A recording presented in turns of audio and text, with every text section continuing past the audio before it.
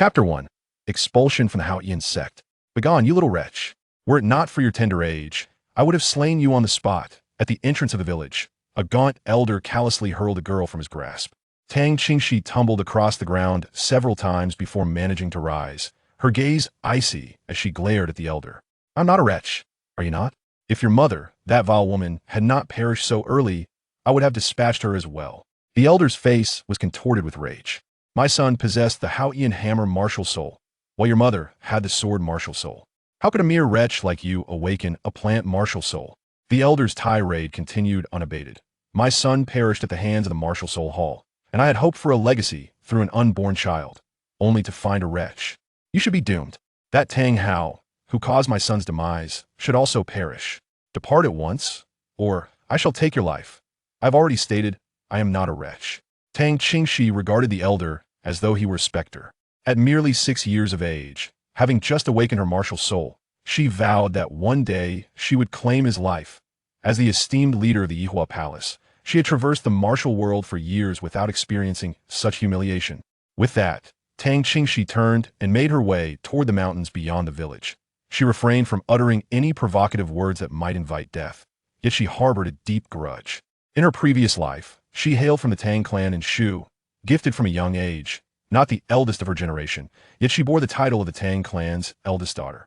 Alone, though the elders of the Tang Clan were somewhat foolish, they had forcibly expelled her from the clan, by a twist of fate. She had allied herself with the Yihua Palace, where her rapid cultivation astonished all, eventually ascending to the position of palace leader and achieving glory at the sword summit. Unexpectedly, a mishap had transported her to this world dominated by martial souls, where she was reborn as an infant, becoming one of the third-generation disciples of this so-called Xuantian sect. On the very day of her martial soul awakening, she had endured such humiliation and was expelled from the sect. Tang Qingxi was acutely aware that her bloodline was intact. It was merely that her Xuantian hammer martial soul could not be awakened. Regrettably, the members of this sect were not only cowardly but also foolish. Raising her left hand, a dark plum blossom appeared, surrounded by an aura of chilling coldness. Martial soul manifested in her palm. Indeed, this martial soul had no connection to her parents. It originated from Tang Qingxi herself, the inked jade plum blossom emblem of the Yihua Palace from her previous life. With the inked jade plum blossom in hand, Xuantian sect, await my return. With a flick of her sleeve, Tang Qingxi did not look back as her figure gradually vanished into the thicket. Elder 7, she is but a 6-year-old child, and the mountains are filled with countless soul beasts. One of the elder's companions remarked with a hint of compassion. Let her perish, she deserves it. Were it not for her age, I would have acted decisively. The gaunt elder snorted dismissively before turning to leave. A month later, within the grand hall of the Pope's palace in Seoul City, the young Tang Qingxi was led into the hall by a bishop, who then left her alone, bowing respectfully as he exited. In the vast and spacious council chamber, only Tang Qingxi stood, enveloped in profound silence. She remained steadfast, her gaze unwavering as she quietly awaited her fate. Though surrounded by opulence, she was once a formidable presence in the martial world, having encountered treasures beyond count. As the 3-meter-high archway swung open, a gentle voice resonated. Are you the child who emerged from the Xuantian sect? Indeed, Tang Qingxi replied with a raised voice, her gaze fixed upon the archway. It was quite unexpected, yet thrilling to have the opportunity to meet the renowned Pope of the Spirit Hall. One could not help but wonder what kind of person she truly was. Soon, a woman stepped forth from the archway. Tall and regal, she donned a luxurious black robe adorned with golden patterns, her long hair cascading elegantly down her back. Her fair skin and nearly flawless visage radiated an air of noble sanctity, evoking an involuntary sense of reverence in those who beheld her. However, Tang Qingxi remained composed, bowing slightly upon the woman's appearance as a gesture of respect. I have come to pay my respects, Your Holiness. Bibi Dong scrutinized the girl who stood at the center of the hall. Noting her youth, her face still bore the innocence of childhood, yet her eyes were profoundly deep, betraying her age. A scar marred her cheek, a testament to the trial she had endured as she traversed a treacherous expanse of mountains alone. Approaching Tang Qingxi, Bibi Dong, observing the girl's unwavering gaze, gently brushed her fingers over the scar on her face. Come, child, she said in an even softer tone, bending down to take Tang Qingxi's hand and leading her to a nearby seat. Why did you leave the Xuantian sect? Bibi Dong broached the matter at hand. Tang Qingxi raised her hand, revealing her martial spirit. Because my father possesses the Xuantian hammer martial spirit, my mother wields the sword martial spirit, and my martial spirit is this. Bibi Dong gazed at the inky flower nestled in Tang Qingxi's palm, a hint of confusion crossing her features. I perused numerous tomes within the Spirit Hall's collection, yet I am unfamiliar with this martial spirit. Did I ask that so? In any case, I am equally in the dark about it. Tang Qingxi shrugged. She recognized it, yet in this world, it might indeed be making its debut. Unless by the slightest chance, a predecessor from the Hall of Flower Relocation had previously ventured into this realm before her. In that case, let us assign it a name and record it. Bibi Dong continued with her gentle demeanor, lacing her words with subtle encouragement. Regardless, I awakened with innate, full soul power surely, that cannot be deemed a worthless martial spirit. May I join the Spirit Hall and receive its nurturing? I aspire to return to the Xuantian sect one day and repay the humiliation they have inflicted upon me. In due time, I can also guide you. Having lived 2 lifetimes, Tang Qingxi had been privy to the long-standing grievances between the Xuantian sect and the Spirit Hall, gleaning much from the conversations of those affiliated with the Xuantian. This was precisely why she had braved peril to reach the imperial city of Tiando, seeking out the Spirit Hall directly. She was acutely aware of the implications behind the Pope's uncharacteristic humility and gentle treatment towards her. After a brief silence, Bibi Dong remarked, "You truly do not resemble a 6-year-old child." Tang Qingxi tilted her head, mustering a semblance of childishness. "Is that not a good thing? It indicates I am not a fool, and with innate full soul power, you can rest assured in nurturing my potential." Moreover, Tang Qingxi raised her hand, but a flash of black light swept by, and the petals of her martial soul scattered around the two, enveloping them. "This should enhance my worth." Bibi Dong couldn't help but display a look of astonishment. "An innate domain of talent? Your martial soul is more formidable than I had anticipated." Tang Qingxi retracted her domain, playing with a petal between her fingers. "I have named this martial soul墨玉梅花. Excellent. Let it be called墨玉梅花. Bibi Dong readily agreed, rising once more and extending her hand towards Tang Qingxi. Tang Qingxi willingly placed her small hand into Bibi Dong's palm. Bibi Dong then led her gently outwards, her soft and melodious voice resonating within the hall. "From this day forth, you shall be my disciple. P.S. A new book is launched, and I seek your support. If you enjoy it, please remember to collect it, and feel free to shower the author with your votes. If it does not suit your taste, simply click away and leave in peace. Kindly refrain from harsh criticisms while reading. The author has only read Do.E and solely writes Do.E. Please disregard any discrepancies with the settings of other Douluo series. The data on readership is extremely significant, particularly the number of readers who engage with the latest chapters within 24 hours of an update. For those who appreciate this book, I hope you won't let it gather dust and offer the author your readership. By the way, an extra chapter will be added for every 10,000 rewards, though the laid-back author is not particularly eager for extra chapters. Thank you, dear readers. Chapter 2. Shrek Academy Enrollment. 8 years later, on the Douluo Continent, within the territory of the Heaven Do Empire, in the city of Soto, Balak Kingdom, a figure walked through the bustling streets, drawing the captivated gazes of passersby. It was a woman clad in a flowing black gauze gown, her tall stature nearing 170 centimeters. Her skin, as smooth and lustrous as mutton fat jade, glimmered brilliantly under the sunlight, harmonizing with her exquisitely sculpted features, creating a stunning visage that enchanted all who beheld her.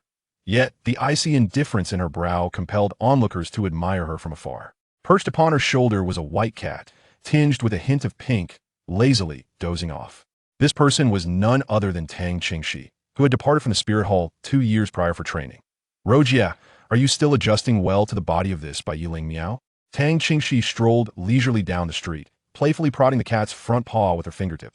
The white cat, Aro, gently pressed her paw against Tang Qingxi's fingertip, its mouth parting slightly to speak in a soft voice by her ear. "It's all right, though I still prefer to be a rabbit." Tang Qingxi couldn't help but retort, "You've been a rabbit for 100,000 years, aren't you tired of it?" "Not at all." Aro kicked her paws playfully, comfortably resting on Tang Qingxi's shoulder. "Well, shall we really come to Shrek Academy? That academy is quite something."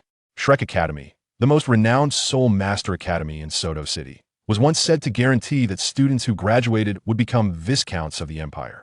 Of course, this was not mere fiction, however. In the 20 years since its establishment, only 14 students had successfully graduated. Each year, the number of students admitted averages merely 2 or 3. That the admission standards of Shrek Academy are exceedingly high, requiring those under 13 to possess a soul power of at least level 20. This criterion only signifies eligibility for application and does not guarantee acceptance. The students the Academy seeks are truly gifted individuals. Although this may suggest the Academy's prestige, the White Cat holds a rather unfavorable impression of Shrek. With so few students and insufficient tuition income, the Academy appears remarkably impoverished, and the dean is notably frugal. Tang Qingxi arrived at this institution 2 years ago, and with her addition, there are only 4 students in total, far outnumbered by the faculty. Once again, the time for enrollment has arrived, and it remains uncertain how many will be accepted this time. Rest assured, based on the information I've gathered, she will undoubtedly come to Shrek. She may have even arrived by now, Tang Qingxi said, smoothing the fur on the back of the White Cat. This academy may not be impressive, but I am here. With that, she quickened her pace. Soon, Tang Qingxi exited the southern gate of Soto City, following the official road southward until she halted at the entrance of a village. At the village entrance, a table was set up, behind which sat an elderly man in his 60s with a rickety sign, crafted from wood, hung from the archway above, inscribed with the 5 characters, Shrek Academy. Indeed, this was the entrance to Shrek Academy. At that moment, a throng of young boys and girls gathered at the entrance, accompanied by numerous parents. Tang Qingxi scanned the crowd and found the figure she sought, turning to the White Cat and saying, "Look, she has indeed come." That a pair of youngsters stood together. The boy was dressed simply in light blue attire, appearing approximately 12 or 13 years of age, yet standing around 1.7 meters tall. While not conventionally handsome, he wore a gentle smile that made him seem approachable. Beside him stood a girl with sleek black hair neatly braided into a scorpion braid that cascaded down to her calves. She was slightly taller than the boy, attired in pink clothing and long trousers. Her beauty was striking, with a hint of playfulness. This girl was indeed Tang Qingxi's focus, Xiao Wu, who stood obediently in line with the boy, peering curiously ahead at the registration process. The elderly man behind the table, responsible for accepting applications, appeared lethargic that a young boy approached the table to register. Registration fee is 10 gold soul coins. Simply place them in the box, the elderly man said lazily. The boy's father quickly retrieved the coins and deposited them into a box made of wooden planks. Extend one hand, the elderly man instructed the boy. The boy complied, extending his hand, and the elder pinched it twice before shaking his head. Your age does not meet the requirement. You may leave. The boy stood in shock, turning helplessly to his father. The father quickly smiled apologetically, saying, "Sir, my son has just turned 13. Could you possibly make an exception? Did you not familiarize yourself with the academies regulations prior to your arrival? We only accept children under the age of 13, and they must possess a soul power of at least level 20. That your child appears to fall short in both criteria," Tang Qingxi proclaimed, her voice resonating through the crowd as she elegantly approached the elder's table. "Who do you think you are? How did you manage to qualify?" The boy's father retorted, unable to contain his anger. "You look to be over 13 yourself." Upon seeing Tang Qingxi, the elder's eyes lit up, yet he refrained from speaking. With a charming smile, Tang Qingxi addressed the boy's father. "Indeed, I am 14 this year." "Then what are you talking about? You wouldn't qualify either." The boy exclaimed indignantly. It was already disheartening to be dismissed by the academy's instructor, but to have an equally unqualified applicant interject was intolerable. Tang Qingxi cast him a sidelong glance before turning away, stating, "I enrolled 2 years ago." The father-son duo found themselves at a loss for words. "Refund our registration fee. We refuse to enter such a dismal school." The boy's father snapped, disregarding Tang Qingxi entirely as he directed his ire at the elder. The elder responded without hesitation, "Once registered, fees are non-refundable. You're just trying to swindle us." The boy's father slammed his palm on the desk, revealing his martial spirit. "Refund our money, or we won't leave." In an instant, a chilling aura enveloped him, a palpable sense of murderous intent weighing down upon him, forcing him to kneel and breaking him into a cold sweat. Tang Qingxi turned back, her gaze icy as she addressed the boy's father. "Is this a place for you to cause a scene?" With a casual toss, she flung 10 gold soul coins toward the elder, reflecting her disdain for the academy's increasingly exploitative practices. Hadn't she already contributed a substantial sum to the institution? Was it so difficult to clarify the registration requirements? Perhaps a sign should be placed at the entrance next time. "Let's go. We're leaving right now," the boy's father said, his face pale with fear as he sensed imminent danger, hastily pulling his son away. Those who do not meet the registration criteria should leave promptly and refrain from causing a commotion at the entrance. The next individual may truly find their fees forfeited, Tang Qingxi remarked, casting a glance at the onlookers before continuing her way inside. She opted to dissuade those who did not meet the requirements directly, avoiding the need for further complaints regarding refunds. Though she was not a paragon of virtue, she had no desire to repeatedly play the villain for Shrek. A tall, striking man approached Tang Qingxi, his handsome visage framed by flowing golden locks cascading down his back. Most notably, he possessed dual pupils. He summoned his soul power, manifesting his soul rings, 2 of 100 years and 1 1,000, creating an invisible pressure in the air as his chilling gaze silently intimidated the gathered applicants. The elder spoke again, his tone devoid of warmth. Shrek is a haven for monsters. Our academy is synonymous with monstrosity. Hence, we only accept those who embody this essence. Those above the age of 13 and lacking a soul power of at least level 21 need not waste their time here. Chapter 3. Welcome back, Sister Xiazi spoke. An overwhelming aura suddenly emanated from the elder, and 6 soul rings ascended from beneath his feet. Many parents, witnessing this spectacle, could not help but gasp in astonishment, for he was indeed a formidable soul emperor, boasting a level exceeding 60. The crowd, which had previously harbored some resentment towards Tang Qingxi and the elder's words, now fell silent, their demeanor transformed into one of reverence. They marveled inwardly at the realization that even the teacher responsible for the registration possessed such formidable strength, prompting them to ponder the extraordinary capabilities of Shrek Academy's faculty. However, parents whose children did not meet the requirements could only sigh in resignation, quietly leading their offspring away. At the tender age of 12, even the most gifted students from lesser Soul Master Academies had scarcely surpassed level 10. Attaining a soul power of 20, as the elder had pointed out, was indeed a feat achievable only by true prodigies. In an instant, the once lengthy queue of over 100 applicants dwindled to a mere handful, bringing an air of tranquility to the surroundings. The blond man restrained his soul power, a brilliant smile on his face as he tried to hide his fear, looking at Tang Qingxi. Sister Shi, you're finally back at school. Welcome back.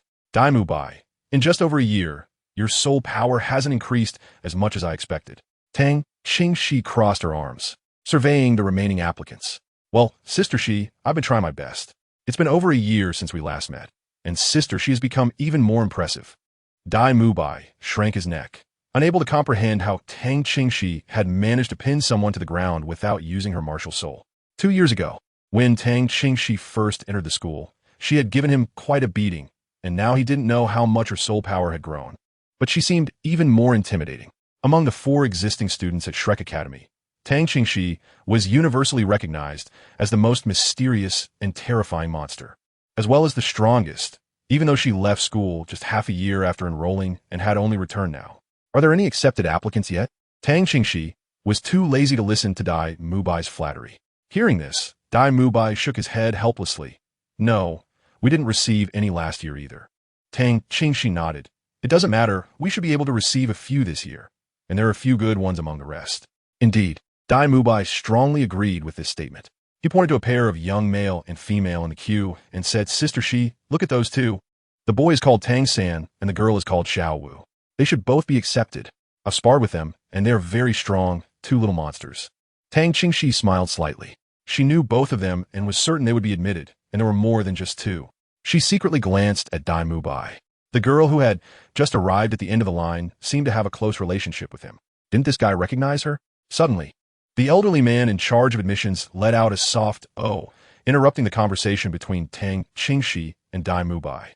The 2 turned to look and saw a girl standing at the table without her parents. Dressed in a simple white long dress, she gave off a very clean feeling, with a neat bob haircut and extremely fair skin, causing Daimu Bai to reveal a wolf-like gaze. Daimu Bai, you'd better restrain yourself a bit, or you'll regret it.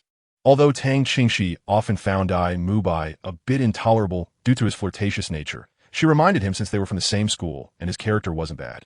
Sister Shi, what is this girl's background? Daimu Bai asked, sounding much more serious upon hearing her words. When Tang Qingxi enrolled, she could recite the basic information of all the students and teachers by heart. Hearing this, Daimu Bai instinctively reacted that this girl, Tang Qingxi, was someone not to be trifled with, as she seemed to know a lot. TSK. Tang Qingxi clicked her tongue. You really didn't recognize her, did you? The girl at the back of the line who just arrived, that cold-looking one, Zhu Zhuqing, with the hell civet martial soul, is your fiancée. Of course. This girl's identity is also quite extraordinary. She is the young lady of the 7 treasure glazed tile sect, one of the 3 great sects. and the only daughter of sect master Ning Fengji, named Ning Rongrong. If you provoke her, be careful of getting beaten up by a title de law. What? Dai Mubai's eyes widened in shock, and he turned to look at the figure at the back of the line, which could barely be seen to be a girl. Sister Shi, are you serious? Tang Qingxi shot him a glance. I never scare people.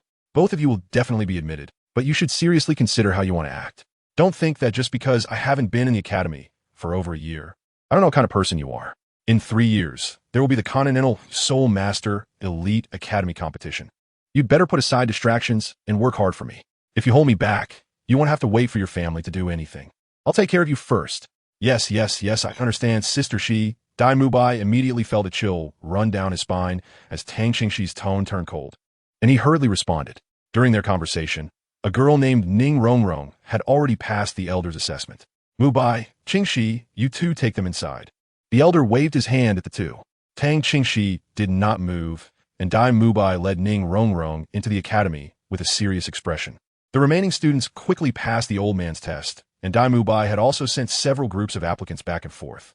At this point, it was finally time for Tang San and Xiao Wu. Tang Qingxi's white cat on her shoulder sat up, staring intently at Xiao Wu. Tang San and Xiao Wu exchanged curious glances. They knew Dai Mubai, and this unfamiliar girl was clearly a student of Shrek Academy. They had previously seen Dai Mubai being very polite to her, and he had subdued the troublemaking father and son without using his martial soul, indicating that she was quite powerful. The two of them successfully passed the assessment, and Dai Mubai was about to take them inside. But Tang Qingxi stopped him. There's just one person left. Let's wait for her to finish the test before going in together. All right, Sister Shi, Dai Mubai replied, glancing hesitantly at the last girl several times. The final applicant approached the table. The girl had long black hair cascading over her shoulders, her face slightly lowered, exuding an exceptionally cold aura. She also easily passed the test. Tang Qingxi waved her hand, signaling Dai Mubai to lead the others inside. Tang Qingxi didn't stay in the academy for long before going out to train. In fact, she wasn't very familiar with it and didn't even know where this year's examination locations were set. Dai Mubai smiled and greeted Tang San and Xiao Wu. I knew you would pass smoothly. With your strength, the upcoming exams should be no problem at all. While speaking, he couldn't help but glance several times at the cold girl, Zhu Zhuqing, who was quietly following nearby. Xiao Wu's gaze was fixed on Tang Qingxi. For some reason, this person gave her a very warm feeling. Moreover, the white cat on her shoulder made her inexplicably fond of it, and seemed to be looking at her as well. Seeing Xiao Wu staring intently at the white cat on her shoulder, Tang Qingxi smiled slightly and gently picked up the cat. Do you like it? You can hold it. Really? Xiao Wu hesitated a bit, but unable to resist her fondness. She happily took the white cat into her arms. Sister Shi, you were so brutal to us before. Why are you so gentle with Xiao Wu now? Dai Mubai felt like he was seeing a ghost when he saw such a gentle Tang Qingxi. Chapter 4. Sister Shi, the most terrifying monster. I remember she said she was 14 before. So why do you keep calling her sister? Tang San asked curiously, considering Dai Mubai was older. About that. Dai Mubai stroked his chin and said, Sister Shi is recognized as the strongest monster among the current students of Shrek, so we all call her Sister Shi. Anyway, you're basically guaranteed to be admitted, so let me properly introduce Sister Shi to you. Dai Mubai suddenly became interested and, seeing that Tang Qingxi didn't stop him, continued, Do you know what makes Sister Shi the most monstrous? It's that she can break through without relying on soul rings. In the words of the Dean, she is an unprecedented existence, a monster among monsters. She was already a Grand Soul Master 2 years ago, and now her soul power level is unknown. But she's still very strong, and not having soul rings doesn't affect her terrifying combat power at all. 2 years ago, Sister Shi could easily bully me. Tang Qingxi smiled slightly. After all, she was an outsider. The rules established by everyone on Douluo Continent were not one she recognized. When her internal energy reached a bottleneck years ago, everyone told her that her soul power was full and that she needed a soul ring to level up. But she didn't believe it. Everyone advised her not to waste her talent and not to linger at level 10, wasting time, but she was defiant. The fact proved that she did not waste her talent or time. She broke through the bottleneck solely relying on her internal energy. She did not reject soul rings, but she was not constrained by them. Now, as her soul power reached a sufficient level, she could directly obtain soul rings over 10,000 years old, and the increase in strength was far superior to that of mere 100-year soul rings. Could one break through without relying on soul rings? Tang San was astonished. This exceeded his teacher's theories. Was there really someone in the world who broke the norm like this? Incredible, right? I couldn't believe it at first either. Sister, she is truly formidable. By the way, what level is Sister Shi's soul power at now? It must be over 30, right? Dai Mubai asked curiously. Tang Qingxi shook his head. No, the soul power is about level 25. Tang San was even more surprised. How could someone so powerful in Dai Mubai's mouth have a soul power level that wasn't even higher than his own? Huh. Dai Mubai was also puzzled. Sister Shi, you haven't increased your soul power in more than a year? Yeah, the places I've been training mainly focus on physical fitness and combat experience.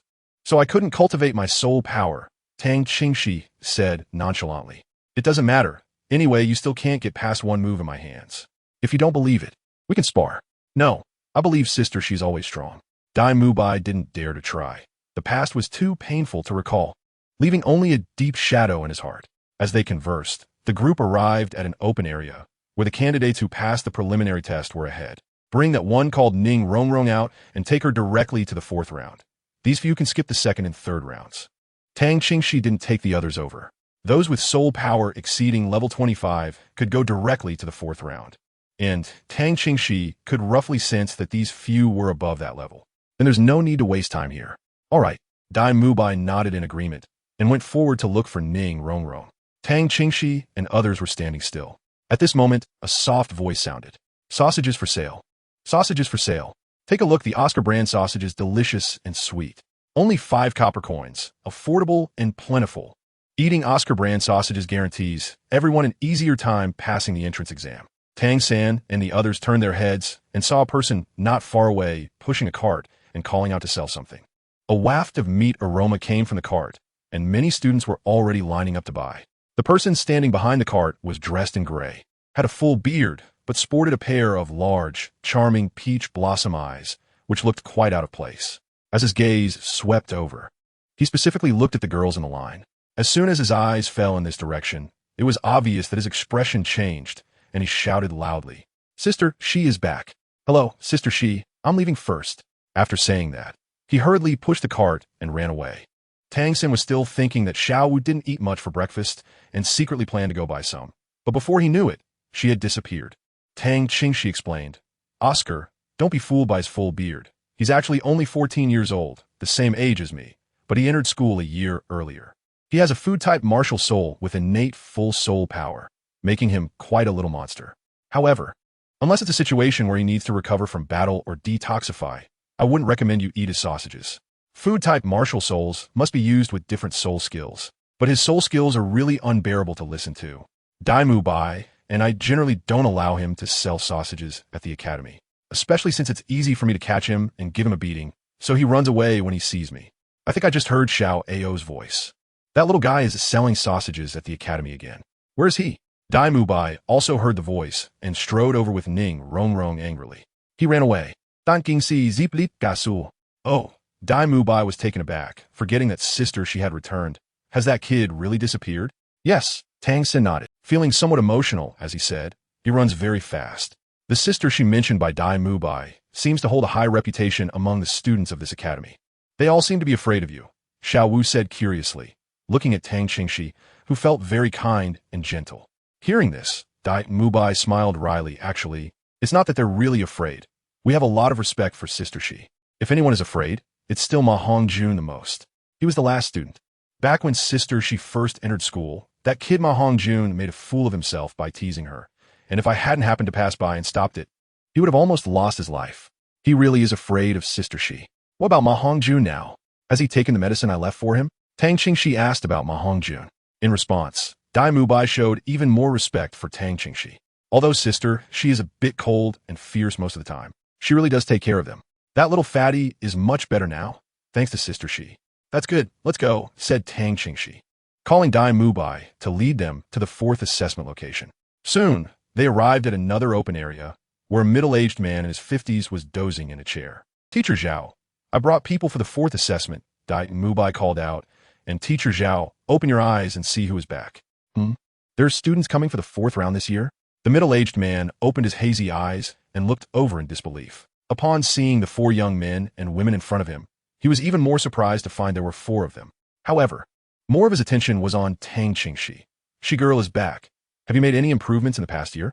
My physical fitness and combat experience have both improved, and I have acquired a talent domain that integrates with my original talent domain, Tang Qingxi replied.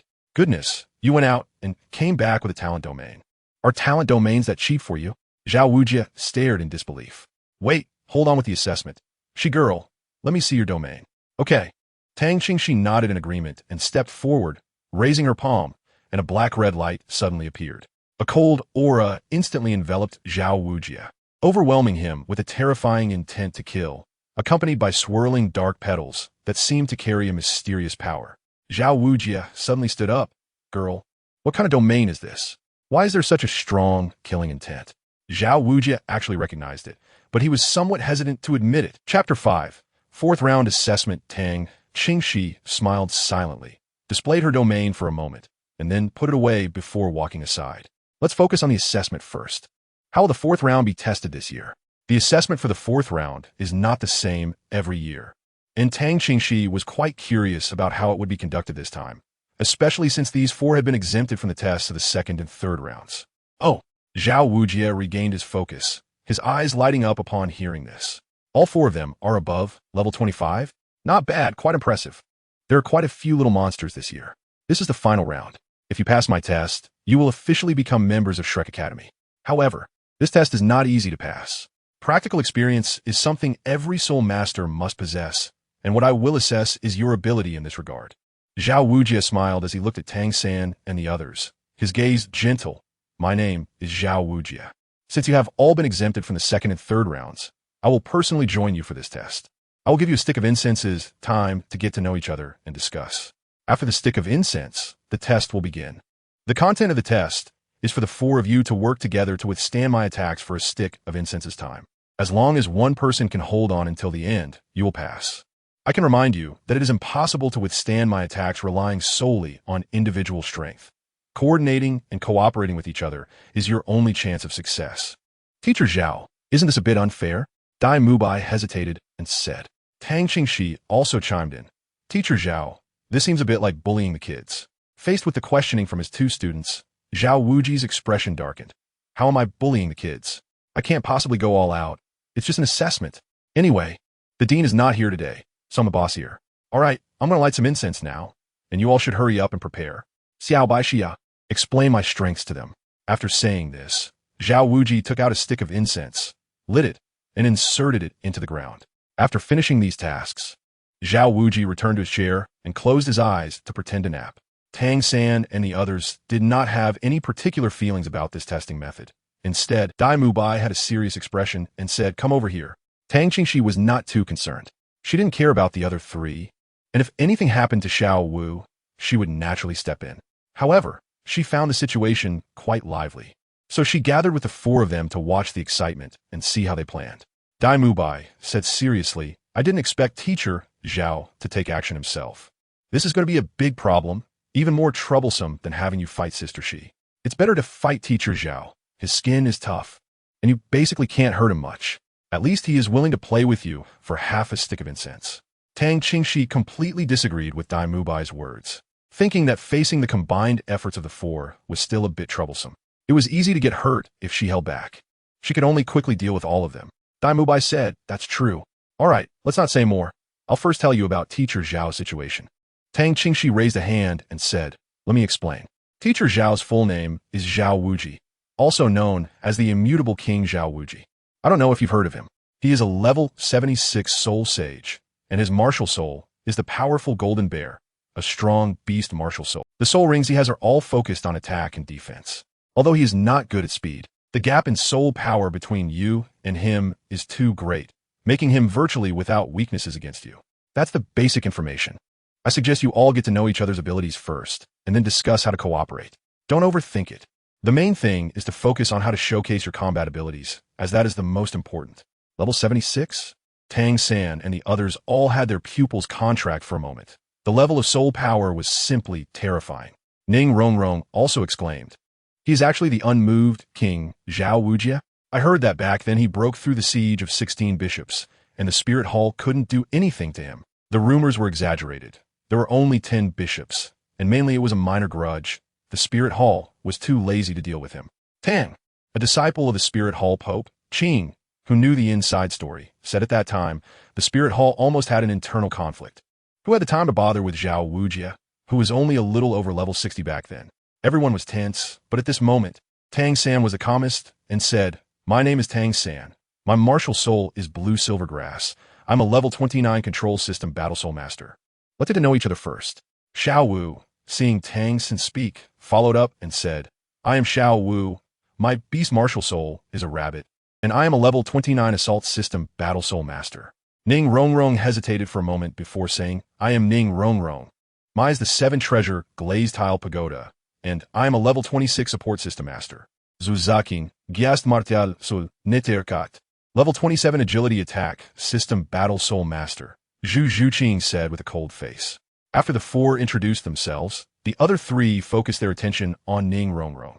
Besides Tang Qingxi and Dai Mubai, who already knew Ning Rongrong's identity, the 7 treasure glazed tile pagoda martial soul was passed down through the generations, and only direct descendants of the 7 treasure glazed tile sect had it.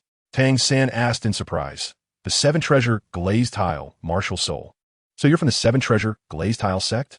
Ning Rongrong stuck out her cute little tongue and replied, "Don't look at me like that. It doesn't make much difference. I sneaked out from home. Let's just get through the current test first. I can enhance everyone's speed and strength separately, with an increase of about 30%. It won't be a problem to maintain it for a stick of incense." Dai Mubai pondered for a moment and said, "The combination of the 4 of you is quite good. There are no overlapping martial souls. How to resist Teacher Zhao's attack is up to you to decide." Tang San thought for a moment and said, "Ning Rongrong will focus on support. Xiao Wu will be the main attacker, and I will do my best to restrict Teacher Zhao while assisting Xiao Wu. Zhu Zhuqing, it would be great if you could provide support from the side. How does that sound to you?" Xiao Wu and Ning Rongrong both nodded, and Zhu Zhuqing glanced at Tang San and also nodded slightly in agreement with the suggestion. Given a short amount of time, they could only employ such a simple tactic. "Have you discussed everything?" Zhao Wujia's loud voice came from behind. The 4 turned around to see that the incense on the ground had burned down completely. "Teacher, we can start now." Dai Mubai and Tang Qingxi stepped aside to watch the fight. Dai Mubai was still looking forward to seeing Zhao Wujia make his move. Tang Qingxi, if there's excitement, why not watch it? Before the lineup was ready to strike, Xiao Wu returned the white cat in her hand to Tang Qingxi. The white cat perched back on Tang Qingxi's shoulder, its gaze fixed intently on Xiao Wu. At this moment, Zhao Wujia stood up again, clasping his hands together and stretching his wrists. The sound of cracking bones rang out in succession, bringing heavy pressure to the 4 of them. Chapter 6. Zhao Wujia underestimates the enemy. Zhao Wujia lit another incense stick, and Ning Rongrong was the first to take action. The 7 treasures glazed tile appeared. She spun gracefully in place, releasing a dazzling array of colorful light from her body. At the center of that colorful glow, a 7-colored treasure pagoda appeared in the palm of Ning Rongrong's right hand. The treasure light flickered, exuding a noble aura, and Ning Rongrong smiled, looking ethereal. 2 yellow soul rings rose, swirling around her. The 7 treasures are famous, the first being strength.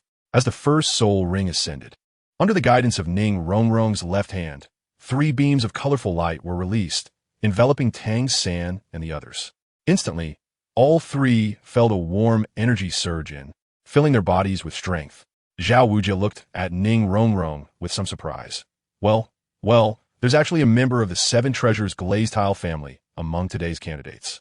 Not bad. Old Flander must be excited this time. Hearing this, Tang Qingxi smiled slightly. These students all had impressive backgrounds. The 7 treasures are famous, the second being speed. 3 more beams of colorful light floated out, and Ning Rongrong's second soul ring skill was also unleashed. The lightness of their bodies made everyone feel as if they had lost weight, and they secretly praised the 7 treasures glazed tile for its deserved reputation. At that moment, Zhao Wujia moved, not charging at the 4, but rather half-squatting with both fists smashing down toward the ground. Tang Qingxi glanced at Ning Rongrong when she saw Zhao Wujia's movements. Tang San also realized Zhao Wujia's purpose. His target was Ning Rongrong. However, this attack was clearly not aimed solely at Ning Rongrong.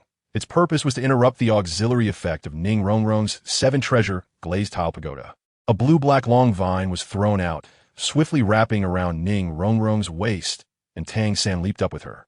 With a loud bang, the ground trembled violently, and a wave of yellowish-brown, energy suddenly surged towards everyone. Xiao Wu and Zhu Zhuqing were quick to react. Xiao Wu jumped up directly, while Zhu Zhuqing darted in from the side, avoiding the shockwave. Xiao Wu go. Tang San and Xiao Wu almost jumped simultaneously, reaching similar heights.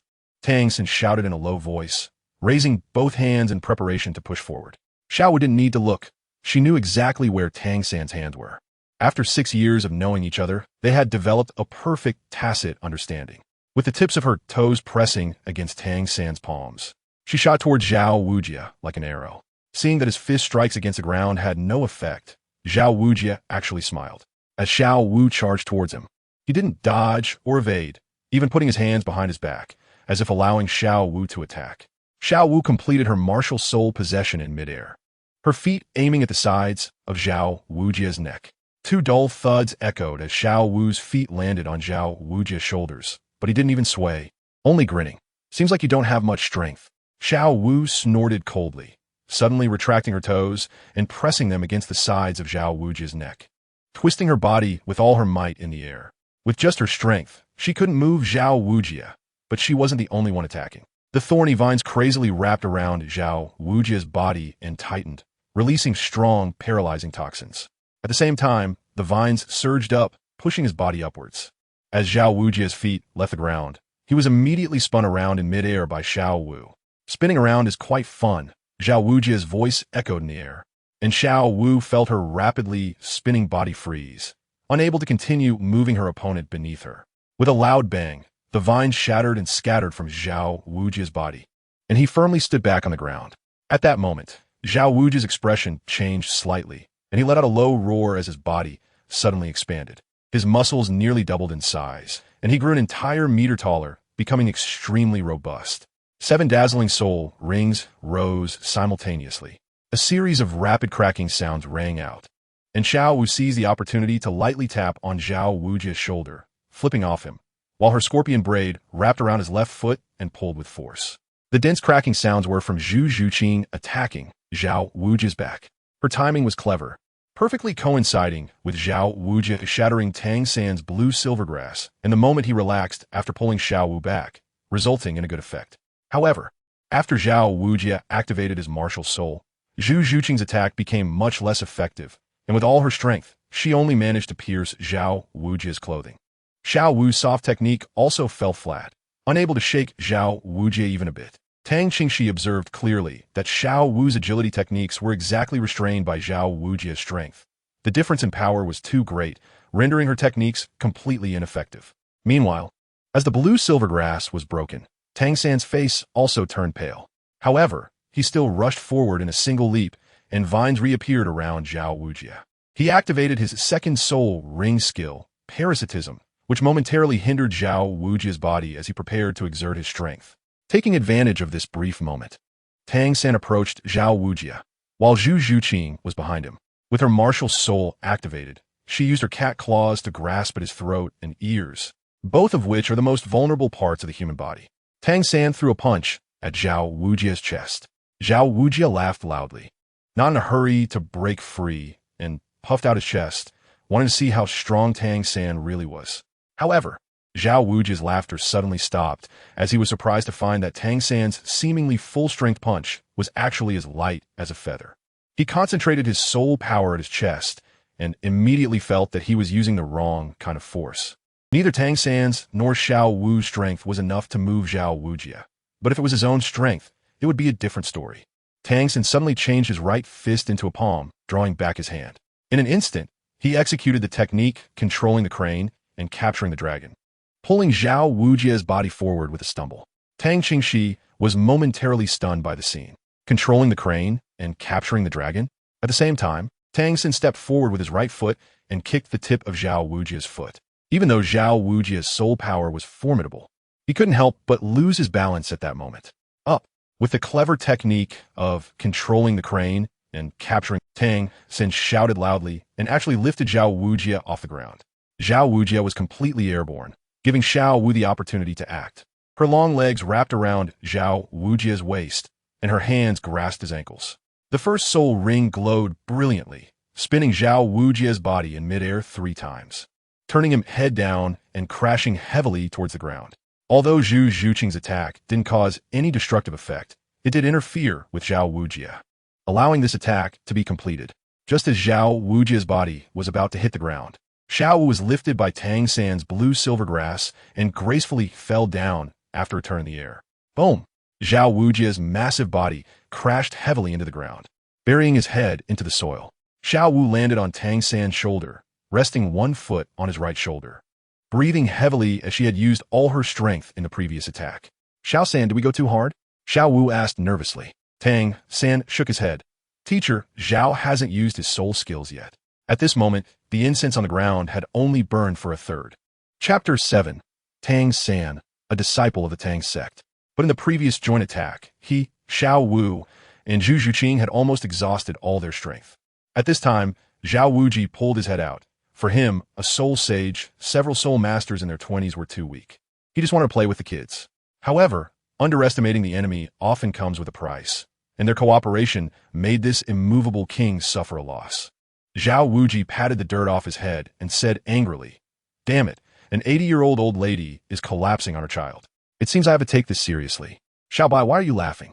Come find me for practical lessons tomorrow." Seeing Zhao Wujie's dirty and disheveled appearance, Dai Mubai, who was beside him, could no longer hold back his laughter. Tang Qingxi smiled slightly and said loudly, "It's clear that the 4 recruits we have this time are all excellent. Let us continue." Zhao Wujie stepped forward, heading straight for Tang San and Xiao Wu. Tang Qingxi took this opportunity to secretly observe Tang San. She wanted to see if it was just a coincidence that similar techniques appeared, or if this guy was also a foreigner like herself. "Xiao Wu, meteor hammer!" Tang San shouted. Xiao Wu then lunged forward again, aiming a kick at Zhao Wujie's head. At the same time, dozens of blue-silver grasses surged out from around Tang San, entangling towards Zhao Wujie. Zhao Wujie raised his hand to slap at Xiao Wu, but before Xiao Wu reached him, she suddenly changed direction, causing him to miss. Xiao Wu swept past from the side and kicked Zhao Wujie's shoulder. The use of the meteor hammer technique was indeed interesting. Tang Qingxi whispered with a smile. "Sister Shi, what did you say?" Dai Mubai, who was beside her, seemed to have heard her, but didn't catch it clearly. "Nothing." Tang Qingxi shook her head.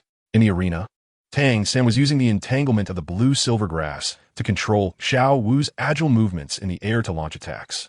Unfortunately, it was of little use. They couldn't shake Zhao Wujie's strong defense.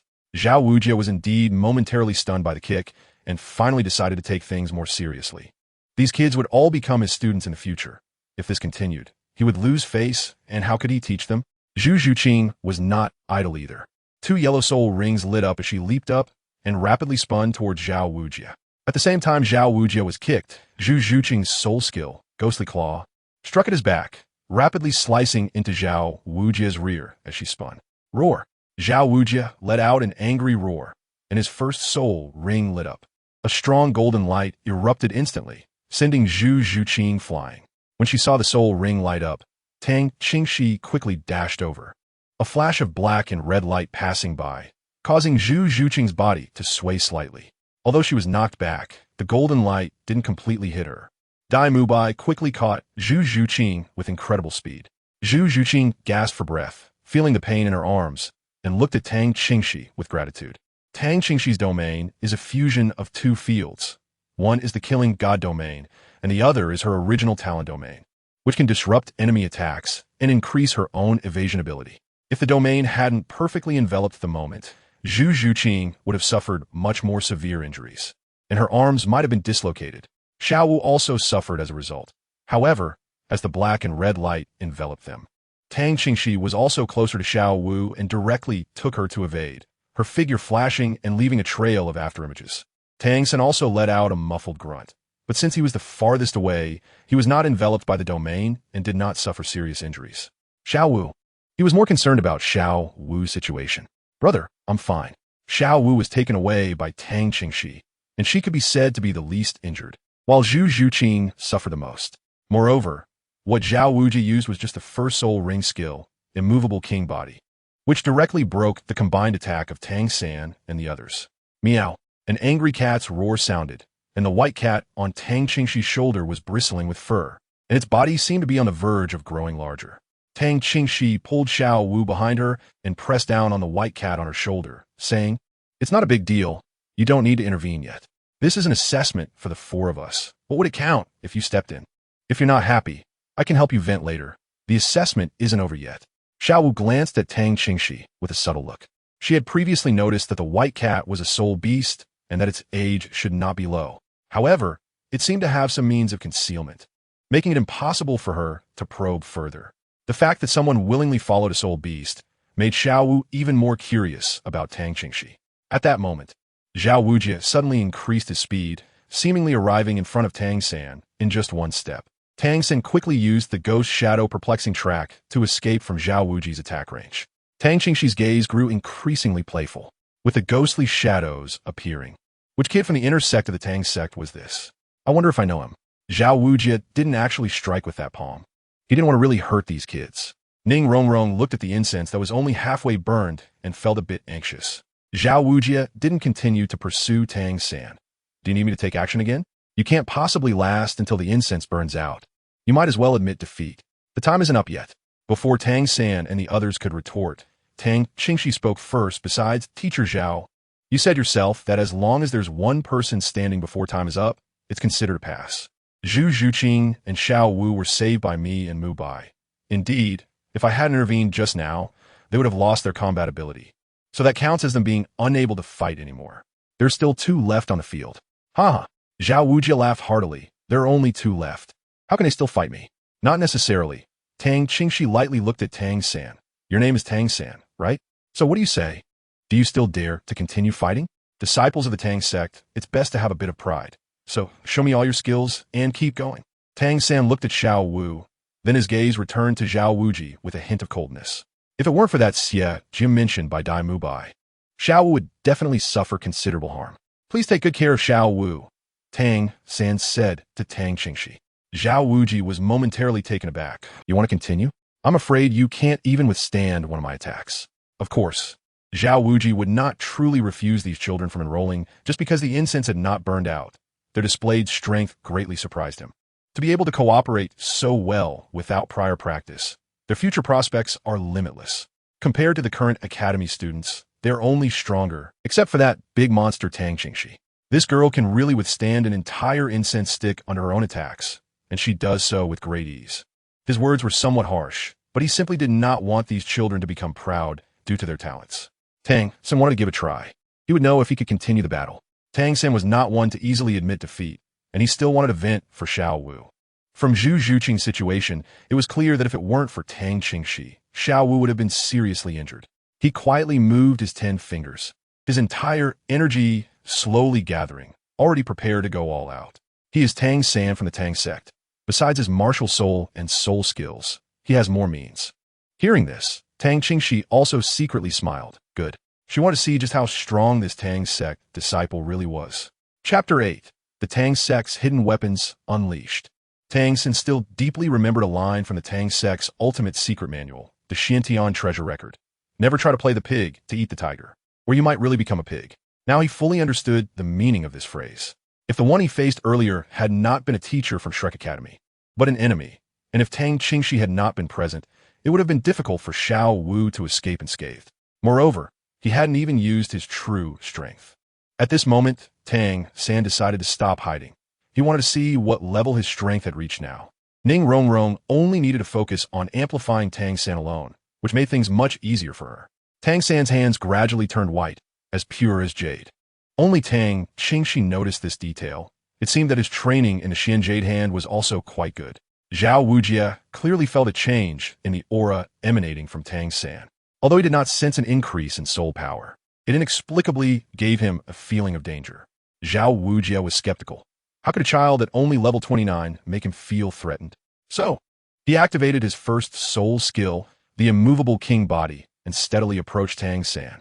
Teacher Zhao, be careful. Tang San suddenly raised his head, purple light bursting from his eyes.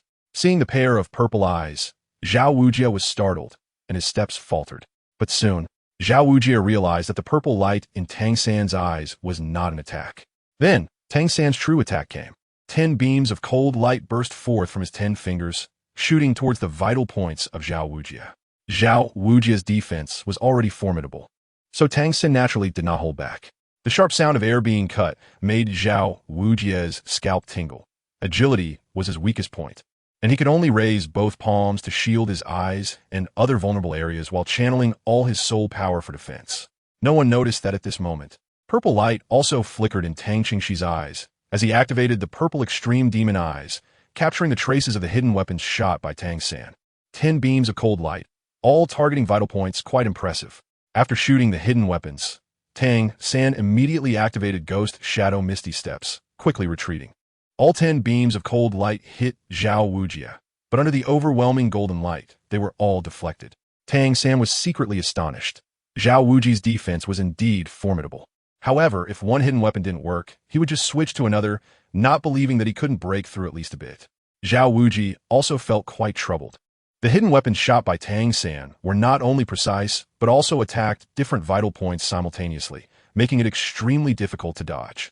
Moreover, these hidden weapons had very strong penetration. If he didn't fully activate his immovable king body, he could be injured. Zhao Wujie shone with the golden light of the immovable king and charged towards Tang San, determined not to keep taking hits like this. As Zhao Wujie charged, Tang San showed no signs of panic, quickly retreating with Ghost Shadow perplexing track while the blue-silver grass spread out to block Zhao Wujie. Although it wasn't enough to stop Zhao Wujie, the blue-silver grass became very tough after the addition of soul rings, making it possible to delay for a moment. With their combined efforts, although his speed was actually not as fast as Zhao Wujie's, Zhao Wujie just couldn't catch up to Tang San, and several attacks landed in empty spaces. Tang San moved freely in the arena, dodging Zhao Wujie's attacks. With 2 fewer opponents, his dodging space was even larger, and he didn't have to worry about accidentally injuring his teammates with hidden weapons, allowing him to perform more freely. At this moment, the onlookers like Dai Mubai were filled with amazement and felt a chill down their spines. If it were them, they would have already been hit. Given Zhao Wujie's strong defense, Tang Qingxi had a faint smile at the corner of his mouth. This kid had practiced the martial arts and hidden weapons from the Xuantian Treasure Record quite well. The incense was burning unconsciously, and at this moment, only a quarter of its length remained. The other 3 were secretly excited as they were about to succeed. Zhao Wujie, who had been fruitlessly chasing Tang San, couldn't help but curse with a laugh. Good guy, you're really slippery. But wanting to delay time like this wasn't so easy. Third soul skill, gravity enhancement. Tang San successfully forced Zhao Wujie's third soul skill out. The third soul ring on Zhao Wujie, a purple 1,000-year soul ring, suddenly expanded and then floated down, directly merging into the ground. In an instant, Tang San felt as if he had sunk into a quagmire. His body suddenly became heavy, and it was difficult to move. Teacher Zhao is going too far, using his third soul skill. Dai Mubai couldn't help but comment. To deal with a child who is only at level 29, using a third soul skill is indeed a bit of bullying. Tang Qingxi is not worried. It might still not be enough. Tang San's skills in Ghost Shadow Perplexing are impressive, and Zhao Wujie is not using his third soul skill at full power. Seeing Xiao Wu so nervous, Tang Qingxi stuffed the white cat back in her arms, hoping it could soothe her.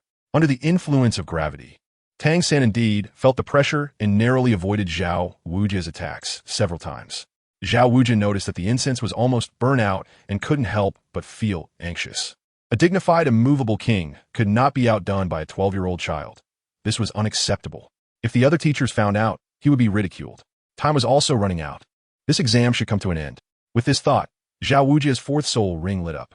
As the purple light shone, the soul ring unexpectedly flew up, as if it had eyes, chasing after Tang San and directly enveloping him. Tang San looked confused. This purple soul ring did not bring him any discomfort. Zhao Wujie laughed heartily. It should be over now.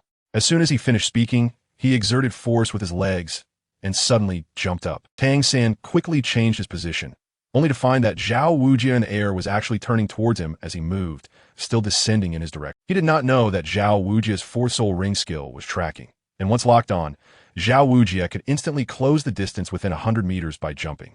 Tang San realized that he couldn't avoid it any longer.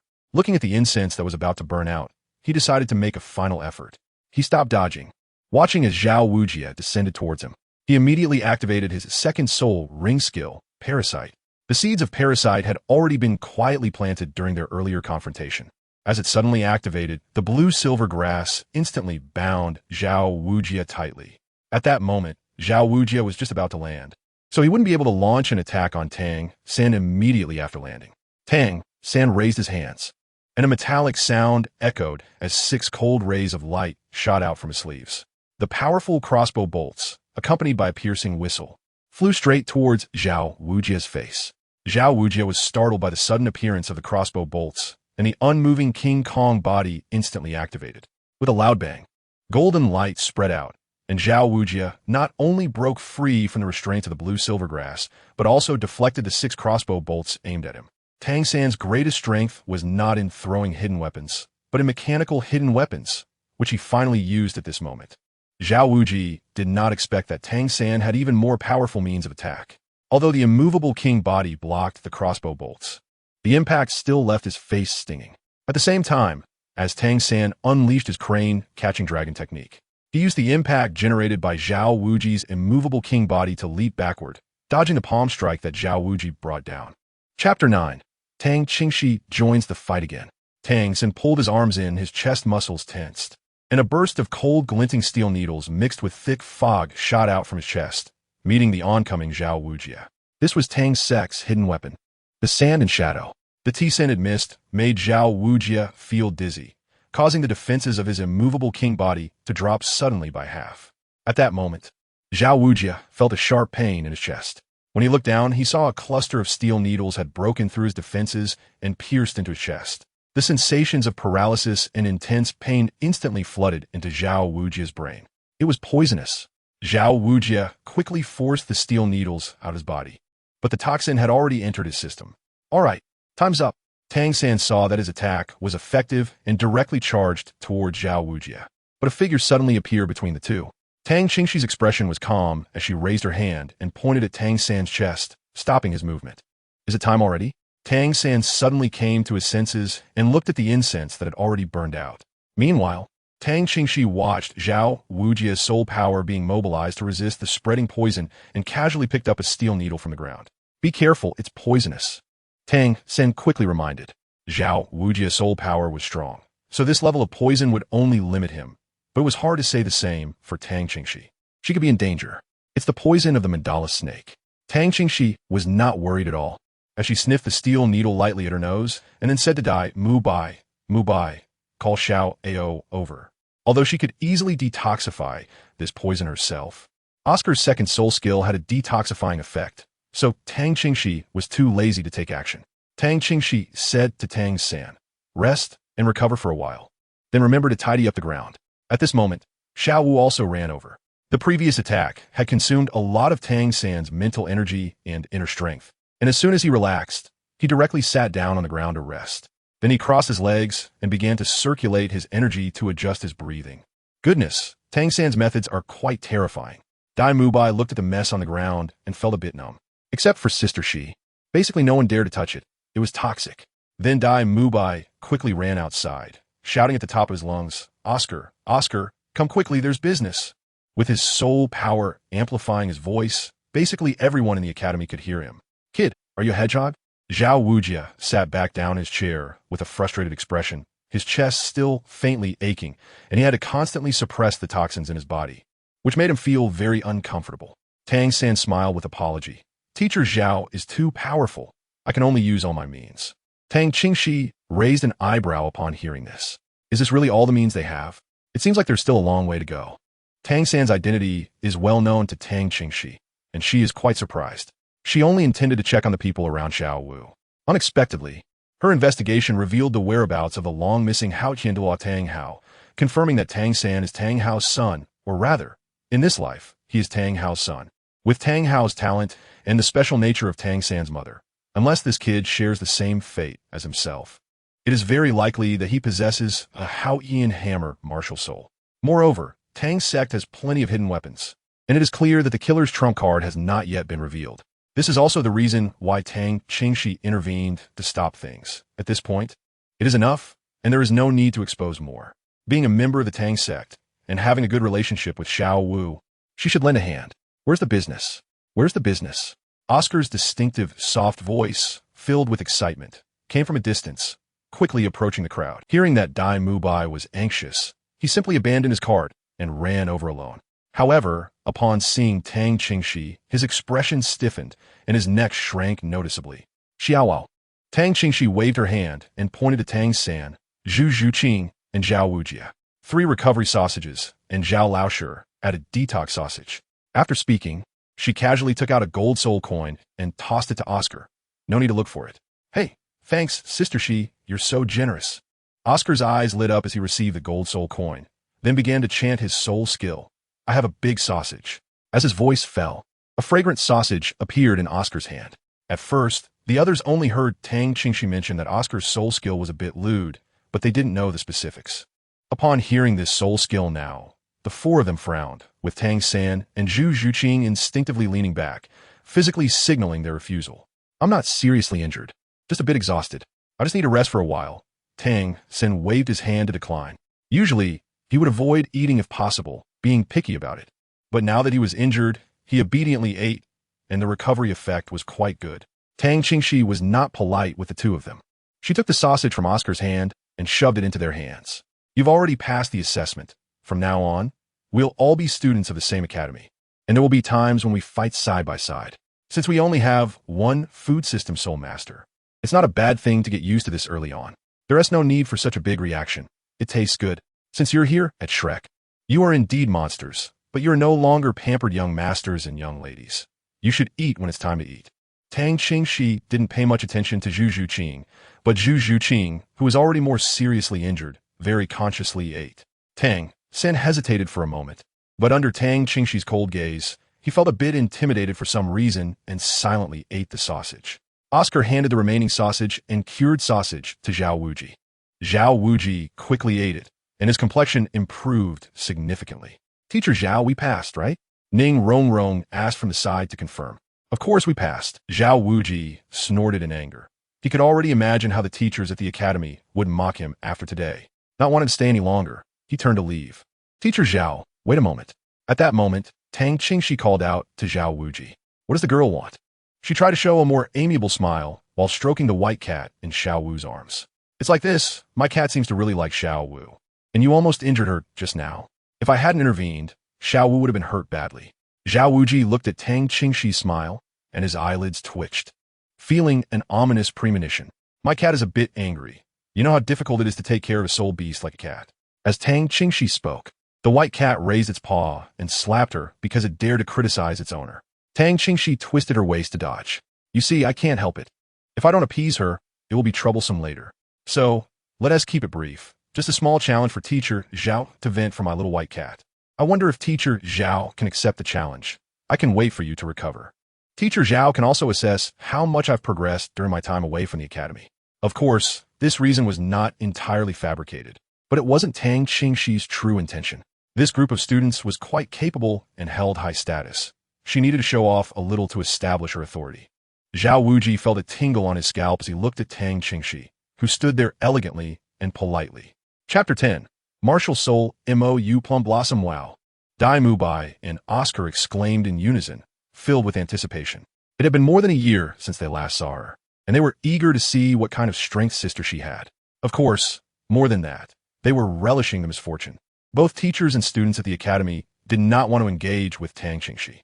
Dai Mubai and the others couldn't win against her, and the teachers, although they had a soul power gap, wouldn't really be unable to defeat her.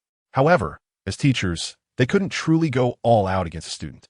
Moreover, Tang Qingxi's soul power was quite special, possessing strong penetrating ability, and even Zhao Wuji couldn't completely defend against it.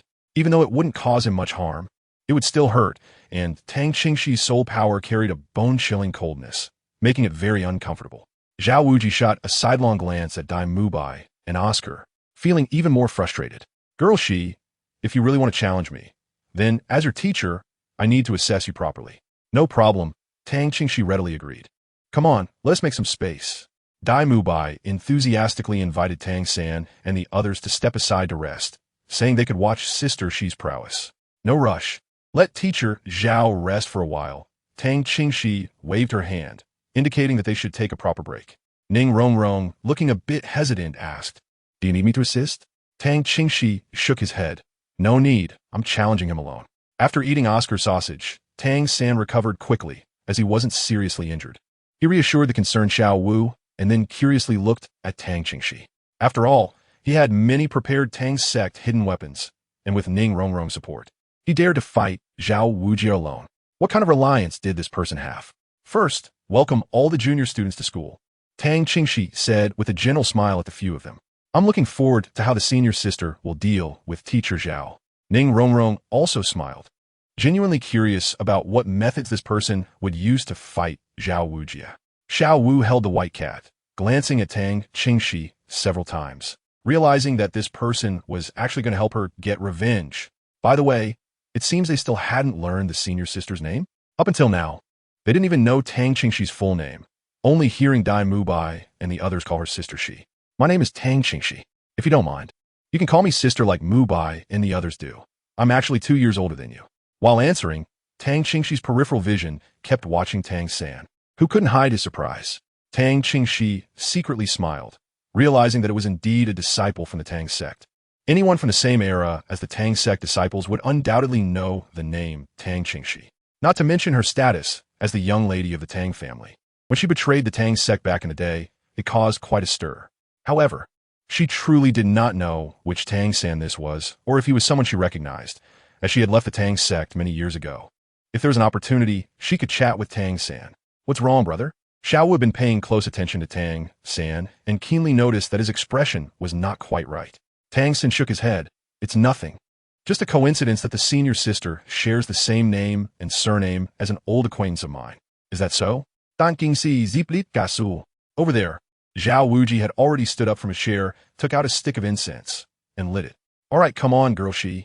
We still have a stick of incense this time, Zhao Wujie said as he inserted the incense into the ground. I'm coming. Tang Qingxi nodded and elegantly walked over to Zhao Wujie. Tang San and the others stepped back, leaving enough space. Then let me announce, start, Dai Mubai said loudly. Tang Qingxi glanced at the numerous hidden weapons on the ground that Tang San had not yet had time to clear away. She lifted her foot and stomped, using her soul power to send the hidden weapons at her feet flying, kicking one toward Zhao Wujie. Hey! Zhao Wujie's expression changed, and he quickly activated his immovable king body. Tang Qingxi smiled slightly and gracefully retreated. In battle, one must utilize all available resources. You little girl. Zhao Wujie had previously been extremely troubled by Tang San's hidden weapons. He raised his hand, and the martial soul, Ink Jade Plum Blossom, appeared. Tang San and the others all focused on Tang Qingxi, and indeed, they saw the fluctuation of soul power, but no soul rings appeared. A few ink-colored petals floated in the palm of her hand, and with a casual wave, the petals shot toward Zhao Wujie, breaking through the air. Tang San's pupils constricted. This person could actually perform the technique of plucking leaves and flying flowers. It wasn't that he couldn't do it, but with his current strength, he simply couldn't execute it. How did Tang Qingxi manage to do it? Could it be considered her soul skill? Plucking leaves and flying flowers was a technique that anyone in the martial world with deep internal strength and a willingness to study could learn. Tang San didn't jump to conclusions about Tang Qingxi's identity based on this alone. After all, she had a plant martial soul, so it wasn't surprising that she had developed such a soul skill. The petals struck against the golden light, but instead of bouncing off, they shattered directly. However, Zhao Wujie's body was still affected by chill. He also couldn't understand why a seemingly ordinary plant martial soul, without the enhancement of soul ring, would possess such a domineering ice attribute. Zhao Wujie was not interested in wasting time with Tang Qingxi. He had already paid the price for underestimating Tang San and the others in their previous battle, and he needed to regain some face now. He activated his third and fourth soul rings in quick succession, feeling a weight on his body as he saw Zhao Wujie's fourth soul ring coming at him. Tang Qingxi remained unfazed. Her internal energy surged rapidly as she flickered, leaving behind 3 afterimages in the arena, making it impossible for Zhao Wujie's fourth soul ring to lock on her. The movement technique displayed by Tang Qingxi is the Tianqian 9 Shadows. This is the skill she acquired after winning the Heavenly Sword at Mount Hua and obtaining the 9 Manual. It can be said to be one of the top movement techniques in the martial world, and with the Mingyu Divine skill from the Flower Moving Palace, she is even more agile, creating effects that are far beyond what a mere ghostly shadow from the Tang sect can compare to. However, due to her current strength limitations, the Tianqian 9 Shadows can only create 3 afterimages, and she has yet to unleash the true power of this technique. Seeing this, Zhao Wujie fell helpless and even activated his 5th soul ring. It was a deep black 10,000-year soul ring, and as this soul ring lit up, Zhao Wujia's roar made Tang San and the others tremble. A tremendous pressure came from all directions around Tang Qingxi, pushing her toward Zhao Wuji. The pressure surrounding her seemed as if it would crush her body. However, in terms of physical strength, Tang Qingxi was far superior to Tang San and the others. Even Dai Mubai could not compare to her. Tang Qingxi never leaves herself with shortcomings. Her training intensity is terrifying on a daily basis. This is also the reason why she left the academy to train alone without any obstruction from the academy back then. The curriculum she set for herself far exceeds that of the academy by many times. Chapter 11. A Change of Flowers. Zhao Wujia's injury, even though this was Zhao Wujia's fifth soul skill, gravity compression, from his great strength diamond bear martial soul, Tang Qingxi was still able to barely contend with it. However, she wouldn't foolishly stay in place to engage in a tug-of-war with Zhao Wujia's soul skill. Instead, she took the opportunity to close the distance a bit. Then, a flash of black and red light appeared, and the domain was activated. An overwhelming killing intent, combined with Tang Qingxi's suddenly heightened aura, pressed down upon them, even causing Zhao Wujia to be affected by the killing pressure. After all, Tang Qingxi, who had been through the City of Slaughter, had undoubtedly killed more people than Zhao Wujia. The City of Slaughter is not a place anyone can enter and leave alive. In today's world, only 3 people, including Tang Qingxi, have survived leaving the City of Slaughter and gained the killing domain. As the gravitational pressure around her eased, Tang Qingxi directly struck out with a palm, sending a gust of dark-colored petals toward Zhao Wujia. At the same time, Tang Qingxi gracefully floated away, increasing the distance between them. This palm strike was Tang Qingxi's true attack, and Zhao Wujia did not dare to take it lightly, immediately mobilizing his soul power for full defense. The momentum of the palm wind was not great, even silent, but when it struck Zhao Wujia, it created ripples. Zhao Wujia let out a muffled groan and involuntarily shivered. He could sense that Tang Qingxi's soul power level had indeed not increased. But the penetrating power and coldness of her soul power were far greater than a year ago, even surpassing the defense of the immovable king. This girl's strength cannot be judged by her soul power level. She is a monster that breaks the norm and cannot be assessed conventionally. Resisting the pressure of the domain, Zhao Wujia continued to use his 5th soul skill to restrict Tang Qingxi and then activated his 4th soul skill for tracking. This time, the soul ring successfully latched onto Tang Qingxi. As Zhao Wujia decisively leaped, Tang Qingxi remained calm and composed, standing still. With her palms raised, Tang Qingxi moved gracefully, as if she was about to dance. As Zhao Wujia's palm came crashing down, Tang Qingxi spun lightly, her whole body glowing red, and surprisingly raised her hand to meet his palm directly. But Zhao Wujia felt as if he had struck cotton or that his palm had plunged into water. He was unable to control himself as he was deflected by the flow, helplessly watching Tang Qingxi move elegantly like a dance, her palm pressing against his wrist as if pushing him, guiding his powerful hand in a half-circle before slamming it against his own chest. Zhao Wujia. For the first time in his life, he had been injured by his own great strength diamond palm. Cough. The power of the great strength diamond palm was immense, and Zhao Wujia immediately felt a metallic taste rise in his throat, nearly spitting out blood. "Oh, Teacher Zhao, you really are too serious," Tang Qingxi murmured helplessly. "I just wanted to establish some authority. The new juniors are quite impressive. If I don't show some strength, I won't be able to hold my position as the big sister of Shrek. If you take it so seriously, it will be very difficult for me." Dealing with Tang San was at least a 1-soul skill at a time affair, but against himself, Zhao Wujia had almost used all 5 of the soul skills. This forced her to bring out some real strength. After returning Zhao Wujia's great strength diamond palm with a move of flower changing and jade receiving, Zhao Wujia was left with a painful, congested chest, and his other soul skills were also withdrawn. Tang Qingxi did not make another move and instead stepped back again.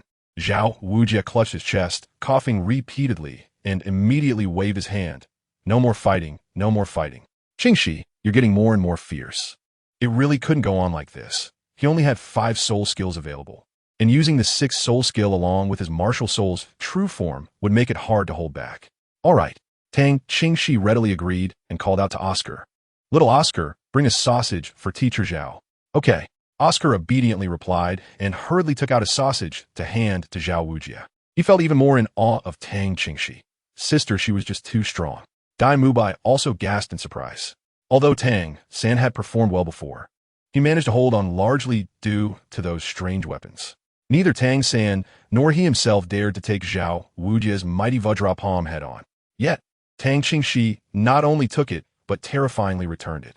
Of course, Tang Qingxi concealed this very well, and no one noticed.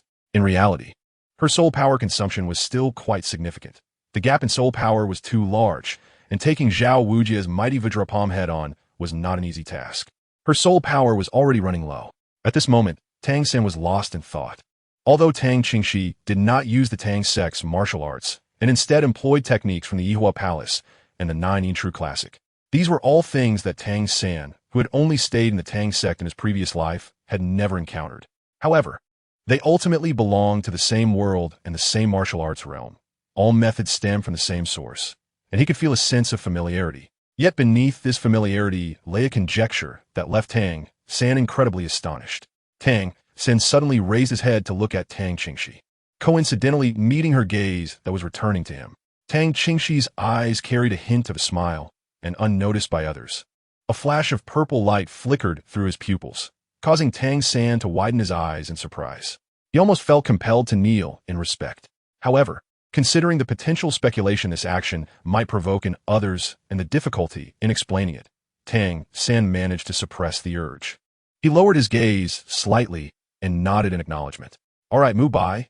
You go arrange for the 4 new students to settle in. Tang San remembered to clear the weapons on the ground. Zhao Wujia's brow furrowed tightly, feeling quite frustrated. He dropped this sentence and turned to leave directly. Tang Qingxi felt a bit apologetic and decided to send some good things to Zhao Wuji another day to comfort him. He had a tough time today. As he watched Zhao Wuji walk away, Dai Mubai called for everyone to leave. Let's go. I'll take you to the dormitory. As he spoke, he intended to help Zhu Zhuqing, but was avoided by her cold expression. Tang Qingxi glanced at Dai Mubai and walked over to support Zhu Zhuqing. After she showcased her strength, Zhu Zhuqing admired her greatly and thanked her for cooperating. After waiting for a moment for Tang San to finish tidying up his hidden weapons, everyone headed towards the dormitory area together. However, upon arriving at the dormitory area, Tang San and the others were rendered speechless as they looked at the luxurious buildings that were completely out of place with the academy style. What was going on? Was the academy so poor that all the money went into repairing the dormitories? Noticing their strange expressions, Dai Mubai cleared his throat and explained, actually, the original dormitories were just a few simple wooden houses. When Sister Shi came to the school, she found the dormitories too shabby and spent her own money to renovate these buildings, so you all are benefiting from it. The small building over there is Sister Shi's own residence, and the 2 large ones were built for us. One can accommodate about 5 or 6 people, which is just enough for us. The building on the left is for the boys, and the middle one is still empty, so you girls can move in. It hasn't been inhabited for a long time, so it might need some cleaning. In response, Tang Qingxi simply took out a gold soul coin and tossed it to Oscar, saying, Xiao Ao, go to the village and hire a few people to help the girls clean up. Chapter 12. Tang San meets the young lady. There were only 3 people in total, and since Zhu Zhuqing was injured quite badly, Tang Qingxi didn't mind spending the money and arranged for Oscar to hire someone to help with the cleaning. Oscar took the money and quickly ran to the village to hire people. Tang Qingxi took the white cat back into her hands. Seeing the cat's reluctant expression, she unceremoniously pinched its ear, earning her a glare from the white cat. Xiao Wu and Ning Rongrong helped Zhu Zhuqing into the dormitory, first cleaning out a room for her to rest. Tang San was also brought into the dormitory by Dai Mubai. After being settled in an empty room, he hesitated and came to the door of Tang Qingxi's residence, gently knocking on the door. Tang Qingxi opened the door to see Tang San and welcomed him indirectly, casually closing the door behind him while asking, So, what is your name in the Tang sect? Tang San, having met the young lady, immediately knelt on one knee and said respectfully, I have met the young lady. Why are you kneeling? Tang Qingxi said, stepping aside and standing with her hands behind her back, observing Tang San. Since you know me, you should know that I have defected from the Tang sect. So there's no need to follow the sect's etiquette. Or did you arrive in this world before I defected? I don't recall having a disciple named Tang San in the inner sect. Your various martial arts skills are quite good. You shouldn't be without a reputation. Hearing this, Tang San hesitated a bit and did not rise. After a moment, he lowered his head and said, Tang San is an outer sect disciple. Outer sect disciple? Tang Qingxi was taken aback, then smiled. You secretly studied the Xuantian Treasure Record? You got some guts. Get up now. Overall, how have you learned? Tell me about it. As someone who had already defected from the sect, She did not care about the Tang sect's rules. Tang San hesitated and said, mainly afraid that the young lady would not believe him. Tang San had performed the Buddha's Rage Tang Lotus, but for some reason, the rainstorm pear blossom needle could only take shape and could not be successfully produced. He had already learned all the martial arts in the Xuantian Treasure Record, but in this world, he had not cultivated them deeply yet. The Buddha's Rage Tang Lotus is very impressive.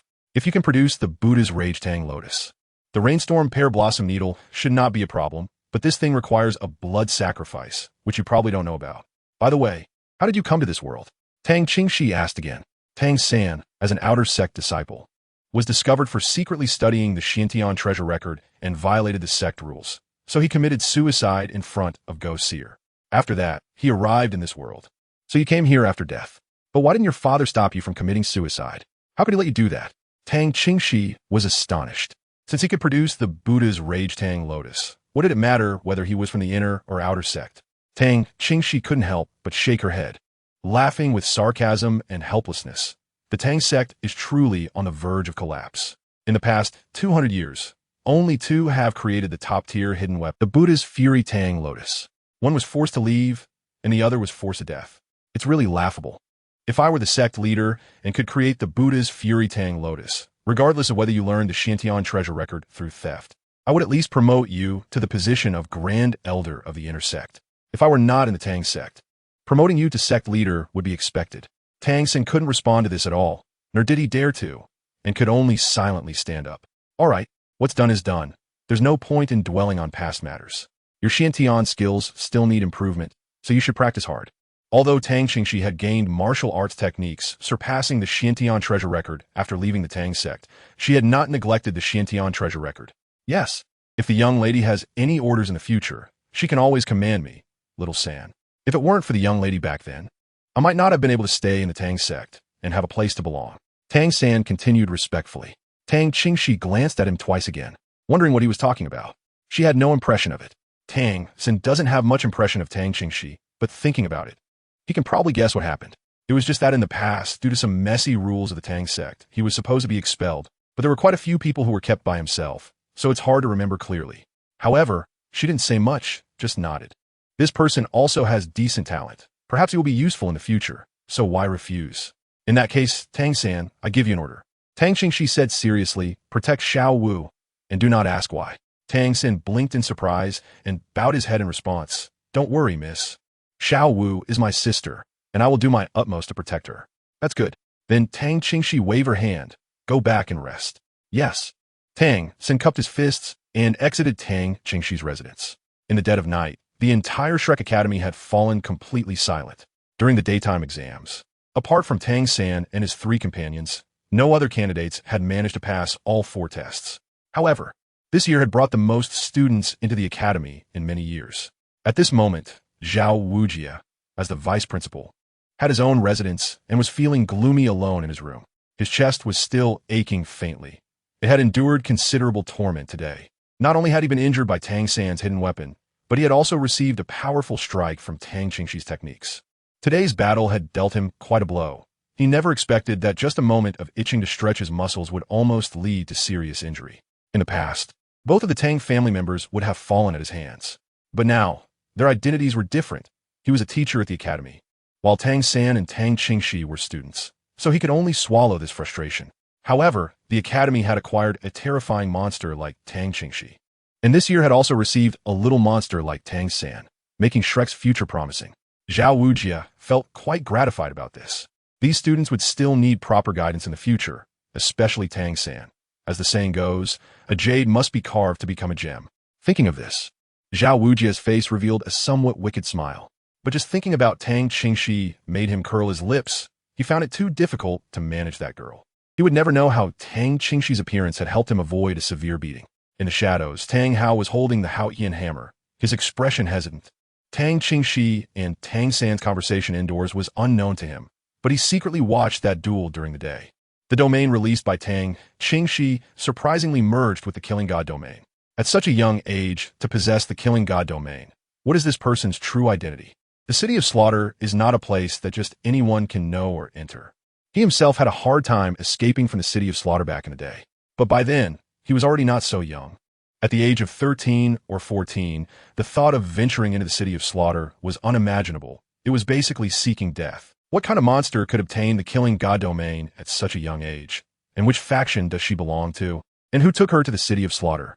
Based on a martial soul he was not familiar with, Tang Hao could not determine Tang Qingxi's background. Before Tang Qingxi, there are only two people in the world who possess the killing god domain, one of them being him. He was worried that Tang Qingxi was related to the other possessor of the killing god domain, which would be a tremendous threat. Chapter 13. Fooling Xiao Wu. After Tang Qingxi saw off Tang San, he went to his room. The white cat was lazily lying on the windowsill. When Tang San came earlier, it sensed something unusual and instinctively avoided him. Tang Qingxi walked over and gently stroked the white cat's back, softly saying, "That Tang San is from the same world as me and can be considered my subordinate. His talent is quite good. It seems he truly cares for Xiao Wu, so keeping him by her side should be fine. I also ordered him to protect Xiao Wu. Of course, if you have any objections, I can intervene." The white cat slightly raised its eyes and nodded. "As long as you believe Tang San won't harm Xiao Wu, that's enough. Additionally, I sense an unusual aura lurking in the shadows, and its strength is considerable." Tang Qingxi nodded in response, her expression calm and indifferent, not particularly concerned. "Based on the information gathered previously, I should be able to guess who it is. This person indeed poses some threat to me, but having suffered a setback like that back in the day, he should have made some progress over the years. Essentially, I wouldn't consider myself his enemy. As long as I don't act against Tang San, he shouldn't take action against me. The path you two are about to take is too difficult. You need to be extra cautious." The white cat jumped onto Tang Qingxi's shoulder and pressed its paw against her face. The places she frequented were mostly in poor relations with the spirit hall, making it hard not to worry. "All right." Tang Qingxi smiled gently and readily agreed. "I will be careful." Early morning, Tang Qingxi got up early and jumped onto the roof, exchanging a glance with Tang San, who was also on another roof. After practicing the purple extreme magic eyes, Tang Qingxi jumped down and walked over to remind Tang San, "Don't expose our relationship in daily life, do you understand?" Little San understood and nodded in agreement. "By the way, do you still have a martial soul?" Tang Qingxi asked. Tang San looked at Tang Qingxi in astonishment. "How does the young lady know?" "I know your father. Given your background, there's no reason you wouldn't inherit the Xuantian hammer. I myself am also from the Xuantian sect," Tang Qingxi said calmly. "Xuantian hammer? My martial soul is the Xuantian hammer? Is my father from the Xuantian sect?" Tang San had some guesses about his martial soul, but no one had ever confirmed it for him. Tang Qingxi also raised her eyebrows. "You really don't know? Can a young lady tell me about my father?" Tang San asked somewhat anxiously. "Your father is quite a legendary person. The specifics are better left for him to tell you, or I will explain when the time is right," Tang Qingxi said, being cautious not to say too much. She really couldn't afford to provoke Tang Hao right now, especially since Tang Hao might be paying attention to Tang San. Her own identity was quite special. Standing on the opposing side, discussing Tang Hao's matters could provoke him, which would be difficult to handle. Just remember not to use the Xuantian hammer lightly. And don't add soul rings to it for now. Tang Qingxi could only remind him this way. Hearing this, Tang San could only sigh in disappointment. "My father and teacher have also said similar things to me. Your Xuantian hammer will bring you trouble, so try not to use it in front of others. As for the soul rings, you can increase your strength through blue silvergrass. When you reach level 80 or 90, you can add a 100,000-year soul ring to the Xuantian hammer as the first one, instead of starting with a 100-year soul ring like other martial souls. By then, your Xuantian hammer will be unprecedentedly powerful, but it's also quite dangerous. Once a conflict arises, it could be life-threatening. At that time, I will do my best to help you," Tang Qingxi explained. If Tang San is really reliable, she will naturally do her best to help him at that time. In this way, Tang San nodded in understanding. "Is that young lady also a twin martial soul?" Tang Qingxi's martial soul is not the Xuantian hammer. Tang Qingxi shook her head. "I don't have the Xuantian hammer, or rather, I could have had a twin martial soul. But for some reason, the Xuantian hammer cannot awaken. I don't know if you've noticed, but most people's awakened martial souls are in their right hand, while mine is in my left hand. The right hand was originally meant for the Xuantian hammer, but that martial soul is wasted and cannot awaken. I specifically asked you to see if this situation is unique to me or if it applies to others from another world as well. It seems that I'm not very lucky. Why can't awaken?" Tang San felt that there were more and more puzzling things. Tang Qingxi's eyes flashed with a cold light. "That's a very complicated reason, but it doesn't matter. Given my current situation, I can achieve effects similar to that of twin martial souls. With a higher soul power level and adding soul rings, my strength will reach a new level. Tang Xin still wanted to say something, but Tang Qingxi raised her hand to stop him. Turning around, Xiao Wu had already gotten up early and was standing not far away watching the two of them. Does she know you have twin martial souls? Tang Qingxi asked. Tang Xin nodded. Got it. If she is confused about our relationship, just tell her we are siblings from the same family, Tang Qingxi said. She could tell that Xiao Wu's feelings for Tang San were not ordinary. The two of them were not as young as they appeared on the surface. All right. It seems that the young lady cares a lot about Xiao Wu. Tang Qingxi rubbed her right arm and smiled helplessly. There's no way around it. I owe her. The white cat on her shoulder stood up and rubbed against Tang Qingxi's cheek, showing its teeth as if it didn't quite agree with her words. Tang Xin didn't quite understand what it meant, but Xiao Wu had already walked over, so he reached out and took her hand, saying, Xiao Wu, shall we go have breakfast together? Sure. Xiao Wu nodded and took the initiative to link her arm with Tang San's. She discreetly glanced at Tang Qingxi. Feeling a bit strange about her, she sensed that Tang Qingxi was also very approachable. However, seeing how close Tang Xin seemed to be with Tang Qingxi made her feel a bit complicated. Let's go together. I don't even know where to eat in this school. Seeing Xiao Wu's conflicted expression, Tang Qingxi couldn't help but chuckle inwardly and reached out to ruffle her hair. Xiao Wu wanted to shy away, but didn't, not really understanding why. We're all surnamed Tang, from the same family, but Tang San's father left the family for some reason. Tang Qingxi didn't want to let the little girl remain confused, so she directly revealed a layer of their relationship, which wasn't to scare her. In this world, the two already had that connection. Huh? Xiao Wu was taken aback and looked up at the two in surprise. Tang San nodded. I just found out too. What a coincidence. So, does that mean Sister Shi is your blood-related sister? Xiao Wu blinked her eyes. That's right.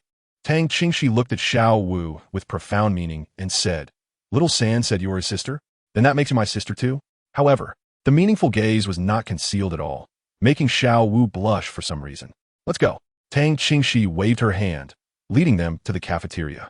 Just looking at the simple wooden cafeteria, Tang Qingxi pondered, should we invest in rebuilding the cafeteria as well? Chapter 14. Four-eyed cat eagle flandered during breakfast. Seeing Xiao Wu eagerly staring at the white cat on her shoulder, Tang Qingxi handed the white cat over to her. Watching her hold the white cat with great affection, Tang Qingxi couldn't help but chuckle. Sister Shi, this is the white knight spirit cat, right? It seems to be quite old. Knowing that Tang Qingxi was Tang San's sister, Xiao Wu's attitude became even friendlier as she curiously asked. Yes, it's the white knight spirit cat, a soul beast over 10,000 years old, Tang Qingxi replied. It's actually over 10,000 years old? Xiao Wu was somewhat surprised, but also a bit worried. Sister Shi, aren't you afraid of soul masters targeting it? I dare to carry it around because I have my own backing. Soul masters who can't look down on a 10,000-year soul beast won't dare to act against it. If someone does, I can send them to their death. Of course, there are soul masters with strong backgrounds, but my backing is definitely bigger. Tang Qingxi said confidently. She didn't have the Buddha's Wrath Tang Lotus, as she was too lazy to make it, but she did have 2 of the Rainstorm Pear Blossom Needles, carrying one with her. In terms of single-target lethality, the Rainstorm Pear Blossom Needle is the strongest among Tang sect's mechanism-type hidden weapons, and it is something that requires human flesh for live sacrifice. If she encounters a powerful being who cannot be dealt with even by the Rainstorm Pear Blossom Needle, she would just reveal her identity and see how many dare to provoke the Pope's direct disciple of the Spear Hall. If they dare to provoke, Title Douluo can be invited for tea. Moreover, the true identity of this white knight spirit cat is not suitable to be revealed to Xiao Wu just yet. If someone truly made a move, only the physical body of the white knight spirit cat would die, but the soul, which she painstakingly nurtured through various heavenly materials and earthly treasures in the soul ring, cannot be easily killed. If the white knight spirit cat dies, the soul state of a row can just find another place to be. Tang Qingxi squeezed her right hand, feeling the soul bone inside her arm. This soul bone was indeed her greatest reliance and trump card.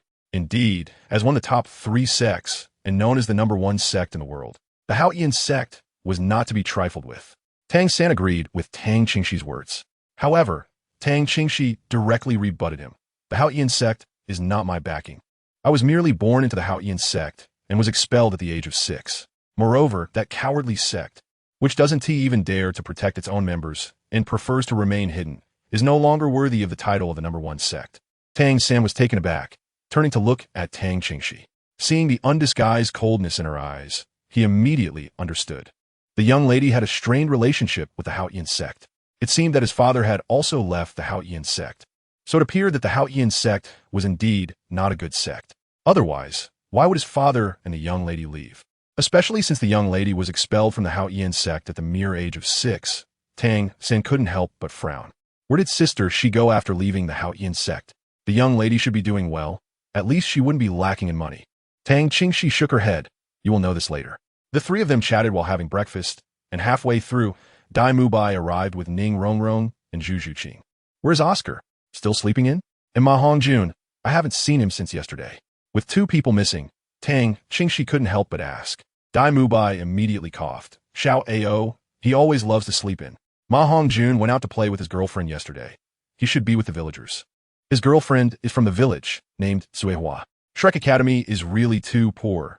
It only rented 1/3 of this village as the academy area, while the rest is the living area for the villagers. Tang Qingxi frowned at the words, but did not say anything. Dai Mubai, seeing this, let out a sigh of relief for the two. Not long after everyone finished breakfast, a sudden sound of bells rang outside. Dai Mubai quickly got up and called to Tang San and the others, saying, "This is the bell summoned by the dean. Let's go. I'll take you to the playground." Tang San and the others all stood up, while Tang Qingxi was in no hurry and leisurely lagged behind. When they arrived at the playground, Oscar, still half asleep, was already there, munching on a sausage he had made himself. When they saw him, Tang San and the others almost didn't recognize him. Oscar, now without his beard, looked completely different. Dai Mubai observed him, who was already very handsome, especially with those alluring eyes. However, in terms of appearance alone, he still couldn't compare to the beardless Oscar in front of them. Oscar had deep-set, peach blossom eyes and a jade-like face, handsome and harmonious, complemented by a nonchalant smile that made him look like a charming young nobleman. Your beard? Tang San stood next to Oscar and couldn't help but ask curiously. Oscar chuckled, quickly finished the sausage in his hand, and cautiously glanced at Tang Qingxi before whispering, "There are some new beauties here, so I had to look a bit more refined to attract their attention." At that moment, Tang Qingxi's gaze happened to glance over, and Oscar immediately stopped talking. However, Tang Qingxi was looking at Ma Hongjun, a chubby boy who looked fearful and was cautiously walking over, occasionally glancing at Tang Qingxi. Hearing that Tang Qingxi had returned to school, he was so scared that he didn't dare to come back yesterday. However, he couldn't hide forever. Today, the dean had summoned them, so he had to come despite his fear. Seeing Tang Qingxi looking over, Ma Hongjun's face turned pale, and he shrank back as he approached her with a flattering smile. "Sister, she is back. What level is your soul power now?" Tang Qingxi casually assessed Ma Hongjun and asked. Ma Hongjun shrank his neck and obediently replied, "Level 29. Tang Qingxi's gaze became a bit stricter. "Your soul power has been increasing a bit slowly. It was understandable before due to the after effects of your martial soul. But your situation should be much better now, right?" Ma Hongjun looked around with and said, "Sister Shi, I've been trying really hard. It's up to you after all. Whether you want to cultivate or not is your own business." Tang Qingxi waved her hand, not wanting to say more, just go. "Okay." Ma Hongjun quickly hid beside Dai Mubai. "Since everyone is here and the dean hasn't arrived yet, why don't we get to know each other first?" Dai Mubai said when he saw the atmosphere had become stagnant. He introduced Ma Hongjun to Tang San and the other 3 new students, emphasizing Tang San. Tang San is very impressive. He made teacher Zhao suffer a bit yesterday. Then he said to the 4, "Oscar, you already know, this is Ma Hongjun. His martial soul is the phoenix." Hearing the word phoenix, the 4 looked at Ma Hongjun in surprise. "My martial soul is called Ink Jade Plum Blossom. You saw my strength yesterday." Tang Qingxi also briefly introduced herself. Chapter 15, The Academy's Curriculum After the Introductions. Dai Mubai continued. "Since you all will be living together from now on, there's no need to be too formal with how you address each other. With the 4 of you newcomers, there are only 8 students in total in the academy. Xiao Ao and Fatty call me Dai Lauda, because I'm the oldest among the students. You can just call me Mubai. We all call her Sister Shi. You can decide how to address yourselves. Ma Hongjun can just call him Fatty, and that guy Oscar, you can call him Xiao Ao or Uncle Sausage. Tang San, how about I call you Xiao San from now on?" Tang San nodded, indicating that he had no objections, although he had not interacted much with Shrek Academy. An institution that could make the young lady willing to stay would certainly not be bad. Dai Mubai and the others each had their own characteristics. Before Dai Mubai could finish speaking, Ning Rongrong cheerfully said, "You can just call me Rongrong. My family and friends all call me that." Her smile remained on her face. And with that simple sentence, she unconsciously drew everyone closer. However, Tang Qingxi looked at her a bit longer, thinking that this was indeed a true young lady. She wondered how long this demeanor could last. The title for Xiao Wu basically didn't need to change, while Zhu Zhuqing still had a cold expression and simply said, "Just call me by my name." "What rules and courses does the academy have?" Tang Sen asked curiously. "There aren't any particularly special rules in the academy. To put it simply, we can't commit acts of pillaging, but we encourage fighting and gambling," Dai Mubai explained. The faces of the four showed some confusion. "Encouraging gambling?" Dai Mubai continued. "The teachers believe that the best way to become proficient with one's martial soul during battles is to enhance practical experience. Gambling is a psychological game that helps improve mental quality and is very beneficial for enhancing observation and judgment. Of course, everything should be done in moderation. Fighting shouldn't lead to killing, and in gambling, just don't lose your pants." Tang Qingxi suddenly spoke up to correct him. "Look at the nature of the battle. In a friendly match, of course, one must not kill. But if you encounter someone who must be killed, then you must kill. As you grow with the years, you will inevitably have to kill. The Spirit Master world is never short of conflict." To this, Dai Mubai did not respond or refute. He continued, "As for the course arrangements, I don't know, because changes can happen at any time. After all, there are only 8 of us, and the number of teachers is much greater than that of students. So the academy will adjust the courses based on our individual situations. I do know what today's course is, which is collecting fees. The annual tuition is 100 gold coins, but for you soul masters of the great soul master level, it should be no problem." Upon hearing this, Xiao Wu couldn't help but interject. "Dai Lauda, I've always been curious. Why is the school so poor? Even the dormitory was paid for by Sister Shi. The teachers we encountered are all so high level. Shouldn't the subsidies from the Spirit Hall be substantial?" Tang Qingxi rubbed Xiao Wu's head and said, "The subsidies from the Spirit Hall are not unlimited. They only extend to the Soul Master level. Beyond that, for Soul Sect and above, there are no subsidies. Otherwise, that astronomical figure would be unaffordable for both empires and the Spirit Hall. The subsidies are just to help low-level Soul Masters with their training. Once a Soul Master reaches level 40 or above, their strength is sufficient to earn rewards on their own. However, most ways to earn rewards will lead to a certain loss of freedom for the Soul Masters. The teachers at Shrek Academy are mostly above level 40, and they prefer freedom and dislike constraints, so they don't have much income." "I see." Xiao Wu nodded in understanding. "It's okay that the academy is poor. Just tell me if you need anything." Tang Qingxi rubbed Xiao Wu's head again. While they were talking, a middle-aged man walked over from another direction of the playground. The newcomer appeared to be about 50 years old, with a sturdy build and a very distinctive face. His chin was slightly protruding, his face was flat, and he had a hawk-like nose, giving him a somewhat cunning appearance. Upon seeing this person, Tang San and Xiao Wu clearly froze. They had seen this man before. Tang Qingxi stood beside Xiao Wu and said, "The four-eyed cat eagle, Flander, is the founder of Shrek Academy, a level 78 soul sage, with a flying-type beast martial soul." "It's good that he's only level 78, Xiao Wu murmured. "Does our academy have a title, Douluo level powerhouse?" "No." Tang Qingxi shook her head. "If there were, she would have taken you away long ago." "That's good." Xiao Wu sighed in relief. Tang Sen glanced at Xiao Wu and asked, "Xiao Wu, what's wrong?" Xiao Wu shook her head and said with some concealment, "It's nothing." Tang Sen was a bit confused. Combined with the young lady's strange attitude toward Xiao Wu, he felt that Xiao Wu also had some secrets. However, he had his own secrets that he couldn't tell her. Since Xiao Wu didn't want to speak, he wouldn't ask. Flinder walked in front of the 8 students and, in his characteristic hoarse voice, said, "This year is quite good. We have 4 more little monsters. I, Flinder, the Dean of Shrek Academy, welcome you on behalf of the Academy. Later, remember to pay 100 gold coins to Teacher Li, who is in charge of finances." "Qingxi, is there something?" Tang Qingxi asked. "You've made quite a bit of progress after being away for more than a year. You even injured Zhao Wuji yesterday." Flinder recalled Zhao Wuji's frustrated expression, and a smile appeared in his eyes. Tang Qingxi smiled slightly. "It's because Teacher Zhao didn't use his full strength. If he did, it would really be bullying you all." Flinder laughed and said, "Mubai, Dean." Dai Mubai stepped forward, showing great respect and even a hint of admiration for Flinder. Flinder continued, "Another 4 juniors have arrived. Remember to inform them of the academy rules later. Then everyone should rest and try to recover to their best condition. The first class will start tonight. Oscar, you, and Ning Rongrong are exceptions. Come with me." Hearing this, Oscar's expression fell, and reluctantly he walked up to Flinder to salute. He felt a bit better when he saw Ning Rongrong standing beside him. Flinder waved his hand and said, "The others can go rest. Remember to get yourself in the best condition before dark. The teaching in our academy is different from others. You might even face danger. Qingxi, you can train on your own, and you're welcome to come tonight if you want." Tang Qingxi has his own set of training methods that are much harsher than the courses provided by the academy, so Flander simply chose not to intervene. All right. Tang Qingxi nodded in agreement. Tang San was not in a hurry to leave. He wanted to see how the dean in front of him taught.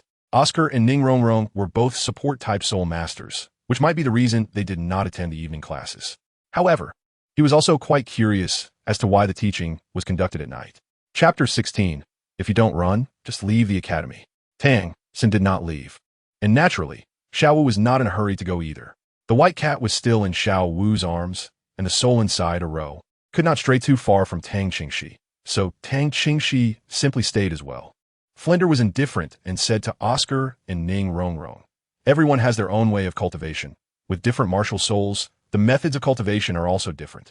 What the academy teaches you is not how to cultivate your martial soul, but how to use your martial soul to better protect yourself and assist your teammates in future battles." Oscar seemed to have heard similar words before, lowering his head non-committally, while Ning Rongrong nodded in agreement. Flinder continued, "As soul masters like you, whether on the battlefield or in daily life, you need the protection of partners around you. Otherwise, survival is very difficult. Oscar, tell us, as a support-type soul master, how can you better protect yourself on the battlefield?" Oscar replied without hesitation, "Stay behind your partners as much as possible. Use all available terrain and buildings to avoid risks, and stay away from dangerous areas." Flinder nodded. "Well said, but there is one point you did mention. As a support-type soul master, the ability to escape is a necessary quality. A support-type soul master who cannot escape is not a good soul master, and escaping requires physical strength. Although you have your own soul power to assist, your physical condition should be stronger than that of ordinary people. However, the enemies you might face are the enemy's battle soul masters. You also need to train your physical strength. At a critical moment, running one more step might allow you to survive. Today's lesson is physical training. From now on, run around the village quickly for 20 laps. If you don't finish before lunch, you won't get to eat lunch. You can use your martial souls to assist. Start now, and Oscar will lead the way." "Yes," Ning Rongrong replied, and without hesitation, she ran outside. Oscar cast a somewhat resentful glance at Tang San and the others beside him, then followed. Although the village where Shrek Academy is located is not large, as Flinder said, including the farmland in the village, one lap is at least 3 kilometers. 20 laps is quite a terrifying number. Completing this task would be a painful experience for support-type soul masters. "Tang San, you also go run. No using soul power, and no accepting their assistance," Tang Qingxi suddenly said. "You come with me." At the same time, Flinder pointed at Tang San. Tang San looked at Tang Qingxi, who waved his hand and said, "Go ahead, and remember to run when you come back. That's 20 laps." Flander looked at the two of them curiously, wondering if they knew each other. Tang Qingxi didn't say anything. Tang San nodded, waved his hand to Xiao Wu, and then followed Flinder into the academy. "What does the dean want with Tang San?" Xiao Wu asked curiously. Tang Qingxi said, "You should know the master. He is an old acquaintance of Flander, probably catching up." "Oh," Xiao Wu nodded in understanding, not expecting that the master also knew the soul sage. "I need to go for a run. Would you like to join me?" "Soul masters need to focus on physical training even more," Tang Qingxi asked. "With your strength, even if you're not in your best condition. Handling tonight's class shouldn't be a problem. Cherishing your time and becoming stronger as soon as possible is the truth." Xiao Wu hesitated for a moment, then nodded. Tang Qingxi placed the white cat back on his shoulder and began to run with Xiao Wu. Flander's office, which was also his residence, was simply decorated, with only some necessary items present. Flander sat down behind his desk, a complex light flickering in his eyes as he looked at Tang San. "Is the master doing well?" Tang San nodded. "The teacher is very good." Flander was a bit surprised. "You are a student? No wonder he even gave you this belt. Back then, he once told me that he would cultivate a genius soul master one day. It seems you were his choice." Tang San raised his hand and wiped it on his belt, handing a letter to Flander, before setting off. "The teacher asked me to deliver this letter to the dean after I was admitted." Hearing Tang San's words, a hint of sadness and a trace of a smile flashed in Flander's eyes. "This guy finally knows to contact me." As he spoke, he slowly opened the envelope and took out the letter. Tang San clearly saw that when Flander was opening the letter, his hand was slightly trembling. After that, His expression kept changing, and he suddenly looked up sharply, staring at Tang San. Since you are his proof, you must not let him down. Also, do you know Qingxi? Tang San nodded. Yes. But he didn't say much more. The young lady only mentioned that she could tell Xiao Wu about their background in the Xuantian sect. Seeing this, Flander didn't ask further. You can go now. Prepare well for tonight's class. It's not easy. As for Tang Qingxi's request for him to run laps, Flander remained non-committal. Tang San was also thinking about Tang Qingxi's instructions. After leaving Flander's office, he happened to see Tang Qingxi and the others finishing a lap, so he started running after them. At this moment, Oscar and Ning Rongrong hadn't even completed one lap. Oscar, how far is this lap? Ning Rongrong's voice was somewhat helpless. Not long ago, she had been overtaken by Tang Qingxi and Xiao Wu, and now she couldn't see them at all. At first, she was full of confidence. Although she was a support-type soul master, her father had always urged her to exercise at home, saying similar things to Flinder. Therefore, her physical condition was not bad, and she considered herself good at running. However, since leaving the academy, she hadn't completed a single lap, and quite some time had passed. Forget about lunch. It was questionable whether she would even make it to dinner. Oscar smiled wryly and said, I mentioned when we came out that this is simply impossible to complete. There's nothing impossible, it's just that your stamina is too poor. At this point, Tang Qingxi was already on her second lap and had overtaken them. Hearing Oscar's dejected words, she coldly retorted and led Xiao Wu and Tang San past them. Oscar and Ning Rongrong both thought, why is the gap between people so big? After running a few laps, when Tang Qingxi caught up with Oscar and Ning Rongrong again, she saw that Ning Rongrong had stopped running and was walking out with an impatient expression. What's going on? Tang Qingxi signaled for Tang San and Xiao Wu to continue running while she stopped in front of Ning Rongrong. Oscar hurried over as well. I'm not running anymore. It's too long and I'm hungry, Ning Rongrong said with an unhappy face. Okay, Tang Qingxi nodded and said, then you can go back to the dormitory to pack your things and leave. It's better to leave on your own than to be expelled by the dean later. Expelled? Ning Rongrong frowned. The school will expel me? I already said that the school doesn't accept spoiled young masters and misses. Making you run is to enhance your stamina, so you have a better chance of survival on the battlefield in the future. If you can't even stick with this, no matter how good your talent is, it will turn to waste. The academy doesn't want people like that. There have been students expelled in previous years. Tang Qingxi said coldly. This isn't a battlefield, just an academy. Ning Rongrong's lips curled slightly, and a hint of disdain and contempt appeared on her face. But this is Shrek Academy. Someone like you doesn't deserve the title of a monster. Either keep running and prove you have the qualifications to stay here, or pack your things and leave. Tang Qingxi was not polite at all. Because of a certain person's relationship, she had high hopes for Ning Rongrong, who came from the 7 Treasure Glazed Tile School. Unfortunately, if this person continued like this, she would inevitably become a burden. Ning Rongrong, however, smiled, her expression even filled with a sense of superiority. Tang Qingxi, who do you think you are? Do you know who I am? The young lady of the 7 Treasure Glazed Tile School, the daughter of the sect master Ning Fengji. I know very well. Tang Qingxi's expression turned colder, and she sneered, when Ning Fengji comes, he has to show respect in front of me. Who do you think you are? In this academy, there are many people whose status can match or even surpass yours. With your talent, you are still the most gifted of the younger generation of the 7 Treasure Glazed Tile School. You are simply ruining the future of the 7 Treasure Glazed Tile Pagoda and bringing shame to it. You are talking nonsense. Ning Rongrong was so furious by Tang Qingxi's words that her chest heaved violently. But Tang Qingxi was no longer interested in arguing with her. Oscar, if she can't finish 20 laps, go find Dai Mubai and the others to help her pack her things and send her away. I will inform the dean about the situation. After saying that, Tang Qingxi turned and continued running.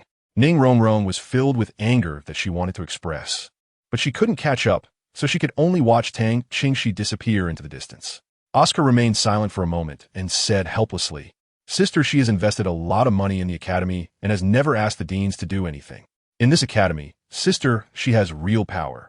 You better think it over. If she said that, not running really could lead to expulsion. How high is Tang Qingxi's prestige among these old students? It's rare to see such a strong attitude. Even if Oscar had once had a slight thought about Ning Rongrong, he wouldn't have a word of rebuttal at this moment. After giving a reminder, Oscar set off to continue running. As night fell, Flanders was standing on a large playground, looking at the 8 students in front of him. Dai Mubai and the others were already prepared for the evening class, each one full of energy. Although Tang San and Xiao Wu looked a bit tired, their spirits were still good. Zhu Zhuqing also looked somewhat fatigued. She had heard that Tang Qingxi and the others were running, so she took the initiative to join them in exercising. Tang Qingxi had something to do in the evening and greeted Flander, saying she would go directly to the teaching location to meet them, so she wasn't at the playground at the moment. However, Flander's attention wasn't on them, but rather on the other two students. Oscar, have you completed 20 laps? Flander's gaze was sharp, making it hard to meet his eyes. Oscar coughed lightly and nodded. Director, I have finished. Flander coldly snorted. I was asking them, not you. Oscar turned to look at Ning Rongrong, who was also looking at him, her beautiful eyes filled with innocence. Remembering what Tang Qingxi had said earlier in Ning Rongrong's attitude, Oscar remained silent for a long time before saying, Director, you can ask Ning Rongrong. Good. Flander nodded, looking at Ning Rongrong, who appeared innocent and somewhat pitiful. Tell me, did you complete 20 laps? Ning Rongrong honestly shook her head. I didn't. The distance was too long and too tiring, and I was hungry, so I couldn't keep going. Flander smiled slightly. So, even after Qingxi reminded you, you still went to Soto City by yourself to have a big meal and wandered around the commercial street before coming back, right? Ning Rongrong widened her beautiful eyes. Were you monitoring me? Flander's expression turned cold. As the director, I must be responsible for every student in the academy. You left the academy without permission and did not follow the academy's arrangements. This is not a mistake that an excellent soul master should make. Do you think you still have the right to stay at Shrek Academy? Qingxi's decisions are my decisions. Now, please pack your things and leave the academy. Ning Rongrong sneered. You want to drive me away? It's not that easy. Flander, I advise you to mind your own business, and the same goes for Tang Qingxi, or the consequences will be beyond what you can bear. You really don't take my words seriously. Tang Qingxi, having finished her work early, arrived at the playground to join them and couldn't help but laugh upon hearing Ning Rongrong's words. Mubai, Dangshan, both responded. The other students looked at Ning Rongrong with incredulous expressions, not expecting her true nature to be like this. Tang Qingxi glanced at Flanders, who then spoke. You go and bring Miss Ning Rongrong's belongings from her room, and then escort her out of here. If there's any resistance, you are allowed to use any means.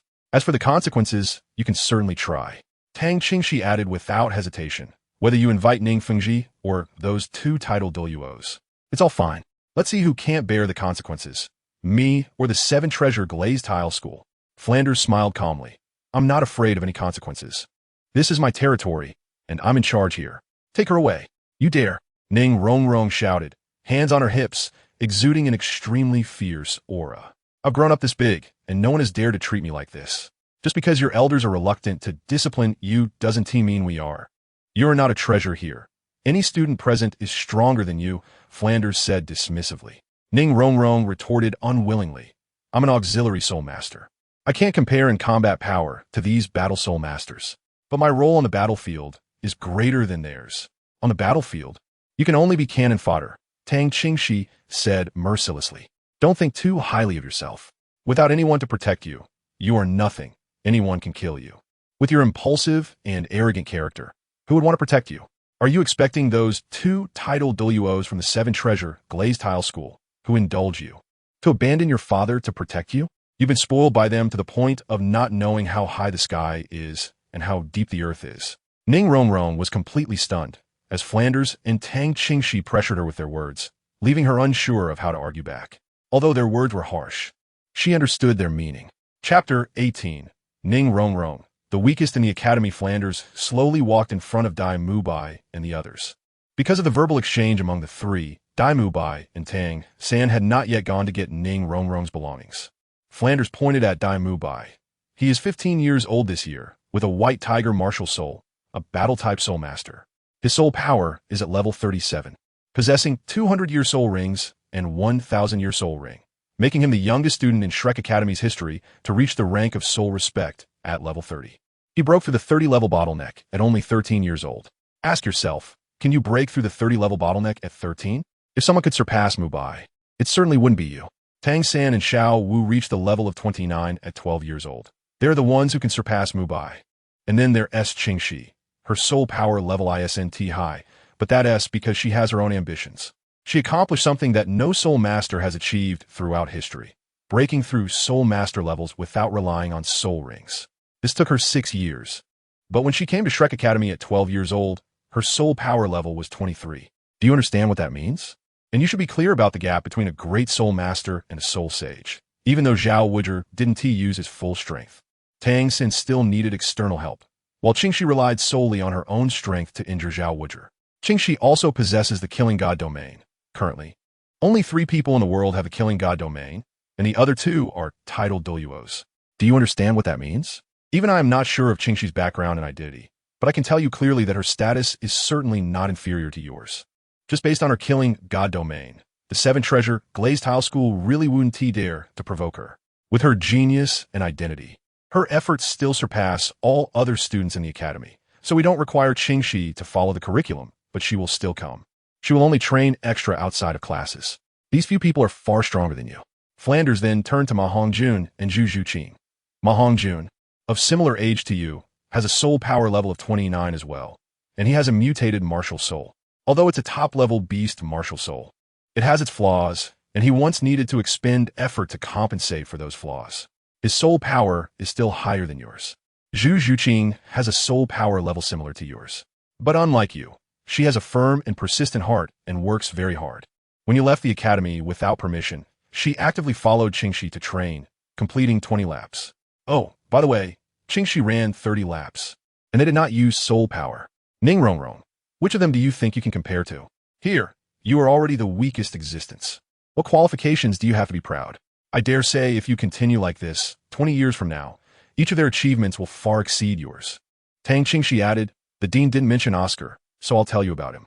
Just one sentence. He is a food-type martial soul with innate full soul power. Ning Rongrong's face went pale. This is impossible. How could an auxiliary martial soul have innate full soul power? Therefore, Oscar is also an unprecedented existence, and his future achievements are limitless, Flinders said calmly. Ning Rongrong stood there in a daze. From childhood to adulthood, she had grown up in care and being a genius. She was pampered to the extreme.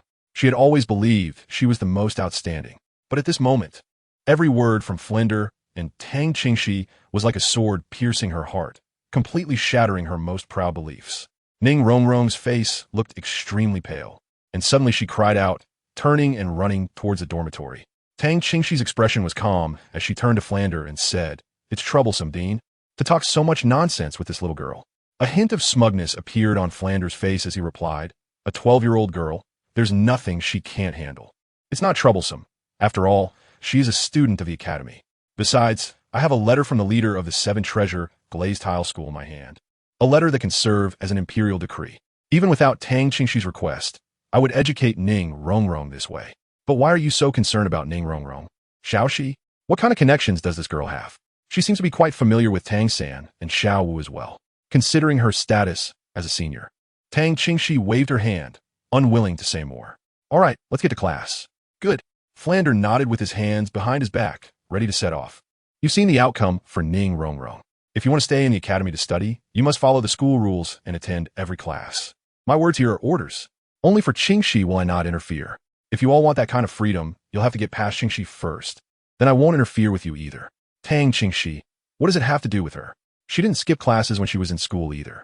Tang San and the others shook their heads, saying they couldn't fight against it, as they couldn't afford to provoke someone who could injure a soul sage. Next, you will begin your first class. Don't blame me for not warning you in advance. If you don't perform well enough, you'll suffer the consequences. After Flander finished his warning, he waved his hand and said, now let's set off, follow me. With that, he lightly tapped his toes and soared out in the direction of the academy's exit. Everyone quickly followed. Flander maintained a speed that was quite fast for them, and at this moment, the differences in ability among the students were clearly visible. Tang Qingxi gracefully followed beside Flander, looking quite relaxed. Close behind the two was Dai Mu Bai, whose soul power was the most profound, and behind him was not Tang San, but Zhu Zhuqing. Tang San's ghost shadow misty step excels in its intricacy, but it is not all-powerful. In terms of straight-line acceleration, it cannot compare to Zhu Zhuqing, a speed-oriented agile attack soul master. Therefore, he and Xiao Wu are tied for 3rd place, while Ma Hongjun, despite being last, is not far behind Tang San. Throughout the journey, everyone remained silent. However, Tang San felt immense pressure from the glance that Tang Qingxi cast back at him, silently resolving to improve his speed. Soon, everyone discovered that Flander's destination was Soto City. Shrek Academy is not far from Soto City, and it wasn't long before they could see the southern city gate. At this point, Flander's speed slowed down to allow the students to catch up. The city gates of Soto are open all day, and the 7 of them entered the city smoothly. Although it was already dark, Soto City was even livelier than during the day, with bright lights lining the streets. They arrived in front of a large, tall building, and Flander stopped. "We have arrived." Dai Mubai's expression changed slightly. "Principal, are we bringing them here on the first day?" "They can come here to broaden their horizons first," Tang Qingxi said. Chapter 19. The Great Soul Arena of Soto City. Flander said solemnly, "What the Academy can teach you is how to better utilize your martial souls. Help you obtain soul rings more effectively, and develop your potential as much as possible. Among all the things you need to learn, practical experience is of the utmost importance. With the same level and strength, practical experience will determine the key to victory or defeat. Only through continuous practical combat can you enhance your adaptability in battle. Your first lesson is practical combat. This place is your classroom." Seeing that Tang San and Xiao Wu looked somewhat confused, Tang Qingxi explained, "This is the Great Soul Arena, where soul masters battle, and many people will watch and even place bets on the outcomes." Tang San couldn't help but frown. Isn't being a soul master the noblest profession? Why is there a place like this, where people watch battles of martial souls like a monkey show? Upon hearing this, Tang Qingxi coldly glanced at Tang San, her voice somewhat icy. "Don't let me hear such remarks again or know that you have such thoughts. There's no such thing as nobility, no matter how noble your status. In death, you're just a speck of dust. The Great Soul Arena is the best place for you to gain practical combat experience, where you can face many different martial soul opponents, and they will show you no mercy. You might even encounter life and death battles, which you cannot experience in the Academy."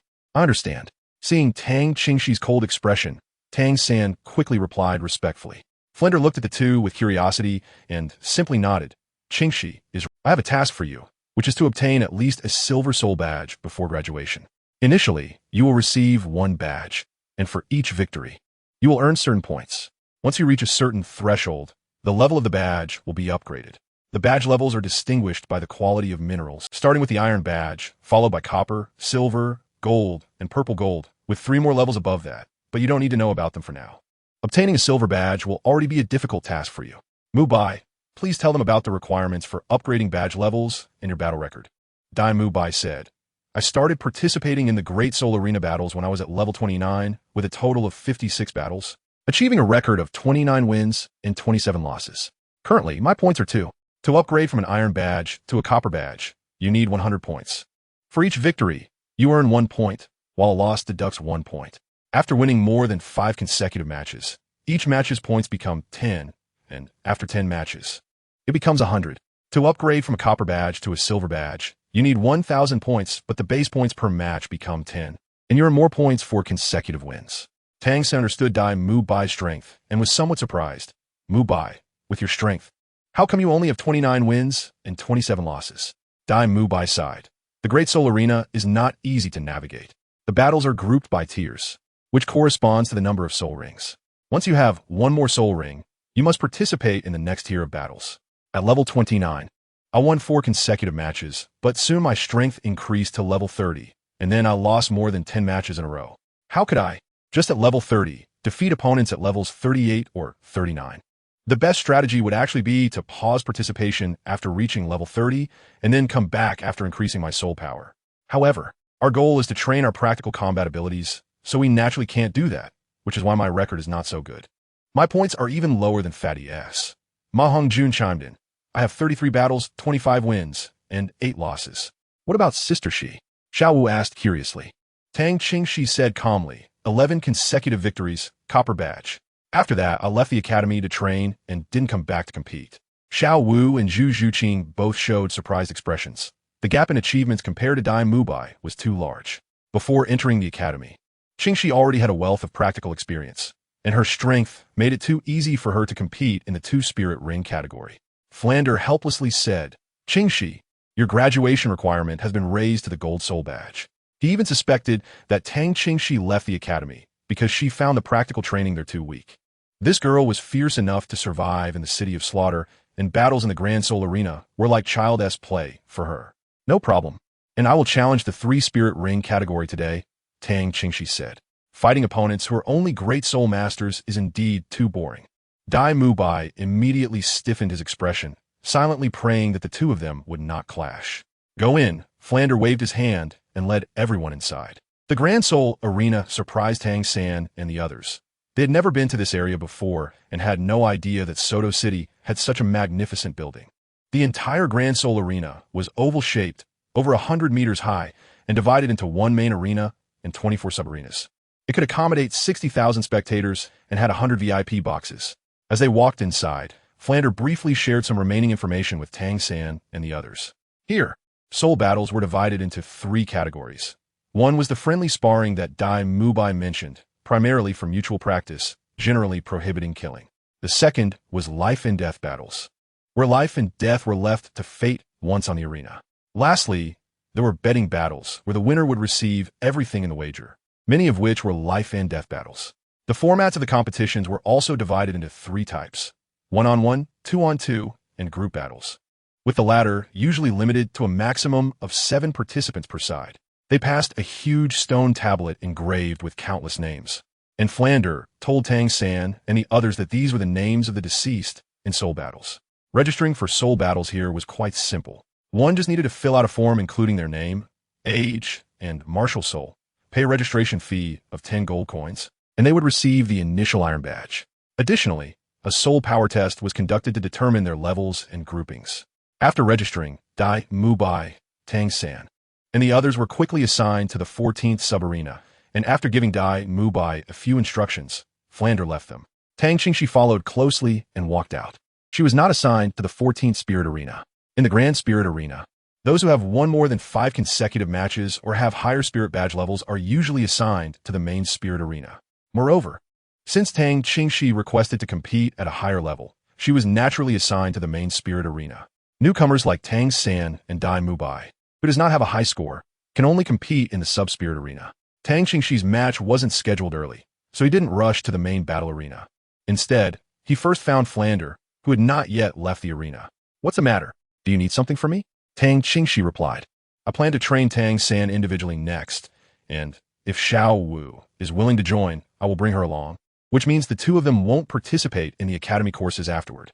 In Tang Qingxi's eyes, the courses at Shrek Academy were still not challenging enough. Chapter 20. Tang Qingxi's Advanced Battle Spirit. What is your relationship with Tang San?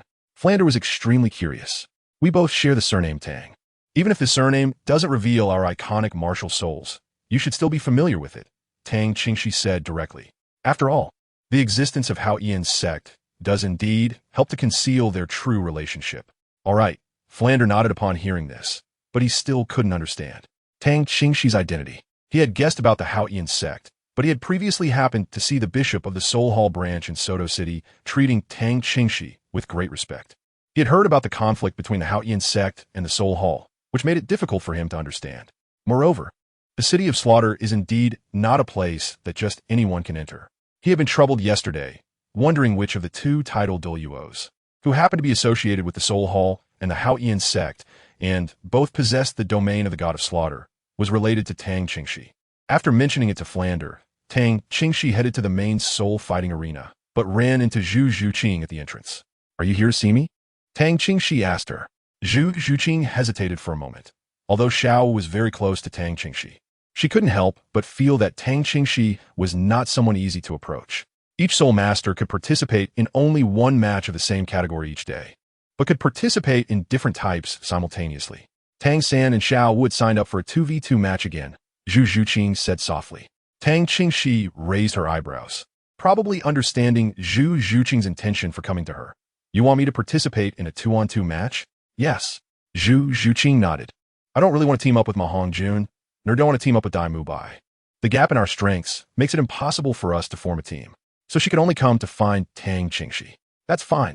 Tang Qingxi had a good impression of Zhu Zhuqing. She always had more affection for those who were determined and dedicated to becoming stronger.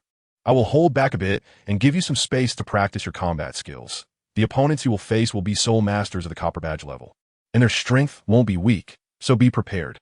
"Thank you very much." Zhu Zhuqing sincerely expressed her gratitude. Tang Qingxi was indeed a helpless choice, and although she was at the same level as herself, her strength was overwhelmingly strong. If she were to exert her full power, even opponents with copper badges wouldn't give her a chance to act. So, Tang Qingxi signed up for a 2-on-2 match with Zhu Zhuqing. After paying the registration fee, the staff said, "Please give your team a name." "We need a name?" Zhu Zhuqing asked, somewhat puzzled. "A name is required for the 2-on-2 format to facilitate the introduction by the Seoul Arena host." "Just think of one yourself," Tang Qingxi said, unwilling to waste her brainpower on this trivial matter. As for naming issues, she would never admit to being bad at it. How about Tangzhu? Qingzhu? Zhu Zhuqing clearly wasn't very good at naming either, directly taking 2 characters from their names. "Then let's go with Qingzhu." Tang Qingxi casually picked one. "All right, the Qingzhu team has been registered." Tang Qingxi and Zhu Zhuqing's badges are often engraved with a line of 4 characters. In terms of order, Zhu Zhuqing's one-on-one soul fight is first, while Tang Qingxi simply returned to the 14 soul fighting zone with her. However, what was unexpected was that this would turn into an internal battle within Shrek Academy, with Zhu Zhuqing's opponent being Tang San. Zhu Zhuqing's expression suddenly became a bit more serious. "Come on," Tang Qingxi said lightly. Zhu Zhuqing nodded and directly headed to the soul fighting passage. Just as Tang San was about to catch up, he was grabbed by the shoulder by Mu Bai, who whispered, "Brother, take it easy." Tang San smiled slightly and was about to nod when Tang Qingxi's voice came. "Don't pay attention to him. Only by experiencing the gap can one work harder." Hearing this, Tang San could only glance apologetically at Mu Bai. The two ascended the stage, and a wave of cheers erupted from the audience. The host briefly introduced the martial souls and names of both sides and indicated that their soul battle could begin. "Please." Tang San made a courteous gesture towards Zhu Zhuqing. Zhu Zhuqing coldly replied, "Please give it your all. I want to see the difference between us." All right. The match between the two was not intense, and Tang San won quite easily. As a control-type soul master, in this simple terrain that was not suitable for agile attack types to perform in a frontal arena battle, he completely suppressed Zhu Zhuqing, and her attacks couldn't break through Tang San's control at all. Tang San only used his first soul ring skill, Bind, to tightly restrain Zhu Zhuqing, and the paralysis that came with the first soul ring directly rendered Zhu Zhuqing unable to fight effectively. Zhu Zhuqing simply stepped down from the arena. "Let's go." Tang Qingxi was not surprised by this outcome and took Zhu Zhuqing to the main battle arena. Tang Qingxi's next 2 matches were in the main battle arena. "I will give Tang San special training next. He will train with me and won't participate in the academy's courses. If you're interested, you can join as well," Tang Qingxi suddenly said on the way, remembering how Zhu Zhuqing had actively joined in when they were running laps in the morning. He thought that this girl could also be helped. Although Zhu Zhuqing's status likely wouldn't benefit him much, it wouldn't hurt to have one more. Upon hearing this, Zhu Zhuqing's eyes lit up.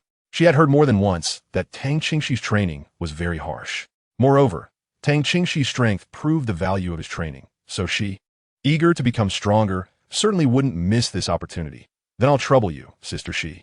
Zhu Zhuqing sincerely called Tang Qingxi Sister Shi. Upon arriving at the main battle arena, Zhu Zhuqing suddenly had a question. "Sister Shi, you've already had 11 consecutive wins. With the copper badge, the point base is higher, so if you win this match, won't you directly rise to the silver badge?" Winning 12 consecutive matches with a copper badge could directly earn 1,000 points, allowing her to advance to the silver badge. Tang Qingxi shook his head. "Not really.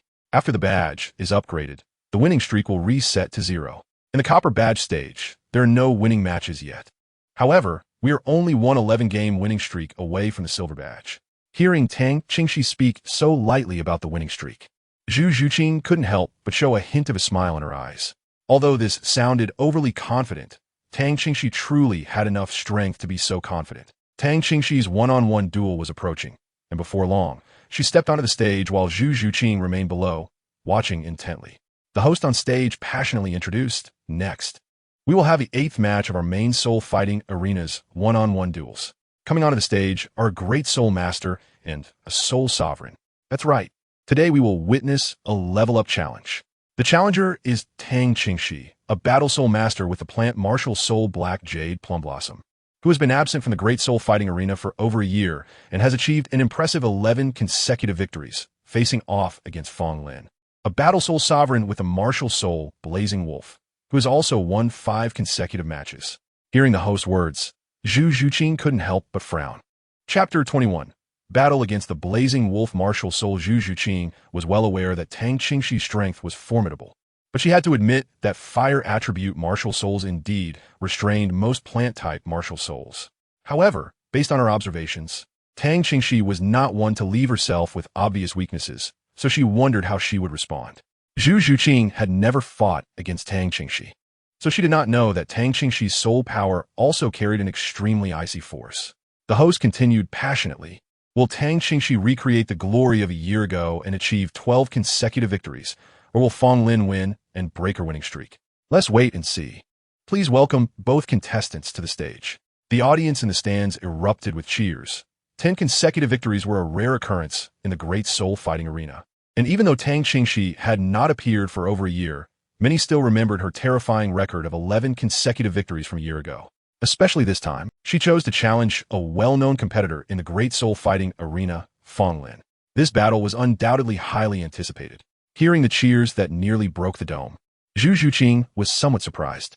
She had never seen such a scene at the 14th soul fighting arena. The contestants in the main soul fighting arena were indeed extraordinary. Fang Lin quickly made his way onto the soul fighting platform, sporting a wild hairstyle and sharp, fierce eyes, exuding a powerful aura. Upon seeing Tang Qingxi walk up calmly, he revealed a hint of disdain. Little girl, your ability to achieve 11 consecutive victories is indeed impressive, but it seems you've let that success go to your head, attempting to challenge a soul sovereign with the strength of a great soul master. Your winning streak is destined to end. Let's see if you can say that after winning. Tang Qingxi replied, not one to indulge in pre-fight bravado. Ha! Fang Lin chuckled. You'll realize the difference between a great soul master and a soul sovereign. As the host announced the start of the match, Fang Lin, appearing dismissive, was actually not an arrogant fool. Earning a copper badge and 5 consecutive victories was no small feat. He immediately activated his martial soul, and fiery hair erupted from his body, making his already strong physique appear even taller. Regardless of the legendary 11 consecutive victories, he would still show respect even to those in the great soul master category. Harsh words aside, practical combat was what mattered. His hands transformed into sharp claws, engulfed in flames, creating sparks as they rubbed together, with 3 soul rings, 1 white, 1 yellow, and 1 purple, floating around him. Tang Qingxi did not release her martial soul so ostentatiously. Instead, a few pieces of black jade plum blossoms swirled in her palm. Then, Tang Qingxi swiftly darted towards Fang Lin. Upon witnessing the speed displayed by Tang Qingxi, which was surprisingly not slower than his own, Fang Lin's expression suddenly became serious. No wonder she could achieve 11 consecutive victories and dared to challenge those at a higher level. She indeed had some confidence. Fang Lin's first soul ring lit up, and flames engulfed his body. Then his second soul ring activated, and with a howl, flames gathered in his mouth, shooting a fireball towards Tang Qingxi. Tang Qingxi sidestepped easily, dodging the fireball and only feeling a hint of its heat. As Tang Qingxi approached, Fang Lin also charged forward, raising his paw to attack Tang Qingxi. Fang Lin had only added a ranged attack ability to himself with his second soul ring. In reality, he primarily focused on close combat. Tang Qingxi's direct attack was exactly what he wanted. He also struck with full force, and his third soul ring lit up. A circle of flames suddenly ignited around his feet, and he smiled with satisfaction. His previous opponents had always been too afraid to approach him easily, but this Tang Qingxi was rather bold. What surprised him, however, was that Tang Qingxi stepped into the fire circle and directly extinguished the flames at his feet. At the same time, Tang Qingxi raised his hand to meet Fang Lin's fiery claws head-on. Tang Qingxi's palm condensed with chilling energy, and the flames on the sharp claws seemed to wither as if they encountered something terrifying, extinguishing completely upon contact. Feeling the icy cold returning from the claws, Fang Lin's eyes widened. You actually have an ice attribute. Since Tang Qingxi hadn't appeared in the Great Soul Arena for over a year, Fang Lin couldn't gather complete information about her martial soul today. He only knew it was a plant-type martial soul, which should give him a significant advantage as a fire type. However, he didn't expect it to also have an ice attribute. What puzzled Fang Lin was that, even though ice and fire counter each other, the difference in their soul power was evident. He should have been the one to restrain Tang Qingxi, so why was his flame completely suppressed instead? Moreover, as a great soul master, Tang Qingxi's strength was not at all inferior to his own. With just one clash, Fang Lin was directly pushed back 3 steps by Tang Qingxi's palm, while she stood firmly in place. Seeing that he was at a disadvantage after their exchange, the audience erupted in cheers. Fang Lin's palm was frozen and trembling from the biting cold, prompting him to cautiously retreat a few more steps and release a fireball. Tang Qingxi seemed to not evade this time, which surprised Fong Lin a bit. But as the fireball flew directly past Tang Qingxi's figure, Fong Lin's pupils constricted. A chill swept over him as Tang Qingxi lightly struck his shoulder with a palm. He didn't feel much force, unlike the first strike that could push him back. However, this blow made it impossible for him to lift his entire arm, and he found it difficult to dispel the invading chill with his soul power. This is impossible, Fong Lin shouted in disbelief. He had been defeated before, but even the soul master who had defeated him couldn't so easily incapacitate his arm in just 2 moves. Now he truly understood why Tang Qingxi dared to challenge at a higher level. With one arm unable to move, Fong Lin's combat power decreased, and he could only raise his other claw in an attempt to block Tang Qingxi. Yet, with a casual pull, Tang Qingxi caused Fong Lin to uncontrollably rush forward, then pointed at his other shoulder. After being pushed back a few steps, Tang Qingxi stood with his hands behind his back. Do you want to continue? Fong Lin's face flushed. Did he really lose so easily? Both of his arms now only felt cold, and he could no longer resist. Unable to help but lower his head, he said with great dejection, I concede. In the audience, Zhu Zhuqing was staring in disbelief. Tang Qingxi was truly too strong. After a moment of silence in the stands, everyone was a bit surprised. What was supposed to be an eagerly anticipated challenge had ended so quickly. But soon, thunderous cheers erupted. Tang Qingxi, the legend of the Soto City Seoul Arena. You are very strong, Fong Lin said sincerely. Even now, he couldn't lift his arms, which made his expression somewhat gloomy. Tang Qingxi waved his hand and said, remember to use your soul power to nourish your joints. You are the fire attribute, so your recovery is relatively fast. At this moment, the host walked up to the battle platform and excitedly announced, congratulations to the battle soul master Tang Qingxi for his victory, with a record of 12 battles and 12 wins. This is the only 12 consecutive wins in our Grand Battle Soul Arena in 100 years. Chapter 22. 2 verses. 2. The Duel of Cat Martial Souls. Tang Qingxi walked down from the Soul Arena amidst cheers and saw Zhu Zhuqing's eyes shining with excitement. Sister Shi, I also want to become as strong as you. Zhu Zhuqing couldn't help but say. Perhaps influenced by the festive atmosphere of the Grand Soul Arena, Zhu Zhuqing appeared a bit excited. No longer the cold person she used to be. She looked at Tang Qingxi with admiration, resembling a young girl. Being as strong as me is probably impossible, Tang Qingxi replied bluntly. Zhu Zhuqing's gaze dimmed a little, but then she heard Tang Qingxi say, however, I can help you become stronger. Do you want to train with me? I'll talk to the dean. You don't have to worry about the academy's classes. Can I?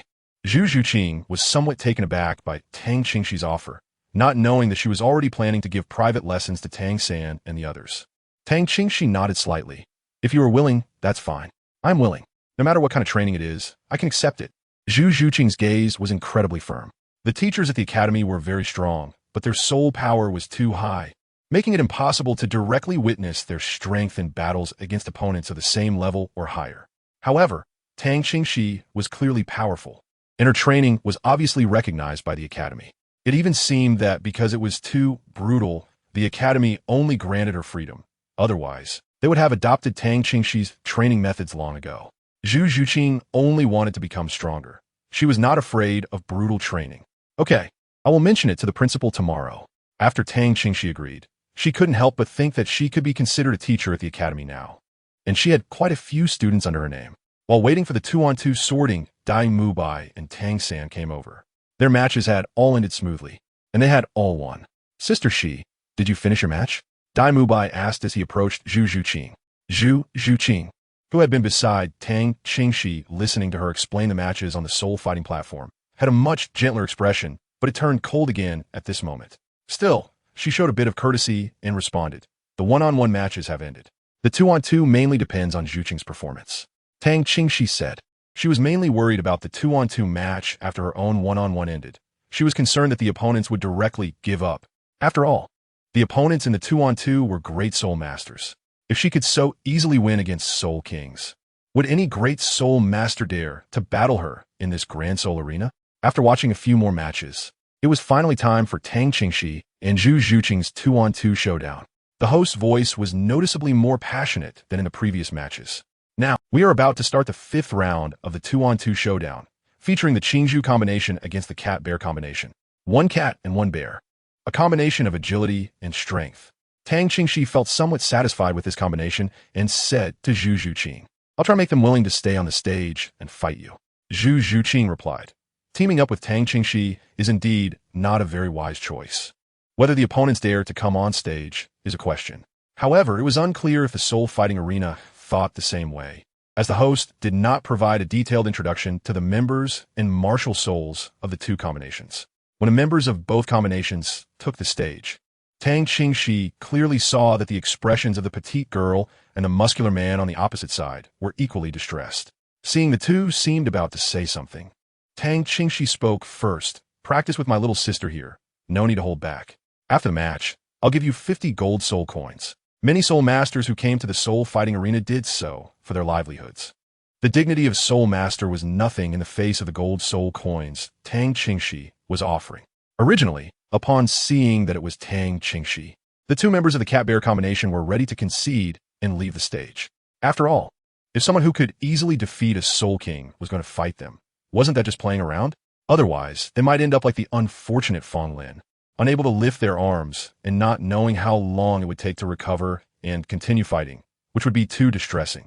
However, upon hearing Tang Qingxi's words, the two immediately relaxed a lot. Although the implication of her words was that she looked down on them, Tang Qingxi was offering money, and quite a bit at that, so it was no longer an issue. "All right, no problem." The cat-bear combination readily agreed. "Host, Zhu Zhuqing." At this moment, Tang Qingxi had a new idea. The purpose of coming to the Great Soul Arena was to gain practical combat experience. But wasn't it a hassle to come here every night? She didn't lack money. So why not just hire a few people to train with her at the academy? Let us go, but don't lose too badly. After reaching a consensus with her financial backing, Tang Qingxi waved her hand and stepped back 2 paces. She didn't expect Zhu Zhuqing to win. After all, she was just a young girl, and her soul power was 2 levels lower than those two. The opponents matched with her were far inferior, but at the great soul master level, they wouldn't be weak. With Zhu Zhuqing's strength, it would be tough for her to fight even one opponent of the same rank with a bronze badge, let alone 2. "I will do my best." Upon hearing that Tang Qingxi had no expectations for her to win, Zhu Zhuqing's competitive spirit was ignited. Facing this unusual match, the host felt somewhat helpless and simply announced the start before leaving the stage.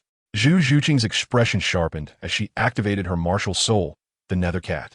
Her eyes changed color simultaneously. The left eye turned dark green, and the right eye became bright blue.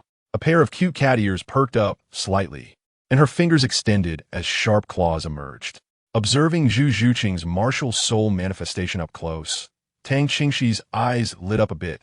She had always liked cats, otherwise she wouldn't have deliberately prepared the entire body of the White Knight Spirit Cat for Aro to use.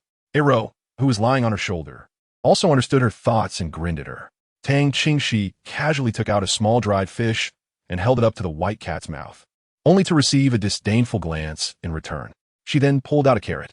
The white cat, Aruah, raised one of its front paws, sharp claws extending from its paw pads, silently threatening Tang Qingxi. This little girl really dares to treat herself as a pet. It's outrageous. Tang Qingxi couldn't help but curl her lips as she put away the carrots and dried fish. At that moment, Zhu Zhuqing had already charged out fiercely. The cat and bear duo understood Tang Qingxi's intention, and after roughly estimating Zhu Zhuqing's strength, Xiong Chun, who possessed the bear martial spirit, took 2 steps back, leaving only Bai Ling, who had the cat martial spirit, to face Zhu Zhuqing. 2 agile figures collided in the central area of the soul fighting platform. Zhu Zhuqing's first soul ring lit up, and the spectral strike was activated, doubling her speed in an instant as her sharp claws tore through the air towards Bai Ling. Bai Ling suddenly leaped sideways to evade Zhu Zhuqing's claws, then turned around, also summoning her own sharp claws to strike back at Zhu Zhuqing. Zhu Zhuqing nimbly dodged, and the 2 figures passed by each other, locking eyes. Chapter 23. Tang Qingxi begins the class. The 2 faced off for a moment before leaping into the air again. The 2 figures collided in a dazzling display, and the sound of their claws clashing echoed continuously. Tang Qingxi stood with his hands behind his back, watching Zhu Zhuqing's responses step by step. Below the stage, Tang San had silently activated his purple extreme magic eyes to observe the duel between the 2 on stage. Zhu Zhuqing used her second soul skill, Spectral 100 Claws, and the sound of claws clashing became more intense. However, her opponent was also a soul master, making it difficult for her to find a good opportunity to strike, while she had to concentrate to avoid giving her opponent an opening. Due to the difference in soul power and physical strength between the two, Zhu Zhuqing gradually began to be unable to withstand the pressure and started to retreat. Her opponent pressed on relentlessly, not giving her a chance to create distance and catch her breath. With frequent exchanges, Zhu Zhuqing's stamina was depleting quickly as well. "She's still holding back," Tang Qingxi murmured. It was clear that she was still concerned for Zhu Zhuqing's safety, not daring to seriously injure her, but was gradually pushing her towards the edge of the fighting platform, trying to force her off. Although both had cat martial spirits, Zhu Zhuqing's spectral spirit cat was stronger. However, Zhu Zhuqing was only 12 years old, and her combat experience and physical strength were far inferior to Bai Ling, who was over 20 and had long been immersed in the Great Soul Arena, facing battles almost every day. When Zhu Zhuqing stepped onto the edge of the fighting platform, Bai Ling withdrew directly, stepping back. Zhu Zhuqing understood that she had lost. Her stamina was insufficient as she bent slightly and gasped for breath. Tang Qingxi decisively gave the gold coins, and the panda duo admitted defeat and left the stage. She then walked over to the silent Zhu Zhuqing, noticing the sweat on her face, and patted her shoulder. "There's still more practice to do, but don't worry with me around. It won't be long before she is completely powerless in your hands. I will definitely train hard and follow everything that Sister Shi requires," Zhu Zhuqing said through gritted teeth. Panting, "Let's go." Tang Qingxi waved her hand. "Rest well tonight. Cherish the days when you could go back to the dormitory by yourself. After tomorrow, you won't be able to walk back upright, so be mentally prepared." Zhu Zhuqing listened to Tang Qingxi's words, not scared at all, and nodded firmly. "Okay, this girl is on the right track." Tang Qingxi was very satisfied, even feeling that by then, Zhu Zhuqing would be even more hard-working than Tang San. "Sister Shi, is there no one daring to fight you now?" Dai Mubai was also extremely surprised by the situation in this soul fight. He had never seen such a soul fight before. Tang Qingxi chuckled lightly. "Is the competition over?" "Yes." Everyone nodded. "Then let's head back. The dean instructed us to go back directly after the competition." Tang Qingxi led the group out. As the 6 of them exited the arena, they could still hear the waves of cheers. Today's competition was quite beneficial for Tang San, Zhu Zhuqing, and the others. "How was the battle?" On the way back, Tang Qingxi asked Tang San, who had appeared somewhat pale earlier, seemingly showing signs of injury. Tang San's expression was somewhat unsightly in the one-on-one match. Sister She had seen it, and in the 2-on-2 match with Xiao Wu, they almost lost due to underestimating their opponents. Hearing this, Tang Qingxi asked, "Have you learned your lesson?" "Yes." Tang San nodded, reflecting deeply on himself. "We were up against a pair of brothers with a hammer martial soul. I didn't expect their second soul skill to have tracking effect. I could only protect Xiao Wu and took the hammer hit myself, resulting in a backlash. Xiao Wu, still angry, used her silent darts, almost injuring the opponent fatally. Using hidden weapons against opponents of the same level, regardless of who used them, Tang San. That really shouldn't have happened. It's a bit of an overreaction." Listening to Tang San's description, Tang Qingxi was indeed very dissatisfied with his performance. "Yes, I know I was wrong." Tang San bowed his head in acceptance. Xiao Wu, seeing Tang San being lectured by Tang Qingxi, couldn't help but pout. "They hurt third brother. I was just too angry to use it." "It's all right, Xiao Wu, it was my fault," Tang San comforted her. "With my strength, I shouldn't have gotten hurt. If I hadn't been hurt, you wouldn't have used the darts." "Tang San, you will train directly with me tomorrow. Xiao Wu can come if she wants, but the training will be very harsh." Seeing Tang San's attitude was good, Tang Qingxi didn't scold him too much and went straight to the point. This surprised Dai Mubai and Ma Hongjun. "Sister Shi, you're going to let Tang San train with you? Isn't that asking for his life? Can anyone withstand your training intensity?" "Yes," Tang San answered directly. He wanted to train with Tang Qingxi, and Xiao Wu naturally wouldn't fall behind. "Then I'll come too. You two can come if you want. Tomorrow I will discuss with the dean about whether to open this course as a free choice for participation. Remember to mention it to Oscar and Ning Rongrong as well. It's clear that the training intensity will be much higher than the Academy's courses. Whether you come is up to you, but if you do, gather at the cafeteria entrance after lunch." Tang Qingxi casually mentioned Dai Mubai and the others, indifferent to whether they came or not. Dai Mubai and Ma Hongjun shivered in unison, showing a look of rejection. Zhu Zhuqing shot a cold glance at Dai Mubai, her eyes filled with disappointment. The next day, Tang Qingxi sought out Flander early in the morning to express her desire to start the course. Flander naturally didn't say much, only reminding her that the students were still young and the training intensity should be appropriate. then agreed. Subsequently, Tang Qingxi left Shrek Academy to prepare for the course. She first hired several chefs in Soto City and arranged for daily deliveries of ingredients to Shrek Academy. The original food supply at Shrek was insufficient to meet the energy needs of high-intensity training. The food expenses wouldn't be too high, and Tang Qingxi kindly provided for all the students. She also spent money at the blacksmiths to urgently forge several sets of training equipment. As for practice partners, she had this plan but didn't need to arrange it now. First, she would enhance their physical strength, then train their practical experience. They had already seen the world in the Great Soul Arena, and after a period of training, they would be able to see their improvements intuitively. Then, they would be severely beaten, which would motivate them to participate in the subsequent training. During lunch, the students at Shrek Academy were served food that was several levels better than usual and tasted excellent, causing everyone to cheer. However, as soon as Tang Qingxi walked into the cafeteria, the cheers suddenly stopped. Finish eating and gather outside. Tang Qingxi had already eaten, leaving behind a sentence before walking out of the cafeteria to wait in the open space. Soon, Tang San, Zhu Zhuqing, and Xiao Wu came out. Behind them, there was a figure that surprised even Tang Qingxi. Ning Rongrong, dressed in a white dress, with a stubborn look on her face, followed behind Tang San and the others. Glaring at Tang Qingxi, "I heard you're starting a course. Aren't you very strong? I want to see what you can improve me." Chapter 24, Course Goals. 10,000-year fourth soul, Ring go back to the dormitory and change out of the dress. Tang Qingxi glanced at her indifferently. "Speed up, I won't wait for you." "Okay." Ning Rongrong readily agreed and ran back to the dormitory. During the wait for Ning Rongrong, the bell for the dean's class rang. Dai Mubai and Ma Hongjun rushed out of the cafeteria toward the playground. Looking at Tang San and the others gathered together, Ma Hongjun couldn't help but sneer. Why is Sister Shi back and has recruited 4 new students? But in the end, it's still only us in class. Otherwise, do you want to be tortured by Sister Shi? Dai Mubai shot him a glance. The academy's courses are already terrifying enough, and Tang Qingxi's training intensity is much scarier. He felt that Tang San and the others wouldn't last long. Zhu Zhuqing silently watched Dai Mubai walk away, then averted her gaze. Thinking it was a waste of time to look at someone she couldn't rely on, it was better to focus on strengthening herself.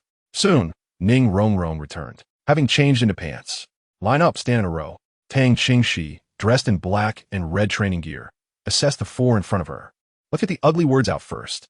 My course is one you can exit at any time because the training you are about to face will be extremely harsh, not something ordinary people can endure. However, once you exit, I won't take you back. As for the upcoming course, it will enhance you in many aspects, including physical strength, stamina, speed, reaction, willpower, mental strength, combat skills, and practical experience. Your graduation goal will be to absorb a 10,000-year soul ring after reaching level 40. 10,000-year soul ring? Hearing this, Tang San and the others were dumbfounded. The upper limit for the 4th soul ring is generally around 4 to 5,000 years. And Tang Qingxi's goal for them was actually to exceed that limit by double and absorb a 10,000-year soul ring. They had never heard of soul masters absorbing a 10,000-year 4th soul ring. Ning Rongrong looked incredulous. Tang Qingxi was too bold. Xiao Wu looked very disapproving. The resilience required for a 10,000-year soul ring is extraordinary, and there can be backlash. If you fail, you could die. Tang Qingxi remained calm. As long as you follow my training diligently, I can guarantee that you will reach this step, whether you're a battle spirit master or a support spirit master. However, if you attempt to cut corners and fail to absorb a 10,000-year spirit ring, the consequences, as Xiao was already mentioned, will be severe.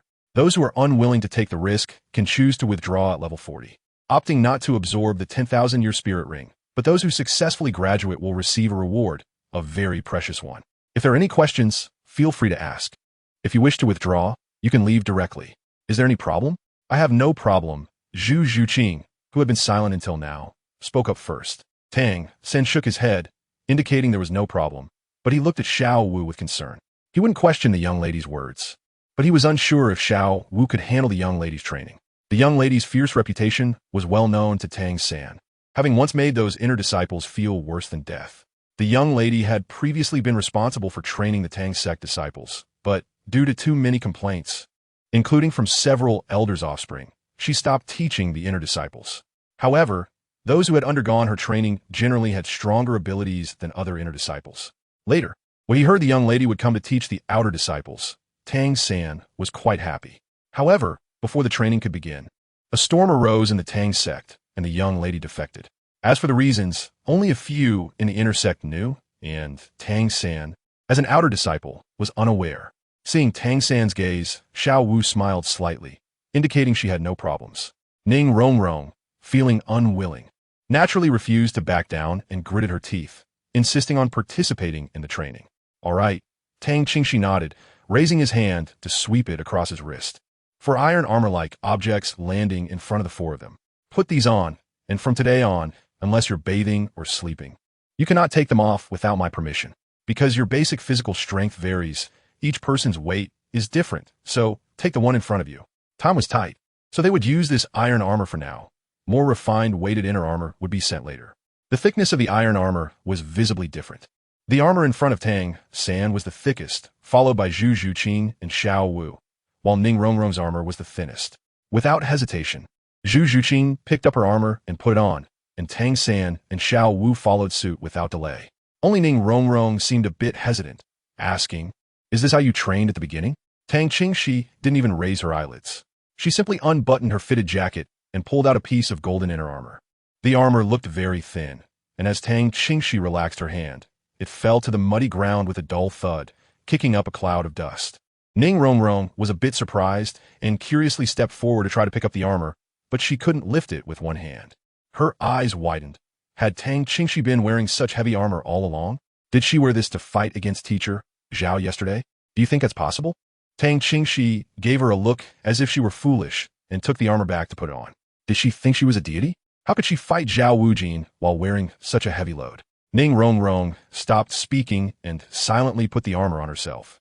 Regardless of whether Tang Qingxi wore it yesterday, just the weight of the armor she was wearing today made it clear that Ning Rongrong hadn't noticed that Tang Qingxi was bearing such a burden. She had nothing more to say. At your age, enduring such a load for a long time can put a strain on your bones. We'll arrange medicinal baths for you every night, Tang Qingxi added, preparing to start training with them. However, at that moment, Flander came over with Dai Mubai and the others. Tang Qingxi turned around and looked at Flander, who pointed at Oscar. This kid is already level 30. I'm planning to have Zhao Wujia take him to the Star Dough Forest tomorrow. This is also a form of training. Zhao Wujia won't easily make a move. I hope you all can go along and help Oscar hunt for soul rings. After hearing this, Tang Qingxi thought for a moment and nodded. All right. It's good for them to see the world in the Star Dough Forest. After agreeing, Tang Qingxi ignored the curious gazes of Dai Mubai and the others as they looked at Tang San and the others, waved his hand, and called for Tang San and the four. Let's continue the lesson. Start running laps around the village. After saying that, Tang Qingxi led everyone out. Oh my! How heavy must that armor be? Oscar looked at the armor on the four and couldn't help but exclaim. Are we still continuing training? Won't we all be unable to get up tomorrow? Dai Mubai also looked dazed. This training really looked quite tough. Ma Hongjun shivered. Those four are so brave. They actually dare to train with Sister Shi. Chapter 25, Ning Rongrong's Grievances. How many laps do we have to run? Seeing that they were running around the village again, Ning Rongrong recalled her experience from yesterday and couldn't help but ask. Tang Qingxi was not running fast, maintaining a steady pace at the front leading the team.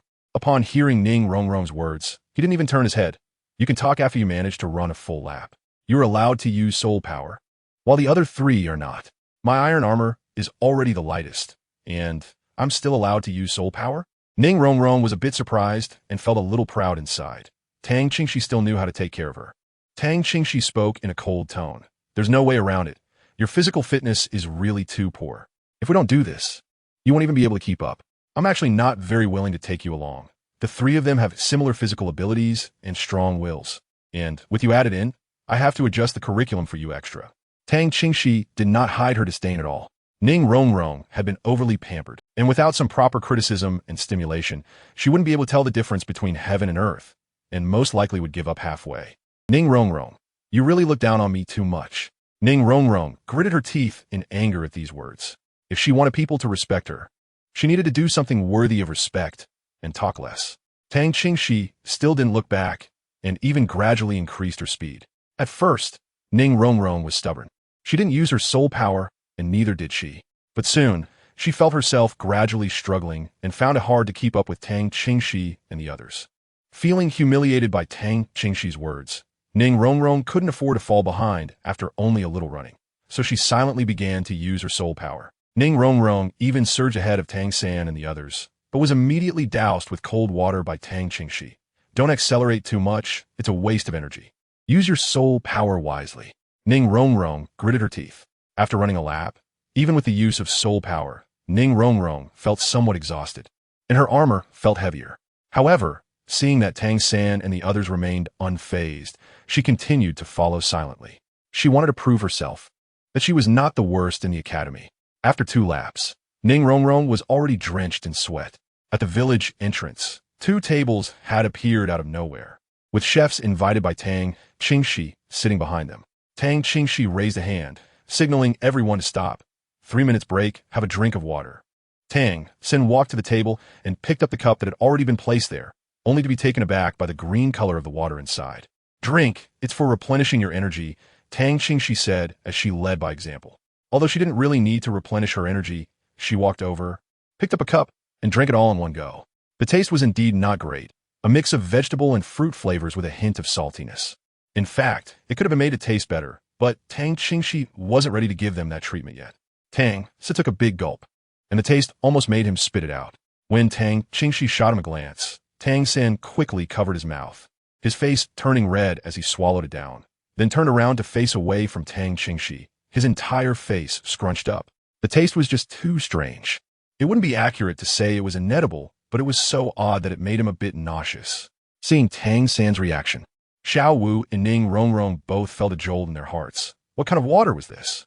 Zhu Zhuqing, on the other hand, remained mostly silent, quietly picking up the cup to drink. Although she swallowed a mouthful of water, her hand trembled slightly. After forcing down a cup of water, Zhu Zhuqing also raised her fist to press against her mouth. The taste was truly hard to praise. In contrast, Xiao Wu was the most accepting of it, calmly finishing her drink. Ning Rongrong, however, wore an expression of pain, yet still insisted on pushing through, gulping it down, and after finishing, she couldn't help but retch a few times. 3 minutes passed quickly. For Tang San and the others, it was fine. But Ning Rongrong didn't feel like she had rested at all before having to start running with the team again. However, once they started running, Ning Rongrong could still feel that resting and the water helped replenish her stamina. But by the 5th lap, Ning Rongrong's speed gradually slowed down, and she felt her legs becoming heavier. Tang Qingxi also slowed down according to her situation, but by the 6th lap, Ning Rongrong's speed had obviously become much slower. After finishing this lap, you were allowed to rest for a whole lap, but the armor must not be taken off. Speed up and catch up. Tang Qingxi urged sternly without slowing down to wait for her. Ning Rongrong felt her vision starting to darken, and amidst the dizziness, she heard Tang Qingxi say they could rest, which made her a bit clearer. She could see that Tang San and the others were already sweating profusely but were still able to maintain their speed, unlike her own predicament. Tang Qingxi, however, remained unfazed, only unfastening her outer jacket. But it wasn't to cool down, it was just to show them that she was still wearing weights. Ning Rongrong really thought Tang Qingxi was a monster. She had trained before too. She just couldn't understand how long and how intense Tang Qingxi's training must have been to run so easily under such a load. Throughout, Ning Rongrong had countless moments when she wanted to give up, but she gritted her teeth and persisted, spurred on by Tang Qingxi's disdainful words. However, at this moment, the prospect of resting was what truly ignited Ning Rongrong's fighting spirit. Hearing Tang Qingxi say that they could rest for a whole lap after finishing this lap almost brought tears to her eyes. So even though she was a bit lightheaded, Ning Rongrong instead picked up her speed, determined to finish this lap as quickly as possible. Zhu Zhuqing, seeing Ning Rongrong catch up again, couldn't help but admire Tang Qingxi a bit. This person had a terrifyingly skilled grasp of people's hearts, always managing to make Ning Rongrong persist under different circumstances and levels of fatigue. By the time they finished this lap and returned to the village entrance, Ning Rongrong directly collapsed at the entrance. She really couldn't run anymore. However, the next moment, Tang Qingxi grabbed her by the armor and pulled her up. Stand and rest. Ning Rongrong was on the verge of tears. Her throat felt like it was smoking, and she couldn't say anything, but she really wanted to lie down. Looking at her, Tang Qingxi coldly ordered the chefs waiting nearby. No sitting until the time is up. Among those chefs, there were soul masters, although their levels weren't high. Dealing with a support-type Ning Rongrong was still quite easy. Ning Rongrong was watched by others and couldn't sit down to rest, only able to stand. The armor on her was especially heavy, and at this moment, she truly couldn't hold it in anymore and burst into tears. Tang Qingxi, after letting Tang San and the others drink some replenishing water and rest for a moment, didn't care about Ning Rongrong anymore and led the group away. As for those chefs, Tang Qingxi had already informed them, so they just watched Ning Rongrong stand there, not even sparing her a glance no matter how much she cried. Although it was extremely unfair, after crying for a while without anyone caring, Ning Rongrong finally stopped sobbing, sniffling as she sat down, hugging her knees and curling up in a corner, feeling silently wronged. She truly understood now that, in this academy, no one would treat her with the same adoration and pampering as in the Seven Treasures glazed tile school. Chapter 26. Heading to the Stardow Forest by the time Tang Qingxi led the team back after finishing a lap. Tang San and the others were also allowed to rest for a bit longer. They all glanced at Ning Rongrong, whose eyes were red, although she looked quite pitiful. No one said anything more. They were also exhausted, after all, as the armor they wore was heavier than Ning Rongrong's, and their physical consumption was even greater. No one was willing to waste even a bit of energy talking. However, Ning Rongrong was now very calm. After crying and feeling wronged, she had thought of many things. Although she had been spoiled, she wasn't a complete fool. She was quite smart. Looking back, she could actually understand Tang Qingxi's intentions. Although she was angry and wronged during the exhausting runs and hated Tang Qingxi to death, after resting and calming down, she felt a bit grateful towards Tang Qingxi. Her emotions were indeed quite complicated. Continue, Ning Rongrong, keep up. After resting for a while, Tang Qingxi led the team out again. That day, Tang Qingxi ran until everyone collapsed on the ground, unable to move before ending the session. If it weren't for the fact that they were going to the Stardow Forest the next day, Tang Qingxi was prepared to train them until they passed out. The chefs invited by Tang Qingxi were actually quite versatile and could also act as caretakers. They took Tang San and the others back to their dormitory and arranged for medicinal baths. Tang San, being the last to arrive, was quietly reminded by Tang Qingxi, "Don't slack off. Take this time to practice your Xuantian skill." Tang San understood. Although he was so tired, he didn't want to move. He obediently responded to Tang Qingxi's instruction. The four were sent back to rest. In the Shrek boys' dormitory, Oscar and Ma Hongjun stared in shock at the Tang San who was carried back. As expected, they had guessed correctly. Sister Shi's class was terrifyingly tough. Tang San's physical fitness is actually not much different from Daimyo Bai's. Both could be trained to this extent. If they were to undergo such training, they might lose consciousness directly. When Daimyo Bai saw them being sent back, he ran to the girls' dormitory to visit Zhu Zhuqing. However, he was stopped at the door by Tang Qingxi's people, as it was bath time, and boys were not allowed to enter the girls' dormitory. After learning this, Daimyo Bai had no choice but to return to his own dormitory. In the boys' dormitory, Ma Hongjun and the others surrounded Tang San, who was waiting for the medicinal bath to be ready and could hardly lift his arms. They asked with glee, "Little San, how do you feel? Are you going to continue attending Sister Shi's classes next time?" "Of course, I will continue. Although the training is harsh, it also means a significant improvement for us. Are you really not considering joining?" Tang San forced himself to move his arms, preparing to take off his armor. Ma Hongjun was the most resistant, shaking his head repeatedly. "I don't want to be tortured by Sister Shi. Has Ning Rongrong really managed to stick with you all this time?" Oscar asked curiously. He was surprised by the true nature Ning Rongrong revealed yesterday, but today's Ning Rongrong surprised him even more. Tang San nodded. He even fainted for a moment during the break, but after waking up, he still got up and continued to run with us. "My goodness, Sister Shi is really scary. How did Sister Shi manage to make Ning Rongrong, who resisted the training so fiercely yesterday, accept her brutal training?" The boys' dormitory was lively with discussions about today's training, while the girls' dormitory was so tired that they didn't even want to talk. Tang Qingxi ran a few more laps before returning to her residence. In her bedroom, the cold air was pervasive. A cold jade bed that exuded chilliness was placed on the floor. After cleaning up, Tang Qingxi practiced the Huagong martial arts for a while before going to bed. At midnight, during the time when the cold was at its peak, she naturally awakened, sitting cross-legged on the cold jade bed in the five hearts towards heaven posture, circulating her internal energy for cultivation. The cold air gradually rose, enveloping Tang Qingxi as if she were surrounded by mist, with strands of cold energy swirling and being absorbed into her dantian. Within her body, her soul power merged with the absorbed cold energy, making her soul power even more chilling and profound. Tang Qingxi still had one aspect that had not been revealed, which was her soul power, and it was becoming increasingly sharp. The white cat lay on the windowsill, silently watching Tang Qingxi practice. Sometimes, it couldn't help but marvel at how astonishingly self-disciplined this girl was. She would get up in the middle of the night and then rise again before dawn. It also didn't quite understand how Tang Qingxi could sleep on such a cold bed of cold jade. Perhaps it was this ability to endure what ordinary people could not that had forged the strong Tang Qingxi of today. The next morning, after breakfast, the Shrek Academy students gathered on the playground. Tang Qingxi saw that Tang San and the others were all following her previous instructions, wearing armor, and couldn't help but nod in satisfaction. Zhao Wujia soon arrived at the playground.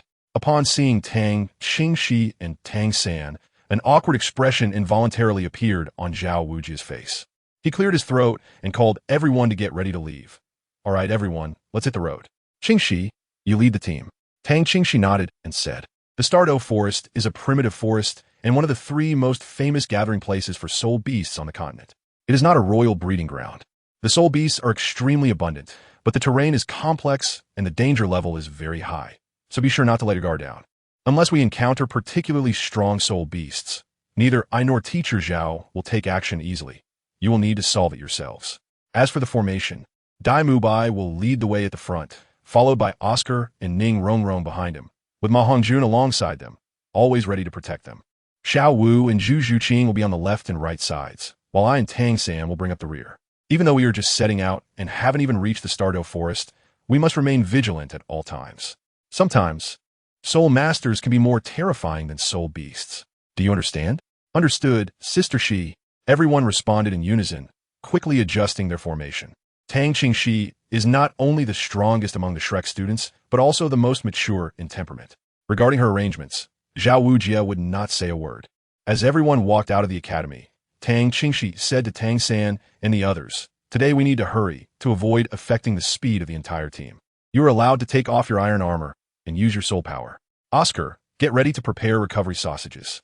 Ning Rongrong, you don't need to use your soul skills for assistance. Then let's set off and run forward. The Douluo Great Forest is not far from Soto City. And even though Flender gave Tang Qingxi a sum of gold soul coins when she went to find him yesterday, it did not change his stingy nature. And the academy did not arrange any carriages for everyone. Tang Qingxi didn't mind using this journey as training and didn't arrange for a carriage, just to avoid moving too slowly and consuming too much energy, in case of unexpected situations where their strength might not be sufficient. It was allowed for Tang San and the others to take off their armor. Subsequently, under the leadership of Dai Mubai, everyone ran towards the direction of the Douluo Forest. Chapter 27. Those who dare not cause trouble are mediocre with Oscar's assistance in restoring sausages. The Shrek Academy group arrived at a small town not far from the Douluo Forest as night fell. With their combined speed, they wouldn't be able to reach the Douluo Forest in one day, and Tang Qingxi had no intention of traveling at night. So they decided to rest and replenish supplies in this small town. Although the town was not large, it was quite lively. The streets were lined with shops selling various products related to soul masters, such as weapons, armor, potions, and so on. What a prosperous little town. Tang San was somewhat surprised to see the bustling streets. Since this town was close to the Douluo Forest, soul masters frequently stopped here to rest and replenish supplies, which naturally led to its prosperity. Tang Qingxi zimak unfa. Tang San was somewhat surprised. Isn't this nearly 100 kilometers away from the Douluo Forest? Can such a prosperous place rely on the Douluo Forest from such a distance? Upon hearing this, Tang Qingxi glanced at Tang San. Thinking that this kid probably hadn't traveled much, it's no wonder he lacks experience. But isn't this trip meant to broaden their horizons? Oscar, hearing Tang San's surprised words, smiled and explained to him, you've mostly been to the soul beast forest in the country, right? Those domesticated soul beasts are relatively gentle, won't actively attack humans, and can't easily leave their confined areas. But the Douluo Forest, a habitat for wild soul beasts, is different. The soul beasts there are fierce and often venture out of the forest. If a town is too close to the Douluo Forest, it can't thrive. It even requires heavy guarding. Reading thousands of books is not as beneficial as traveling thousands of miles. Once you become stronger in the future, you'll have the opportunity to walk the main roads and broaden your knowledge. Tang Qingxi pointed out while observing the diverse passers-by on the street. Tang San nodded sincerely. Yes, coming out can indeed teach us a lot. The white cat resting on Tang Qingxi's shoulder quietly raised its head to gaze at the direction of the starry forest. At this moment, Zhao Wuji pointed to a seemingly ordinary hotel ahead and said, "Let's stay here, rest for a night, and set off in the morning." Tang Qingxi didn't have much requirement for where to stay, as long as it wasn't too bad. He glanced at the hotel and walked over first. Tang San and the others followed suit. "Let's eat first." Upon entering the hotel, Tang Qingxi led the group to a round table that could accommodate all 9 of them. Then, he called the waiter to order food. "Feel free to order whatever you want, but pay attention to the quantity and don't waste." At the dining table, everyone behaved properly, and their ordering was quite restrained. Tang Qingxi knew that with her presence, these people couldn't liven up. Besides, she wasn't the type to play around with them. After leaving enough money to cover the bill, she booked a room and went upstairs to her room first. Zhao Wuji also didn't join them in the fun and went upstairs as well. As soon as Tang Qingxi and Zhao Wuji left, Ma Hongjuan's spirits noticeably lifted, and he was ordering dishes more enthusiastically. "The menu here seems quite complete. I wonder how the food tastes." Dai Mubai looked at him helplessly. "Let the fatty order. He is indeed more skilled when it comes to eating." At this moment, the restaurant was already about 60 to 70% full. Suddenly, a group of 8 people walked in from outside. At the forefront was a middle-aged man who looked to be in his 40s, with a face that could barely be considered handsome and hair that was slicked back to a shine. He wore an exquisite moon-white soul master robe, intricately embroidered with silver thread patterns that shimmered as he moved. Following behind the middle-aged man were 6 young men and 1 woman, all appearing to be around 20 years old, dressed in the same moon-white soul master robes, but without the delicate silver thread embroidery. Each of these 8 individuals had a green circular mark on their left shoulder, with the same color characters embroidered inside. Sang Hui. As soon as the restaurant owner saw them enter, he hurriedly welcomed them, bowing and showing extreme politeness. This small town essentially relied on soul masters for its livelihood. To the townspeople, soul masters were not only noble but also wealthy, so the owner naturally dared not be careless. "That girl looks pretty good, Dai Lauda. These guys should be from Sang Hui Academy, right?" Ma Hongjuan's small eyes were fixated on the only girl in the group of 8. It must be said that the girl had a certain charm, ranking above average. Having experienced the effects of his martial soul at an early age and being fond of beauty, seeing such a fully developed blossom of a girl naturally made Ma Hongjuan's eyes shine, staring at her without stopping. Dai Mubai, on the other hand, curled his lip. "It's just a small Sang Hui Academy. What's there to show off?" Neither the fatty nor Dai Mubai could keep their voices down. Soul masters naturally had better hearing than normal people, and despite the noise in the restaurant, the middle-aged man among the 8 still cast his gaze over. His brow furrowed, and upon seeing that the Shrek Academy table was merely a bunch of kids, his expression grew even uglier. Oscar, sitting next to Tang San, chuckled softly. "There's a good show to watch." Tang San looked at him with some confusion. "What good show?" Oscar whispered. "This is also part of our cultivation. The dean has said that a soul master who doesn't dare to cause trouble is not a good soul master, as the saying goes. Those who don't dare to cause trouble are mediocre. Moreover, provoking people from the Soul Master Academy is the safest. At most, it's just a fight. Why did Sister Cece come down?" Tang Qingxi quietly appeared near Ma Hongjun and Dai Mubai while they were talking. She originally came down to call Zhu Zhuqing up, intending to arrange a set of hidden weapons for her to avoid any accidents in the Stardow Forest for self-defense.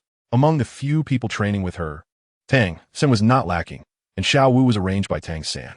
Ning Rongrong's character was still uncertain, making it unsafe to put hidden weapons in her hands. However, Zhu Zhuqing had a calm and determined personality, making her a suitable candidate for this arrangement. As a result, when she came down, she indeed saw a good show and couldn't help but frown. What had Flender taught during her absence from the academy? Nonetheless, Tang Qingxi didn't say anything. Just called out to Zhu Zhuqing, "Come up with me." "Okay," Zhu Zhuqing replied and followed Tang Qingxi back upstairs. Once they returned to the room and closed the door, Tang Qingxi took out a pile of hidden weapons, surprising Zhu Zhuqing. "This is a significant benefit for my core students," Tang Qingxi said. "I'll teach you how to use them. Don't use them lightly on ordinary days. Mainly, they're for self-defense in case you encounter danger. You might have seen Tang San use some of these. The value of these weapons shouldn't be low, right?" Zhu Zhuqing felt embarrassed to receive them for free and took out a gold soul coin. "Do I look like someone who is short on money?" Tang Qingxi raised an eyebrow and glanced at her. "I said it's a benefit, so just accept it." Chapter 28. Causing trouble randomly is foolishness. Tang Qingxi arranged a set of mechanical hidden weapons for Zhu Zhuqing. Generally speaking, the operation threshold and difficulty of mechanical hidden weapons are not high, but their power is considerable. He roughly taught her how to use them, as well as how to conceal some of the hidden weapons on her body as much as possible. The rest of the specific usage was planned to be tested in the Stardow Forest to help Zhu Zhuqing adapt. At that moment, someone suddenly knocked on the door, and Zhao Wuji's voice sounded from outside. "Xiaoxi, come out with me." "What is going on?" Tang Qingxi asked loudly, realizing something was amiss. He then furrowed his brows and stepped outside. Zhao Wuji didn't seem to intend to say much, just waved his hand and led the way down the stairs. Tang Qingxi led Zhu Zhuqing to follow Zhao Wuji, watching as Zhao Wuji guided them out of the town. Upon reaching the outskirts, they saw not far away on an open space. Tang San and the others were engaged in a battle with a middle-aged man who had the martial soul of an Xiangui. Tang Qingxi had some impression of him. She had seen him before when she went downstairs. Dai Mubai and the others were provoking the people from Songhui Academy, and this person seemed to be the leader of those from that academy. She wasn't there, so she didn't know exactly what happened, but they had already engaged with the leader. Although it was 6 against 1, it was clear that the Shrek side was at a disadvantage. Tang Qingxi saw Xiao Wu clutching her arm, seemingly injured, while Tang San had already placed his hand on the soul guide at his waist, looking like he was about to use a hidden weapon. She noticed that their opponent had 5 soul rings and was a soul king. At this moment, the 4th soul ring lit up, indicating that he was about to use his 4th soul skill. Tang Qingxi's expression suddenly turned cold, and with a movement of her body, she left behind several afterimages and appeared in the middle of the 2 groups in the blink of an eye. She casually caught the hidden weapon thrown by Tang San with a raised hand and then turned to the middle-aged man from Songhui Academy, pressing down with the domain. The intense killing intent instantly dimmed the 5 soul rings on a man's body, and his previously rising momentum immediately wilted, his face turning extremely pale. The middle-aged man retreated several steps, looking at Tang Qingxi with shock. This suddenly appearing girl seemed young, but the threat she posed was very real, and the thick killing intent made the middle-aged man sense the threat of death. However, seeing him retreat, Tang Qingxi did not make another move, retracted her domain, and looked at the Shrek members who had also stopped. "Tang San, Xiao Wu, come over here." Tang San's eyes were still filled with anger, and he felt very guilty about Xiao Wu's injury. Hearing this, he lowered his head in shame and walked up to Tang Qingxi. Xiao Wu also came over, hugging her own arms. Tang Qingxi first lifted the arm that was injured. It was frostbite. She noticed that the middle-aged man had a Xiangui martial spirit, and it seemed to have been injured by a soul skill. Tang Qingxi placed her hand on Xiao Wu's shoulder, channeling her energy to help her deal with the frostbitten arm and remove the coldness from her muscles and bones. Then she took out a box of ointment and handed it to Zhu Zhuqing, saying, "Help Xiao Wu apply this, and Xiao Ao, give Xiao Wu a recovery sausage." After giving her instructions, Tang Qingxi coldly looked at Tang San. "Tang San, tell me what happened. How did a meal turn into a fight?" Tang San was about to speak when the leader of Songhui Academy, who had recovered from the shock after Tang Qingxi took control of the domain, walked over and said, "Are you a teacher from Shrek Academy?" "I am Yi Zhiqiu, the director of the Foreign Affairs Department of Songhui Academy. Just now, several students from your academy insulted our Songhui Academy. Shouldn't you give us an explanation?" Tang Qingxi couldn't be bothered to give him a glance and coldly said, "If you don't want to die, get lost." "You." Yi Zhiqiu was infuriated, a chilling aura emanating from his body. Seeing Yi Zhiqiu about to take action, Tang Qingxi also manifested a black jade plum blossom in her palm. However, in the next moment, a hand slapped directly onto Yi Zhiqiu's face, sending him flying. It was Zhao Wuji who intervened. He could clearly see the impatience in Tang Qingxi's eyes. This girl was never one to have a gentle temperament. If she were to take action, Yi Zhiqiu would at least be injured severely. Moreover, Zhao Wuji couldn't be sure if Tang Qingxi, who had already experienced the city of slaughter, would be even harsher and more ruthless now. It was better to keep things under control when disputes arose among the academies. "Get lost when I tell you to," Zhao Wuji said rather rudely. Yi Zhiqiu struggled to get up with the help of other students from the Songhui Academy, spitting out a mouthful of blood, feeling even more horrified inside. To be injured like this with just a casual slap. The difference in strength must be no less than 15 levels. Faced with such a disparity, Yi Zhiqiu could only cast a resentful glance at the Shrek Academy group before leaving with his fellow students in disgrace. "Let's go back and sleep. What are we doing out here at this hour?" Zhao Wuji said lazily as he turned to head back. Tang Qingxi didn't rush to go back, looking at Tang San, waiting for him to answer her question. She remained still, and Tang San, Xiao Wu, Zhu Zhuqing and Ning Rongrong also didn't move. Even Dai Mubai and the others, who wanted to leave, had to wait, and even Zhao Wuji stayed in place. Tang San lowered his head and briefly recounted everything that had happened before. It was because of the provocations from Dai Mubai and the others that Songhui Academy retaliated. However, in terms of strength among the students, Songhui Academy was naturally no match. After taking a beating, Yi Zhiqiu could no longer tolerate their contemptuous attitude towards the Songhui Academy. After several verbal confrontations, he ran outside the town to fight. Tang San said, bending down, I made a wrong judgment. I didn't expect that the Xian Gui, as a defensive martial spirit, would have such a chilling soul skill, which caused Xiao Wu to get hurt. Tang Qingxi nodded after listening.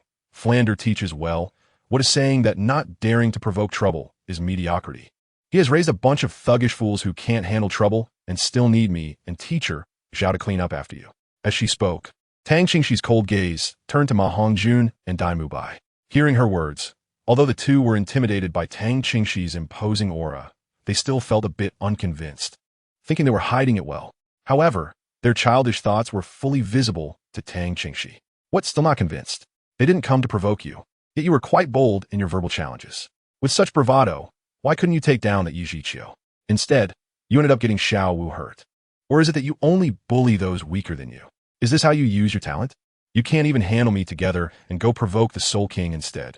Do you think all the Soul Masters outside are like Teacher Zhao, just playing house with you in battle, handing your lives over to the mercy that may not even exist in your opponent?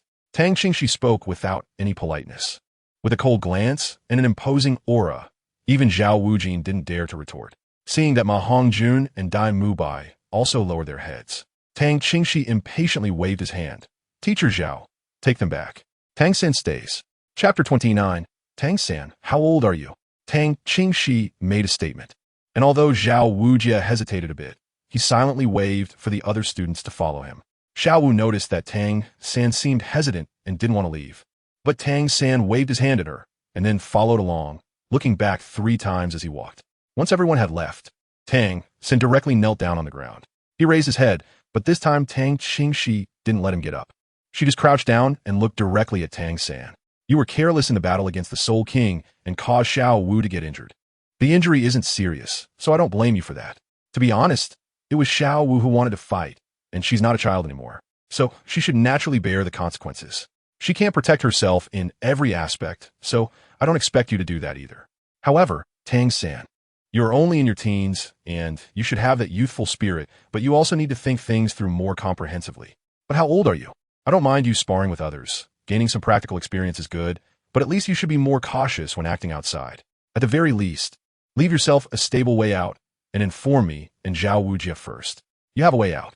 Generally, when Soul Master Academies spar, they won't easily cause fatal injuries. This is indeed an unwritten rule. Many martial arts exchanges between sects in the martial world are like this as well. But do you know how many people have died? Don't entrust your life to vague regulations and rely on your enemy's mercy. Tang Qingxi spoke each word with conviction, causing Tang San to not even dare to meet her gaze, instead lowering his head deeply. Afterward, Tang Qingxi's tone softened considerably as she earnestly said, I don't want you to stir up trouble recklessly.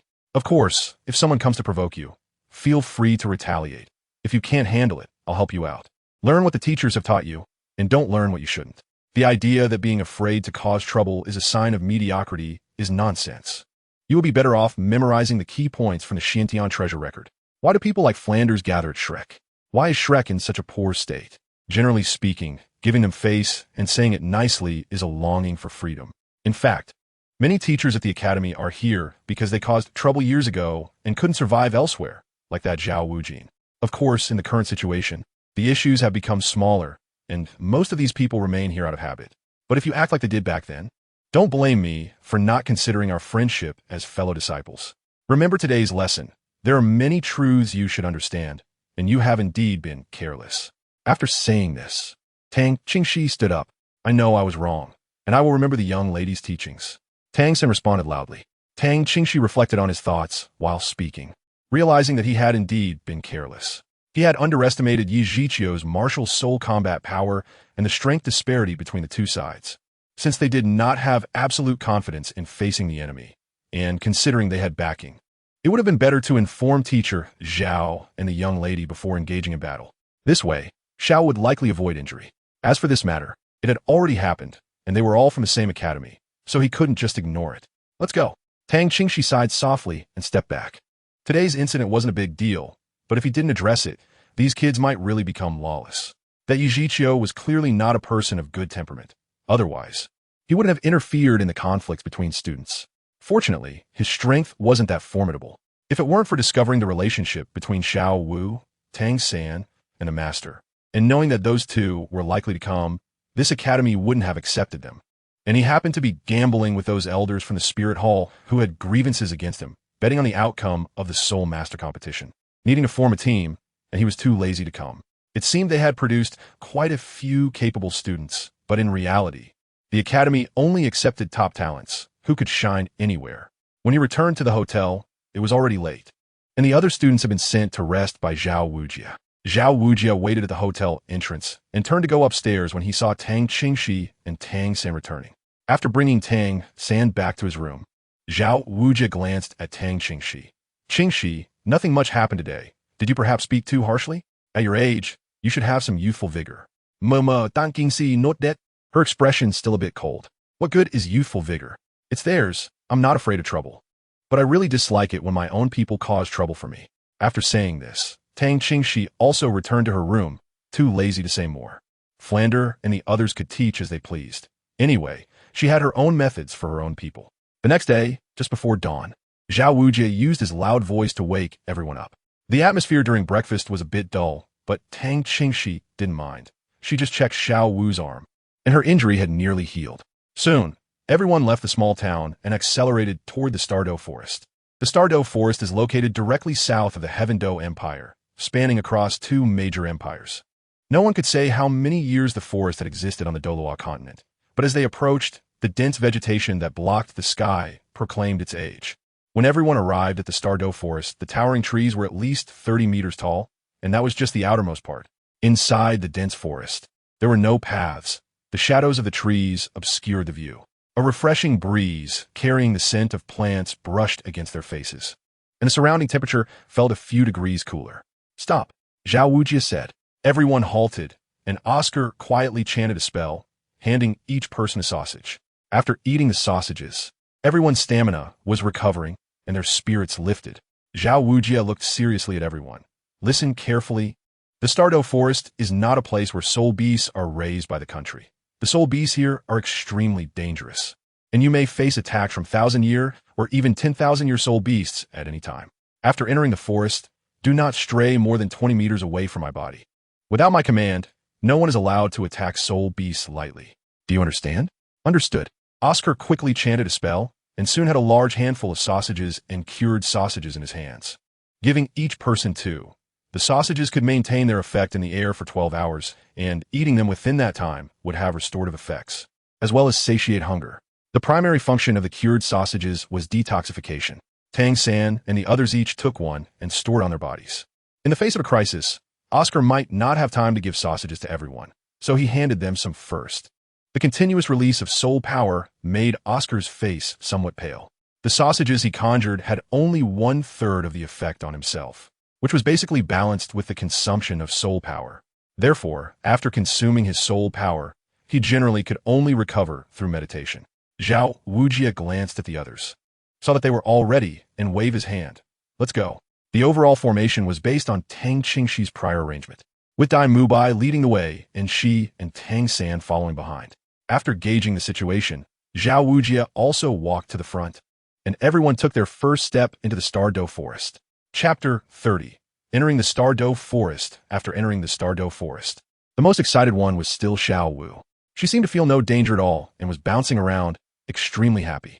This made Zhao Wujia frown, but as Xiao Wu did not exceed his limits, he said nothing. Tang San looked at Tang Qingxi several times with concern. Yesterday, Tang Qingxi had just taught him to be cautious when going outside, and he was worried that Tang Qingxi would be unhappy with Xiao Wu's behavior. However, Tang Qingxi showed no sign of discontent, only occasionally scanning the surroundings with a vigilant gaze.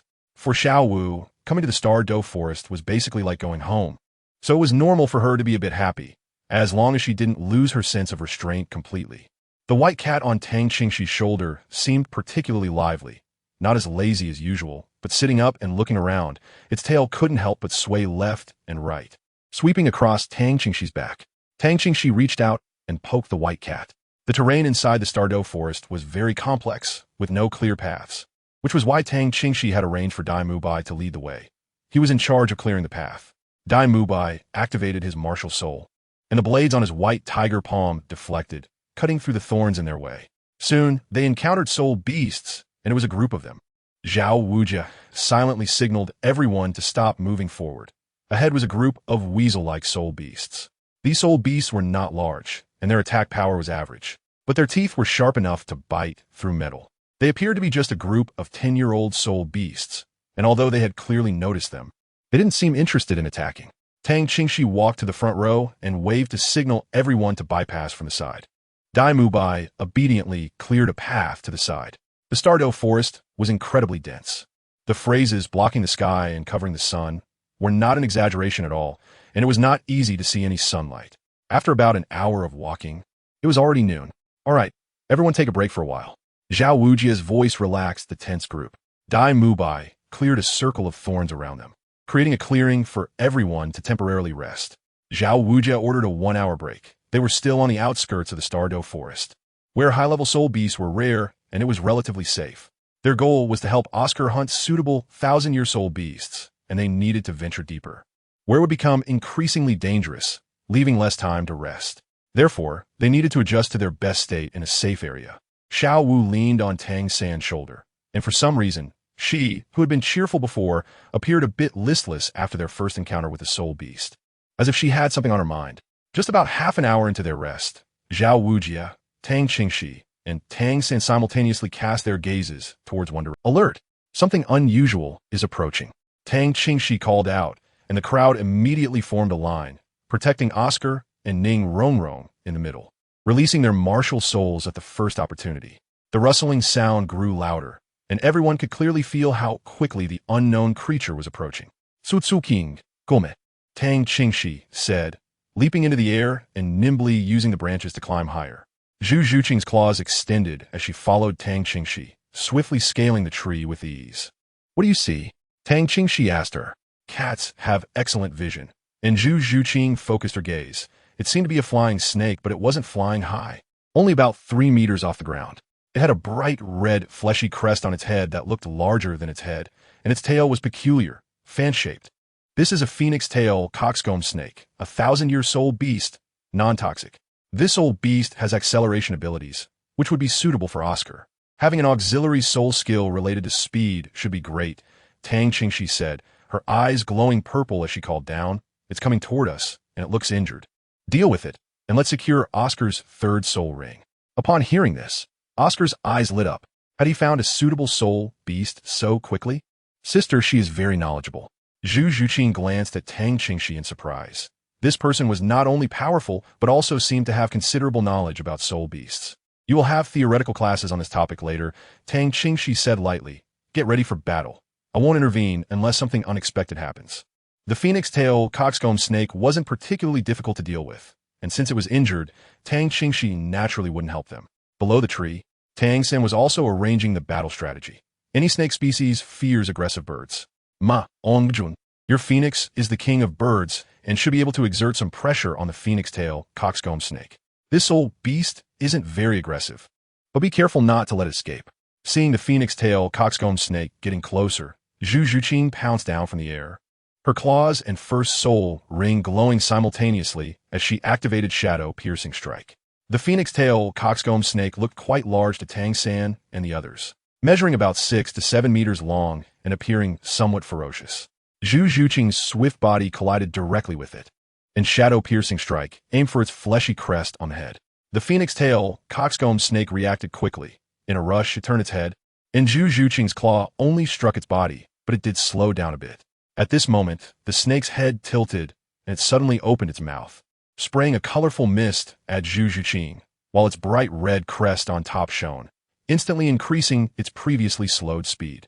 Seeing this, Dai Mubai almost instinctively shouted, "Be careful."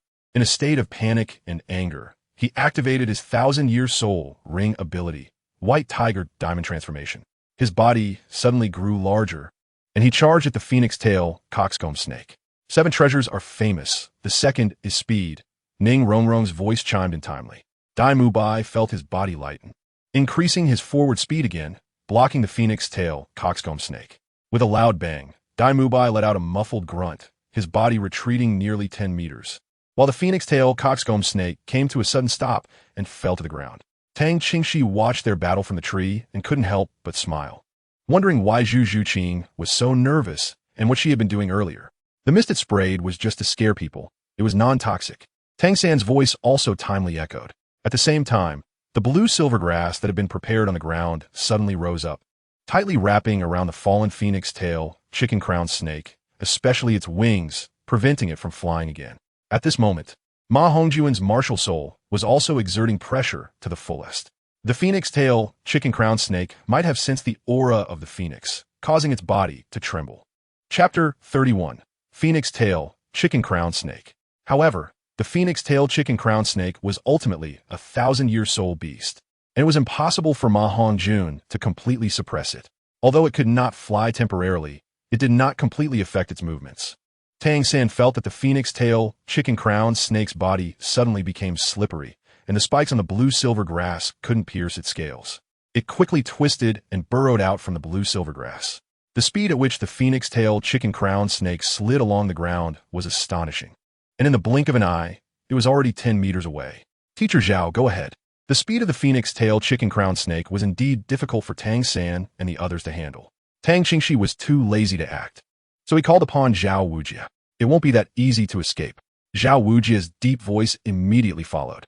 At the same time, his third soul ring lit up, significantly reducing the speed of the phoenix tail chicken-crowned snake, which was Zhao Wujia's third soul skill, gravity enhancement. Then, Zhao Wujia's fourth and fifth soul rings also lit up simultaneously, easily catching up to the phoenix tail chicken-crowned snake and rendering it unable to move. Tang San now completely understood why Tang Qingxi said that the battle against Zhao Wujia was just child's play. This series of soul skills combined together. If it were his own, there wouldn't even be a chance to release hidden weapons. It also demonstrated the terrifying strength of the young lady. Not only did she withstand the attack, but she was also able to counterattack. At this moment, Zhao Wujia had already grasped the snake's head of the phoenix-tailed coxcomb snake and directly flicked it with his finger, knocking it out cold. Done. Tang San and the others cheered excitedly, and Oscar ran towards Zhao Wujia with enthusiasm. Xiao Wu stood beside Tang San, her head lowered, filled with compassion in her eyes. Do we really have to hunt the soul beast? Tang San let out a, the law of survival is survival of the fittest. If this snake is stronger than us, do you think it would let us go? Xiao Wu didn't speak anymore, just lowered her head with a slightly pale face. Tang Qingxi floated down from the tree and looked at Xiao Wu with a puzzled expression. What's wrong? There is no shortage of the weak being preyed upon by the strong among soul beasts, let alone between soul beasts and humans. Soul masters need soul rings to advance. Although I don't need them to level up, I will eventually hunt soul beasts to obtain soul rings. And the speed at which a soul master's strength increases is much faster than that of soul beasts. The rules this continent gives to soul beasts have never been fair. As she spoke, Tang Qingxi glanced at the white cat on her shoulder. She had been observing Xiao Wu's changes since she entered the forest. It was quite strange. How did this girl survive for 100,000 years? Shouldn't she have seen through such matters long ago? Over there, Oscar was preparing to hunt for his own soul ring. To obtain a soul ring, he had to personally kill the soul beast. So Zhao Wujia had only knocked out the phoenix-tailed coxcomb snake. As everyone relaxed, Tang Qingxi raised her voice and shouted, "Everyone be alert. Why are you relaxing? Oscar, act quickly." They were still in the Star Do Great Forest. Moreover, that phoenix-tailed coxcomb snake was already injured and seemed to be fleeing as if it was being hunted. So, there might still be trouble. They didn't even know what kind of creature had injured the phoenix-tailed coxcomb snake. The next moment, Tang Qingxi looked toward the direction the phoenix-tailed coxcomb snake had come from, and a flash of purple light appeared. Someone is coming. Stop. The next moment, a hoarse voice suddenly shouted. 2 figures sprang out and appeared in front of everyone. These 2, an elderly woman and a young girl, were both female. The elder looked to be in her 60s or 70s, with neatly combed white hair, looking vigorous, her eyes sparkling with intelligence. She held a serpent-headed cane in her right hand, and 6 soul rings moved rhythmically around her body. The girl beside the elder looked about 16 or 17, with deep brown eyes fixed firmly on the phoenix-tailed coxcomb snake in Zhao Wujia's hand, also holding a serpent-headed cane. What's going on? Seeing this, Tang Qingxi approached while saying to Oscar, "What are you staring at? Get your soul ring." The elder's expression turned slightly anxious upon hearing this, but she noticed the 7 soul rings on Zhao Wujia's body and became wary. Ignoring Tang Qingxi, the elder looked at Zhao Wujia and said, "Hello, esteemed soul sage. You cannot give this phoenix-tailed coxcomb snake to this child." Zhao Wujia, gripping the phoenix-tailed coxcomb snake, signaled Oscar to wait a moment and turned to ask why. "The snake is injured. It was probably hurt by them," Tang Qingxi said with a glance at Zhao Wujia. "Come on, just let him wait." Regardless, the phoenix-tailed coxcomb snake was subdued by Zhao Wujia. "That's right. We discovered this snake first and initiated the hunt. Otherwise, how could we have tracked it?" The elder nodded in response. "My granddaughter has just reached level 30 and really needs this soul ring. Could you let us have this soul beast?" "I'm sorry, but we subdued this soul beast. If you had subdued it, it wouldn't belong to us. But since you let it escape, this soul beast has nothing to do with you. Our team also needs this soul ring," Tang Qingxi firmly stated. "Suitable soul rings are always hard to come by, and who knows how long it would take to find another suitable one. It could take 10 days or even half a month. Is this a matter for someone like you to speak on?" The elder glared at Tang Qingxi. "Humph." Seeing the elder's rudeness, Zhao Wujia smiled coldly. "Senior, please be more courteous. May I ask your esteemed name?" Wary of Zhao Wujia's strength, the elder's expression softened considerably. "I dare not. I am Xuantian, honored by friends in the Soul Master community with the title of Serpent Matriarch. My husband is Meng Shu, known as Dragon Lord. We came to the Star Do Great Forest to find a suitable 3rd soul ring for my granddaughter. I see these children beside. You do not seem old enough to absorb a 1,000-year soul ring." In Chao Tianxiang's view, among these children, the oldest Daimu Bai appeared to be younger than her granddaughter. She had great confidence in her granddaughter's talent and did not believe that these children could reach level 30. Upon hearing the elder's introduction, Zhao Wujia was secretly surprised. "You are the serpent matriarch of the legendary dragon serpent?" Chao Tianxiang smiled lightly. "I dare not, indeed. May I ask for your esteemed name, soul sage?" Seeing that these two were having a prolonged conversation, Tang Qingxi clicked her tongue. However, it didn't matter. Zhao Wujia could handle it, and if he couldn't, she would step in. When necessary, she would let Chao Tianxiang know whether she had say in this matter. Tang Qingxi simply walked to the side and leaned against the tree trunk to rest. At this moment, Zhao Wujian's expression changed slightly. He had heard of the name of the legendary Longxi. The snake lady was not particularly intimidating, but the Dragon Lord was a different story. He had already reached the level of a soul sage, and Zhao Wujian had no idea what his current strength was. Even if he had reached the level of a soul Douluo, he would not be surprised. The couple had a very good relationship with the snake lady here. The Dragon Lord was surely not far away, and he could not deal with the Dragon Lord. Chapter 32. Assessing the situation. I am Zhao Wujian. At that moment, Zhao Wujian's expression softened a bit as he introduced himself. Chao Tianxiang's expression also changed slightly. "No wonder you look so young. You are the renowned, immovable king in the Soul Master world."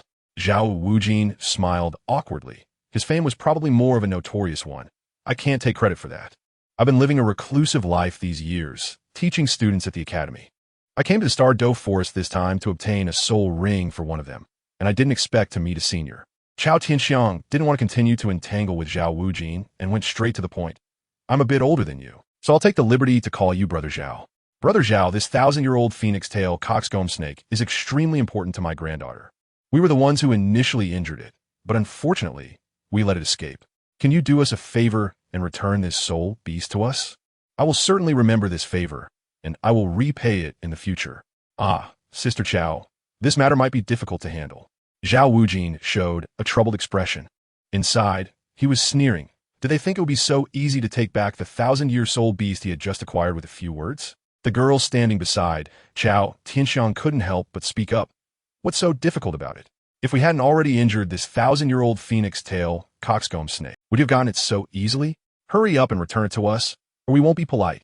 As she spoke, she raised the snake-headed cane in her hand. Chao Tianxiang also frowned and stared at Zhao Wujian. "Brother Zhao, does this mean you don't want to return the phoenix-tail coxcomb snake to us?" After going back and forth for so long, without coming to a clear conclusion, Tang Qingxi sneered and walked over to Oscar, whispering, "Let's just take action and deal with the phoenix-tail coxcomb snake." Zhao Wujin could hear her words and was surprised as he glanced at Tang Qingxi. If they directly dealt with the phoenix-tail coxcomb snake while the Dragon Lord was not around, even if the Dragon Lord came later, he wouldn't risk a confrontation over a soul ring that he couldn't obtain. The Douluo Forest was not home to just this one soul beast. Fighting would be more trouble than it was worth. The more she talked, the more hope she felt. If they continued to waste time, the Dragon Lord would really arrive, and they might have to fight over the soul beast directly. Tang Qingxi was truly speechless. There was a reason why Zhao Wujia had ended up like this. Zhao Wujia was still a bit hesitant, but Oscar decisively plunged the dagger that Zhao Wujia had given him into the head of the phoenix-tailed coxcomb snake. Kao Xingxiang thought they were discussing whether to return the phoenix-tailed coxcomb snake, but in the blink of an eye, she saw it had died, and she immediately became furious. What is wrong with you? This soul beast was caught by us. Xiao Ao, go absorb the soul ring. Tang Qingxi looked at Kao Xingxiang fearlessly. Kao Xingxiang's face changed dramatically. She knew that the phoenix-tailed coxcomb snake was in their hands, and it wouldn't be easy to get Zhao Wujia to spit it out. She had intended to use the name of the Overlord Dragon Snake to intimidate him and negotiate, but she hadn't expected him to be so disrespectful. The soul ring of a soul beast can only be absorbed by the soul master who killed it. Since the phoenix-tailed coxcomb snake was dead, there was no chance of obtaining that soul ring. Moreover, she was not Zhao Wujia's opponent, and without long gone around, there was nothing she could do. Staying any longer could even be dangerous. She had heard of Zhao Wujia's infamous reputation. Let us go. After saying this, Kao Xingxiang waved her sleeve and took her still unwilling granddaughter away, watching the two figures disappear into the vast forest. Tang Qingxi cast a faint glance at Zhao Wujia and then went to rest on the side. Qingxi, by doing this, you are making an enemy of the Overlord Dragon Snake. There will likely be trouble ahead. Zhao Wujia, surprised that Oscar acted so decisively, said with a bit of a headache, I'm not necessarily a match for Long Gong, and besides, they both have extremely overbearing martial soul fusion skills.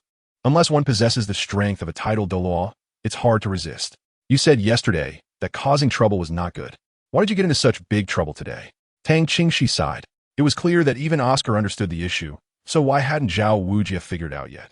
They were the ones who instigated trouble first, and I had already said that I wasn't afraid of trouble. They came to hunt soul rings for their granddaughter. Long Gong is hard to deal with, and you're also difficult for them. Instead of wasting time causing trouble for you, they might as well focus on finding other soul beasts. Martial soul fusion skill? This thing consumes a lot of energy for soul masters. They would only dare to use it in the Douluo Forest if they were reckless. What are they afraid of? Tang Qingxi is not brainless.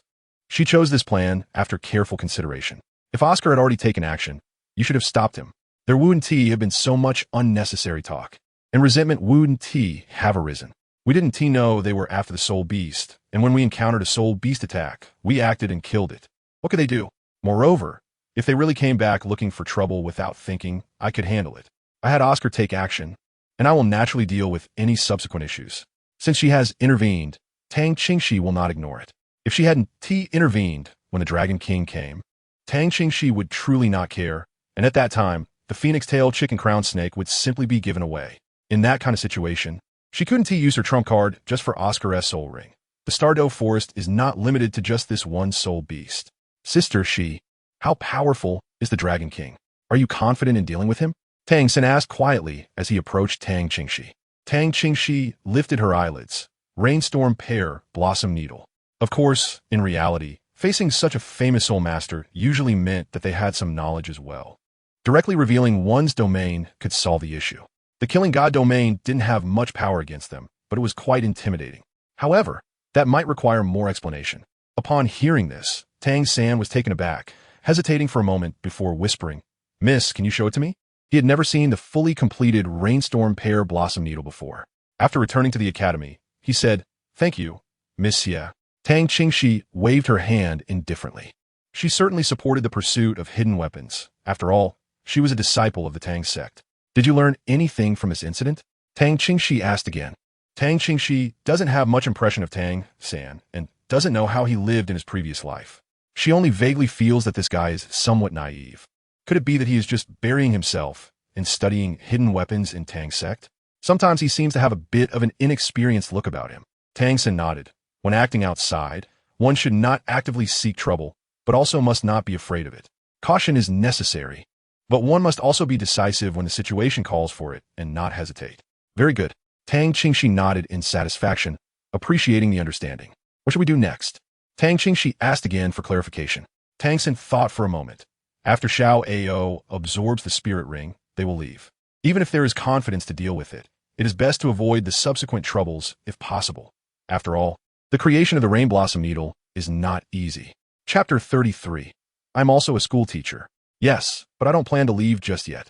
It's rare to come here, so let's practice in the Douluo Forest and increase our knowledge of many spirit beasts, especially for Zhu Zhuqing and Ning Rongrong.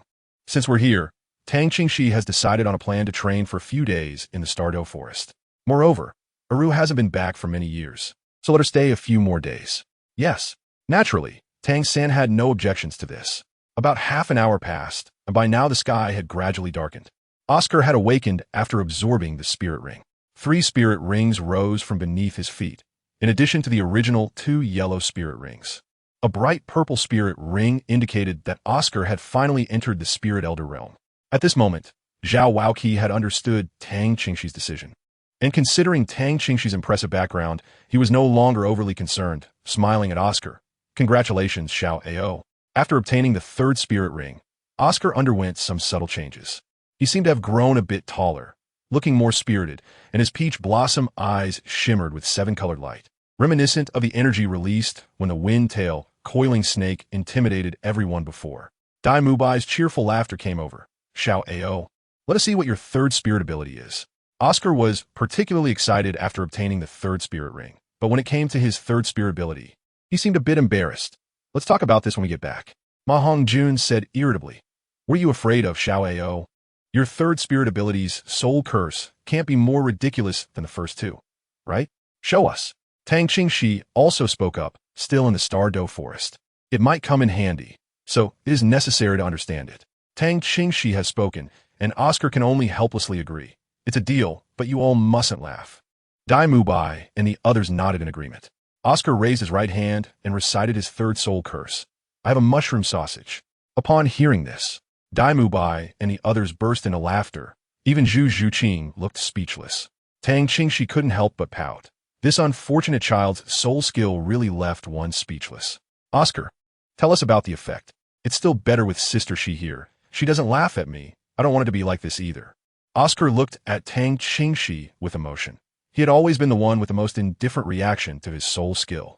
The effect of my mushroom sausage is flying. Laughter abruptly ceased, and everyone stared at Oscar in disbelief. Ning Rongrong widened her eyes, feeling even more struck. A food system soul master with full innate soul power. Reaching the soul respect realm at 14, now actually possessing a flying effect with a 3rd soul skill, this was simply incredible. Among auxiliary system soul masters, there were indeed a few with flying capabilities, but they were extremely rare. In fact, among the auxiliary system soul masters Ning Rongrong knew, the flying auxiliary skill appeared at least at the 6th soul skill level. Yet Oscar only had a 3rd soul skill. The potential for future development could only be described as limitless. Ning Rongrong truly realized that among the Shrek students, she was indeed the weakest. She couldn't help but cast her gaze back at Tang Qingxi, her determination growing stronger. She couldn't continue living in the past when she was still in the 7 Treasure glazed tile school. The outside world was vast, and there were many powerful people. She absolutely refused to be the weakest one. Compared to everyone's shock, Tang Qingxi remained calmer. Specific effect, 3rd soul skill. It can't be a complete flying ability. What are the limitations? Ahem. Hearing Tang Qingxi directly point out, Oscar awkwardly coughed twice. I can only fly for 1 minute. Damn. Dai Mubai directly cursed little Oscar. Are you kidding? What's the use of flying for 1 minute? 1 minute? Tang Qingxi frowned upon hearing this. It can't be that useless. Are there any other effects? What about speed? Your own speed. The colorful light in Oscar's peach blossom eyes seemed to shine even more brightly. Look at how you all are reacting. Can't you learn from Sister Shi? My 1 minute is based on the speed of the wind-tail rooster snake. Oh, that's not bad. Tang Qingxi, note that. I didn't waste my effort getting you that soul ring. What about soul power consumption? Explain it all at once. Don't make me ask one by one. Grasping the benefits also comes with risks. If it turns out to be a useless skill, that would be painful, and the risk would be in vain. All right, Sister Shi. Oscar obediently replied. The consumption is much greater than the first 2 soul skills. With my current soul power, I can only produce a maximum of 10 at once. Okay. All right, everyone. Let's go. It's getting late. Let's move to another place to rest.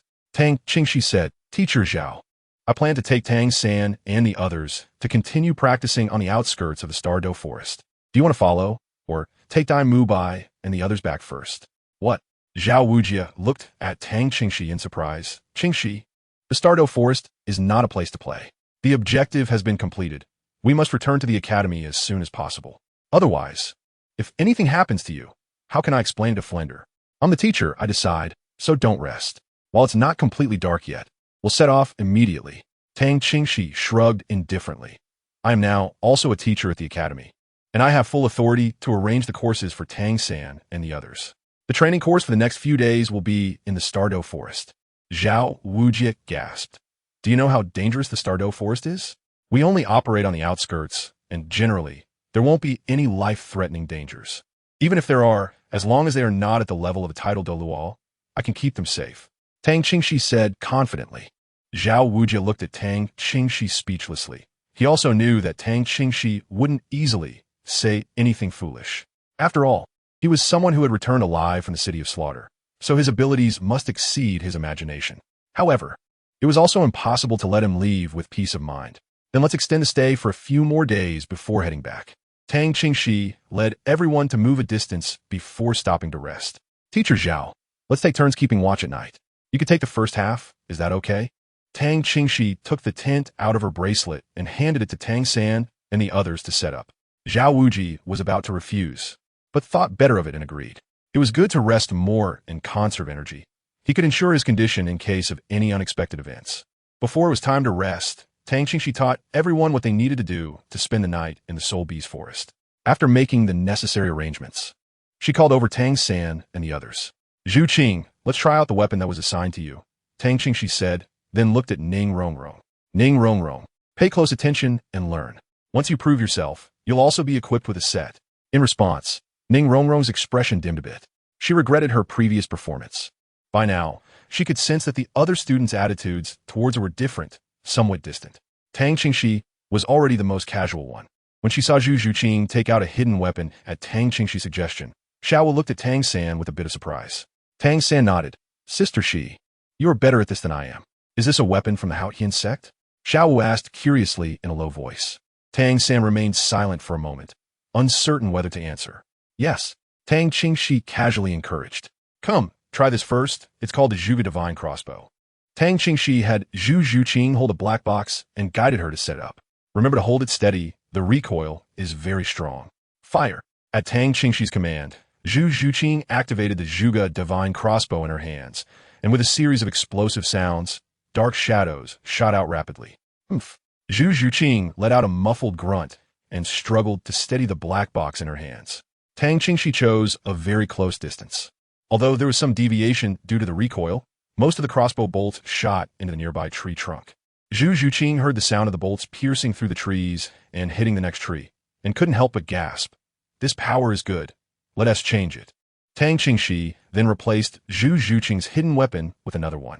After letting Zhu Qing personally test the usage of various hidden weapons and witnessing their power, Tang Qingxi reminded her. This type of weapon is collectively called hidden weapons, emphasizing the hidden aspect. When using them, remember to maintain secrecy and surprise as much as possible to ensure maximum lethality. Also, be careful not to injure yourself, especially with these few hidden weapons, as they are coated with poison and the toxicity is extremely strong. If you're injured by any of these hidden weapons, unless you're a high-level poison attribute soul master, you will undoubtedly die. This is truly meant for your survival, so don't use it lightly. The antidote is also provided. If you accidentally injure yourself or someone else, take the antidote immediately. The hidden weapons equipped for Zhu Qing did not contain the strongest poison.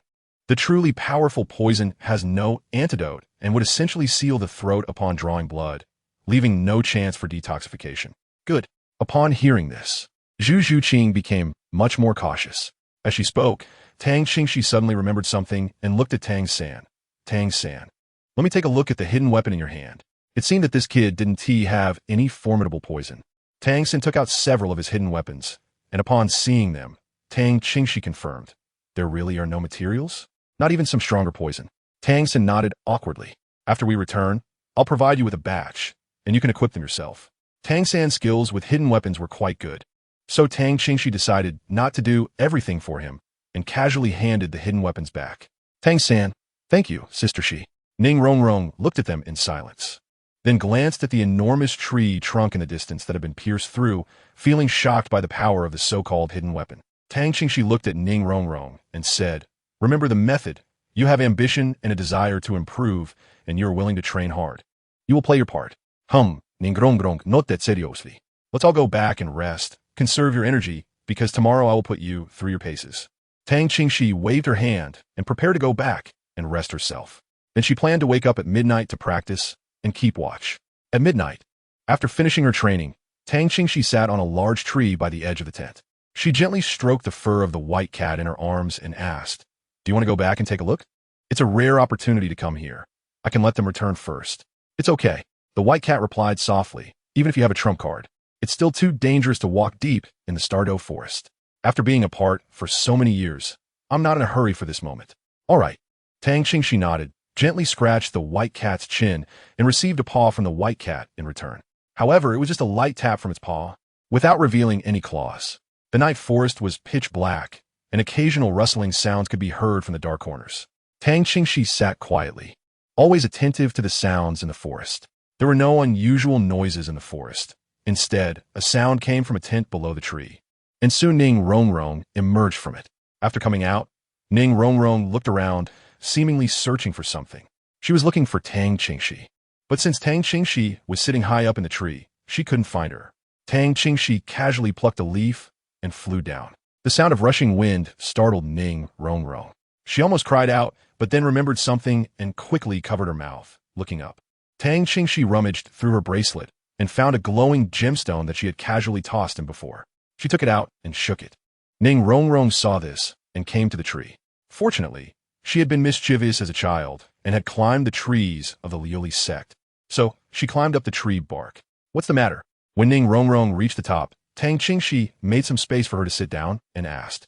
Ning Rongrong hugged her knees against the tree trunk, looking at Tang Qingxi, who was leisurely playing with the cat, feeling a bit downcast. I can't sleep. I want to chat with Sister Shi. What do you want to talk about? Go ahead, Tang Qingxi said. Seeing Ning Rongrong's confusion, she knew that feeling lost was the beginning of change. So she naturally wouldn't refuse the conversation and wanted to take the opportunity to help Ning Rongrong adjust her mindset. Am I really that bad? Ning Rongrong asked in a low tone. Not bad. Your personality has indeed been overly spoiled, but it's not beyond redemption. Your talent is quite outstanding, but talent doesn't mean everything. Without hard work, even the best talent amounts to nothing, Tang Qingxi replied fairly. In terms of talent, Ning Rongrong was actually quite high.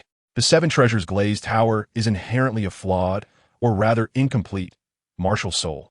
Given her age and the fact that she is still spoiled, having this level of soul power is indeed good. However, if Ning Rongrong continues like this, she will waste her talent to some extent. Ning Rongrong had been at Shrek for a few days, and the people from the Seven Treasures glazed sect hadn't made any moves, so they probably understood this point. Ning Rongrong fell silent. Do you like those hidden weapons? Tang Qingxi asked her again. Ning Rongrong quickly nodded, hesitating to speak, as she thought of more things regarding the hidden weapons Tang Qingxi had shown her. I know your Seven Treasures glazed sect has a method of distraction control, divided into 5 realms. And I can see that you haven't fully mastered even the most basic realm, the 3 apertures controlling heart.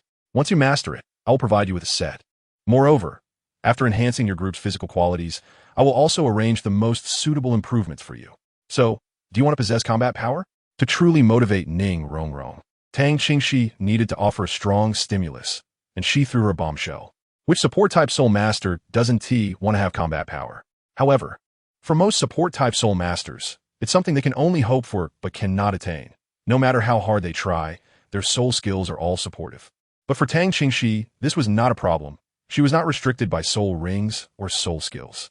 How can support-type soul masters possess combat power? Unless it's a particularly rare soul ring. All other soul rings enhance supportive soul skills, right?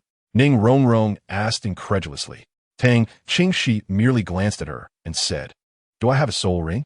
Do you think I'm using soul skills? Ning Rongrong was stunned. What you mean is, you can teach me those techniques? Of course not. I can't teach you mine, but I can teach you something else that will give you some combat power.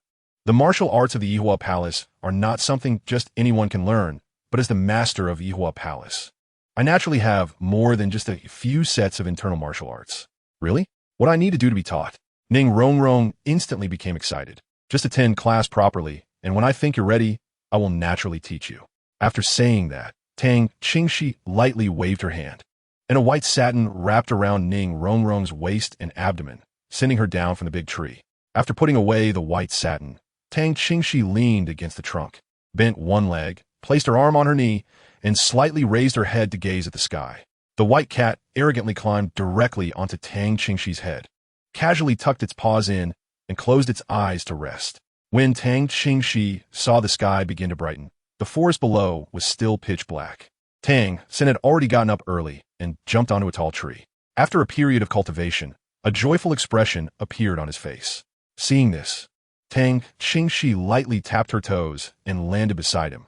So, have you made some progress? Miss Tang San smiled slightly and then thought of something, asking, I have broken through to level 30. Should I take the opportunity to hunt for the third spirit ring while we are still in the Stardew Forest? The third spirit ring. Tang Qingxi pondered for a moment. Sure, your physical quality is already quite good, so you can slightly exceed the limits to absorb the spirit ring. The difference for the third spirit ring won't be too significant. If you can find a suitable one, you can absorb it. If not, it's fine to wait. We can always come back later. As the sky brightened, everyone was called up by Tang Qingxi and gathered around. Originally, I planned to take you all to the outskirts for training, but since Tang San reached level 30 this morning and coincidentally, Teacher Zhao is also here, I plan to stay in this area to see if I can find a suitable spirit ring for Tang San. Is that okay, Teacher Zhao? What? Zhao Wujia stiffened at the words, his eyes widening as he stared at Tang San. You're level 30 now? Yes, Teacher Zhao. Tang San nodded. The members of Shrek Academy were all in shock. Tang Qingxi frowned slightly. Why were these people so surprised? Tang San was already at level 29 earlier. So what was so surprising about breaking through to level 30? Shouldn't they be somewhat mentally prepared? Is there a problem? Tang Qingxi asked again. Zhao Wuji's expression became serious. Tang San, tell me, how old are you this year? Be precise to the month. Tang San was momentarily stunned before saying, 12 years and 7 months. Let's go find a spirit ring. Tang Qingxi didn't want to stand there in surprise and waste time. Qingxi, reaching level 30 at just 12 years and 7 months. Tang San will be the earliest student to achieve Spirit Elder status in Shrek's history. Zhao Wujin was also puzzled by how calm Tang Qingxi was. Did she know beforehand? Oh, then remember to take notes when you get back. Let's go. Tang Qingxi casually brushed it off and waved her hand to signal the departure. The Stardew Forest was dimly lit, and the time available for activities was already short. As soon as she moved, Tang San and the others immediately followed. Zhao Wujin sensed something was off. Was Tang Qingxi forming factions in the academy? The students were supposed to be united, yet they had clearly divided into two groups. He would have to find an opportunity to have a serious talk with Tang Qingxi about this matter. Bro, congratulations. Xiao Wu leaned close to Tang San and whispered, excitedly hugging his right arm, but I'll catch up to you soon. Tang San had no doubts about Xiao Wu's words. After so many years of acquaintance, although he always broke through first, Xiao Wu, who seemed not to study much, would always catch up to him in a short time. Tang San has always believed that if Xiao Wu practices a bit harder, her strength will definitely surpass his. As for his choice of the third soul ring, Tang San has some plans and has also discussed it with Tang Qingxi. Tang San believed that it shouldn't be difficult to find one, as some choices were quite common, as long as the age was sufficient. However, contrary to his expectations, 2 full days had passed, and despite the careful search led by Tang Qingxi and Zhao Wujia, they still hadn't found a suitable soul beast. The 1,000-year soul beasts they encountered were not suitable for Tang San, and those that were suitable were not old enough. Zhao Wujia seemed a bit troubled. Tang Qingxi remained calm, continuously educating Zhu Zhuqing and Ning Rongrong about the various soul beasts they encountered along the way. He also guided Tang San and the others in working together to battle the soul beasts, fostering their combat synergy. Although Dai Mu Bai and the others would sometimes fight together, most of the time it was the 4 of them working in unison, with Tang Qingxi providing guidance and support from the side. As night fell once again and it was time to rest, the students collaborated to set up tents and prepare food before getting ready to rest. Tang Qingxi was still taking turns with Zhao Wuji to keep watch at night. After dinner, Zhao Wuji asked everyone to go into the tent to rest, but called Tang Qingxi aside. Qingxi, Haven't you noticed that the students are clearly divided into two factions now? The Shrek students should be united as one. Aren't you planning to participate in the Soul Master competition? How can you improve the cooperation among you few like this? Zhao Wuji said earnestly. Tang Qingxi looked at Zhao Wuji in surprise. Why do we need to form a team? In the Soul Master competition, as long as Tang San and a few others can complete my course, they can participate with any two teammates. Hearing this, Zhao Wuji frowned. Do you mean to give up on Dai Mubai and the others? They're not my students. What does it have to do with me? Tang Qingxi spread his hands. Am I the one giving up on them? Didn't I remind and help Dai Mubai and Oscar over a year ago? Didn't I help Ma Hongjun resolve his martial soul defect? But what do they give in return? Those who have fallen remain fallen, and those who are lazy remain lazy. Even if the martial soul defect is resolved, they are still only thinking about women. I truly do not need such teammates, and I still have others to fill the remaining positions. Tang Qingxi never fully relied on Shrek Academy from the very beginning. After all, they only accept a few students each year, and those admitted are merely talented individuals. She herself has a private force and has cultivated a group of talented young men and women with good character. Chapter 36, Titan Great Ape. Over the past 2 years, I have invested a considerable amount of money into the school just for the Soul Master competition. Flinder had promised that I would have complete control over everything related to the competition. After all, even the spots for participation were my responsibility. Ultimately, it was up to me to decide who would participate. Once the students graduate, they will each go their separate ways. What is there to unify? Tang Qingxi spoke very straightforwardly. At least in the selection of participants for the Soul Master competition, no one from Shrek Academy could say anything. She invested money and didn't ask Flinder and the others to do anything for her. She simply borrowed Shrek's people to participate in the competition. Flinder agreed and granted her the authority. If there were any objections, she could leave Shrek and form her own team, which would mean that the greatest benefits, namely the fame and fortune gained from the competition, would no longer be related to Shrek. Given her relationship with Tang San and Xiao Wu, promising benefits to Ning Rongrong and Zhu Zhuqing, these four would still be fixed team members. If teacher Zhao had any real issues, he could communicate with Dean Flinder first and then come to discuss with me. Tang Qingxi's words left Zhao Wuji speechless.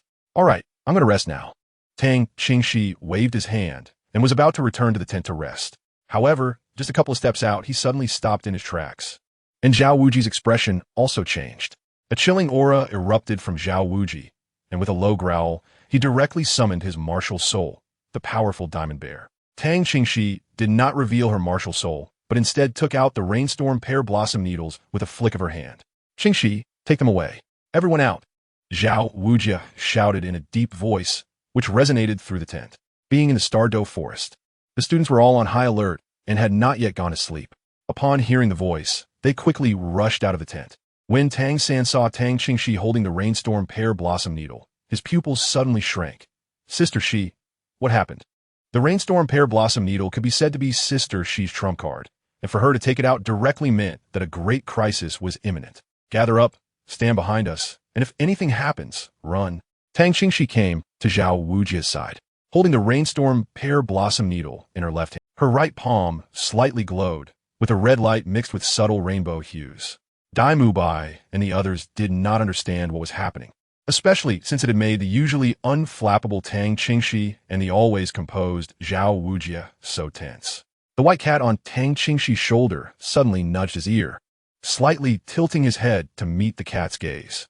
Tang Qingxi took a few steps to the side while listening to the cat whispering in his ear, I can sense Erming's presence. The Titan giant ape? What is it coming here for? Looking for you or for Xiao Wu? Tang Qingxi was also taken aback. Aro's presence should be well hidden. Was it looking for Xiao Wu? What'd such a big guy come here for? Isn't that asking for trouble? Just then, in the direction Zhao Wuji and Tang Qingxi were watching, two tall trees suddenly began to slowly part, and a massive figure silently stepped out from there. Tang Qingxi put away the rain pear blossom needle but felt a severe headache as she saw the figure that appeared. Dai Mubai and the others seemed to hold their breath, finally understanding what Zhao Wuji and Tang Qingxi were so tense about. It was a towering existence, as massive as a mountain, with every part of its body covered in terrifyingly strong muscles. To the eye, it resembled a creature that was part monkey and part gorilla, its entire body pitch black except for a pair of lantern-sized eyes that shone with a yellow, crystal-like luster. In the night, it was difficult to see its body unless it was moving, The king of the forest, the Titan great ape. Tang San recognized this giant creature, his voice trembling slightly. The Titan great ape was a dominant presence in the soul beast forest, possessing unmatched strength and speed, with nearly no flaws in attack or defense.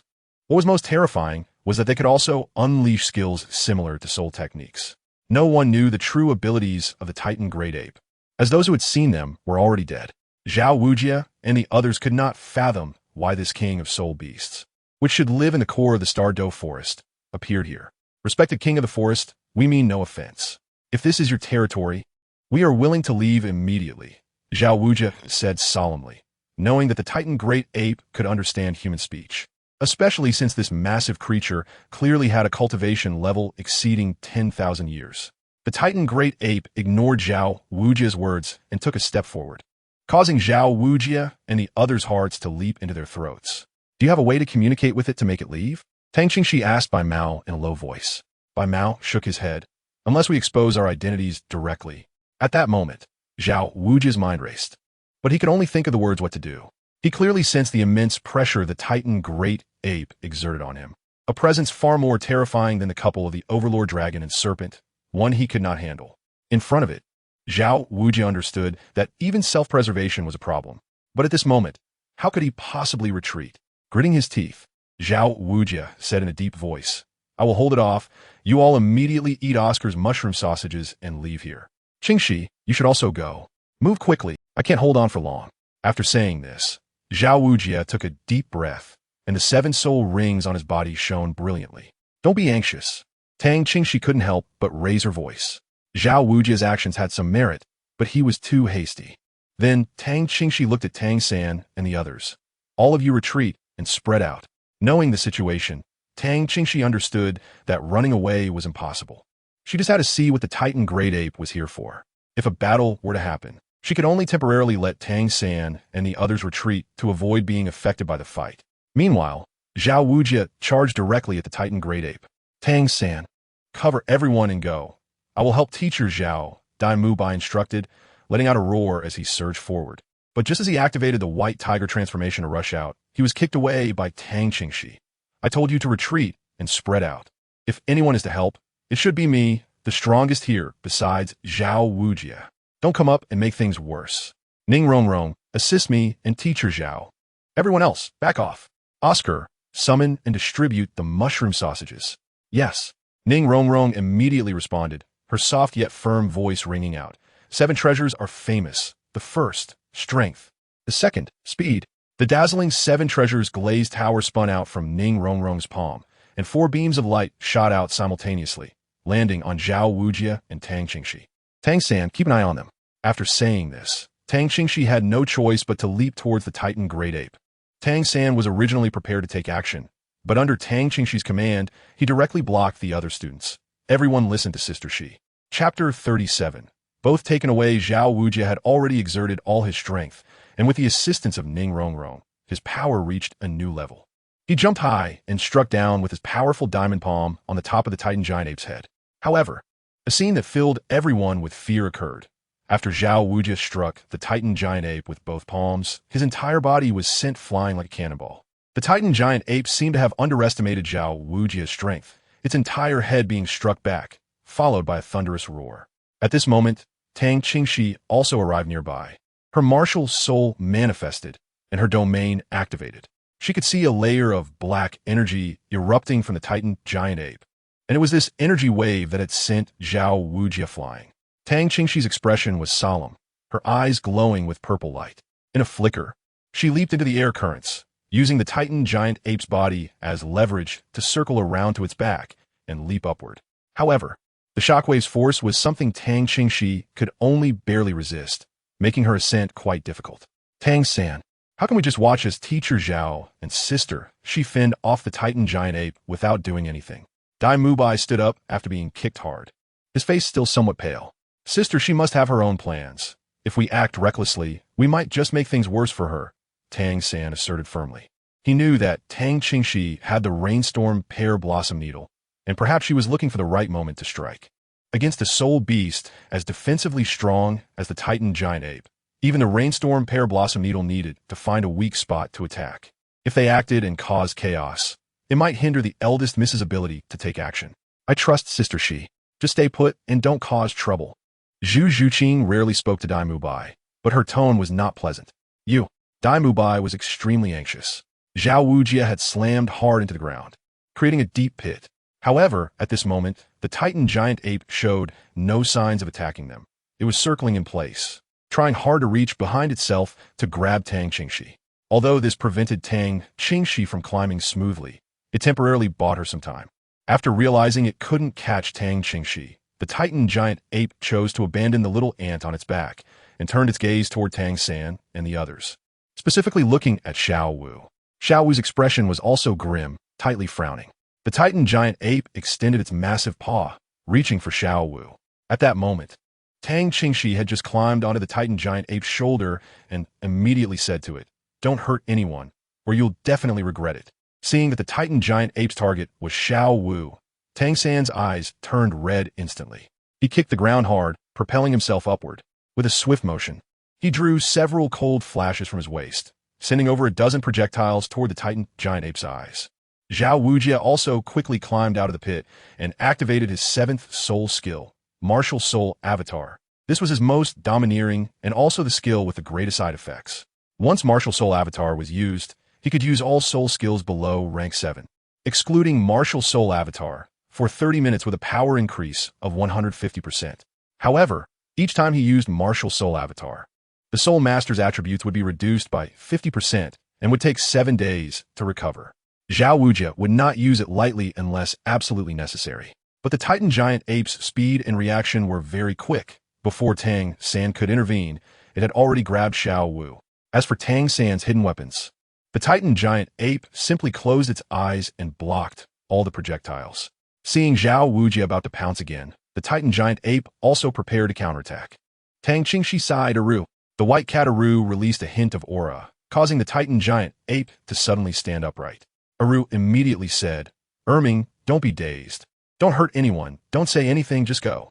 With Xiao Wu captured, there was no way to let the Titan giant ape just release her without an explanation. Since Tang Qingxi was also present, they could only take her away first and find a reason to regroup later. The Titan giant ape ignored Zhao Wujia's charge and Tang San's full-out release of hidden weapons, leaping into the air and, in a single move, was already 100 meters away, disappearing into the woods with Xiao Wu and Tang Qingxi. Xiao Wu, Zhao Wujia urgently called out, wanting to chase after them, but found that he was too far behind to catch up. Xiao Wu, eldest miss. Tang San's eyes were bloodshot, and he couldn't even bother with formalities. Ning Rongrong was exhausted. Assisting Zhao Wujia had taken a significant toll on her, and she was now slumped on the ground, powerless. Sister Shi Xiaowu, Dai Mubai, and Zhu Zhuqing also looked stunned. Zhao Wujia retracted his martial soul avatar, his face ashen. How could the Titan giant ape appear at the outskirts of the Stardow Forest? "I'm sorry, everyone. It's my fault for not being able to stop it from taking Xiao Wu, and it took Qingxi as well. It's not your fault, and Sister Shi is still here." While others failed to notice the situation on the Titan giant ape's shoulder, Tang San was able to see it thanks to his purple extreme magic eyes. Tang Qingxi is not restricted, perhaps still looking for the right opportunity to act. When dealing with a being like the Titan giant ape, the young lady must be cautious in her actions. Or it could be that the young lady has some limitations that prevent her from making a move. Tang San's voice was calm, but upon closer inspection, it was evident that his entire body was slightly trembling. "Let's take a break first, and then we can find another place to discuss our plans," Zhao Wujia sighed and said. Tang San was about to express his thoughts, but then hesitated. He wanted to chase after them, not necessarily to catch up with the Titan giant ape, but in case the young lady could really rescue Xiao Wu, they could assist her. However, he also considered a possibility. The young lady might have already successfully climbed onto the shoulder of the Titan giant ape, but refrained from making a move. Was it that the timing wasn't right, or was it inconvenient for her to act in front of others? Tang San asked Oscar for a recovery sausage, which was the mushroom sausage that Tang Qingxi had instructed Oscar to make. Tang San had received one. After eating the recovery sausage, Tang San looked around and found Zhu Zhuqing. "I'll go to support Sister Shi. You lead them to withdraw from the Stardow Forest first." Zhu Zhuqing was taken aback. Sister Shi's arrangement? Tang San paused for a moment. Although Tang Qingxi didn't have time to give him any follow-up arrangements, Tang San nodded on his own accord. He really couldn't feel at ease without going there. And besides, He had once vowed to protect Xiao Wu. At this moment, how could he just wait here? All right. Zhu Zhuqing nodded in agreement. Tang Xin stood behind Zhu Zhuqing, taking advantage of her cover to eat the mushroom sausage.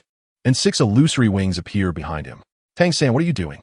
As Zhao Wujia shouted in surprise, Tang San's body rose into the air. Chapter 38.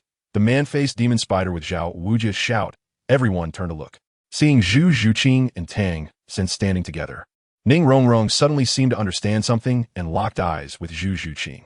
Rongrong, Zhu Zhuqing said, I understand, 7 treasures are famous. Second, speed. Ning Rongrong had just eaten the recovery sausage and had regained some strength, immediately casting a brilliant light on Tang San. Tang San, the speed enhancement effect can only last for 1 minute after leaving my spirit power range. Okay. Tang San took a deep look at Ning Rongrong, then, propelled by the flying effect of the mushroom sausage, he rapidly flew towards the direction where the Titan giant ape had disappeared. You guys! Zhao Wujia looked at Zhu Zhuqing and Ning Rongrong, so angry he could hardly speak. Zhu Zhuqing said expressionlessly, it's Shiji's arrangement. Her gaze, however, was fixed on the direction Tang San had flown away, hoping that Tang Qingxi and the others could really return safely. At this moment, Xiao Wu and Tang Qingxi stood on the shoulders of the Titan giant ape. Although the Titan giant ape ran quickly, it was extremely stable. Both of them felt no vibrations while standing on its shoulders. Xiao Wu occasionally looked curiously towards Tang Qingxi, but Aro controlled her aura very well, making it undetectable by Xiao Wu. At this point, Xiao Wu didn't quite understand the Titan giant ape's attitude towards Tang Qingxi. Almost stop if we go further in. It will be hard for us to return. When they were far enough away, with no other soul masters in sight, Tang Qingxi whispered in the Titan giant ape's ear. Hearing Tang Qingxi's words, the Titan giant ape hesitated for a moment but still stopped and crouched down. Tang Qingxi landed lightly, and Xiao Wu jumped down immediately. Her gaze still fixed on Tang Qingxi, clearly filled with many questions. However, Tang Qingxi was momentarily too preoccupied to pay attention to Xiao Wu. She frowned and looked at the Titan giant ape. What are you doing out here? Do you want to harm Xiao Wu? How will she explain to others how she escaped from you when she goes back? If her identity is exposed now, no one can protect her. Xiao Wu's pupils suddenly constricted. It seemed that Tang Qingxi understood her identity completely. Yet, there was also a hint of protection in her tone. This left Xiao Wu's mind a bit confused. The Titan giant ape, upon hearing Tang Qingxi's words and recalling the aura she had previously exuded, couldn't help but lower its head in guilt, looking like a well-behaved student being scolded, with her mind still in a muddle. Xiao Wu sensed Tang Qingxi's stern tone and instinctively said, Ming is also worried about me. Wait, Sister Shi, what exactly do you know? She turned to ask anxiously. Don't ask yet. I'll tell you when the time is right. Just know that I won't harm you. If I wanted to hurt you, you would already be a soul ring by now. Also, Tang Xin doesn't know, and I won't say anything here. It's up to you when to tell him. Aro didn't seem to have the intention of recognizing Xiao Wu right now, so Tang Qingxi didn't bring it up, casting a discreet glance at the Titan giant ape as she spoke. The Titan giant ape obediently lowered its head, curiously observing Tang Qingxi and the white cat on her shoulder with its big eyes.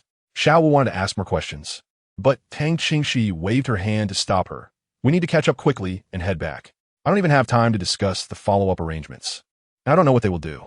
I'm just afraid they might come after us. The dangers in the depths of the Stardew Forest are indeed too many, and Zhao Wujia's martial soul true body has been used. His combat power is insufficient. I'm worried something might go wrong. Xiao Wu had too many questions, but was not allowed to ask, feeling quite uncomfortable. However, listening to Tang Qingxi's words, she nodded in agreement. Though she hesitated and said softly, I'm already level 30. Your soul ring doesn't need to be obtained from soul beasts. There's no need to rush.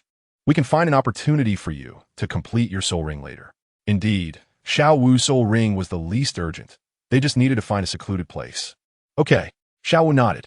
Tang Qingxi looked at the Titan giant ape and reminded it again. You, and also pass on to that sky blue bull python. Don't wander around in the forest. If the spirit hall finds you, it will be a big trouble. The Titan giant ape nodded obediently. Are you like me? Do you know my mother? Xiao Wu couldn't help but suspect that Tang Qingxi was also a 10,000-year soul beast, as she seemed to know her soul beasts so well.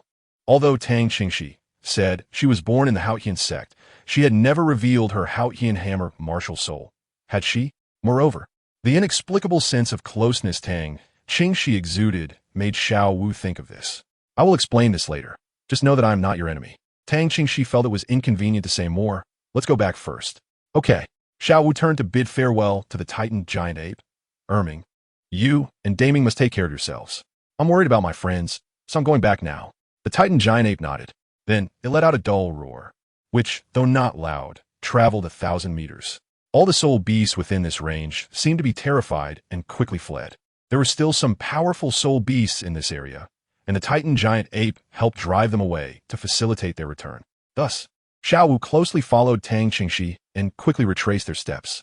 Meanwhile, Tang San, having consumed the flying mushroom sausage, could only fly for a minute.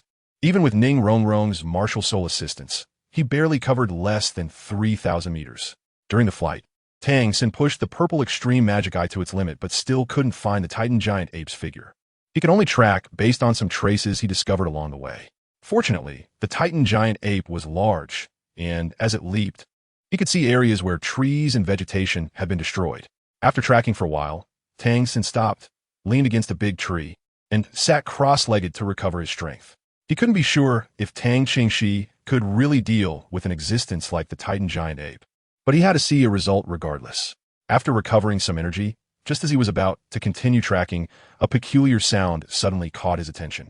It sounded like leaves rustling. Tang San became alert, slowly stood up in a defensive posture, and carefully looked in the direction of the sound. A black figure suddenly appeared. It was a spider with a body diameter of over 1.5 meters, and its 8 long legs resembled spears, each over 3 meters long, with a shiny black shell.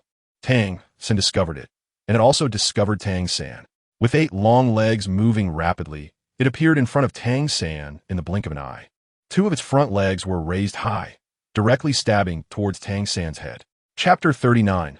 The Strength of Tang Qingxi. As the spider's body rose, Tang San saw its abdomen, which allowed him to identify its species. Tang San quickly rolled to the ground to evade the attack of the long-legged spider. But his expression was particularly grave. He did not expect to encounter this spider in this place. The spider's lower abdomen had some white patterns that formed a sinister human face, with 8 eyes flickering with a faint purple light closely attached to its lower abdomen. However, 2 of the eyes seemed to have been destroyed by something, a bloody mess, and there were several cracks in the shell of its lower abdomen. This was the faceless demon spider, a terrifying existence among soul beasts. It had a solid shell, swift speed, and 8 legs that were extremely sharp and venomous. Its web was not only tough and sticky, but also carried a neurotoxic poison. However, it must be said that the faceless demon spider was one of the recommended soul ring choices by Miss Tang Qingxi for the 3rd soul ring target, given to Tang San by the master. But this soul ring was not easy to obtain. Even the young lady had instructed that if they encountered the faceless demon spider, she would personally step in to help.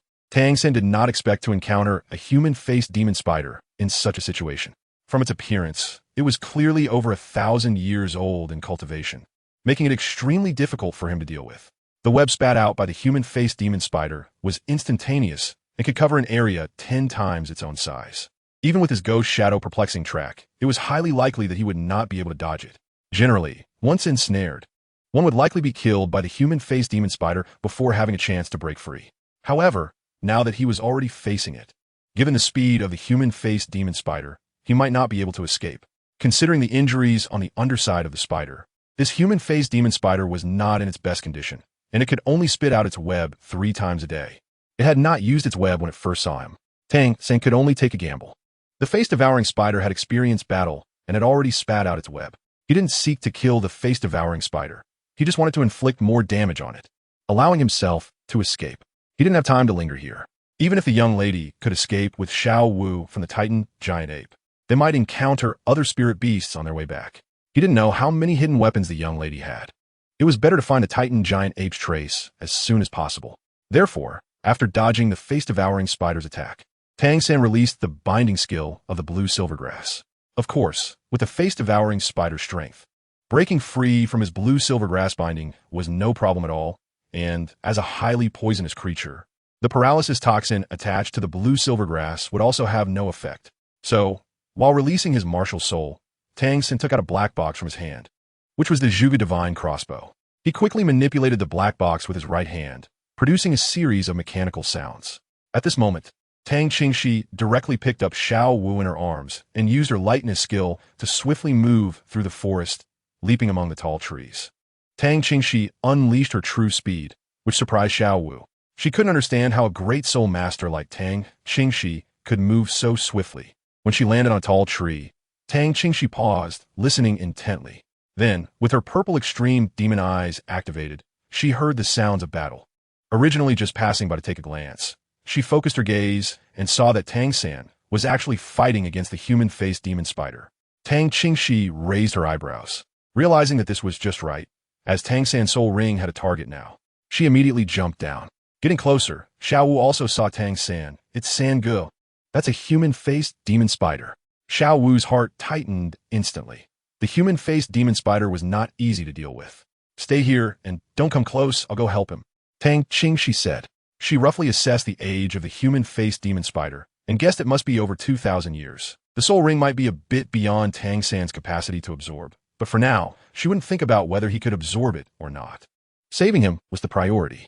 A 2,000-year-old human-faced demon spider was not something Tang San could easily handle. Tang Qingxi was somewhat surprised to see Tang San entangled in the spider web. At this moment, Tang San was using hidden weapons to deal with the face demon spider, buying time to quickly finish loading the Zhuge divine crossbow. As the hidden weapon shot towards his vital eyes, the face demon spider swiftly crawled on the ground, and the weapon struck its shell, sparking a series of sparks. Just then, from the corner of Tang San's eye, he saw some familiar dark petals rushing towards him, hitting the face demon spider's shell. The face demon spider let out a roar, seemingly in great pain. Miss, Tang San shouted excitedly, and when he turned his head, he saw Xiao Wu's figure appear in his line of sight, bringing him immediate relief and a smile. Indeed, there was no doubt about the eldest lady's strength. She had truly returned safely with Xiao Wu. Tang Qingxi did not waste any words and did not hold back her strength at all. She swiftly moved closer to the human-faced demon spider. Her palm transformed into a claw, her skin pale as bone and exuding a chilling aura. The nails at her fingertips became extremely sharp as she directly pressed one claw onto the shell of the human-faced demon spider. The shell that Tang San could not break was easily torn apart like a piece of paper under Tang Qingxi's claw. With a quick pull of her 5 fingers, she lifted up a mass of flesh and blood that seemed to contain some internal organs. Xiao Wu's eyes widened in shock. She was well aware of the defensive power of the human-faced demon spider's shell. It was terrifying that Tang Qingxi could directly break through the shell of the human-faced demon spider with just her hands. Tang San had also experienced the hardness of the shell, and while watching Tang Qingxi's moves, he truly realized the gap between them. He pursued the Xuantian Treasure Record of the Tang sect, but the cultivation of the Xuantian Treasure Record had already cost him too much time. Unlike the young lady, who could go out and experience the vastness of the martial world, he could not even recognize the martial techniques used by the young lady. Amidst their shock and contemplation, the scream of the human-faced demon spider grew even more agonizing. It quickly turned around and raised its claws to attack Tang Qingxi, but Tang Qingxi's figure flickered, leaving behind 3 afterimages, making it difficult for the spider to discern which one to attack. Tang Qingxi also saw the wound on the abdomen of the faceless spider, which didn't seem to be inflicted by Tang San. This explains why they hadn't seen Tang San wrapped in spider silk. This kid was quite lucky. If the faceless spider had been in its prime by the time she and Xiao Wu arrived, there might only have been a chance to collect Tang San's corpse. Tang Qingxi unceremoniously transformed her claws back into palms. As the humanoid spider attacked her, she leaped upward, getting even closer to the humanoid spider. The menacing face formed by the white patterns on the spider's abdomen enlarged before Tang Qingxi, its 6 purple eyes wide open, filled with hatred. Tang Qingxi's face remained unchanged as she struck out with both palms, carrying the ink jade plum blossom, directly targeting the eyes of the human-faced demon spider. With another painful howl from the spider, she swiftly turned and delivered a knife-hand strike at the joint between the spider's leg and body. Her soul power was already incredibly sharp, and with it transformed into a blade, she directly severed a section of the spider's leg. The heavy leg crashed to the ground, and the surrounding plants were contaminated by the toxins from the leg, gradually withering and rotting. Chapter 40. Soul Bone of the Human-Faced Demon Spider. Tang Qingxi calmly glanced over and then floated back. Tang San will take over. You should be able to handle it now.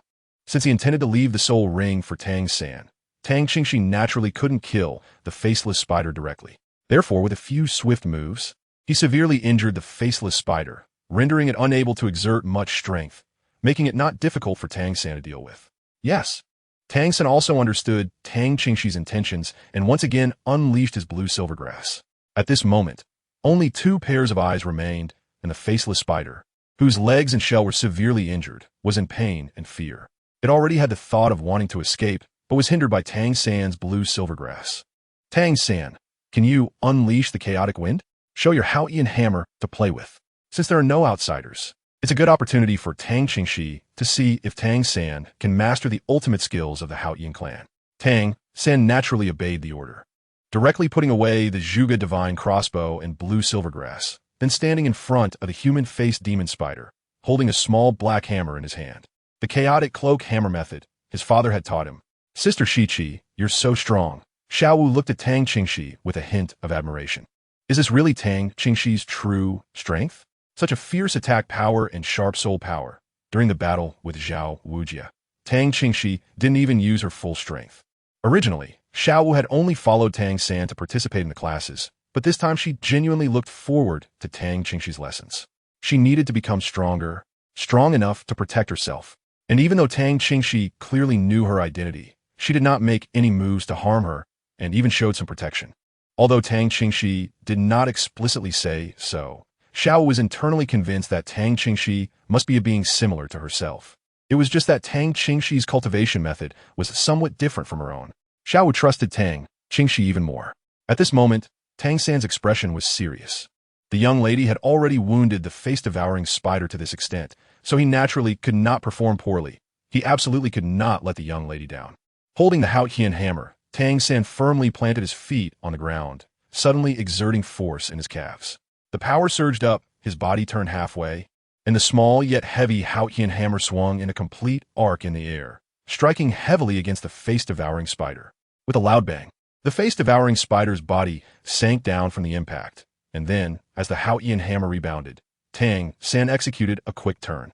The Houtian hammer swung up again, and with another loud crash, it fell even heavier on the face-devouring spider than before. Tang San's movements were quick, taking advantage of the fact that the faceless demon spider was bound by the blue silvergrass and hadn't reacted yet. He switched to the Houtian hammer and swung it down. The first strike hit, and the heavy force of the hammer sent the faceless demon spider into a daze.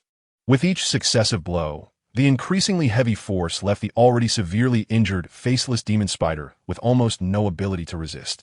Furthermore, due to the immense power of the Houtian hammer, the 2 fresh wounds created by Tang Qingxi continued to spurt blood and flesh from the impact. By the time the 9th strike fell, the areas hit by the hammer were already a bloody mess, and the entire spider had been smashed into the ground, barely breathing. Tang San spun in place with the Houtian hammer for a few circles to dissipate the impact on the hammer, then immediately retracted the Houtian hammer martial soul. Using an ordinary hammer, he could strike more times. However, the burden of the Houtian hammer on his body and soul power was indeed too heavy, and, at this point, it was already sufficient. The faceless demon spider had no way out. As the vitality of the faceless demon spider faded after being smashed into the ground, specks of blue-purple light began to gather above its body, signaling that it was time to absorb the soul ring. However, Tang San was not in a hurry. He first sat cross-legged to restore his soul power. After a 1,000-year soul beast dies, the soul ring can remain for an hour, and as long as it is absorbed within that time, it can be taken. The faceless demon spider was not a gentle soul beast. On the contrary, it was a very evil and violent existence, and absorbing its soul ring was not an easy task. Tang San needed to ensure that his condition was restored to a good level. Otherwise, when absorbing the soul ring, he might not be able to withstand the impact of the violent energy, potentially resulting in a fatal backlash. Indeed, seeing Tang San recover first and not directly absorb it, Tang Qingxi nodded in satisfaction. Tang Qingxi brought Xiao Wu over to Tang San's side, preparing to help him absorb the soul ring for protection. Tang San, be mentally prepared. You must focus when absorbing the soul ring. This is a soul beast over 2,000 years old. I hope your willpower won't disappoint me. Your body's strength is sufficient for absorption. It all depends on whether your willpower can withstand the backlash of this soul ring. Tang Qingxi also made sure to clarify the situation, emphasizing that Tang San must not show any signs of slackness while absorbing the soul ring. Tang San didn't have time to determine the exact age of the face-devouring spider, but upon hearing it was over 2,000 years old, he was taken aback. However, when the young lady mentioned that her physical strength was sufficient to absorb it, Tang San nodded firmly, Little San understands. The sharp-eyed Tang Qingxi vaguely saw a faint bluish-purple light emanating from something within the blurred flesh of the face-devouring spider. She casually drew a long sword from her bracelet and stirred through the flesh. Immediately, her brows raised slightly, and her expression turned somewhat incredulous. Was this something that could be nurtured within the body of a soul beast that was only 2,000 years old?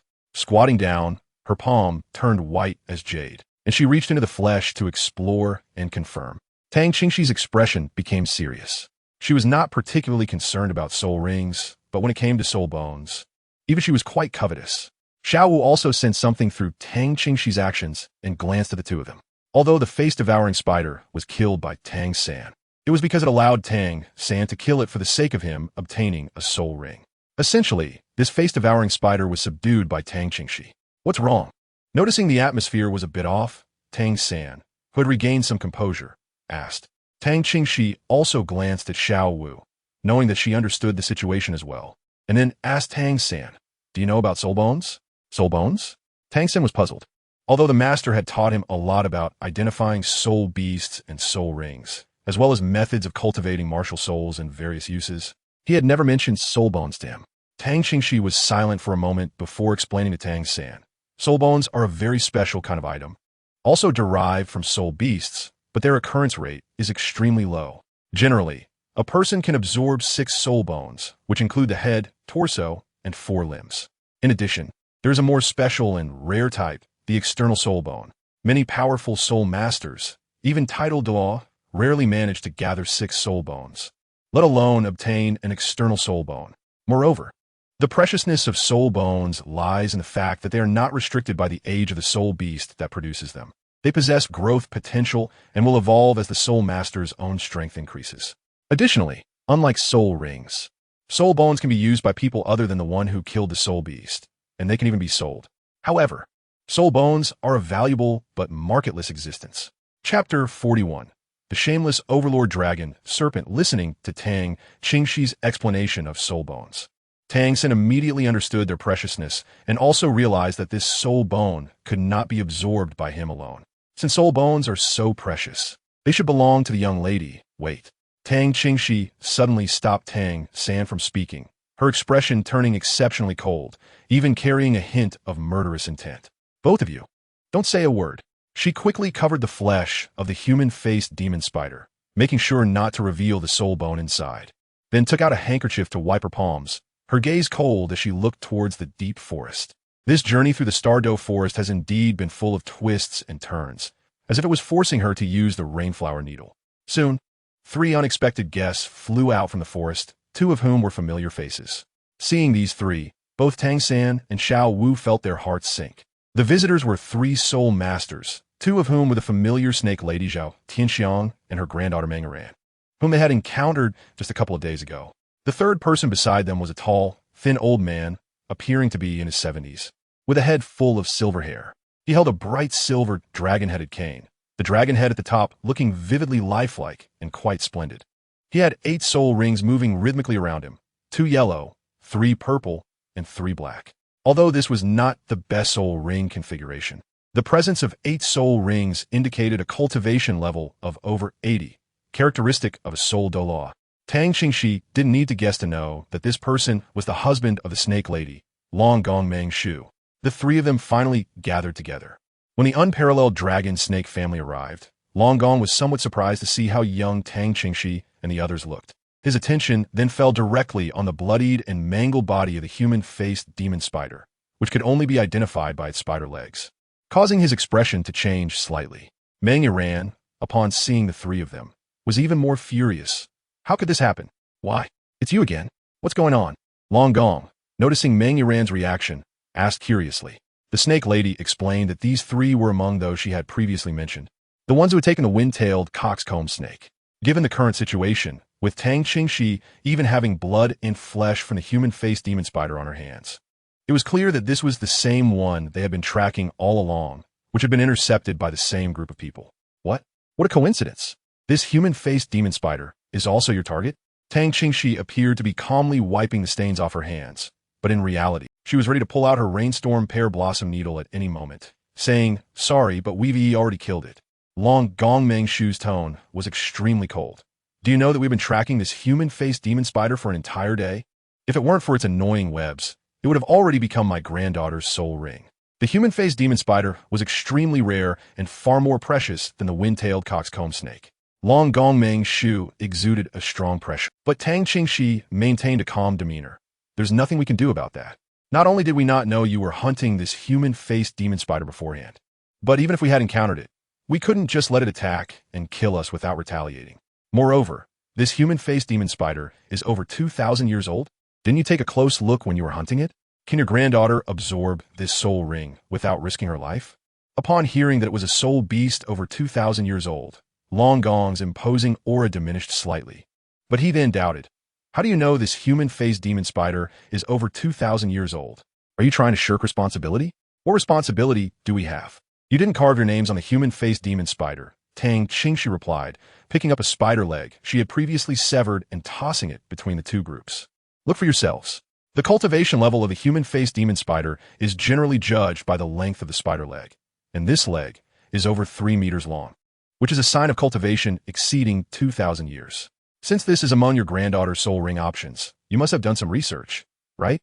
Long Gong measured the length of the spider leg with his gaze, realizing that Tang Qingxi was correct. Grandpa, they also stole the previous wind-tailed coxcomb snake. Since this soul ring was indeed one she couldn't absorb, Meng Iran didn't dwell on it, but there was still an old score to settle. If they hadn't stolen her wind-tailed coxcomb snake, why would they have gone through so much trouble to chase the human-faced demon spider, only to end up empty-handed? Long Gong gently patted his granddaughter's head to comfort her and turned to Tang Qingxi. Did the three of you work together to kill this human-faced demon spider? He had heard the snake lady mention that the immovable King Zhao Wujia was their leader, but after talking for a while, he hadn't seen Zhao Wujia. Even though the human-faced demon spider had been heavily injured before, a 2,000-year-old human-faced demon spider was still not easy to deal with. The three of them were able to kill it, and judging by the state of the corpse, their soul skills were quite impressive, indicating that their strength was considerable. Earlier, during the conflict over the wind-tailed coxcomb snake, it was this girl who decisively determined its ownership.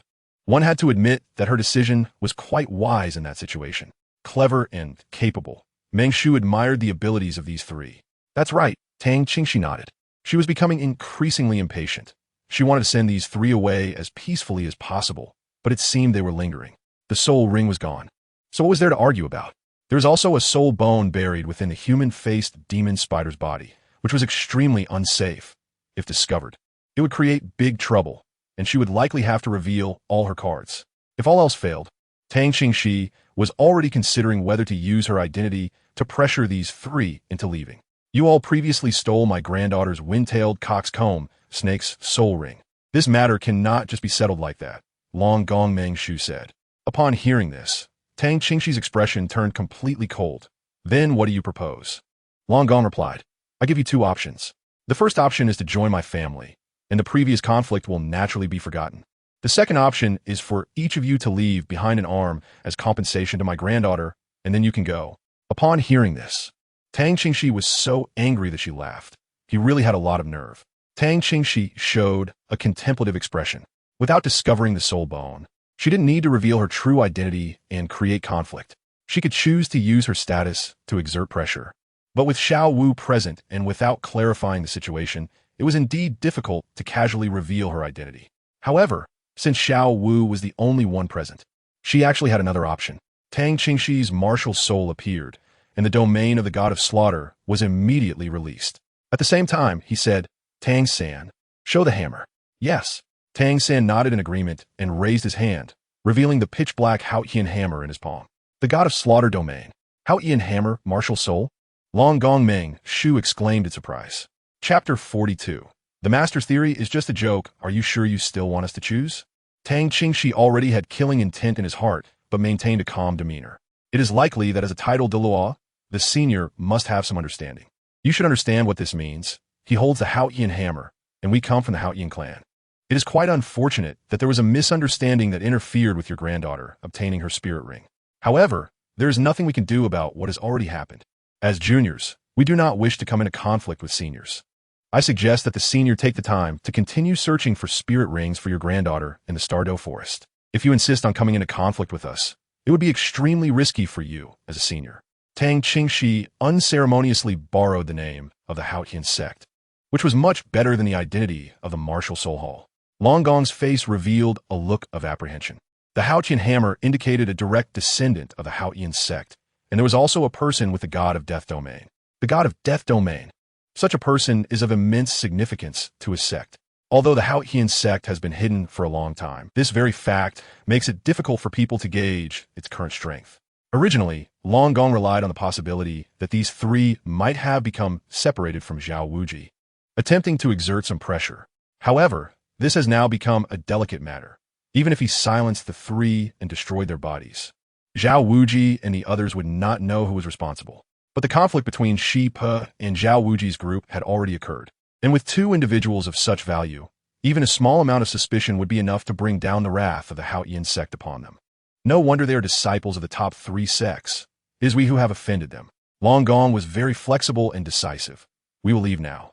After speaking, he directly took the equally shocked Shi Pe and his granddaughter Meng Iran and flew away, disappearing into the dense forest.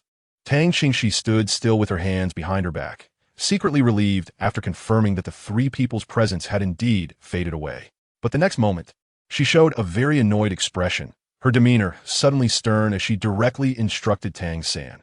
Tang San, absorb the soul ring directly and sense the location of the soul bone, and secretly absorb the soul bone as well. Sister Shi, Tang San hesitated. He could sense that Tang Qingxi had intentions regarding this soul bone.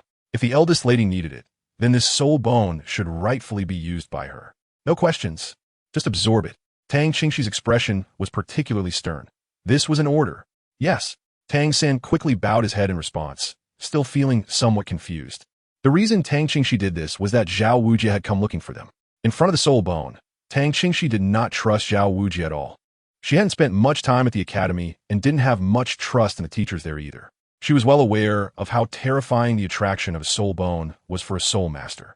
Moreover, while tangling with Long Gong, Tang Qingxi had been contemplating the ownership of this soul bone. She indeed coveted the soul bone, but after careful consideration, she realized that it was not suitable for her. The enhancement and effects of soul bone are also related to the soul beast, and she could consider a soul ring from a man-faced demon spider over 10,000 years old in the future, as the toxicity of the man-faced demon spider would be somewhat useful to her. However, based on the other characteristics of the man-faced demon spider, the possible effects of this soul bone that she analyzed would indeed not match her well. Furthermore, with Zhao Wujie arriving, the risk of collecting or absorbing the soul bone in front of him would not be small. After all, she was not someone who lacked soul bones. She already had one. Weighing it all, it seems somewhat unworthy. Although Tang San is a bit naive and inexperienced, he seems to be quite loyal to the Tang sect and to himself. Knowing the value of soul bones, he does not hesitate to use them. And his expression shows that this is not a decision made by weighing pros and cons, but rather a sincere choice. Soul bones themselves can only exert their maximum effect when combined with soul rings. So what does it matter if this soul bone is cheap for Tang San? The enhancement it brings to him can at least be utilized to some extent for his own benefit. However, just to be safe, she needs to find an opportunity to talk to Tang Hao. A series of figures rushed over, with Zhao Wuqi leading the way, followed closely by other Shrek Academy students. They all appeared somewhat fatigued. Tang San had left suddenly, and Zhao Wuqi could not leave him alone in the Stardow Forest, so he brought everyone along to search for him without pause. Qingxi, Xiaowu, are you all right? Upon seeing the figures of Tang Qingxi and Xiaowu, Zhao Wuqi breathed a sigh of relief. So you really had a plan, Qingxi, but it's too dangerous to let Tang San come alone to assist. Zhao Wuqi said casually. Hearing this, Tang Qingxi glanced at Tang San, but he was already in the process of absorbing the soul ring and had no idea what was happening. Tang Qingxi had no plans. Xiao Wu's identity was special, and she didn't want anyone to follow her. She found it strange that Tang San was alone here. Previously, she had been distracted by the attention drawn by the face-devouring spider and its soul bone and hadn't had a chance to ask about this. It seemed that this kid had taken the initiative to chase after them and had been stopped by the face-devouring spider along the way.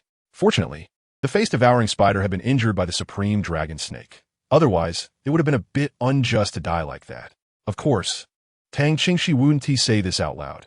She just nodded and said to Zhao Wujie, Please, Teacher Zhao, help me protect Tang San. He is currently absorbing a soul ring. Zhao Wujia looked at Tang San, who was enveloped in a purple-black glow, his figure flickering in and out of visibility, and couldn't help but be taken aback. What a strong fluctuation of soul power.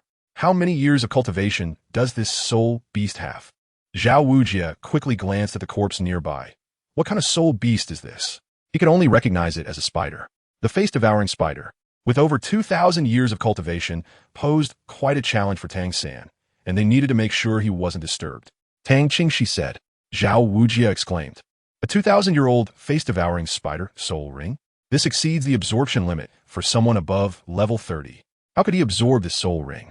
Tang Qingxi glanced at him with difficulty. So you've also seen the theory of that so-called master? The absorption limit is just a joke. I estimate he calculated that number based on the years of soul rings absorbed by soul masters over the years. It's not completely useless, but it really doesn't have much practical application. The upper limit of soul ring absorption looks at the physical strength and mental strength of the soul master.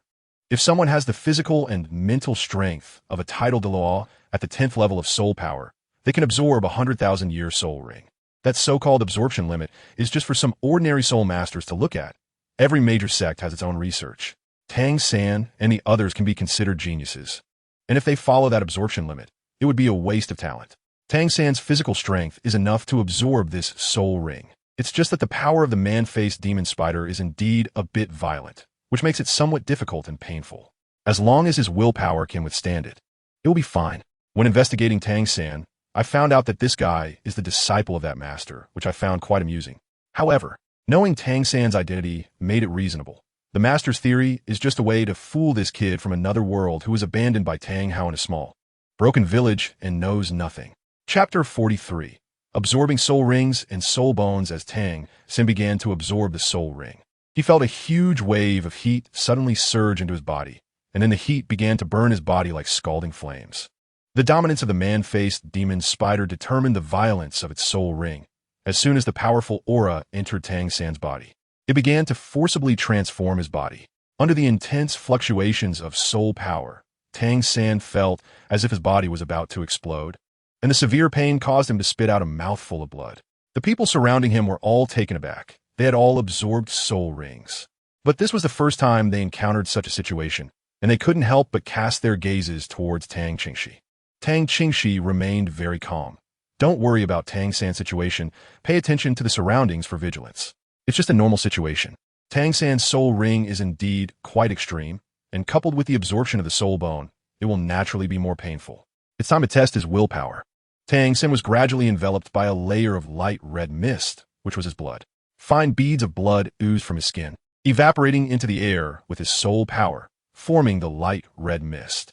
He furrowed his brows, pressed his lips tightly, and his body was constantly convulsing, enduring intense pain. Tang Qingxi stood with his hands behind his back, his gaze fixed intently on Tang San, observing his every move. Sister Shi, if this continues, little San will be in danger, right? Dai Mubai said with some concern. Tang Qingxi remained expressionless. So what? The process of absorbing the soul ring cannot be interrupted. It all depends on whether he can withstand this challenge. To gain extraordinary strength, one must endure some trials and risks. As she spoke, she cast a meaningful glance at Dai Mubai. At this moment, Xiao Wu looked at Tang San's situation with great worry and couldn't help but grab the hem of Tang Qingxi's clothes. Tang Qingxi glanced at her, stuffed the white cat into her arms, and then forcibly changed her direction. There is no life-threatening situation yet, so there's no need to be so nervous. As the blood mist grew thicker, the bones in Tang San's body began to emit a dense cracking sound. However, the soul ring remained in a state of absorption and gradually began to merge with the energy within Tang San. The gradually fine blood beads stopped overflowing, and Tang San's complexion no longer appeared to be in such pain, a faint blue light quietly emanating from his body. Tang Qingxi's lips curled slightly upward. Tang San had made it through. Accompanied by the release of blue light, strands of blue-silver grass began to grow around Tang San. The originally blue-black blue-silver grass turned into a bluish-purple color, and the grass seemed to be coated with a glossy glaze, shimmering brightly. It's done, Zhao Wujia exclaimed in delight upon seeing this. However, Tang Qingxi remained focused on Tang San, as he had only completed the absorption of the soul ring. The effect of the soul bone he was about to absorb was still unknown. Just when everyone thought the situation was settled, Tang San suddenly let out a cry of pain, his body convulsing violently, his chest thrusting forward, and his entire upper body arched, looking quite terrifying. Brother Xiao Wu turned back to see this scene and called out urgently. But the next moment, she was held down by Tang Qingxi, who gently patted her shoulder to soothe her. As everyone was astonished, accompanied by the sound of clothing ripping, Tang San's shirt was torn apart from his back, and some concealed weapons fell to the ground. Meanwhile, fist-sized bulges appeared on either side of Tang San's spine. Soon after, the bulges burst open, and 8 spider legs grew at an astonishing speed, stopping only when they reached over 3 meters in length, shining purple all over, looking extremely smooth, with the ends appearing very sharp. Zhao Wujia, who had seen many soul masters absorb soul rings, had never witnessed such a scene before. Looking at the corpse of the Spider King beside him, Zhao Wujia furrowed his brows. Aren't those the spider legs of the Spider King? At this moment, the 4 spider legs on Tang San's back pierced into the ground, lifting his body into the air, while the previously extended blue-silver grass wrapped around him, forming a large cocoon. This scene was utterly inconceivable to the Shrek group. Ma Hongjun couldn't help but say, Tang San can't be turning into a big spider, right? That's impossible. Xiao Wu glared at him fiercely upon hearing this. Knowing there was still a soul bone, she could naturally see what was happening with Tang San. However, the next moment, Tang Qingxi pressed down on her shoulder again, stopping her from speaking further, and said calmly, it's probably a mutation of the soul ring. It's not a big deal, just wait and continue to stay alert. But this wait turned out to be quite long. After a full 12 hours, the cocoon made of blue-silver grass finally burst open, and the blue-silver grass gradually unraveled. By this time, the watch had already changed shifts, but Xiao Wu was still unwilling to rest, and Tang Qingxi continued to pay attention to Tang San's condition. Seeing the blue-silver grass spread apart and catching a glimpse of what was happening, he casually threw a large cloak over Tang San to cover him before the blue-silver grass fully unraveled. Tang San slowly opened his eyes, still feeling a bit dazed, when a cloak suddenly covered his head, making him feel much more awake. Tang Qingxi looked away and reminded, put away the spider legs, then put on your clothes. Tang San realized the change in his body only after hearing Tang Qingxi's words. Now the spider legs had become part of him. With a thought, Tang San retracted the spider legs. However, he was still in mid-air, and as soon as he retracted them, he immediately fell down. Watch out, Xiao Wu exclaimed, catching Tang San's body. After landing steadily, Tang San hurriedly put on his clothes. I offended Sister Shi, Tang San said nervously. It's fine, Tang Qingxi replied, her expression unchanged. She had seen this many times before when testing medicines at Tang's sect. Seeing that Tang San was okay, Zhu Zhuqing and Ma Hongjun, who were on watch, called everyone else who was resting to get up. As they prepared to leave the Stardow Forest, they asked about the spider legs, and Tang San said he didn't know or that it was a variation of a spirit ring, without mentioning the spirit bone. As everyone was about to gather, Tang Qingxi directly used sound waves to communicate with Tang San and Xiao Wu. Tang San and Xiao Wu both nodded obediently. Upon hearing that Tang San was safe and sound, Zhao Wujia hurried over. Is Xiao San all right? Hey, what about the spider legs? I told him to put them away. Tang Qingxi said, then change the subject. Tang San, what effect does your third soul skill have? It's the spider web that the human-faced demon spider is best at. My blue silvergrass should have undergone some mutations as well. The specific changes will take some experimentation to find out. By the way, I feel that my soul power has increased quite a bit, seemingly more than level 30. Tang San replied after meditating and sensing. Then what was the deal with your spider legs before? Zhao Wujia pressed on. Tang San looked at Tang Qingxi and shook his head, saying, it might be a mutation, but I'm not quite sure. Tang Qingxi thought about the previous situation. In the future, your clothes will have to be custom-made. At least there should be an opening in the back. You can't just ruin a piece of clothing after one use. Chapter 44. Tang San, things don't go beyond 3. The situation with the spider legs will be studied slowly when we get back. It's time to leave the Stardow Forest. I used quite a few trump cards to save Xiao Wu before, and now my combat power is insufficient. Teacher Zhao has also used his martial soul's true form, so it's not convenient to stay in the Stardow Forest for long. Tang Qingxi was not interested in lingering on these topics. As for fighting the Titan Great Ape, that was naturally nonsense, but she couldn't say that she had easily brought Xiao Wu back. Alright, everything would be discussed when they got back. Zhao Wujia looked at Tang Qingxi in surprise. What card had this girl held in her hand to deal with the Titan Great Ape? Fortunately, Tang Qingxi had previously cultivated an air of mystery and confidence, so Zhao Wujie didn't think much of it. Thinking about the gains from this trip to the Stardew Forest, a smile appeared on Zhao Wujie's face. After all, they were safe now, and his mood relaxed. Although they encountered quite a bit of trouble and danger this time, Oscar and Tang San had successfully obtained their soul rings and became soul sages, which is a great harvest. It was time to go back, heading towards Shrek Academy. They were on their way home. At this moment, Tang Qingxi also showed a slight smile. Indeed, there were some ups and downs, but fortunately, the results were still acceptable. The others cheered as they could finally go home. After going through so much, all the students now wanted to return to the academy, lie comfortably in bed, and get a good night's sleep. However, since both Zhao Wujie and Tang Qingxi were not in their best condition, everyone was still very cautious while leaving the Stardew Forest. Once they finally walked out of the Stardew Forest, it felt as if everyone had shed a layer of pressure and felt much more relaxed. Let's hurry a bit more, and we can have a good rest in the town, Zhao Wujie said with a smile. Tang Qingxi stroked the fur on the back of the white cat on his shoulder and looked back at the starry forest with it. Then tapped the cat's head. Let's go. After that, the group rested in the small town for 2 full days. The recovery of their soul power and physical strength didn't require that much time. It was just that their minds, which had been in a tense state, needed to relax. Tang Qingxi actually doesn't care much, but these students are still children after all, and it's rare to indulge them a little. However, upon seeing that Tang Qingxi really brought Xiao Wu back safe and sound, Ning Rongrong and Zhu Zhuqing were extremely curious and amazed by her strength. Dai Mubai and the others were drinking and having fun in the town, and although Ning Rongrong also wanted to join in, Tang Qingxi had been practicing in the room the whole time, along with Tang San, Xiao Wu, and Zhu Zhuqing, who were all working particularly hard and didn't go out to play. Under this atmosphere, Ning Rongrong was also gradually changing her mindset and thoughts, and she became exceptionally diligent as well. Even Zhao Wujin found it a bit hard to watch, but since it wasn't Tang Qingxi forcing them to work so hard, he couldn't say anything. Tang Qingxi was very pleased to see the efforts of these four. 2 days later, everyone set off again, and after a day's journey, they returned to Shrek Academy. Finally back, it feels so good to be home, Oscar exclaimed loudly. Tang Qingxi, disturbed by the noise, shot him a cold glance, and Oscar immediately fell silent. Zhao Wujin also glared at him. Keep it down. Can't you see it's already dark? You all go back to your dorms and rest. I'm going to report to the dean. After a long day's journey, everyone was tired and headed towards their dorms. Tang San, come with me for a moment. Just as Tang San was about to return to the dorm, he was called by Tang Qingxi. Tang San paused for a moment, then nodded. Okay, Sister Shi. Tang Qingxi directly took Tang San back to her residence. Naturally, her own place was beautifully decorated.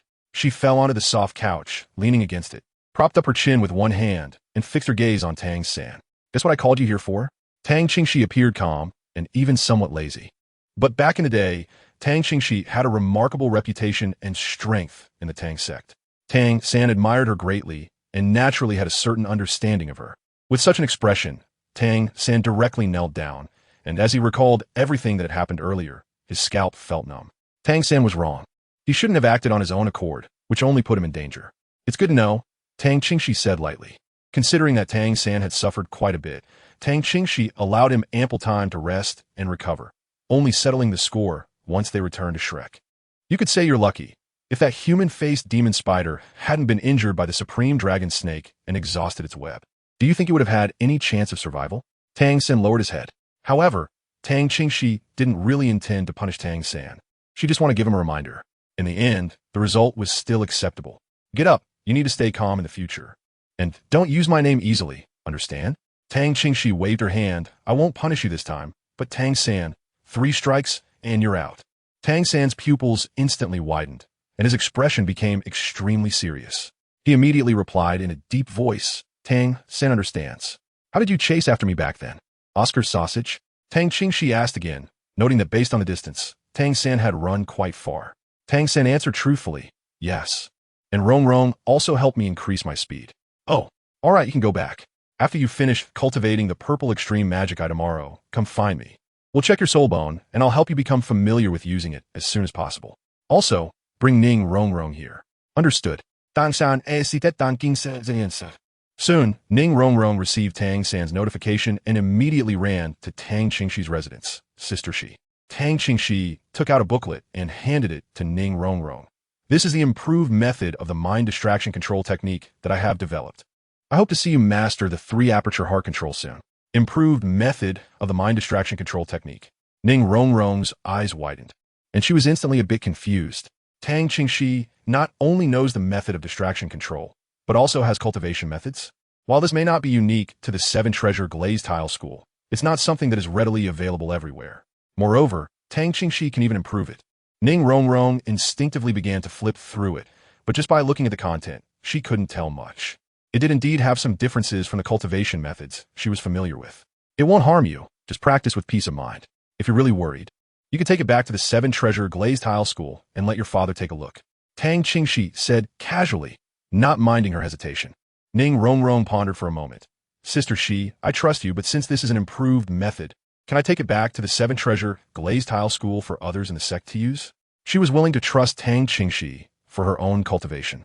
But since it was an improved method, why not try to get it for everyone in the 7-treasure glazed tile school? However, this would definitely require her father's approval. Sure, just pay for it. Tang Qingxi replied very straightforwardly. In fact, it could be given for free, but if it were given for free, Ning Fingji might not dare to accept such a favor, as people at that level understand the principle of not taking benefits without merit. It would be better to symbolically charge some money. After all, the 7-treasure glazed tile school certainly doesn't lack money. Chapter 45. Angrily confronting Master Yu Xiaojing, hearing Tang Qingxi agree. Ning Rongrong smiled happily. But the next moment, she hesitated, wanting to say something but stopping herself. If there's nothing else, you can go back and rest. If you have something to say, just say it directly. Recently, Ning Rongrong's performance had indeed been quite good, so Tang Qingxi's patience had increased. Ning Rongrong rubbed her hands together. Sister Shi, I don't want hidden weapons. But you also know that our 7-treasure glazed tile school, despite its high status, has direct disciples who are all support-type soul masters. The support abilities of the 7-treasure glazed tile pagoda are strong, but they are not enough to protect ourselves. When encountering enemies, as you mentioned before, we will be the first targets of their attacks. Those mechanical, hidden weapons of yours would indeed be a great help to us, allowing the people in the sect to have some self-defense capabilities. So, I want to ask, can I order a batch of mechanical hidden weapons from you through the sect? Tang Qingxi smiled with relief. Not bad. You know to consider your own sect. This little girl has quite a bit of potential. Ning Rongrong sighed.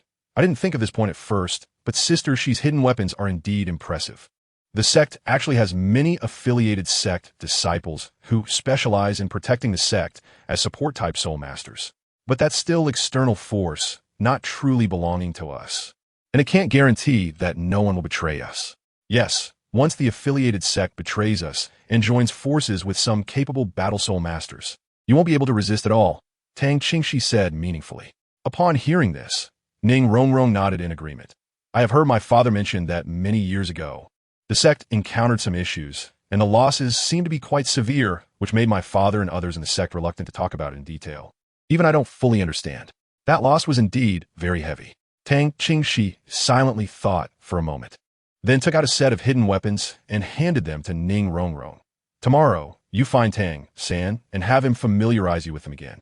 Then you can take them back to the sect. I can sell them, but they can only be equipped to the direct descendants of the 7-treasure glazed tile school. The quantity of hidden weapons required for such a transaction is not something you can decide. If you want to buy them, let Sect Master Ning contact me at that time. Thank you, Sister Shi, Ning Rongrong said excitedly as she took the hidden weapons. Tang Qingxi waved her hand and said, There's no need to thank me. This is a transaction. Who would refuse a profitable business? If there's nothing else, you can go back. I need to cultivate. All right. See you, Sister Shi. As she watched Ning Rongrong happily run out the door, the faint smile on Tang Qingxi's face gradually faded. She stroked the white cat beside her and murmured to herself, I wonder how the material collection for the Buddha's Fury Tang Lotus and the Storm Pear Blossom Needle is going. If there's enough, I can make some more as gifts for the 7-treasure glazed tile school. Once I reach level 30, I should return to the Spirit Hall. After that, Tang Qingxi got up and returned to her room. While the other Shrek students, including Tang San, chose to rest, Tang Qingxi continued to cultivate.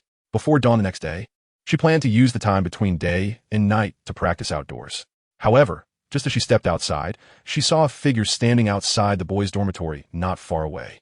The figure didn't look like Tang San, and it wasn't yet time for the cultivation of the purple extreme magic eyes. Tang Qingxi casually activated the purple extreme demon eye. and his gaze instantly became a bit more piercing. He stepped forward, standing 3 steps away from the person, and said, "Master Yu Xiaojiang, I've long admired your name." The sudden voice startled Yu Xiaojiang, and when he turned to see Tang Qingxi, he was somewhat taken aback. He hadn't noticed anyone approaching and hadn't heard any footsteps. When did this person arrive? Moreover, Tang Qingxi's words seemed to carry a hint of sarcasm for some reason, making Yu Xiaojiang frown. "Are you the student Tang Qingxi from this school?" Yu Xiaojiang had arrived at Shrek Academy a few days ago when the students were all in the Stardow Forest. However, he had heard about the various students' information from Flandra, and he could guess the identity of the girl in front of him. "That's right," Tang Qingxi nodded. Yu Xiaojiang made an effort to soften his stiff expression. "I've heard that your martial soul is very special. A martial soul that Flandra and the others have never heard of. And it can break through without relying on soul rings. Can I take a look?" "Sure." Tang Qingxi readily raised his hand to showcase his martial soul. It was a dark-colored flower, exuding a chill. Yu Xiaojiang carefully observed Tang Qingxi's martial soul. It was likely a new type of mutated martial soul, and quite special, able to break through without relying on soul rings. But he had to admit, that was very powerful. Tang Qingxi smiled and said, "I'm sorry, but this is not a mutated martial soul. And the fact that it doesn't rely on soul rings to break through has nothing to do with martial souls. Please don't judge me based on a theory you have pieced together from a pile of existing theories." Yu Xiaojiang's expression darkened. Indeed, his previous feeling was not wrong. The girl seemed to have some aversion towards him. "I heard you let Tang San absorb a soul ring that exceeds the limit. Do you know how dangerous that is?" With that, Yu Xiaojiang became less polite. He had come today to check on Tang San's condition. Hearing this, Tang Qingxi couldn't help but laugh even more. "Limit? Yu Xiaojiang, can you guess why the major sects scoff at your theory? The methods of soul master cultivation have already been summarized by various sects. They just haven't been made public. And the so-called limit of soul rings is even more of a joke. Of course, it is somewhat useful for common soul masters, but it doesn't apply to geniuses. The limit of a soul ring essentially depends on the physical strength and mental power of the soul master. And there have always been many people throughout history whose soul rings exceed the limits you've set. However, these people are all geniuses, and information about them is often not so easy to obtain. Yu Xiaojiang, you probably have no access to that, right? Using this theory to train Tang San, you really are setting him up for failure." At this point, Yu Xiaojiang's face had become quite ugly. "I heard from Tang San about some of your matters. You deduced that he has twin martial souls through his innate full soul power from blue silvergrass, right?" Tang Qingxi asked again. Only then did Yu Xiaojiang gain some confidence. "I once investigated 647 people with blue silvergrass martial souls, and only 16 of them had soul power, none exceeding the first level.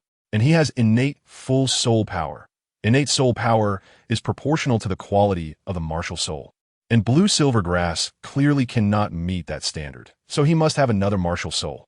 If the quality of the martial souls of the parents differs too greatly, the inheritance of twin martial souls cannot occur. Even if it does, the weaker martial soul will be devoured, and ultimately only one can be awakened. Currently, there are only 2 twin martial souls in the world, counting Tang San. And you probably haven't obtained the information about the twin martial soul masters from past generations. Have you? Your knowledge is too superficial, but you got lucky and guessed right, allowing you to deceive yourself into thinking you have a disciple with twin martial souls. Do you really think Tang San's martial soul is blue silvergrass?" Tang Qingxi rebutted without holding back. Chapter 46, Tang San, I am now with Sister Shi. As a direct disciple of the Pope, and with the Pope Bibidon strongly supporting her idea of breaking through without relying on soul rings. When Tang Qingxi needed to study martial souls, Bibidon granted her access to the same level of information as the Pope. And before being expelled from the Xuantian sect, Tang Qingxi, being in another world, naturally needed to have a sufficient understanding of this world and had researched the various classics stored within the Xuantian sect extensively. Combined, the richness of the information Tang Qingxi had access to was far beyond what Yu Xiaojiang could have ever imagined. The information he had encountered during his time in the Spirit Hall was insignificant by comparison. Tang Qingxi's words exposed Yu Xiaojiang's past predicaments in detail, making him extremely uncomfortable. Yet he was unwilling to concede defeat. That martial soul of Tang San, which is identical to blue silvergrass. Isn't it blue silvergrass? It's called Blue Silver Emperor, the king of blue silvergrass, a top-tier martial soul on par with the Xuantian hammer. Otherwise, a twin martial soul wouldn't even be possible. If it were ordinary blue silvergrass, it would just be devoured by the Houtian hammer, ultimately only awakening the Houtian hammer martial soul. Tang Qingxi played with the ink jade plum blossom in her hand, looking at Yu Xiaojiang with a half-smile. If you don't believe it, you can ask Tang San's father, the formidable title Douluo Tang Hao. Tang Hao is pretty impressive, a title Douluo who taught his son nothing, and yet people can easily deceive him. Who exactly are you? Directly revealing Tang San's background left Yu Xiaojiang momentarily uncertain. Tang Qingxi did not answer Yu Xiaojiang's question, but instead asked again. I heard you once said a famous quote. There are no useless martial souls, only useless soul masters? That's right. I will prove this statement to the world. Tang Qingxi tilted her head. Are you using yourself? Then why has your useless martial soul made no progress over the years? So it's you. No, Xiao San is my proof to the world. Yu Xiaojiang quickly explained. Haha. Tang Qingxi let out a rare hearty laugh. This person is indeed a bit amusing. You use a rare twin martial soul to prove your theory? What? Do you want Tang San to hide his clear sky hammer for a lifetime? Pretending that the Blue Silver Emperor is the well-known, useless martial soul Blue Silvergrass to prove he is not trash? What are you doing here at Shrek Academy? Invited by Flanders to teach? You keep saying there are no useless martial souls, only useless soul masters. Then why are you only willing to teach geniuses with top-tier martial souls? The more Tang Qingxi spoke, the paler Yu Xiaojiang's face became. After talking for quite a while, and seeing that it was almost dawn, this guy had wasted his own time for cultivation. Tang Qingxi turned around and prepared to leave. You are from the Spirit Hall, right? Yu Xiaojiang suddenly said. When he heard Flander mention that Tang Qingxi possessed the domain of the god of killing, he had his suspicions. And from Tang Qingxi's tone, it was clear that he had no respect for Tang Hao either. Being so hostile towards him, the only thing he could think of was the Spirit Hall. However, Tang Qingxi didn't say anything. At that moment, Tang San happened to walk out, and he was somewhat surprised to see Yu Xiaojiang. But noticing Yu Xiaojiang's expression seemed quite unpleasant, while on the other side, Tang Qingxi also looked a bit cold. Tang San paused at the door, feeling for a moment that he shouldn't have come out. You come out? Just in time, your teacher is here. Let him help you understand your third soul skill and that external soul bone on you, which will save me a lot of trouble. Tang Qingxi said, and then went straight back to her place. Meanwhile, Yu Xiaojiang was even more shaken. Tang Qingxi indeed had an extraordinary understanding of everything related to martial souls, soul masters, and so on. The external soul bone she mentioned should be the 8 spider legs he heard about last night from Flender and Zhao Waoqi. He was still only guessing. Yet Tang Qingxi could directly assert that it was an external soul bone. However, Yu Xiaojiang also breathed a sigh of relief. Tang Qingxi hadn't said those things in front of Tang San. Tang Qingxi is quite disgusted with Yu Xiaojiang, but she indeed doesn't plan to say anything in front of Tang San. Yu Xiaojiang uses Tang San, but there's also some goodwill. It's just that he is too useless himself and can't offer much useful goodwill. As for herself, considering that Tang San is a disciple of the Tang sect, she does take care of him a bit more, but it is also because Tang San is useful to her. To put it bluntly, there isn't much difference between them, so there is no need to interfere in the relationship between Yu Xiaojiang and Tang San. Her identity is here. As long as it doesn't involve asking Tang San to kill Yu Xiaojiang or Tang Hao, he will still listen to her. Tang Qingxi finished cultivating the purple extreme magic eye and practiced internal skills for a while before arriving at the rooftop of the girls' dormitory, waiting quietly. Soon, Zhu Zhuqing, Xiao Wu, and Ning Rongrong all came out, and seeing them, she instinctively put on her armor. Tang Qingxi, my. Meanwhile, there was still no movement from the boys' dormitory. Xiao Wu was about to go look for Tang San when Tang Qingxi jumped down from the eaves. Tang San's teacher is here. Let's go directly to the cafeteria. Xiao Wu was a bit surprised that the master actually came. Whenever the master was around, there were always some things Tang San needed to discuss. So Xiao Wu nodded and followed Tang Qingxi. Sister Shi, I want to return to the sect today. I might not be able to participate in training. Is that okay? Ning Rongrong asked. Having discussed the matter of hidden weapons yesterday, and knowing what she intended to do, Tang Qingxi naturally nodded. Of course, the earlier you go, the earlier you come back. All right.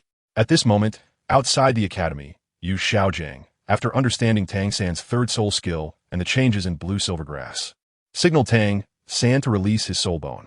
8 spider legs unfolded behind Tang San, with purple light flowing on them. Yu Xiaojiang examined the spider legs and curiously asked Tang San, Little San, I heard Zhao Wuji mention these spider legs yesterday. He said Tang Qingxi indicated that this was a soul ring mutation, Why is it referred to as an external soul bone today? Tang Xin pondered for a moment and replied, Sister, she said that soul bones are very precious and that she doesn't want me to easily reveal the matter of obtaining the soul bone. This soul bone was originally meant for Sister Shi. You have already absorbed this soul bone, and there is no way for her to obtain it.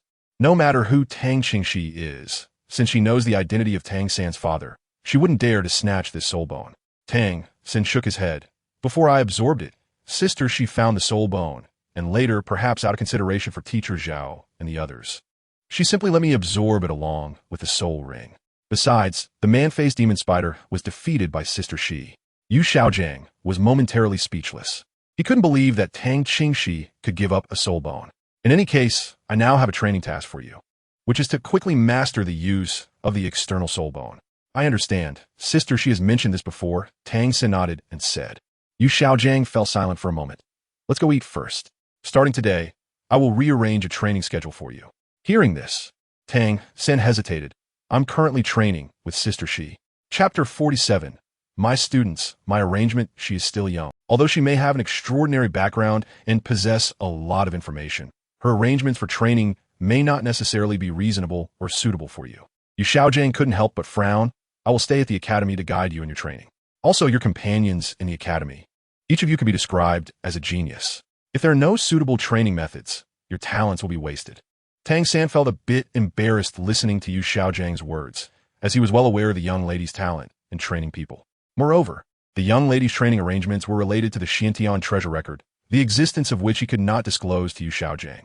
Tang San also noticed that the teacher's theories had certain limitations, which he could understand.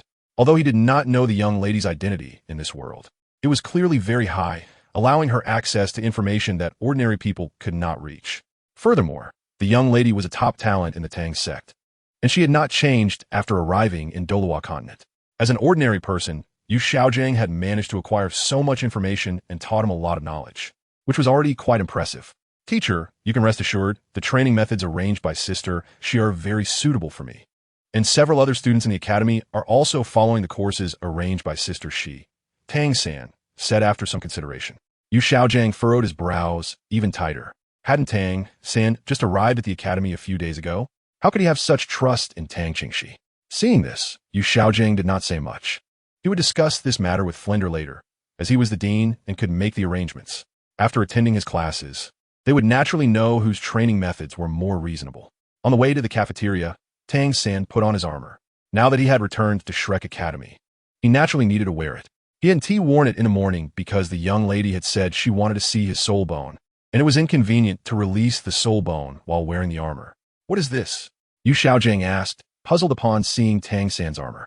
This is what Sister Shi requested. We have to wear it every day except when we sleep to strengthen our body, Tang San explained. How can this be?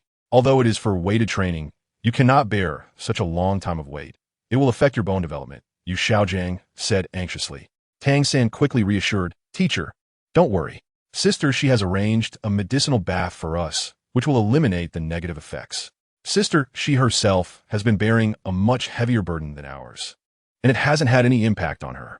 Yu Xiaojiang was momentarily at a loss for words. He even felt a hint of crisis. When the master and apprentice arrived at the academy cafeteria, Tang Qingxi and the others were having breakfast. Yu Xiaojiang glanced at everyone's meals and nodded in satisfaction. Flandre did well. The food arrangements are great. Tang Qingxi scoffed at his words. This is arranged by me. That stingy Flandre wouldn't be willing to part with it. Yu Xiaojiang's expression stiffened, and at that moment, Flandre awkwardly walked in from outside, saying the academy's expenses for the year are quite a lot. There are indeed some areas that are lacking. Seeing Flandre appear, Yu Xiaojiang's expression softened a bit, and he quickly said, Flandre, I plan to stay here for a while. For Tang San and those little monsters you've recruited, in order for them to become a powerful group in the future, we must start now by using the best cultivation methods to guide them. You mentioned before that, as long as I was willing to stay, you could delegate power to me. Is that right?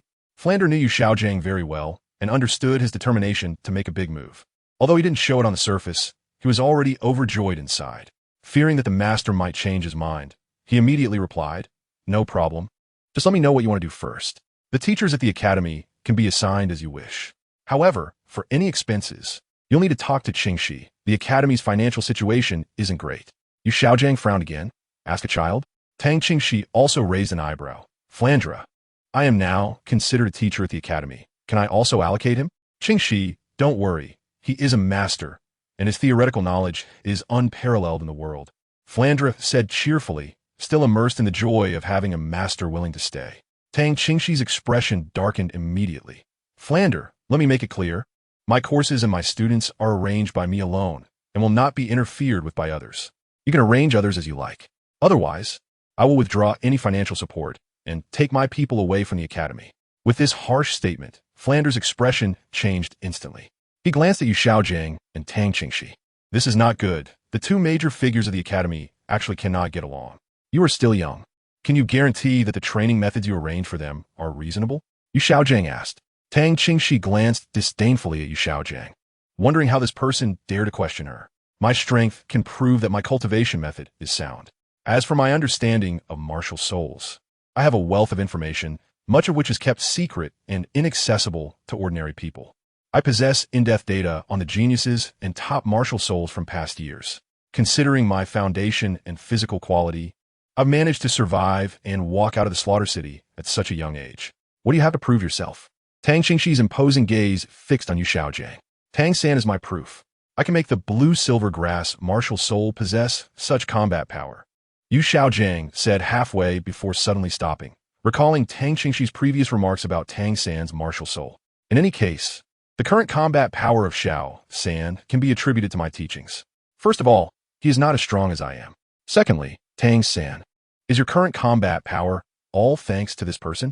Tang Qingxi's cold gaze swept towards Tang San. Yu Xiaojiang also turned his attention to Tang San. Tang San's scalp suddenly tingled.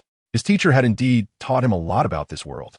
However, a significant part of his current overall strength still relied on the Xuantian Treasure Record, and even his strongest combat power was almost entirely dependent on it. He couldn't possibly erase the existence of the Xuantian Treasure Record in front of the young lady. Seeing Tang San silent for a moment, Yu Xiaojiang's gaze gradually turned to disbelief. Tang San sighed and chose to speak honestly. Teacher, you have indeed taught me a lot of knowledge, which has greatly helped in the enhancement of my martial soul. But my strength is not solely reliant on the martial soul. Are you referring to those hidden weapons? In my opinion, they are somewhat trivial. It's just that some hidden weapons are indeed astonishingly powerful, which is why I didn't intervene. You can't rely solely on these. Yu Xiaojiang sighed. Tang San shook his head. No, I have previously demonstrated some combat skills beyond soul skills, but there is actually more than that. Even the enhancement of soul power relies on these techniques, but I cannot disclose the specifics to you. P.S. Give the author some comments to liven up the comment section. Chapter 48. The Tang sect's hidden weapons cannot be provoked things that are indulging in play? Tang Qingxi sneered. Is this how you evaluate the Tang sect's hidden weapons? Are you making such an assumption without knowing the whole picture? Have you ever considered that there are even more terrifying hidden weapons that you haven't encountered? Is there really no rigor in your theoretical research? Tang San's lack of support and Tang Qingxi's questioning made Yu Xiaojiang even more uncomfortable. Seeing this, Flandra had to speak up to ease the conflict between the two sides. Qingxi, as a junior, you should show some respect to your elders. And Xiaojiang, why don't you first take a look at the training that Qingxi has arranged for them? If you still find it inappropriate, we can discuss it later. Huh. Tang Qingxi let out a sarcastic laugh and said to Tang San and the others, you can decide who to follow.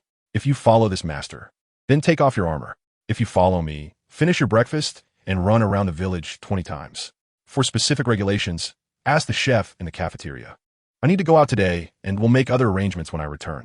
All right, Sister Shi, Zhu Zhuqing immediately responded. Xiao Wu glanced at Tang San and Yu Xiaojiang, then nodded in agreement. Although Ning Rongrong didn't say anything, it was because she was going back to her sect today and wouldn't be training. Her armor would remain on her anyway. Tang San didn't say anything for a while. He had to give his teacher some face. After all, the armor was still worn on him. Tang Qingxi put down her utensils and prepared to leave. However, before walking out, she glanced at Tang San and said in a stern voice, Tang San, even though I have left the Tang sect, I will not allow anyone to provoke the hidden weapons of the Tang sect. I won't do anything today because he is your teacher. But if there's a next time, don't say it's Yu Xiaojiang, even if the golden iron triangle comes in full force and uses their martial soul fusion skills. The hidden weapons of the Tang sect can eliminate them in an instant. Do you understand what I mean? Hearing this, Tang San felt a chill in his heart and quickly bowed his head to indicate that he understood. Although he didn't know what the golden iron triangle was, he clearly understood Tang Qingxi's meaning. If Yu Xiaojiang continued to belittle the hidden weapons of the Tang sect, he would be seeking his own death. Sister Shi, wait for me. Let's leave the academy together. Ning Rongrong also wanted to go out and directly followed Tang Qingxi. Tang Qingxi slowed down her pace and waited for Ning Rongrong to catch up before heading out together. The atmosphere was somewhat awkward, and Zhu Zhuqing finished her breakfast in silence before going out to start her warm-up jog. Xiao Wu glanced at Tang San, who indeed had some words to say to Yu Xiaojiang, so he first accompanied Xiao Wu outside. In the blink of an eye, only Flander and Yu Xiaojiang were left. Flander sighed heavily, feeling quite troubled. He had originally thought that Yu Xiaojiang staying behind was a good thing, but he didn't expect Tang Qingxi to be so resistant. Do you two have a grudge? I don't know why she came to Shrek, but it's very likely that she is that person's disciple, which is why she is so hostile towards me. Yu Xiaojiang's expression darkened. Flander had indeed had this suspicion before and understood who Yu Xiaojiang was referring to, but she has a connection with the Houtian sect, and her Shura domain might also be. Yu Xiaojiang shook his head. Tang San is his son. I've met him, and he has never mentioned Tang Qingxi. Does Tang Qingxi have the Houtian hammer? Tang San's father? Flander exclaimed in surprise. This is indeed not the case. To be honest, I know that Tang Qingxi has contact with the Spirit Hall, and the Bishop of the Spirit Hall holds her in high regard. But how could she, being that person's disciple, get along so harmoniously with Tang San? I don't know what she's plotting. Yu Xiaojiang truly couldn't understand, especially after learning that Tang Qingxi had given her soul bone to Tang San. How could someone with such value be willing to give it to Tang San? At this moment, Tang San returned to the cafeteria. Teacher, Yu Xiaojiang seemed a bit sad today, looking somewhat dejected. Tang San, do you trust that Tang Qingxi so much? Teacher, there are some things between us that I apologize for not being able to explain clearly to you. You can rest assured that the training methods she arranged for me and the other students are indeed suitable. Tang San looked at Yu Xiaojiang with an apologetic expression and reminded him, Teacher, please don't say that hidden weapons are things that lead to loss of ambition next time. My hidden weapons and other techniques actually have their own lineage, and so does Sister Shi. Her mastery in this area far exceeds mine and can provide me with more improvement. Moreover, Sister Shi does not tolerate anyone provoking this. How strong can your hidden weapons be? Upon hearing Tang San's reminder, Yu Xiaojiang felt even more incredulous. They are not to be provoked? I can't make stronger hidden weapons right now, but Sister Shi has some. I can't be sure how strong they are, but previously, Sister Shi saved Xiao Wu from the Titan giant ape, and it should have been thanks to the hidden weapons. Tang San indeed didn't know how powerful the rain pear blossom needles in the young lady's hands were, but he could estimate. By the way, does teacher know about the golden iron triangle's spirit fusion skill? Upon hearing Tang San's words, both Yu Xiaojiang and Flander changed their expressions. Why are you asking about the golden iron triangle? Just curious about how strong this spirit fusion skill is. Tang San said, indeed a bit curious about the strength of the spirit fusion skill that the young lady specifically mentioned.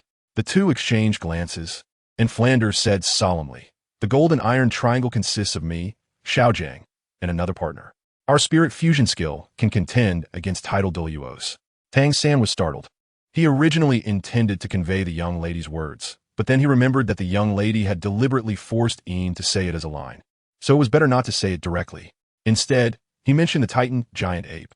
Now he was incredibly glad that he hadn't directly relayed the message. However, he still said, the hidden weapon in Sister Shi's hand can counter your martial soul fusion technique, and that is still not the strongest hidden weapon. It merely ranks among the top. Now, he was even more determined to create the top hidden weapons of Tang sect in this world. What? Yu Xiaojiang was surprised to the point of his voice changing. He then fell into silence, his momentum becoming even lower as he said, it seems that this world indeed has a lot that I don't know. Although he was reluctant to believe that it could counter their martial soul fusion technique. The Titan giant ape was a being that might not even be countered by their technique. The fact that Tang Qingxi could safely escape from the Titan giant ape with Xiao Wu was a solid proof. Xiao Gang, your theory is already very impressive. Flinder quickly comforted. It was not easy to see Yu Xiaojiang perk up a bit, but now after being struck down by Tang Qingxi, he looked less capable again. He couldn't help but feel a bit displeased and even started to think whether it was a good idea to keep Tang Qingxi at the academy. If Tang Qingxi's identity was indeed related to the Spirit Hall, or even that person, keeping her might not necessarily be a good thing. There could be some conspiracy behind it. Chapter 49. New training. Tang San was grateful for the teacher's care over the years. You will always be Xiao San's teacher. However, seeing Yu Xiaojiang in such a low mood, Tang Clan also felt a bit troubled. Let us go train. I will carefully observe how the training arranged by Tang Qingxi goes. Yu Xiaojiang weakly waved his hand. Tang Clan hesitated when he saw Yu Xiaojiang, but Yu Xiaojiang insisted that he go out to participate in training first, so Tang Clan walked out. Xiao Gang and Flandra watched Yu Xiaojiang with concern. Yu Xiaojiang forced a strained smile and said, "I'm fine. I just want to be alone for a while." His back was slightly hunched as he slowly walked out under Flandra's worried gaze. Flandra furrowed his brows. Perhaps he should talk to Tang Qingxi. Tang Qingxi and Ning Rongrong parted ways upon arriving in Suodo City, with Ning Rongrong being picked up by the 7 Treasure Glazed Tile School, while Ning Fengji had people arranged nearby to keep an eye on her. Tang Qingxi went to an inconspicuous blacksmith shop on the outskirts of Suodo City. There were no customers in the blacksmith shop, and there were only 3 employees, none of whom seemed to be paying attention to the shop. They were all practicing. Upon hearing footsteps and seeing Tang Qingxi enter, the 3 immediately stood up and knelt on one knee. Saying, "Greetings, young lady," Tang Qingxi took out a piece of paper and handed it to a middle-aged man behind the counter. According to the requirements on this order, produce a batch of hidden weapons in large quantities. Although Ning Rongrong had not yet returned to the 7 Treasure Glazed Tile School, Tang Qingxi believed that as long as Ning Fengji wasn't foolish, he would choose to procure hidden weapons. The middle-aged man became somewhat excited upon hearing this. Is the young lady finally going to start selling these weapons? It will allow ordinary people to possess weapons capable of killing soul masters and soul beasts, which will surely cause a stir across this continent. No, this is just an order. Don't expose anything related to hidden weapons in the shop. Tang Qingxi decisively shook her head. She wasn't planning to let Tang sect's hidden weapons become widespread on this continent just yet. This blacksmith shop was merely established for her own convenience and communication. She couldn't run to the mountains every time something came up. When short on funds, she would arrange for those little guys to go play in the major city's Great Soul arena. Understood. The middle-aged man could only respond respectfully and quickly walked into the warehouse inside to bring out the inner armor. The young lady consistently refused to sell those magical weapons, which left the middle-aged man feeling quite regretful. Tang Qingxi casually stored the inner armor into her bracelet and said, "Notify those children that there will be an assessment soon, and I will select 2 or 3 of them to follow me to work." After retrieving the inner armor and conveying her orders, Tang Qingxi stepped out. Tang Clan has always had the intention to revive the Tang sect in this continent, but he grew up in a difficult environment and simply lacked the resources and ability. Now, he no longer needs to do this, as Tang Qingxi has already accomplished it. Moreover, Tang Qingxi's ability to sharply confront Yu Xiaojiang is not solely based on the superior information she holds compared to him. Yu Xiaojiang only has theory, while Tang Qingxi possesses a wealth of practical experience. During the entire 6 years, she attempted to break through levels without relying on soul rings. She was not working alone in isolation. Instead, she read a vast amount of material, conducted theoretical research, and gathered numerous martial souls, whether strong or weak. Even those without soul power for practical research. Her achievements are not limited to the ability to break through levels without soul rings. She believes in the saying that there are no useless martial souls, only useless soul masters, and she has truly embodied this principle.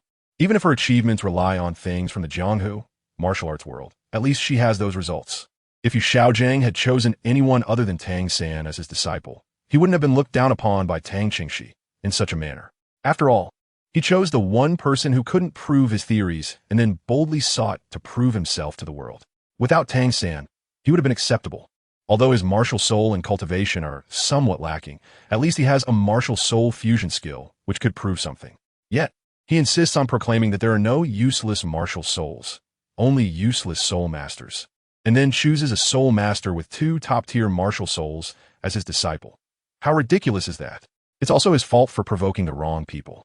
Human nature is inherently biased, and she initially had no good impression of Yu Xiaojiang. When they returned to the academy, Tang Clan and the other 2 were still running laps. Tang Qingxi and others stopped them when they returned after running a lap. Then, he took out a similar weighted inner armor that he was wearing. "The inner armor is ready. Put it on and follow me." With the inner armor, their movements wouldn't be hindered by the heavy iron armor, so Tang Qingxi naturally arranged for other training. The 3 were panting, having consumed quite a bit of energy, but they quickly changed out of their iron armor without slowing down. "Run, let's go." Tang Qingxi waved his hand and led the 3 outside the academy. Those hired by Tang Qingxi also picked up the tables and drinks, following behind the group. Tang Qingxi led them to a cliff outside the academy, in the forest. The cliff wasn't very high, but in the middle there was a waterfall that had smoothed the cliff face significantly. Below the waterfall was a deep pool, where the water flowed into the pool and then out through a gap at the edge, forming a small river that rushed away, winding into the distance. Tang Qingxi arrived at the riverside, about a kilometer away from the deep pool, where the hired personnel had set up tables and drinks in the open space. From here, you will wade across to the deep pool, then swim across the deep pool and climb up the cliff against the waterfall without using soul power. This is your training objective. However, today you are allowed to use soul power, and after swimming across the deep pool, you will first climb up the cliffs on both sides of the waterfall.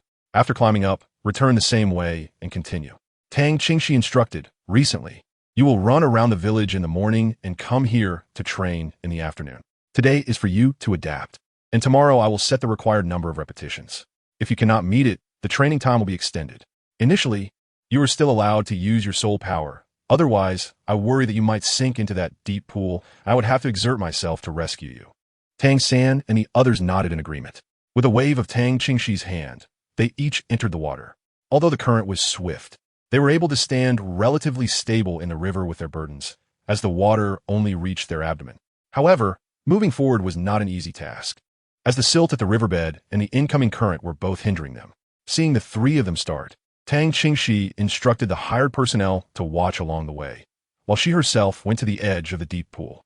She took out a piece of cold jade from her bracelet and sat down on it, beginning to cultivate her inner strength.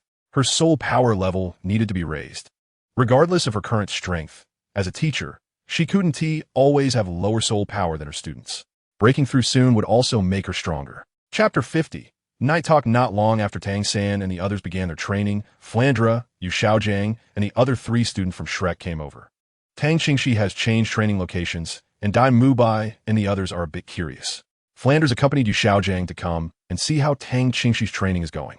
Can you tell us about your general training plan? Yu Xiaojiang asked. Tang Qingxi stopped her training when they arrived and said, first, there will be a series of training to improve physical fitness, including strength, speed, stamina, and so on. Then, we will focus on mental strength and reaction speed. After comprehensive improvement, we will begin teaching combat skills and practical fighting.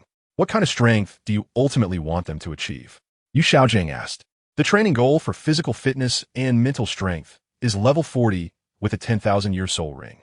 The combat training goal is to win the Soul Master Competition Championship. Tang Qingxi said lightly. However, upon hearing this, Yu Xiaojiang gasped.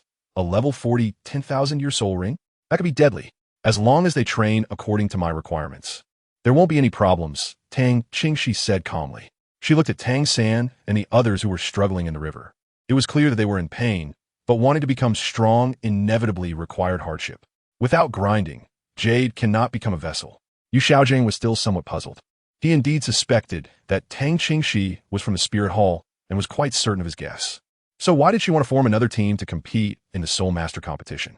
Since the Master is here at the Academy to teach, aren't these three just perfect? They don't want to participate in my course anyway, and we can compare the teaching results from both sides. Yu Xiaojiang thought about it, but Tang Qingxi didn't want someone she found displeasing lingering under her nose. Dai Mubai and the others only chose not to attend her class, but they still had to attend the Academy's classes. Tang Qingxi looked down on Yu Xiaojiang, but she figured it was fine to teach Dai Mubai and the others. It might be better to distract him and have him lessen her sight. After a moment of contemplation about Tang Qingxi's words, Yu Xiaojiang did not object. He actually wanted to prove himself. If the results of his teaching were better, it would also demonstrate his ability. All right, Flander, I will be responsible for teaching these three. Dai Mubai and the others were somewhat stunned to be assigned so clearly. Flander had no objections to Yu Xiaojiang's agreement, so they decided to go with it for now. After that, Tang Qingxi lost interest in them. She still had to focus on her training. Yu Xiaojiang carefully observed Tang Qingxi's training state. It seemed different from the usual meditation state of soul masters. He could vaguely see that beneath her, the cold jade was exuding cold air, and during her training, strands of cold energy were being absorbed by Tang Qingxi. Tang Qingxi that makes him very curious. Breaking through without relying on soul rings is indeed a unique case throughout history. How is this achieved? If Tang Qingxi is truly from the Spirit Hall, such a genius could potentially elevate the Spirit Hall to unimaginable heights. However, the relationship between Tang Qingxi and the Spirit Hall is not very clear. What is the purpose of the Spirit Hall members coming to Shrek? And why would they give soul bones to Tang San? Since they know Tang San's father's identity, there is no reason for them to give it away. Starting tomorrow, there will be special training for the three of you. Yu Xiaojiang reminded Dai Mubai and the others and did not stay to watch. He indeed needed to think carefully. There will be no classes arranged for you today. You can relax a bit, but starting tomorrow, there will be no more easy days. Seeing this, Flinder also reminded them. He wanted to talk to Tang Qingxi, but it was obviously not the right time. Tang Qingxi, come to my office tonight. Tang Qingxi slightly raised her eyes to glance at the serious-faced Flanders and nodded. Got it. The way he addressed her had changed, indicating that he was now wary of her. It didn't matter to her. Even if she couldn't stay, it was no big deal. She could just leave. She even found the Shrek environment unsatisfactory. Soon, Flanders also left, while Dai Mubai and the others lingered for a while. They were somewhat hesitant, secretly discussing whether they should follow Tang Qingxi for training. After all, they were all from the same academy, and if this continued, they would be separated for a long time. They weren't foolish. They could vaguely sense that if this went on, the Soul Master competition would have nothing to do with them. However, Flanders had given new arrangements, and it was evident that Tang Qingxi's training was extremely harsh. After a while, the three of them silently left. Tomorrow's lesson with that master would probably not be easy, so they really needed to cherish this little time today. Finally settling down, Tang Qingxi watched as Zhu Zhuqin fell into the rushing water, getting up with a tear in her arm and blood oozing out. It seemed she had been scratched by a stone or something underneath. Her expression was completely unchanged as she withdrew her gaze and continued to cultivate. By evening, the three of them, covered in mud and looking extremely disheveled, were carried back to the dormitory. Tang Qingxi finished her training and went to find Flander. In Flander's office. Without waiting for Flander to greet her, Tang Qingxi pulled over a chair and sat down, directly asking, "What is the matter, Principal?" "Tang Qingxi, what exactly is your background?" Flander asked with a serious expression. Tang Qingxi tilted his head and examined Flander. "What's wrong? Isn't it true that the Academy never asks about one's background during admissions? When someone might become an unstable factor for the Academy, I have to inquire a bit." Tang Qingxi propped his head up with one hand and casually replied, "Am I the unstable factor? Flanders, you might as well think carefully. Without me, how many more years can your Academy's financial situation hold up?" Flanders fell silent for a moment. He really couldn't argue against this point. Thanks to Tang Qingxi's investment over the past 2 years, the Academy had remained relatively stable. However, this was just an academy, and your purpose for coming here, is it to study? Isn't my purpose clear from the very beginning?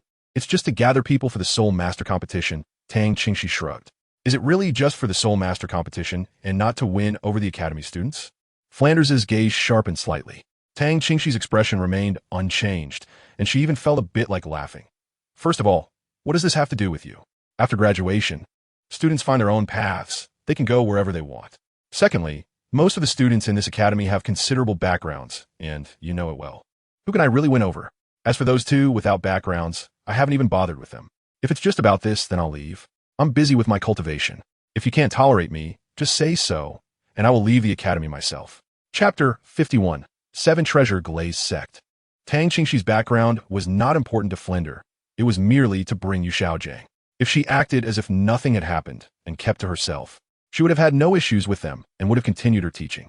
However, if she wanted to stir trouble, she could leave without hesitation. The fact that Flinder specifically sought her out made Tang Qingxi become quite direct. She already had significant grievances against Flinder. The Academy's rules were indeed quite problematic, and she didn't understand what Flinder was thinking when he set these rules.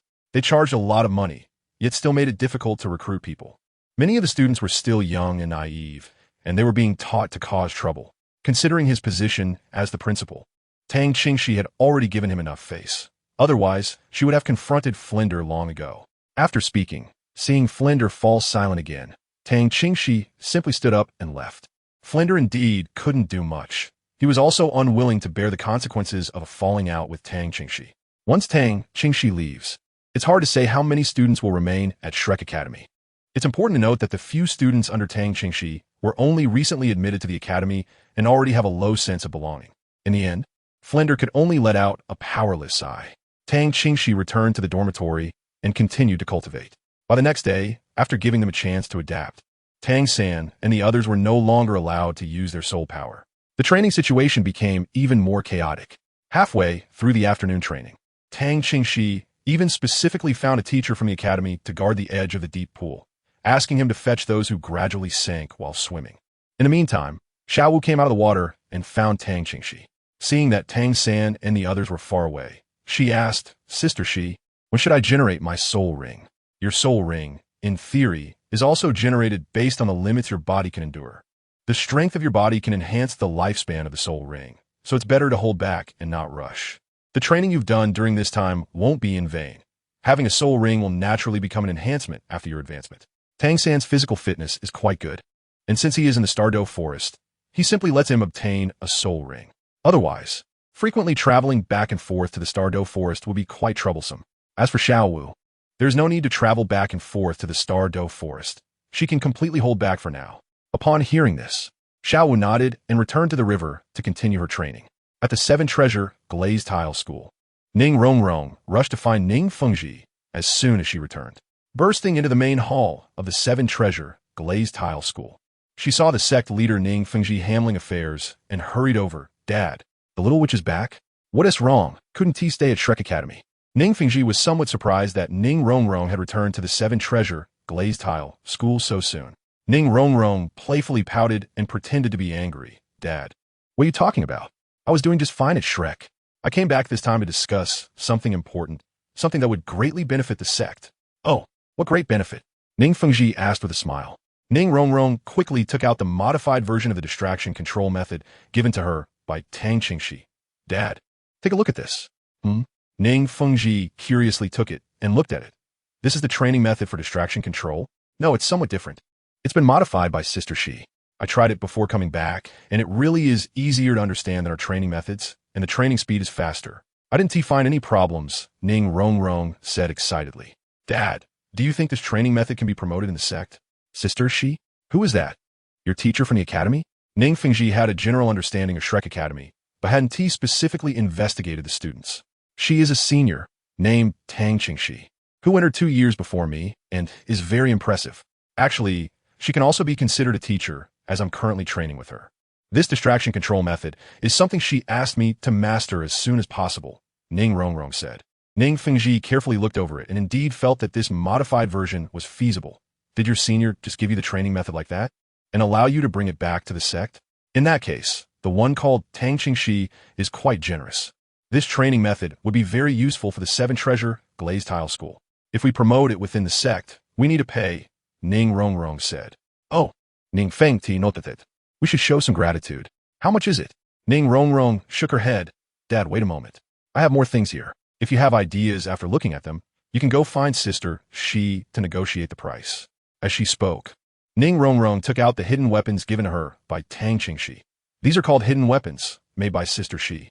They have quite a bit of power, and even those without soul power can use them. Since our sect's direct disciples are all support-type soul masters, I think we can equip them with these to have a certain combat self-defense capability. Hidden weapons? Ning Fengji picked up a black box from the table and examined it. "How do you use this?" "Rongrong, my little treasure is back.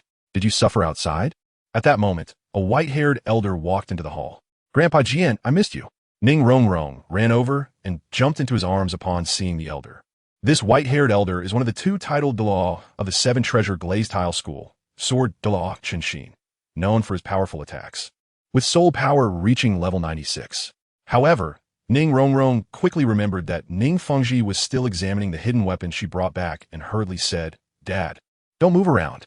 Let me demonstrate the power of these hidden weapons." "Hidden weapons?" Sword Douluo was somewhat curious about this term. Ning Rongrong ran back to take the black box from Ning Fengji, which is the Zhuge Divine crossbow, looked around, and fixed her gaze on Sword Douluo. "Grandpa Jian, do you want to give it a try? You're so powerful, it won't hurt you. And you can also evaluate the power of these hidden weapons after the experiment." "A little box? Is it a weapon?"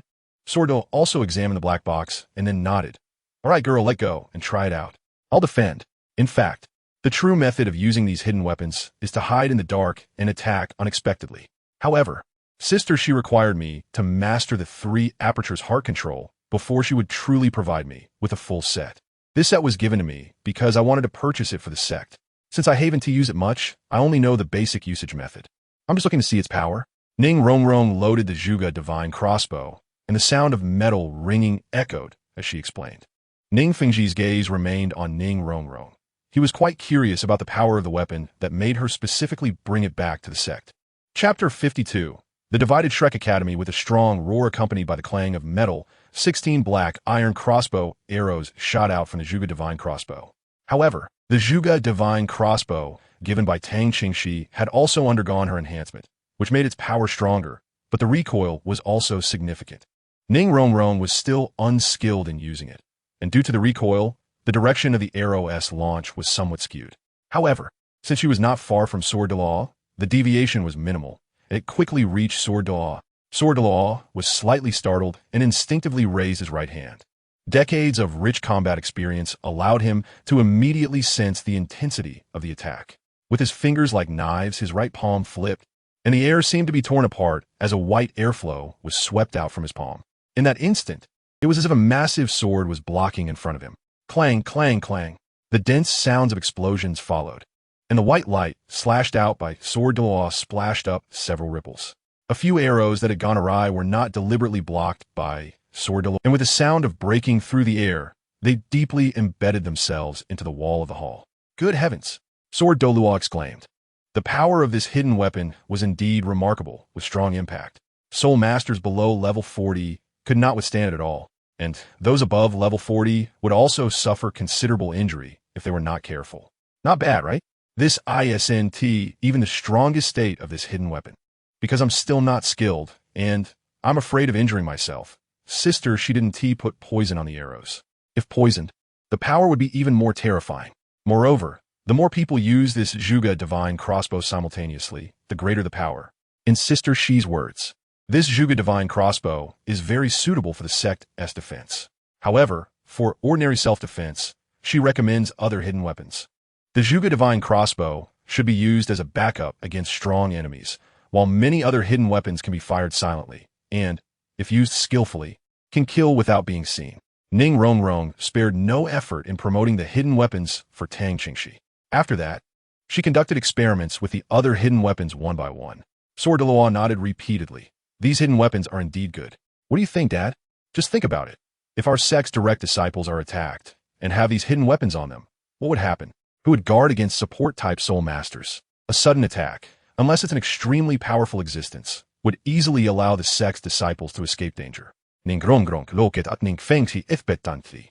Ning Fengji was indeed surprised by the power of these hidden weapons, and Sword Douluo also looked at Ning Fengji at this moment. Sect leader, if possible, we should do everything we can to bring the person who made these hidden weapons into our sect.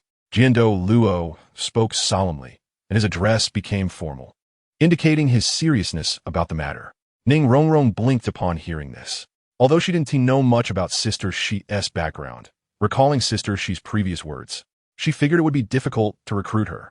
However, she didn't say anything since her father would handle the discussions later. Ning Fengji nodded seriously. What Ning Rongrong said was very reasonable. These hidden weapons were indeed very suitable for the disciples of the sect. Ning Fengji could be considered a wise sect leader. Making a prompt decision, he said to Ning Rongrong, Rongrong, for now, do not mention this to anyone in the sect. Tomorrow, I'll go with you to Shrek Academy to meet this sister she mentioned. Ning Rongrong rubbed her hands and shyly asked, if Dad isn't busy, why not just leave today? What's this? After stepping out of the sect, your heart is already flying away, and you don't even want to stay another day? Ning Fengji looked at Ning Rongrong with amusement. Ning Rongrong quickly shook her head. No, Dad. I just took leave to come back for this. And it's been 2 days since I've trained. My physical fitness was already the worst, and if I fall behind for more days, I'll really struggle to keep up with them. Regarding what Tang Qingxi said about being able to teach her useful combat abilities if she performed well, Ning Rongrong didn't mention it, planning to give the sect a big surprise later. Ning Fengji looked at Ning Rongrong with disbelief. What exactly did she encounter at Shrek Academy for her to change so much? Ning Rongrong had been spoiled growing up, and Ning Fengji had been worried that her personality would be detrimental to her training. Now that she had changed like this, as a father, he would certainly support her. After arranging some internal affairs of the sect, Ning Fengji left the 7 Treasure Glazed Tile School with Ning Rongrong under the protection of Douluo at Shrek Academy. Except for Ning Rongrong, who was on leave, the other students began their special training. After deciding to teach Dai Mubai and the others, Yu Xiaojing quickly made preparations and started the training. Sometimes, one could see Tang San and Dai Mubai running around the village. However, there was still a noticeable gap between the two groups. Tang San and his team were neatly dressed, with heavy inner armor that was barely visible. On the other hand, Dai Mubai and his group could only pitifully carry bamboo baskets filled with stones. As they ran, the stones inside shook and the baskets were quite constricting, making it hard for them to endure. With only 3 students, Yu Xiaojing found it difficult to implement his original teaching plan. He had initially designed it for all students, including a plan for random sparring among them. Now, with just 3 people, there was no change. Only Ma Hongjun could spar with Oscar and Dai Mubai. He couldn't bring himself to ask Tang Qingxi to cooperate, and obviously, Tang Qingxi had not yet started any practical training, focusing solely on improving Tang San and their physical fitness. To enrich the practical training aspect, Yu Xiaojing could only take them to the Great Soul Arena in Soto City. But this was somewhat awkward for Oscar, a food-type soul master. In a one-on-one situation, he couldn't fight as a support soul master, and in a 2-on-2, he could only team up with Dai Mubai. His soul skills wouldn't help Dai Mubai much, and Dai Mubai couldn't take on 2 opponents at once. Thus, Oscar could only watch from the sidelines as Dai Mubai and Ma Hongjun engaged in one-on-one duels. Soon, Ning Fengji brought Ning Rongrong to Shrek Academy. Where is Sister Shi? And where are Xiao Wu and the others? By the time they arrived at Shrek Academy, it was already afternoon. Ning Rongrong only saw Dai Mubai and the others running with bamboo baskets, but didn't see Tang Qingxi and the others. Upon hearing Ning Rongrong's question, Oscar, panting, stopped and said Sister Shi took them that way to train by the cliff. All right, Dad, I'll take you there. Actually, regardless of her identity, as a junior, Tang Qingxi should come back to meet Ning Fengji since he was looking for her. However, Ning Rongrong didn't care about that. She was eager to get to the training. Ning Fengji didn't mind and followed Ning Rongrong toward the direction pointed out by Oscar. Oscar stood there wide-eyed, recalling Ning Rongrong's identity. The person she called Dad was a renowned top support soul master, the leader of the 7 treasure glazed tile school. Chapter 53. Ning Fengji arrives at Shrek's sister Shi. Upon seeing the cliff from a distance, Ning Rongrong quickened her pace and ran towards Tang Qingxi, who was sitting cross-legged by the waterfall, training. Tang Qingxi raised her eyes and saw the person following Ning Rongrong coming down from the cold jade pedestal. The white cat, which had been napping on the grass nearby, was suddenly startled awake. Upon seeing Ning Fengji and the sword Douluo, it immediately stood up and nimbly jumped onto Tang Qingxi's shoulder, casting several covert glances at Xiao Wu. However, at that moment, Xiao Wu happened to be climbing up the cliff and was somewhat curious to see that Ning Rongrong had brought 2 people. Tang Qingxi first glanced at Xiao Wu and gestured for her to stay on the cliff for now before approaching. You're back. She greeted Ning Rongrong first and then handed her the weighted inner armor. You can train in this from now on. No need to wear the heavy iron armor anymore. Okay. Ning Rongrong took the inner armor and quickly changed into it. How do we train, Sister Shi? Today, you should get used to it. You can use your soul power. From over there, that table, you remember it, right? Start from that position, wade through the river, swim across the deep pool, climb up the cliff, and then return the same way, repeating it. Do you understand? Tang Qingxi turned to point out the position to Ning Rongrong. Understood. Ning Rongrong noted. Then she looked at the 2 people in the river, who were covered in mud and could only be vaguely recognized by their shapes, and her face immediately frowned. But she didn't say anything more, just greeted Ning Fengji and sword Douluo before preparing to go. Dad, Grandpa Jian, I'm going to train now. You can talk. All right, go ahead. Seeing Ning Rongrong's frown and obvious reluctance mixed with enthusiasm, Ning Fengji couldn't help but chuckle. However, sword Douluo looked at her with some sympathy. After all, Ning Rongrong had never experienced such messy and difficult training before. Ning Zhongzhu, senior sword Douluo. Tang Qingxi cupped her hands in a slight bow as a form of greeting. After all, in terms of superficial status, they were indeed seniors, and sword Douluo's strength was enough to earn her respect. However, she was quite surprised that Ning Rongrong had brought them here so directly. They should at least be entertained, but this place was clearly not suitable for hosting guests. Are you Tang Qingxi? I've heard Rongrong mention you quite a bit. At such a young age, you already possess such abilities. Your future achievements are boundless. Seeing Tang Qingxi, who maintained her composure and faced both him and sword Douluo without changing her expression, Ning Fengji was generous with his praise. Ning Zhongzhu overpraises me. I assume you came here for those hidden weapons and distraction control methods. This place isn't suitable for discussions. It's better to return to the academy first, right? Tang Qingxi couldn't leave these two here. With Xiao Wu's low strength, it was indeed unsafe for her to stay under the watchful eyes of a titled Douluo. All right. Ning Fengji glanced at Ning Rongrong, who was struggling through the water in the river, and nodded in agreement. The three of them immediately returned to Shrek Academy, where Tang Qingxi led them directly to her residence. After all, this was the best building in Shrek Academy, and since it was her private guest area, it was the most suitable place. Once they were away from Xiao Wu, the white cat on Tang Qingxi's shoulder returned to its lazy state, lying down with its paws tucked in and casually flicking its tail behind. Upon reaching the residence, the white cat jumped onto a nearby shelf to rest. Tang Qingxi brewed a pot of tea and invited Ning Fengji and the sword Douluo to sit down, while she took a seat opposite them. All the way there, Ning Fengji had been observing Tang Qingxi and could tell that this girl had an extraordinary demeanor, suggesting she came from a notable background. It seemed unlikely that it would be easy to recruit her into the Seven Treasure Glazed Tile School. The sword Douluo, on the other hand, was more focused on the white cat on Tang Qingxi's shoulder, and he could naturally see that it was a 10,000-year-old beast. Keeping a 10,000-year-old beast as a pet and raising it to be so well-behaved was indeed something only extraordinary individuals could accomplish. Ning Zhongzhu, I tend to be straightforward. Since you are here, you must be interested in purchasing hidden weapons and cultivation methods for the distraction control technique. Why don't you quote a price first? Tang Qingxi said directly after taking a sip of tea. Ning Fengji, however, smiled slightly and did not rush to discuss the price. Although he sensed that it wouldn't be easy to recruit Tang Qingxi, he still wanted to give it a try. You don't need to worry about the price. The financial strength of the Seven Treasure Glazed Tile School is among the top in the entire Soul Master realm. I just want to ask first, are you willing to join the Seven Treasure Glazed Tile School? The sect will provide you with the best cultivation resources and the highest treatment, and your status could even be above Rongrong's. The treatment and status promised by Ning Fengji were basically only beneath the two titled Douluos of the Seven Treasure Glazed Tile School, and to some extent, could even be on par, although some resources Tang Qingxi might not be able to use yet. On the way here, Ning Rongrong had shared quite a bit about Tang Qingxi, mentioning that she didn't rely on soul rings to break through soul master levels.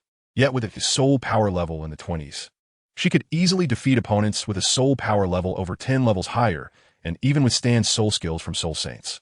She had both strength and the ability to counter Master S arguments theoretically, and she could create those exquisitely crafted hidden weapons. She was truly a genius. Ning Fengji couldn't even fathom how someone of Tang Qingxi's age could achieve such accomplishments. Ning Fengji's recruitment attempt was indeed unexpected, yet reasonable for Tang Qingxi. It seemed that Ning Rongrong hadn't mentioned much about her background to Ning Fengji. After all, Ning Rongrong couldn't know her specific identity, and her remarks that hinted at her extraordinary background were indeed somewhat impolite and not suitable to be relayed to Ning Fengji. Tang Qingxi could only respond with a smile. I'm sorry, Master Ning, but I cannot join the Seven Treasures Glazed sect. The forces behind me would not allow me to join. Ning Fengji was not surprised by Tang Qingxi's straightforward refusal, despite his remarkable achievements, which were hard to comprehend given his age. It was clear that without the support of a major force, even the most talented genius would not reach this level. He had come this far and was unwilling to give up easily, so he attempted to recruit her. Noticing that Tang Qingxi did not explicitly mention the forces behind her, Ning Fengji did not press further. All right, it's a pity. Let's discuss the matter of hidden weapons. Sure, go ahead.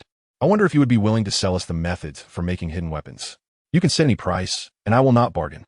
Ning Fengji spoke generously. Although he appeared handsome and elegant, there was a grand aura in his words, which reflected the demeanor of a sect leader. In response, Tang Qingxi could only shake her head again in refusal. I cannot sell the methods for making hidden weapons. I only sell the finished hidden weapons here, guaranteeing both quantity and quality, and I will include a complete set of usage methods and combinations. Chapter 54. Business Talk with Ning Fengji. Ning Fengji did not expect Tang Qingxi to refuse so decisively. Hidden weapons often suffer damage and wear. If they were truly effective, wouldn't the Seven Treasures Glazed sect have to rely on Tang Qingxi for this in the future? Seeing the contemplative expression on Ning Fengji's face, Tang Qingxi remained calm. The set of hidden weapons I gave to Rongrong is very suitable for the Seven Treasures Glazed sect.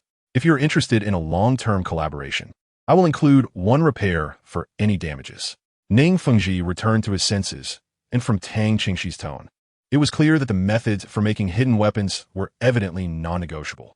Although Tang Qingxi looked to be only in his teens, the composure and calmness he displayed, along with the part of his personality that Ning Rongrong had learned about before coming, made it clear that he was not easily shaken. At that moment, Ning Fengji could only ask, what about the consumption of hidden weapons? For example, the crossbow bolts of the Zhuge Divine Crossbow. When you purchase, an additional set of loaded crossbow bolts will be provided, and the method of loading will also be taught. However, you will need to continue purchasing afterwards. But the price is not high, so you can rest assured, Tang Qingxi replied. Ning Fengji then asked, I heard from Ning Rongrong that all your hidden weapons can be poisoned? Yes, you can poison them yourself, or you can purchase poison from me. I only sell lethal poisons that can seal the throat upon contact with blood. The price of the poison will be determined based on the level of soul master it is effective against. I am currently not selling poisons effective against Contra level and above, Tang Qingxi said while taking a sip of tea. The price of the poison will be quite high, and I do not recommend purchasing it now. If you're interested, you can wait until the sect members are proficient with the hidden weapons before contacting me. Otherwise, it may lead to accidental injury. Ning Fengji was somewhat surprised upon hearing this. Judging by Tang Qingxi's tone, the poison in his hands could even deal with a Contra. However, Ning Fengji was merely curious and could prepare the poison himself. After a moment of contemplation, Ning Fengji said, I've seen the hidden weapons that Rongrong brought back to the sect. Let us proceed with purchasing a set like that. I would like 500 sets, and I will offer 10,000 gold soul coins for each set. What do you think? Tang Qingxi nodded. The price is fine, but making the hidden weapons will take time. I can deliver them in batches, 100 sets a month. You can pay a deposit of 1 million first, and then pay for the subsequent deliveries. Is that okay? No problem. Ning Fengji did not oppose. It was clear that Tang Qingxi already had a mature method for selling hidden weapons. But there was one thing that Ning Fengji was curious about. Your hidden weapons are quite powerful, yet I've never heard of them being mentioned on the mainland.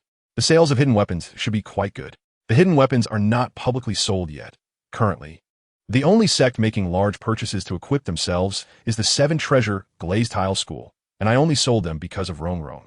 Although hidden weapons are a good way to make money, as a new foreign item, having them in hand means a significant combat advantage.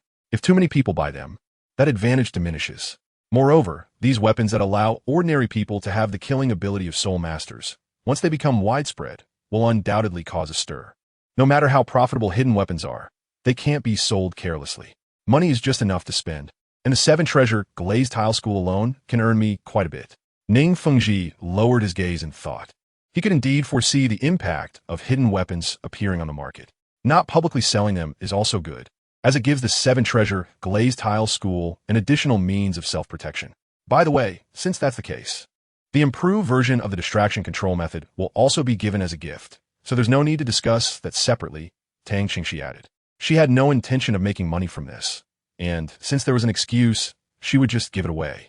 Ning Fengji did not refuse, since Tang Qingxi was willing to be generous, and if the hidden weapons were effective, it would surely be a long-term business, and he would need to send money to Tang Qingxi in the future. Tang Qingxi is only responsible for one repair. If further damage or even total loss occurs, there is no doubt that he can only go back to Tang Qingxi for another purchase. Ning Fengji directly took out a gold soul coin stored value card. All right, here is a deposit of 1 million gold soul coins. Good. Tang Qingxi took the card, then took out a piece of paper and wrote 2 agreements, signing his name on them and stamping them with the Tang sect seal. Tang sect. Ning Fengji raised an eyebrow. Is this the force behind Tang Qingxi? But why haven't I heard of it? Tang Qingxi did not explain anything about this, and Ning Fengji also stamped the agreement with a mark representing the 7 Treasure Glazed Tile School, and the 2 of them kept the agreements. All right, Sect Master Ning, I have another business matter I would like to discuss with you. After putting away the agreements, Tang Qingxi brought up another topic. What business? Is there something good you want to sell? Ning Fengji asked curiously. Tang Qingxi shook her head. No, it's not that. I want to buy some ores from the 7 Treasure Glazed Tile School. I know that the 7 Treasure Glazed Pagoda Martial Soul has a strong ability to appraise treasures, and I believe it can collect a lot of top-quality ores. Can you sell me a batch? The hidden weapons at the top, especially the Rainstorm Pear Blossom Needles, require materials that are really hard to obtain. Even for a powerful force like the Spirit Hall, the materials they can procure for themselves are limited. In fact, the core material for the Rainstorm Pear Blossom Needles was picked up by chance, and no one recognizes it when it's taken out.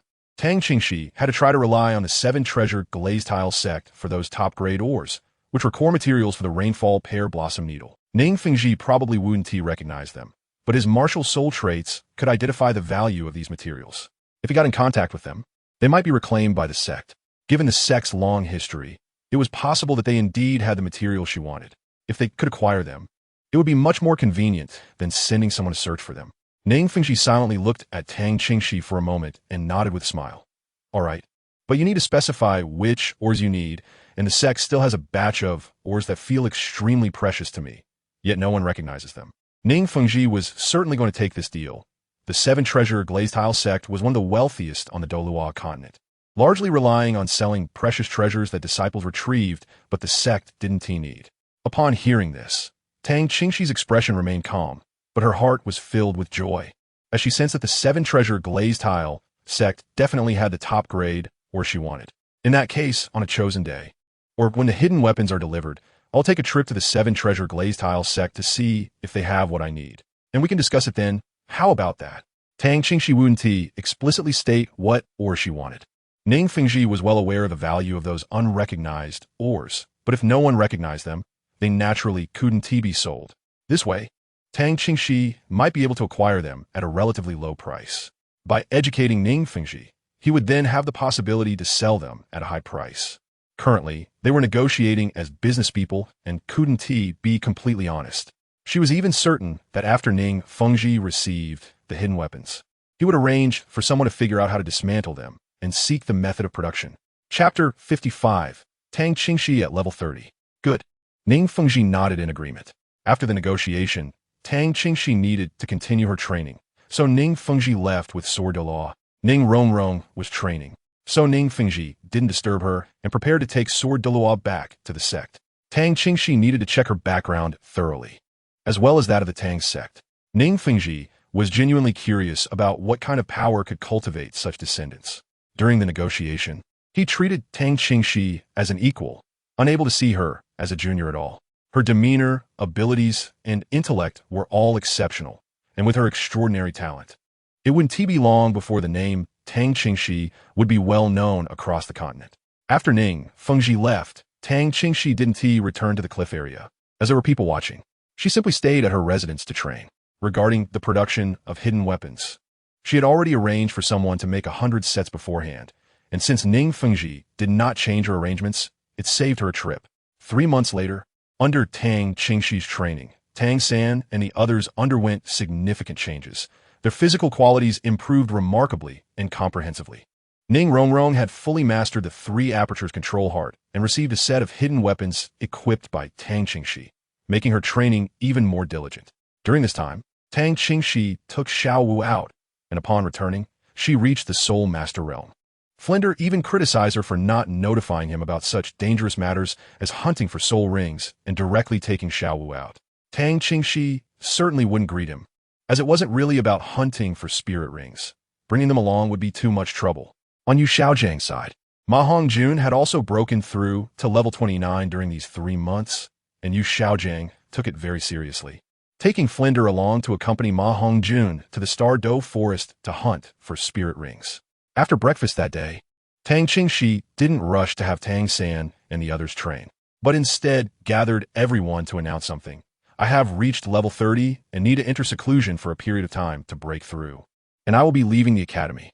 Tang San and the others widened their eyes upon hearing this. Sister Shi, you leveled up 5 levels in 3 months? Ning Rongrong exclaimed in disbelief.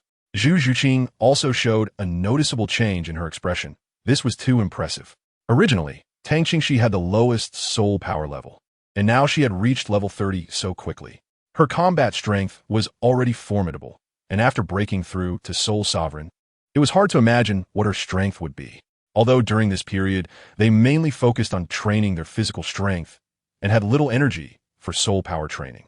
Even if they had devoted all their time to cultivation, they could never achieve a 5-level increase. Tang Qingxi had even trained with them from time to time.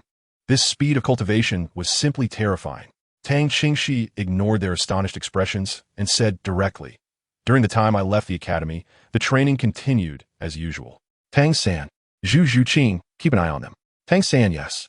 Zhu Zhuqing, Okay, Shijia. When I come back, I will change the training method to make it more targeted. I will also bring 2 to 3 people to train with you, who will be your companions, preparing together for the Soul Master competition and getting ready mentally. At this point, Dai Mubai and the others just finished their meal and came out. Hearing this, they all looked at Tang Qingxi, and Dai Mubai asked in confusion, Shijia, are those the reserve members for the Soul Master competition? Tang Qingxi glanced at him and didn't respond. All right, everyone go train. After saying that, she turned around and walked out of the academy. Tang San and the others immediately jogged out of the academy. Dai Mubai and the others had a day off today and were ready to rest after eating. Oscar's expression was somewhat solemn.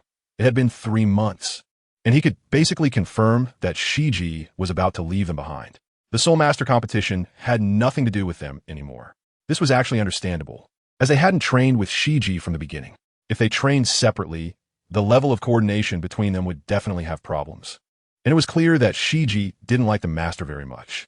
At first, they thought that with just the 8 of them, no one would be left out, but now Shiji had directly added more people, clearly giving up on them. Oscar couldn't help but ponder whether they had truly disappointed Shiji. Now, Tang Qingxi hardly paid any attention to Dai Mubai and the others. In fact, they secretly envied Tang San and his group. After all, they all had their own hidden weapons for self-defense, while Dai Mubai and the others had nothing. As for the Soul Master competition, Dai Mubai and the others hadn't realized something important. They all thought that the Soul Master competition was fought under the Academy's name, and no matter what, it would be just a few of them. The dean wouldn't let them be separated. But Oscar now realized that the Soul Master competition was originally planned for Shiji to participate in, and Flander and the others hadn't intended to include them at all. This matter was entirely under Shiji's control, and who would participate was up to her. Moreover, Shiji herself didn't care much about Shrek Academy. It was just a temporary place for her. This was evident from the earlier conflict between Tang Qingxi and Yu Xiaojiang, where she could leave whenever she wanted. After leaving the academy, Tang Qingxi arrived at the blacksmith shop she opened in Soto City. The young lady has arrived. The store manager, Chang Zong, who was in charge of looking after the blacksmith shop, quickly came out to welcome Tang Qingxi inside. Have 100 sets of hidden weapons been completed this month? Tang Qingxi asked. They have been completed, and we will prepare to send them to the 7 Treasures Glazed Tile School tomorrow. Tang Qingxi not that, okay. This time I will go to the 7 Treasure Glazed Tile sect. Tang Qingxi had not just reached level 30. She had done so a few days ago, but had not rushed to enter seclusion for a breakthrough. During this period, her main focus was on cultivation, which she had now completed, and there were still some matters to attend to. For example, the purchase of top-quality minerals that she had previously discussed with Ningfengji. I would be leaving Soto City for a while, approximately half a month to a month, and upon my return, I would conduct assessments for those children to select candidates. Tang Qingxi had mentioned this before, but had not given a specific time frame, which allowed them the opportunity to focus more on their cultivation. This time, leaving the academy also provided a chance to handle this matter. Since she would be departing tomorrow, Tang Qingxi decided to stay in Soto City instead of going back to Shrek. That evening, while Tang Qingxi was enjoying the night view of Soto City through her window, she suddenly caught sight of 3 familiar figures out of the corner of her eye. It was Dai Mubai, Ma Hongjun, and Oscar. Ma Hongjun, sporting a bruised and battered face, was walking ahead in a furious manner. The direction in which the 3 were heading was toward the secluded corner of Soto City. Tang Qingxi had heard something about that corner and couldn't help but frown. Chapter 56, The Unpleasant Uncle TSK. If it weren't for Ma Hongjun's bruised face and his angry demeanor, Tang Qingxi would have thought that he had taken Dai Mubai and Oscar along for some fun. Of course, Dai Mubai would not be interested in such places. Tang Qingxi glanced at them for a moment. Whatever they were going to do had nothing to do with her. However, just as she was about to look away, she saw Tang San and the other 3 walking behind, following Dai Mubai and the others at a short distance.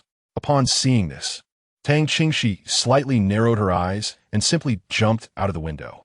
With a couple of agile leaps, she landed in front of Tang San and the others. Sister Shi. They were surprised to see Tang Qingxi appear. Didn't Sister Shi say she was going into seclusion? I'll leave tomorrow. Tang Qingxi raised her chin to indicate the direction where Dai Mubai and the others had gone. It was obvious that the 4 were following them, but it seemed that Dai Mubai and the others were unaware. What was going on? Tang Sen looked awkward and somewhat helpless. Today, Ma Hongjun and the others had a day off. He went to a place in Soto City that had brothels to compete with a man named Bu Lu for people, but ended up losing. They got into a fight, and that man was from the Soul Sect.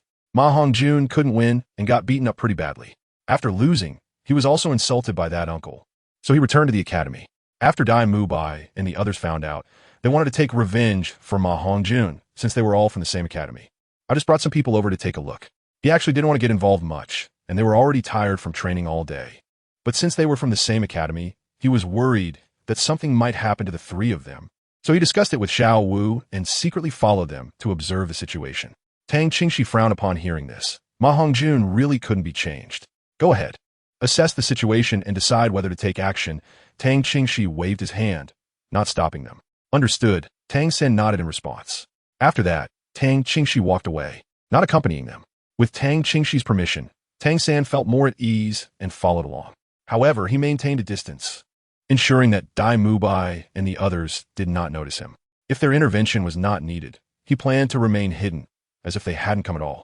Tang Qingxi was not completely unconcerned. She did not plan to intervene, but after leaving, she circled around and quietly followed Tang San and the others to see how the four would handle the situation. Before long, Ma Hongjun brought Dai Mubai and the others to the location, which was in front of a row of low houses in a corner of Soto City.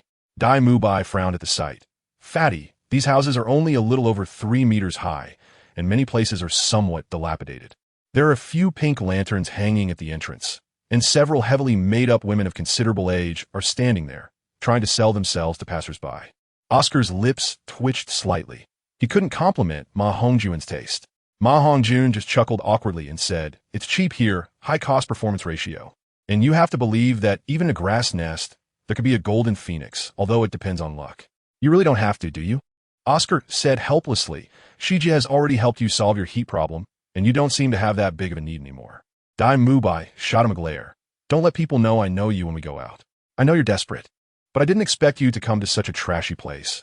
Those golden phoenixes are old enough to be your aunts. Come on, Boss Dai, don't belittle me." Ma Hongjun said somewhat embarrassedly, "Let's get down to business first. You guys wait here. I'll go see if that bastard has left." While speaking, Ma Hongjun quickly walked towards his grass nest. Oscar looked around. This place is quite remote, suitable for action. As he spoke, he began to chant a soul spell and prepare for battle. Tang San and the others were hiding at a corner, observing the situation at the entrance of the grass nest from a distance. Zhu Zhuqing frowned and said, "Ma Hongjun often comes to places like this?" Since they didn't train together, and the male and female dormitories were also separated, Zhu Zhuqing really didn't know much about Ma Hongjun and the others. Tang San listened and pursed his lips, saying, "He doesn't come often, right? He was training before, and I haven't seen him go out. Today, they have a day off. To be honest, I don't know them very well. When I return to the dormitory every day, I'm too tired and just want to rest, so I don't communicate much." In a short while, Ma Hongjun ran out excitedly and said to Dai Mubai and the others, "Great. That guy hasn't left yet, but he's already checking out. He'll be out soon.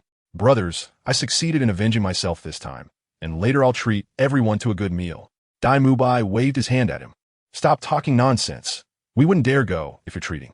Your taste is questionable." Just then, a person walked out from the grass hut. Dai Mubai and the others were standing in a dark corner opposite the grass hut, and it was hard to see this side since it was already dark. "That's him." Ma Hongjun gritted his teeth and said. The person who walked out from the grass hut was a middle-aged man in his 40s, with dark skin and short stature. He had a bandage wrapped around his right hand, swaying as he walked down the street while humming a little tune. "Are we going?" Ma Hongjun's fists were already clenched tightly. "Let's go." With Dai Mubai's command, he and Ma Hongjun rushed out together. Oscar, having no combat power and having already given them the sausages, stayed in the shadows. The two directly blocked the middle-aged man's path. And Ma Hongjun said with a cold smile, "You dare to mess with me. I brought my brothers to take revenge." "Oh, isn't this the kid from before? This is not a place for you." The middle-aged man smiled upon seeing Ma Hongjun. "I can come whenever I want. It's none of your business." Ma Hongjun retorted rudely and directly released his martial soul. The middle-aged man waved his hand. "All right, you want revenge? I'm in a good mood today. Let's play a bit. It's not suitable to fight here. Let's change places?" "Okay." Dai Mubai nodded. Not taking the two seriously, the middle-aged man cheerfully led them to a nearby, secluded alley. He didn't rush to release his martial soul, but beckoned to Dai Mubai and Ma Hongjun. "Come on, let me see what you two can do. Can they win?" Tang San continued to observe from a distance, and Ning Rongrong softly said, "The middle-aged man is said to be a soul sect. But Dai Mubai and Ma Hongjun's combat power shouldn't be weak. even though they are only soul respect level. I don't know. This middle-aged man seems to be a control-type soul master, and his defense is also quite good. He might restrain Ma Hongjun.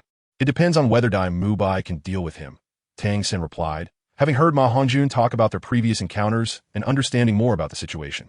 At this moment, Tang Qingxi stood on an unnoticed rooftop, her eyes shining with purple light, looking indifferently at the three people in the alley, ready to explode at any moment.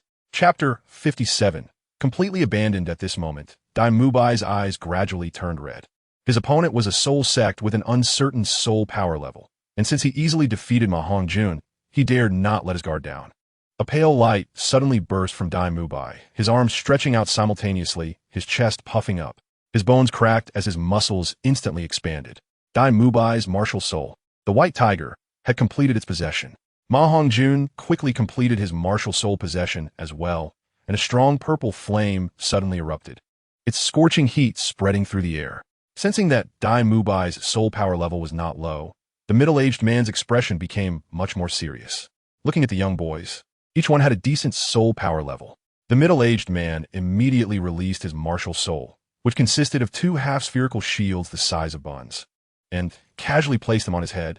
Having fought before, Ma Hongjun knew that his Phoenix Fire line was restrained by the middle-aged man, so he didn't rush to attack. Dai Mubai directly unleashed his third soul skill, White Tiger King Kong Transformation.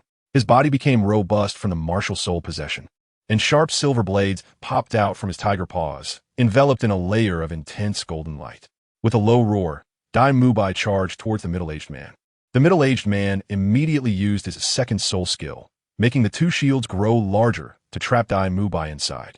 Taking advantage of their confrontation, Ma Hongjun immediately used his first and second soul skills, shooting the Phoenix Fire line enhanced by the Phoenix's bathing fire towards the middle-aged man. The middle-aged man reacted quickly, taking cover behind his martial soul. Dai Mubai, who had activated the White Tiger King Kong transformation, was not trapped for long and quickly broke free from the middle-aged man's martial soul. But the next moment, the two shields expanded again, directly trapping both Dai Mubai and Ma Hongjun, pressing them to the ground. Even with Dai Mubai using his soul skills with all his might, he couldn't break free and felt as if his attacks were sinking into cotton. Still playing, little brothers? The middle-aged man could sense their struggles in his control and stood outside with a grin. My heaven's double shields are not easy to deal with. It looks like they can't win. Ning Rongrong watched from afar, feeling a bit emotional. Not only can they not win, but they are also losing decisively. This uncle looks quite lecherous, but his strength seems to be quite good. Tang Xin observed quite a bit from the brief exchange. That martial soul is of the control type, but indeed possesses impressive defensive capabilities. It not only restrains Ma Hongjun's fire, but also has a certain ability to neutralize force, making it difficult for Dai Mubai to launch his attacks as well. Xiao Wu looked at Tang San and asked, "Third brother, do we need help?" Tang San glanced at Zhu Zhuqing. Sister, she had instructed him to work together with Zhu Zhuqing. However, Zhu Zhuqing did not express her opinion and merely coldly stared at the barrier surrounding Dai Mubai. "I'll go help," Tang San sighed and said. If he hadn't come, it would have been fine, but since he was already here, he couldn't just watch these two being pressed to the ground without doing anything. At first, Ma Hongjun had also asked him to join, but after training all day, he was physically exhausted and not in good condition. Moreover, it wasn't a very serious incident. To put it simply, it was just two people competing for affection, and Ma Hongjun was simply outmatched, with hardly any right or wrong involved. Tang Xin refused to help, but unexpectedly, Dai Mubai readily agreed and dragged Oscar along. He originally thought they wouldn't be able to win, and that Oscar's mushroom sausage could help them escape. But he was directly pinned to the ground, rendering the mushroom sausage useless. Then, Tang Xin walked into the alley, released his blue-silver grass martial soul, and while Baloo was still teasing Dai Mubai and Ma Hongjun verbally, he launched a web binding directly towards Baloo. Tang Xin deliberately controlled his footsteps, and by the time Baloo noticed someone was attacking, it was already too late. At the same time, Tang San released his first soul skill, and the blue-silver grass quickly wrapped around him, making it impossible for him to escape. As a result, Baloo was tightly bound by Tang San's web. As a control-type soul master with decent defensive capabilities, his martial soul's attack power was not impressive. Once controlled, he had no way to fight back, and his defense relied heavily on his martial soul. His physical defense was not strong at all. The toxin attached to the web quickly invaded Baloo's body, and before long, he could no longer maintain his martial soul. Dai Mubai and Ma Hongjun broke free from their control and were about to counterattack when they saw Tang San standing still and Balut tied up on the ground by the blue-silver grass. Ma Hongjun's eyes lit up. Third brother, you came? You're amazing. Thank you, Xiao San. Dai Mubai looked a bit awkward. He had some confidence before coming, but he didn't expect to lose so quickly. Fortunately, Tang San came to help. Bulu had already lost the ability to resist. So Tang San retracted the blue-silver grass. Are you all right? Then let's go. Ma Hongjun was still not satisfied. After all, he hadn't even touched Bulu, who was defeated by Tang San. He ran over to Bulu, kicked him a few times with force, and while kicking, angrily said, Let you hit me. Let you hit me. Let you say I'm weak. Oh, right. Suddenly remembering something, Ma Hongjun grinned. You guys go ahead. I'll be right there. Dai Mubai frowned and said, Don't go too far. Got it. After exiting the alley, Dai Mubai realized that Xiao Wu and the others had also arrived, with Oscar walking behind and quickly joining them. Dai Mubai's gaze instinctively fell on Zhu Zhuqing's face. However, Zhu Zhuqing's expression remained unchanged, and she didn't even glance at him. Once things were settled, she turned and left. Ning Rongrong and Xiao Wu didn't say anything either. They just wanted to hurry back to the academy to rest. As Dai Mubai and Tang San disappeared around the corner, a strange smile appeared on Ma Hongjun's face as he raised his right hand, and a ball of purple-red flames erupted from his palm. Ah! Tang San and the others hadn't gone far when they heard a scream that didn't sound human. Soon, the fatty came running up excited. Before anyone could ask, he took the initiative to say, Don't worry, I didn't do anything to him. Anyway, he's not dead, and killing him would just dirty my hands. Tang San was somewhat lost in thought at this moment. The cries were so desperate that Ma Hongjun must have done something significant. If it were just a minor conflict from before, they would have left it alone. But now he felt it was necessary to eradicate the problem completely. Just as he was contemplating whether to go back and deal with it, Tang San suddenly stiffened. His hand moved, and a piece of paper was pinched between his fingers. The paper had appeared silently, unnoticed by anyone else. Tang San was taken aback. This technique must belong to the young lady. Has she come as well? He stepped to the edge and glanced at the card in his hand.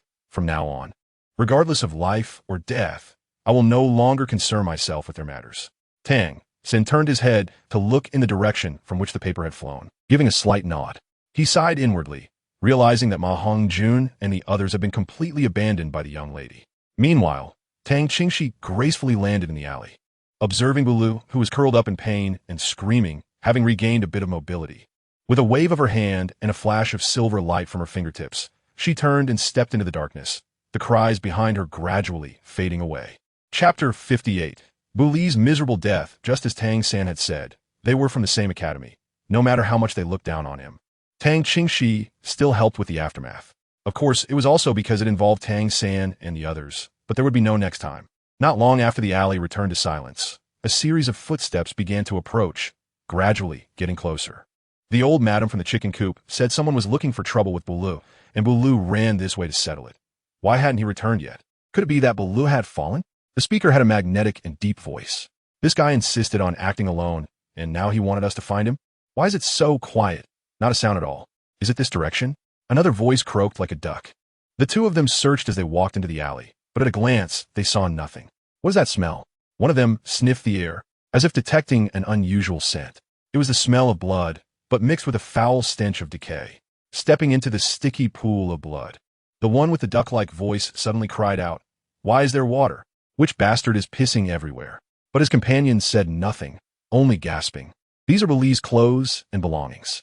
In a liquid that was hard to discern in color, but had a terrible odor. Buli's clothes looked quite tattered and hard to identify, but there were also accessories that Bulu wore.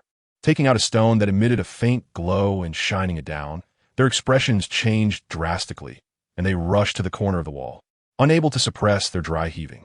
That can't be Bulu, right? The one with the duck-like voice said, his voice trembling. The pool of blood still contained some flesh and crushed bones, and combined with Buli's clothing and his disappearance, the answer was obvious.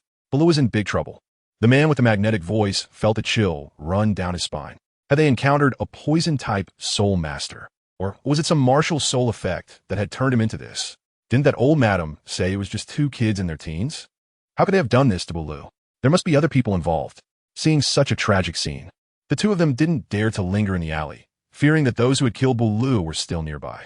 Out of a long-standing acquaintance, They begrudgingly picked up some of Bu Li's accessories and quickly left the alley.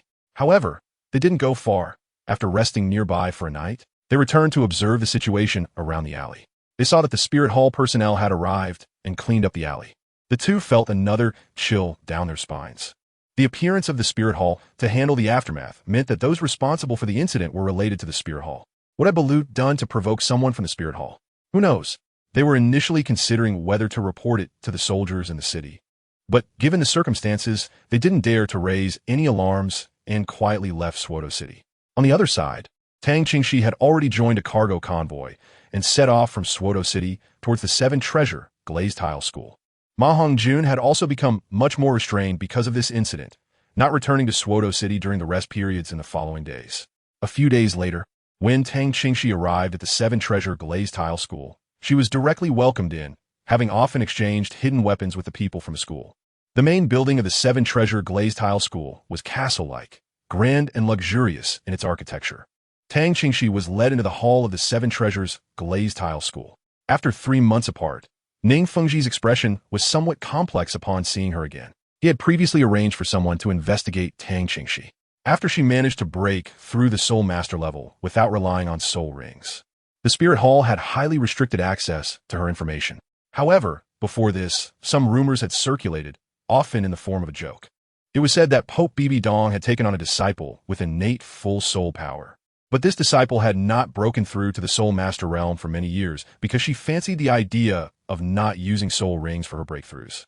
After that, there had been no further news. Regarding Tang Qingxi, Ning Fengji had not uncovered any particularly useful information. He only found out that she might have some connection to the Spirit Hall, including her ties to the Tang sect, but there were no solid leads.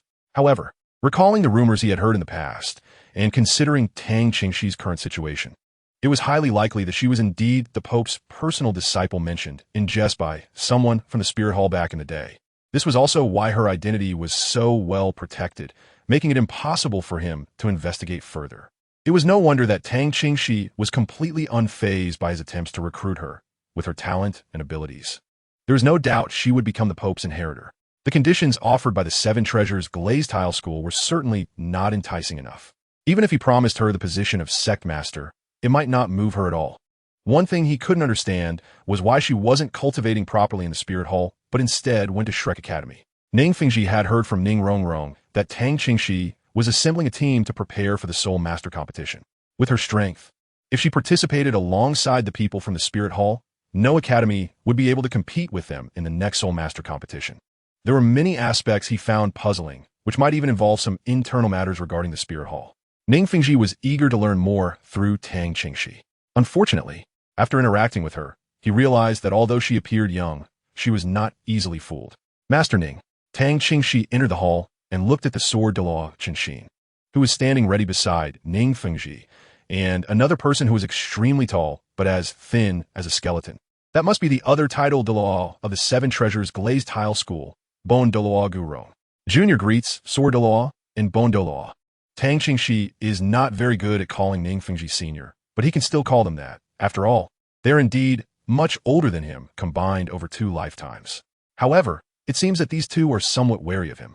Tang Qingxi could guess what was going on. Someone like Ning Fengji, at his level, would definitely investigate if he was to collaborate with her long-term, even if it was just out of pure curiosity. They could only speculate about her identity, but with the influence of the Seven Treasure Glazed Tile School, it shouldn't be impossible to find some clues. Welcome. Please take a seat. Ning Fengji invited Tang Qingxi to sit down, and immediately someone brought tea and snacks. Regardless of Tang Qingxi's identity, the current transaction had benefits for him. The mind control technique he had repeatedly tested and verified before was indeed flawless, and they could still discuss business as usual. Master Ning, you're being too polite. Tang Qingxi took her seat and asked, I wonder if Master Ning could show me some top-quality ores?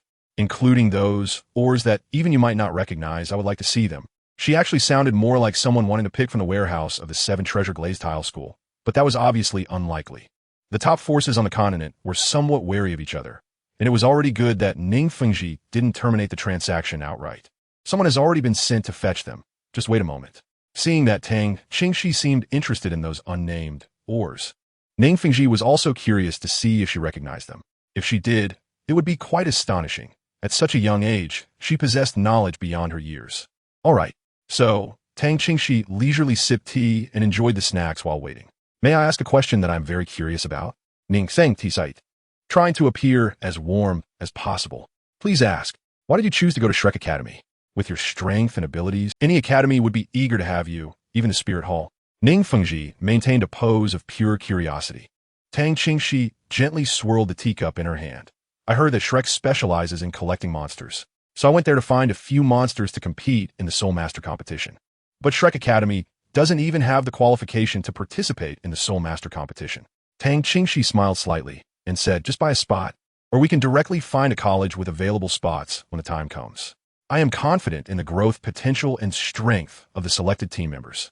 No college would refuse a team that has the potential to reach the finals. Originally, Tang Qingxi planned to buy a spot, but now that plan has changed. Flender is disappointing. Why should the title of champion of the Soul Master competition still go to Shrek? Over the past 2 years, she has supported Shrek quite a bit. And it is Flender who owes her, not the other way around. It all depends on which lucky college gets this opportunity.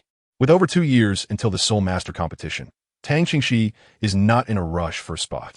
Indeed, we can consider the Tiando Royal Soul Master Academy. I can help you make connections, Ning Fengji suggested tentatively. The Tiando Royal Academy is good. Anyway, they have spots for 2 teams. If Sect Master Ning is willing to make connections, I thank you in advance, and I will trouble Sect Master Ning when the time comes, Tang Qingxi replied directly.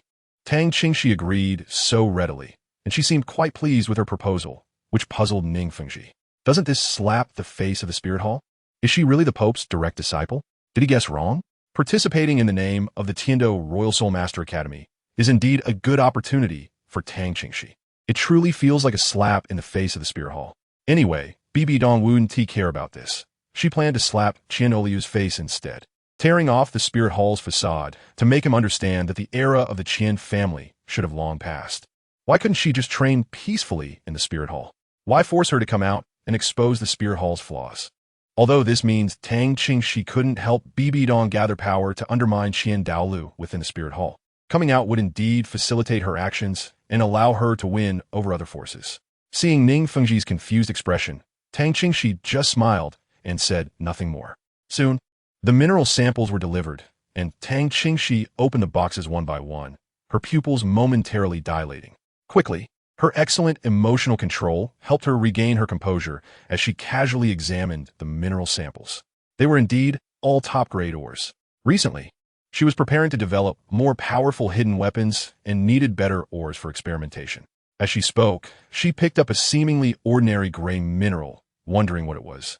As it looked quite plain, Ning Fengji shook his head. I don't recognize it either. Although it looks ordinary, my martial soul tells me this mineral is extremely valuable. However, no one seems to recognize it, and the ore is very tough, seemingly hard to forge. Interesting, I'll take 2 pieces back to study, Tang Qingxi said casually. This must be hard to sell. If no one recognizes it and it's difficult to forge, let us price it cheaper. A mineral that no one buys, no matter how high its intrinsic value, is meaningless. I'll see if I can research something from it that might help Lord Ning raise the price of this mineral. How could she not recognize this mineral? But how could she let Ning Fengji know that she did? The 7 treasure glazed tile sect really wasn't wrong. They had almost all the top-grade minerals she needed, especially this one in her hand, the core material for the storm pear blossom needle. The silver mother of deep sea sinking silver. The only piece she had previously acquired was a lucky find. This sect only had 2 pieces in total, both stored in the warehouse for over 100 years. Ning Fengji said, then hesitated for a moment before nodding in agreement. After all, it had been unsold for over 100 years. No matter how precious it was, the fact remained it couldn't be sold, and nowadays, the wealth of the 7 treasure glazed tile sect didn't care about the value of this one treasure. Tang Qingxi selected a few more types of ores, and, after stating the amount she needed, Ning Fengji sent someone to make arrangements. The overall quantity was not large. Hidden weapons like the stormy pear blossom needle could not be produced in bulk, as making just one required considerable effort. Therefore, there was no need to purchase large quantities of such top-grade ores. And the supply of silver mother from the deep-sea sunken silver and the 7 treasure glazed tile school was also limited. With the core materials being scarce, there was naturally no need to buy other materials in large quantities. Approximately how much will it cost? Tang Qingxi asked. 1 million. Ning Fengji estimated and quoted the price. Tang Qingxi nodded and replied straightforwardly, as they had collaborated on a big deal with the Seven Treasures glazed tile school. The million price tag was indeed not a problem. Then let's not settle the account for the hidden weapons delivered today. Just bring the ore directly to me. All right. Happy cooperation, Master Ning. Tang Qingxi was indeed very pleased. The Seven Treasures glazed tile school had not come in vain. As she spoke, when the ore was delivered, Tang Qingxi directly stored in her bracelet and was about to get up to take her leave. Are you going back to Shrek? I can arrange for someone to take you back, Ning Fengji said. Tang Qingxi smiled meaningfully. No need. I have to return to the Spirit Hall, so there's no trouble for you to send me, Master Ning. Upon hearing this, Ning Fengji was taken aback. Even though he had held a high position for a long time, he couldn't hide the astonishment on his face at that moment. He had carefully and indirectly probed for quite a while, yet he hadn't figured out anything. As a result, Tang Qingxi directly revealed her intentions, making his previous probing seem trivial. Master Ning must be very curious about why I'm going to Shrek. The Spirit Hall is not a united front. There's a constant struggle for power between the Pope and the High Priest, Qian Douluo. Even I, as the Pope's direct disciple, have faced numerous obstacles from the High Priest in my desire to become the Holy Maiden of the Spirit Hall. However, if I can win the Soul Master competition after leaving the Spirit Hall, then I will be the Holy Maiden of the Spirit Hall. After saying this, Tang Qingxi waved her hand and walked out. For someone like Ning Fengji, the more secrets there are, the more he would be on guard. It is better to clarify things to avoid Ning Rongrong being taken away from her. As for the internal disputes of the Spirit Hall, they will eventually come to light. And Ning Fengji is a clever man. After hearing this, it will remain buried in his own mind. Chapter 60, Returning to the Spirit Hall. Tang Qingxi left just like that, leaving Ning Fengji with even more questions in his heart. Is there really internal discord within the Spirit Hall? What does it mean that Tang Qingxi revealed this information to him? However, knowing Tang Qingxi's identity did make Ning Fengji feel a bit more at ease, as the unknown is more unsettling. After finding Chang Zong, who had completed the delivery, it was clear that the Seven Treasure glazed tile school did not need to pay this time. So Tang Qingxi led the convoy out of the Seven Treasure glazed tile school. Afterwards, Chang Zong returned to Sutuwa City, while Tang Qingxi headed toward Spirit City. The distance from Tiando to Spirit City is not short, and even with all his effort, it took Tang Qingxi 7 days to arrive. Compared to Tiando City, Spirit City is much smaller, even less than 1/10 the area of Tiando City. However, this place is one that most soul masters on the Douluo Continent yearn for immensely. The relatively small Spirit City has city walls built according to the standards of the imperial capital, standing at a towering height of 80 meters, with a thickness exceeding 30 meters, entirely constructed of granite. This city did not exist originally and was entirely funded by the Spirit Hall. Interestingly, Spirit City is not a quadrilateral like ordinary cities, but a hexagon, meaning it has 6 city walls. The patrols on these 6 walls are all soul masters, dressed in the Spirit Hall's exclusive uniforms. On each of the 6 city walls, there is a huge relief sculpture that symbolizes the 6 powerful soul skills that are highly esteemed on the road. Inside Spirit City looks quite empty, with few pedestrians on the streets and sparse shops. The shops mainly sell items that soul masters need and even have space storage type soul guide devices. Of course, the quality and capacity are just average. Tang Qingxi entered the Spirit Hall City and headed towards the hill at the center of the city. The Spirit Hall City was built around this hill, and on the hill, there were 2 very prominent buildings. The most magnificent one at the halfway up the hill was a columned structure with a dome covered in golden material that shimmered in the sunlight. This building was the Hall of the Pope. The Pope of the Spirit Hall resided there, and of course, Tang Qingxi's residence was also there. The other building, located at the top of the hill, was about 1/3 the size of the Hall of the Pope and had a surface as white as jade. It was the highest existence of the Spirit Hall, the Douluo Hall. To the outside world, it was a place only the deceased titled Douluo could enter, essentially a grave for titled Douluo. However, there was actually a living person inside, someone who had long since retreated from the outside world, known only to very few high-ranking soul masters of advanced age. The father of the previous Pope of the Spirit Hall, the Grand Offering, Qian Douluo. Looking at the Douluo Hall, Tang Qingxi's gaze turned cold for a moment. Qian Douluo's cultivation was indeed high, and his strength was extremely formidable, but unfortunately, his family education was lacking, resulting in a son who was quite disappointing. Retracting his gaze, Tang Qingxi directly walked towards the Hall of the Pope. At this moment, the atmosphere in the discussion hall of the Hall of the Pope was solemn. Tang Qingxi walked to the outside of the council hall and noticed many vigilant palace knights guarding the entrance, so she knew a meeting was taking place inside. She had no interest in attending or disturbing them, so she bypassed the council hall and walked inside. Arriving at the Pope's quarters, Tang Qingxi casually placed the white cat on the table and shrugged off her outer garment, collapsing onto the soft couch. After 7 days of travel, she was somewhat tired and needed to sleep. The white cat sat on the table for a while, observing as Tang Qingxi's breathing gradually steadied, before jumping onto the soft couch and curling up on the wide armrest, closing its eyes. When Tang Qingxi woke up, the sky was completely dark and soft. A comfortable thin blanket had been draped over her. The hall was very dim, with only a lamp embedded with luminous gems on the table, covered with a shade, casting a very faint glow. Bibi Dong, having removed her luxurious papal robes, was dressed in a white gauze dress, her long hair flowing down, sitting by the table with a gentle expression, reading a book by the weak light. The white cat was lying next to Bibi Dong, peering at the contents of the book. Tang Qingxi turned over, stretched lazily, and still lay there without getting up. She said, "Why take off the cover just to read? What can you see with such little light? Are you awake?" Bibi Dong turned her head at the sound and said softly. As she spoke, she put down the book in her hand, walked over, sat sideways by the soft couch, and gently tucked the messy strands of hair on Tang Qingxi's face behind her ear. Tang Qingxi then yawned, her body indicating that she hadn't had enough sleep. Bibi Dong couldn't help but laugh, as it was rare to see Tang Qingxi so relaxed. However, Tang Qingxi didn't let herself relax for long and soon sat up on the soft couch, asking, "How is your internal cultivation progressing?" "The Mingyu divine skill has already reached the 6th level," Bibi Dong replied. Tang Qingxi raised her eyebrows and smiled. "No wonder they want to control you by all means. Your martial arts talent is not much inferior to mine back in the day, although you're still a bit slower than I was. I already had the foundation of the Tang sect back then. For someone who has never been exposed to this before, your speed of cultivation is truly remarkable."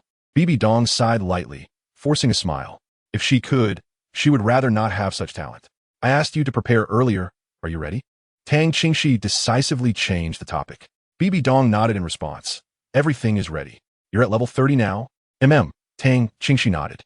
"You said I cultivate quickly, but you just came out of the Slaughter City a few months ago, right? And now you're already at level 30. Bibi Dong chuckled and ruffled Tang Qingxi's hair, quickly retracting her hand afterward.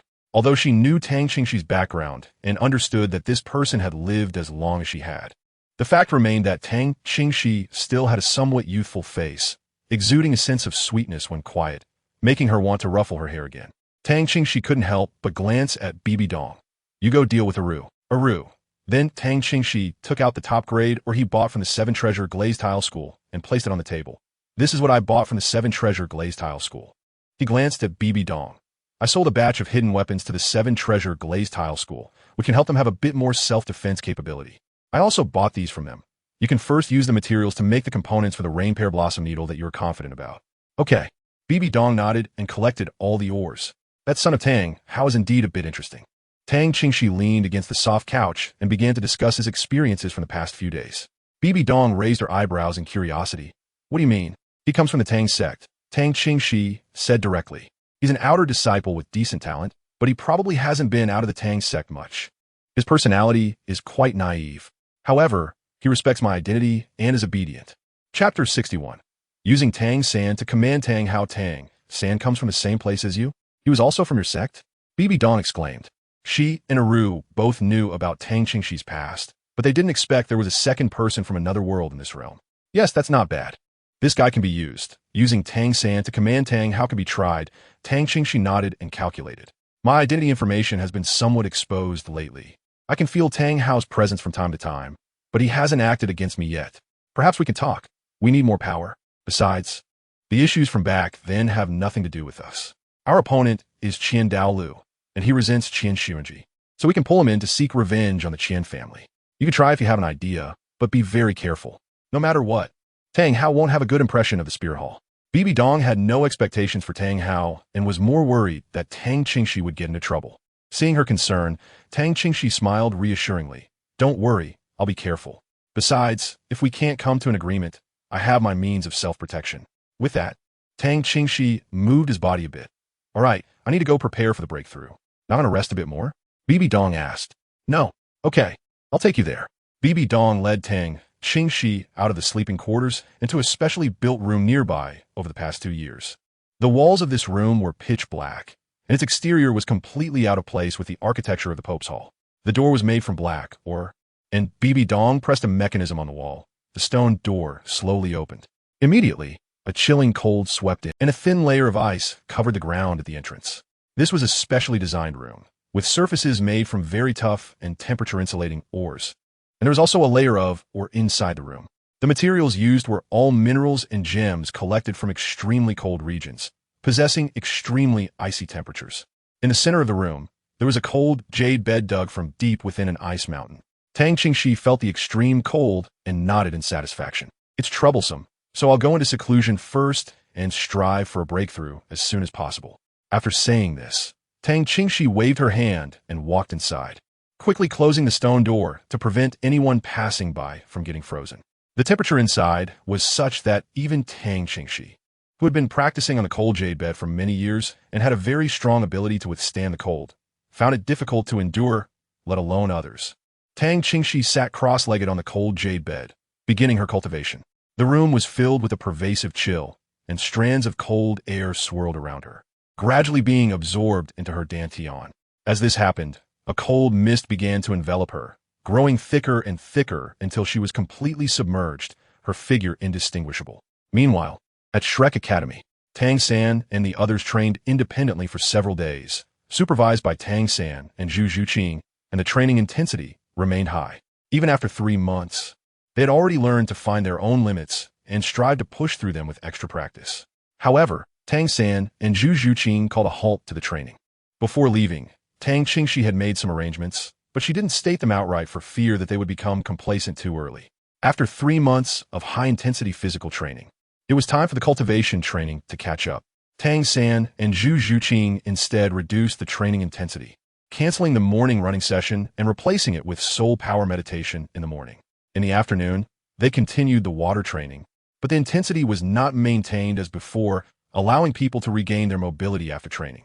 Instead, they would conduct soul power training again in a state of extreme fatigue. In the evening, after finishing his training, Tang San was preparing to begin his cultivation when Oscar, who had been conflicted for a long time, knocked on his door. "What's wrong?" Tang San opened the door and saw Oscar. Oscar rubbed his hands together and said, "Little San, no, I mean Brother San. When sister she comes back, could you please ask her if I could train with her?" Tang San was somewhat surprised. "Weren't you complaining about being too tired before? Why are you thinking about joining now? Don't be fooled by the fact that our training intensity has weakened in the past 2 days. It's just that sister, she wants us to catch up on our soul power levels. Once sister she returns, the training will definitely be intensified." Tang San was very clear about this. Tang Qingxi had said that the subsequent training would be targeted and certainly wouldn't be easy. Oscar wasn't actually coming just because he saw that the training intensity for Tang San and the others had decreased. He had been at this school for a long time and felt much more attached than Tang San and the others. Knowing that Tang Qingxi might have disagreements with the dean, he was very conflicted about whether to come over. He was aware of Tang Qingxi's gradual change and her increasingly distant attitude towards them, as well as her earlier rude and even disgusted attitude towards Yu Xiaojiang. He understood very well that if he continued training under Yu Xiaojiang, he would definitely miss out on the Soul Master competition. As a Soul Master, he still had some thoughts about the competition, but the power to make decisions was in Tang Qingxi's hands. "No, third brother, I just want to train under Sister Shi. No matter how hard or difficult the training is, I will endure it. Training under you, Xiaojing, isn't easy either. Although the intensity is indeed not as high as Tang Qingxi's, it's still tough, and the conditions can't compare to what we have with Tang Qingxi. Moreover, their training methods are different. While Yu Xiaojing focuses on combat experience and physical fitness, for Oscar, the improvement is not as comprehensive as it is with Tang Qingxi. Tang Qingxi's training is not just about physical fitness. Although there's no training for combat experience, he also learns very little combat experience. Yu Xiaojiang brought them to the Great Soul Arena for training, but as Ma Hongjun reached level 30, the combat experience training mainly focused on Ma Hongjun and Dai Mubai. Oscar had few opportunities to participate and mostly just got beaten up. He could only take part in 2-on-2 matches, and it was a bit better to follow Dai Mubai, as he was relatively stronger and could engage in combat against the two opponents. However, when he followed Ma Hongjun himself was unable to stand up to the opponents, and in the fights, the opponents would prioritize dealing with him as a support-type Soul Master. And when Ma Hongjun couldn't protect himself, he usually got injured or knocked off the stage right at the start. Hearing that Tang Qingxi would have targeted training later, Oscar felt a bit hopeful. Well, I can ask Tang San for you, but I can't guarantee that sister she would be willing to take you. Tang San pondered for a moment. All right, thank you. Oscar certainly didn't expect it to work out for sure, but at least he wanted to give it a try. Then you train. I won't disturb you. Oscar didn't make a fuss about finding Tang San. He was quite clever, and since that Tang Qingxi had a worse attitude towards Dai Mubai and Ma Hongjun, he still held a glimmer of hope. But those two were indeed hard to say. Chapter 62. The Divine Craftsman Building at the Spirit Hall. Tang Qingxi had been in the stone chamber for a full 10 days. Bibi Dong, holding a white cat, arrived at the door of the stone chamber. It's been 10 days, and I don't know how many more days Qingxi will need to break through this time. It shouldn't take too long. She has been at level 30 for a while now, and this step is just the final step of her breakthrough. The white cat, Aru, had been following Tang Qingxi and was more aware of the situation, but it was hard to say how long it would take. They would just have to wait patiently. Bibi Dong nodded. She was just passing by to take a look. She had never worried about Tang Qingxi's abilities. This person had accomplished too many things that she had never dared to imagine. Just as Bibi Dong was about to turn and leave, the stone door behind her moved, and Tang Qingxi, surrounded by cold air and sharp aura, walked out. She first closed the stone door behind her, and as she stepped out, her aura gradually receded. By the time she reached Bibi Dong, her aura had completely retracted, and she appeared calm and serene as usual. Oh, did you know I was coming out today? You were actually waiting outside? Seeing Bibi Dong at the door, Tang Qingxi was quite surprised. No, I just came to take a look. I didn't expect it to be so coincidental that you broke through smoothly. Bibi Dong casually stroked the white cat in her arms. Aru tilted her head in contemplation. Although having a cat's body made being petted quite comfortable, she always felt that the intentions of these two in arranging this body for her were not entirely pure. Yes, this breakthrough went more smoothly than Tang Qingxi had imagined. After all, for her, it was just a recultivation. Having gone through it once, it was naturally much smoother than in my previous life. Saying this, Tang Qingxi also reached out to stroke the white cat a couple of times. Aru, how's the progress on the hidden weapon parts? Tang Qingxi flicked Aru's ear and withdrew her hand before Aru could swipe with her claws, asking, I've already made everything I was confident about. The rest has been handed over to the Divine Craftsman Building to be completed. I'll take you to see it, Bibi Dong said as she led the way ahead. Tang Qingxi raised an eyebrow upon hearing this. You invited Lu Gao over? Tang Qingxi had previously thought that relying solely on herself to create hidden weapons was too laborious, and her strength was insufficient to forge hidden weapons like the rainflower needle. Bibi Dong had the strength, but it wasn't appropriate for her to spend too much time researching hidden weapons. She should focus more on improving her strength. These hidden weapons weren't something just anyone could make, and among the 3 great craftsmen on the continent, 2 had grievances with the Spirit Hall, leaving only Lu Gao as a potential candidate. Anyway, merely producing parts for hidden weapons wouldn't allow them to grasp the core of Tang's sect's hidden weapons. She had invited Lu Gao before, but he had declined as he had a negative impression of the Spirit Hall. However, Tang Qingxi didn't have the time to entangle herself with Lu Gao. After his refusal, she didn't pursue it further, only giving Bibi Dong a chance to try inviting him again. Well, I showed him a small part of your hidden weapon blueprints, and he came because he was very interested in hidden weapons. He is only responsible for manufacturing hidden weapons and explicitly stated that he is seeking a higher realm of forging, not pledging loyalty to the Spirit Hall. As she spoke, Bibi Dong led Tang Qingxi to find Lu Gao.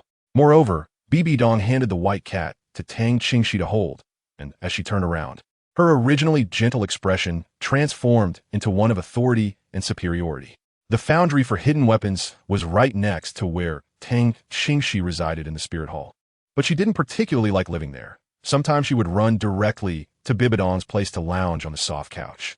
Upon entering the foundry, a wave of heat hit her face, but it was very quiet inside. Hearing the sound of the door opening, an elderly man who was studying something at the table turned around with an impatient expression. Didn't I say not to disturb me easily? The old man was short and stout, looking about 1.6 meters tall, significantly shorter than Tang Qingxi, with a messy head of short hair that appeared to have not been washed in a long time. He wore a loose long robe, and his face was smudged with some metallic powder. Tang Qingxi caught a glimpse of the concealed weapon parts on the table and, disregarding Lu Gao, placed the white cat on her shoulder and walked directly to the table to start inspecting. Truly a master craftsman, well done. She had been invited to forge these parts, Yet this person was casually moving about without the Pope saying anything. Lu Gao looked at Tang Qingxi with some suspicion. Who are you? My disciple. And the one I told you about, the one who drew the blueprints. Bibi Dong answered for Tang Qingxi. 3 years ago, I sent someone to invite you. You should have brought the concealed weapon blueprints then. Tang Qingxi casually remarked, seeing that the parts were fine and there were no missing pieces. She took out a completely black box that subtly reflected golden light under the lamp and began to pack the parts one by one. Where did your method of weapon manufacturing come from? Lu Gao could not believe that Tang Qingxi could create such weapons. Tang Qingxi smiled upon hearing this. Is it possible to tell you? Lu Gao fell silent for a moment and then stopped dwelling on this issue. I've seen the finished product of the stormy pear blossom needle and have tried to assemble these parts. Why can't I assemble it successfully? Can I take apart that stormy pear blossom needle to have a look? Lu Gao was greatly curious about this hidden weapon and just wanted to explore everything clearly. Tang Qingxi almost rolled his eyes at him. Impossible. This rainstorm pear flower needle can't be restored once disassembled. Do you want to disassemble it? Double the minerals used to make this hidden weapon, and I'll let you disassemble one.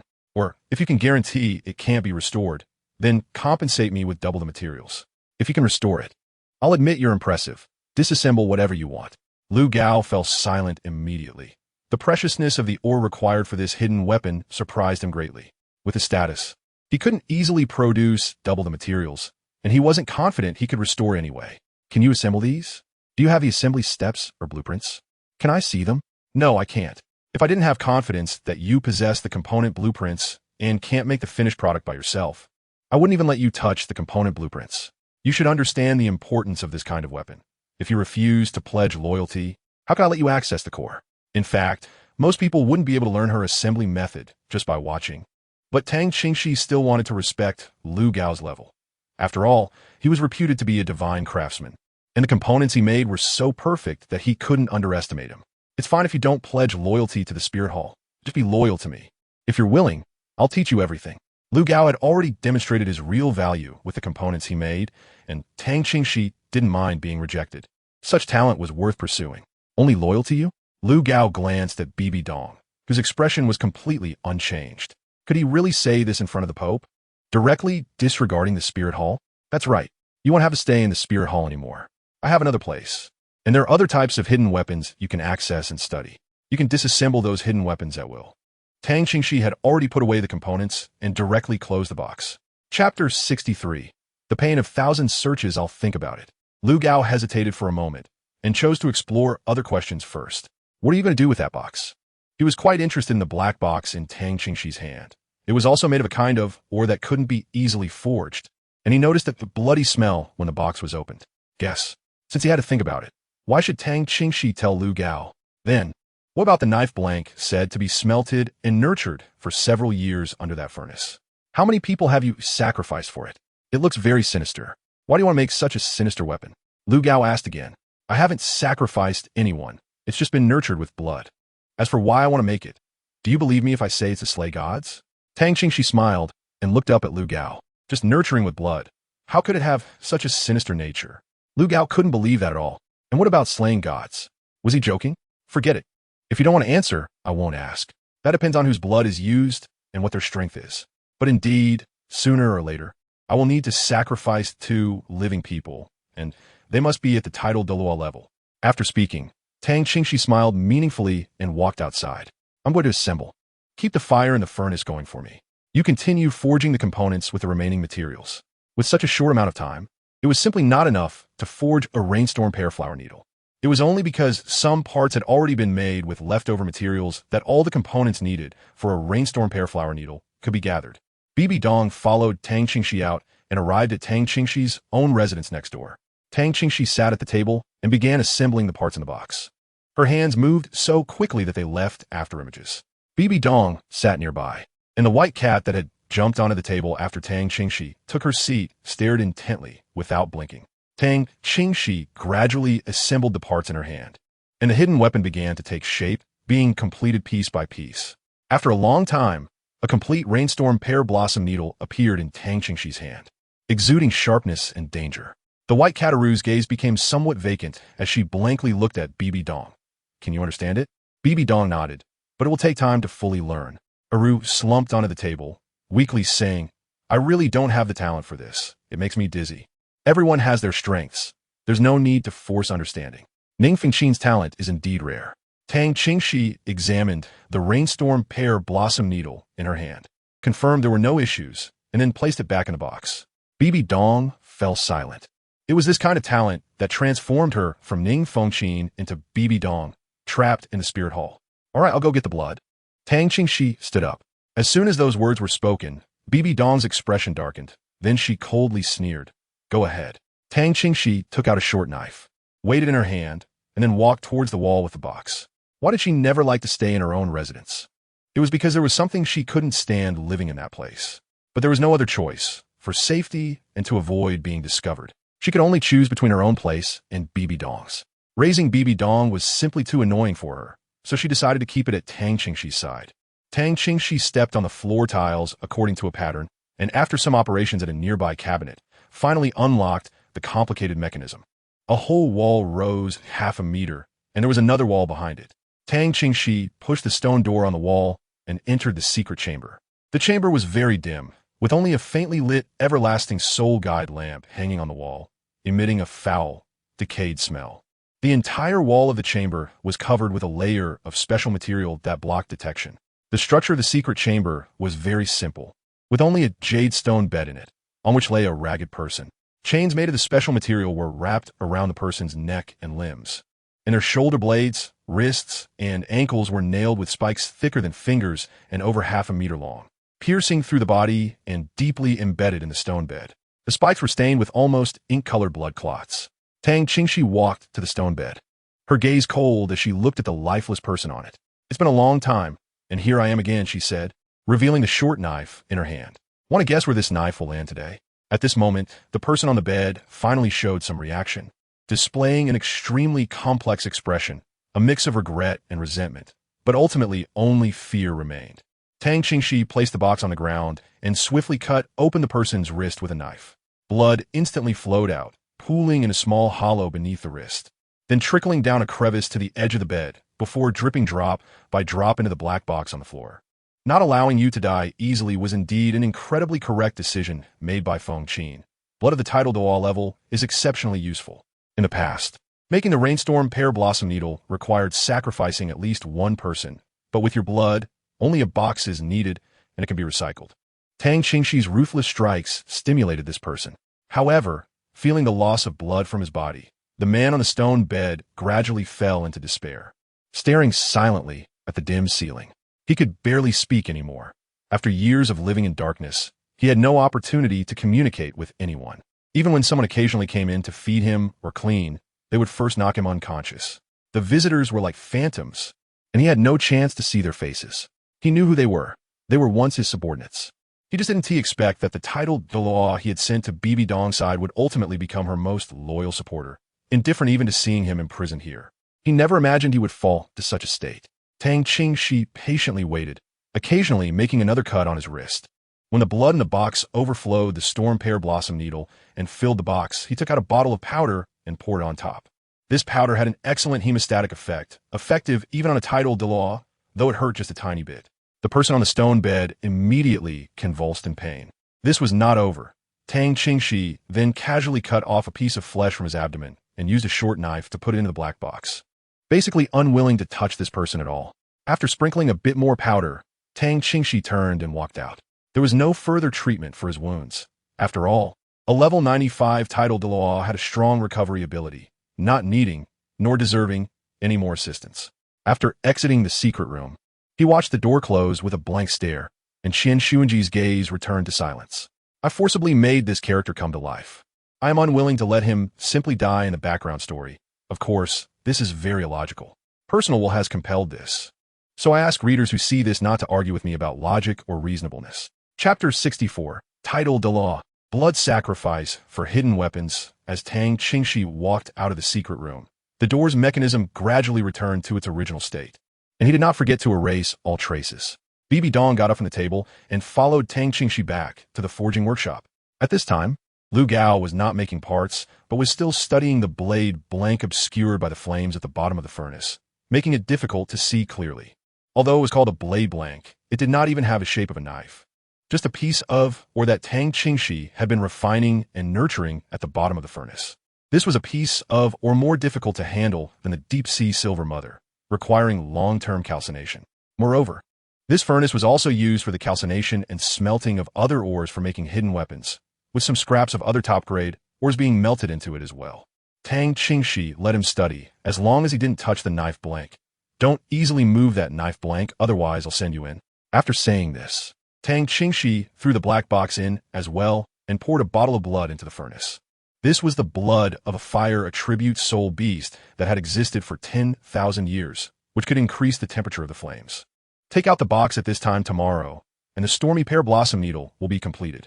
After giving a reminder, Tang Qingxi left the forge again. While Bibi Dong went to handle matters of the spirit hall, Tang Qingxi went to the warehouse to get some things. Waiting for the stormy pear blossom needle to be made, with nothing to do, she took a road stroll around the spirit hall. Qingxi was wandering when a voice called her from behind. Tang Qingxi turned around and saw a person walking towards her, her gaze calm. Is there something you need? The visitor was dressed in the standard uniform of the spirit hall disciples, with long hair neatly tied back. A pair of enchanting, captivating eyes quietly looked at Tang Qingxi. Then she smiled slightly. Long time no see, Qingxi. You finally returned. Don't hold a grudge against the elders. Now that you're back in the spirit hall, our golden generation will become even stronger. No team in the Soul Master competition can compete with us. Tang Qingxi was silent for a few seconds and said, Hulaina, you think too much. The bet that has been established will not be changed. It not only represents my credibility as the Pope's disciple, but also the credibility of the elders in the Elder Hall. I am just back for a bit of business and will leave soon. I have already prepared a team for the Soul Master competition, and you have Xie and the others. Work harder. Hulaina was taken aback. Are you just back temporarily?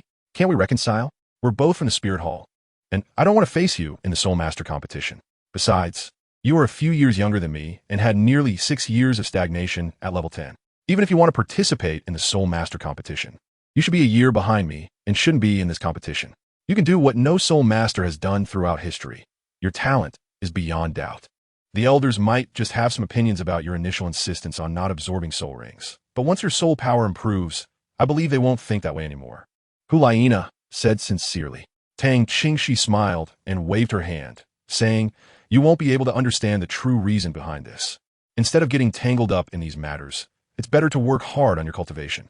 Those elders are forcing me to go out and form a team to confront the Spear Hall, and whether we can maintain the Spear Hall's reputation depends on you all. We may be a few years apart, but don't let that make you complacent and give me a chance to win against you. Although the two of them are rivals, Tang Qingxi still generously offered words of encouragement. Hulaina was merely pushed out by the Elder Hall to stand against her. She wasn't necessarily aligned with the Elder Hall, at least not before. Her talent is decent, and there's room for her to be won over.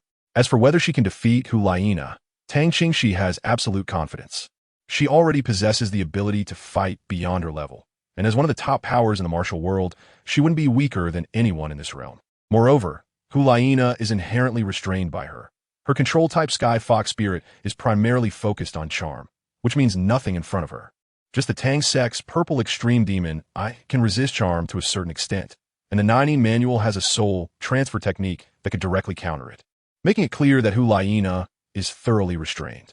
Sigh. In response, Hulaina could only let out a sigh. Tang Qingxi waved her hand and returned to Bibidong's residence.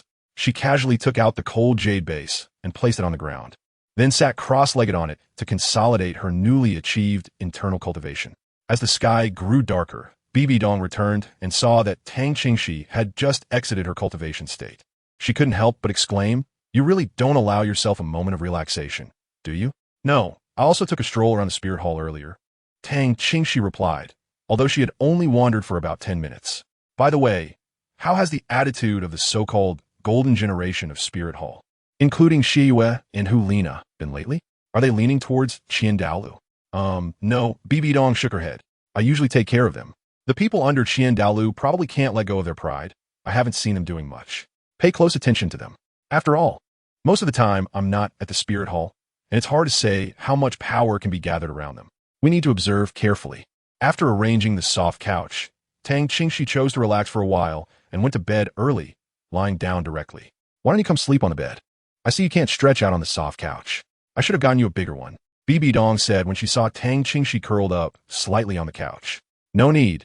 Tang Qingxi shook her head and refused. I have to get up in the middle of the night.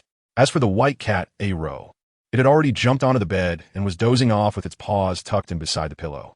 The next day, Tang Qingxi checked the time, took the black box out of the furnace, and then took out the storm pear blossom needle. After tempering it, the storm pear blossom needle was finally complete. After examining the needle in her hand, Tang Qingxi nodded in satisfaction.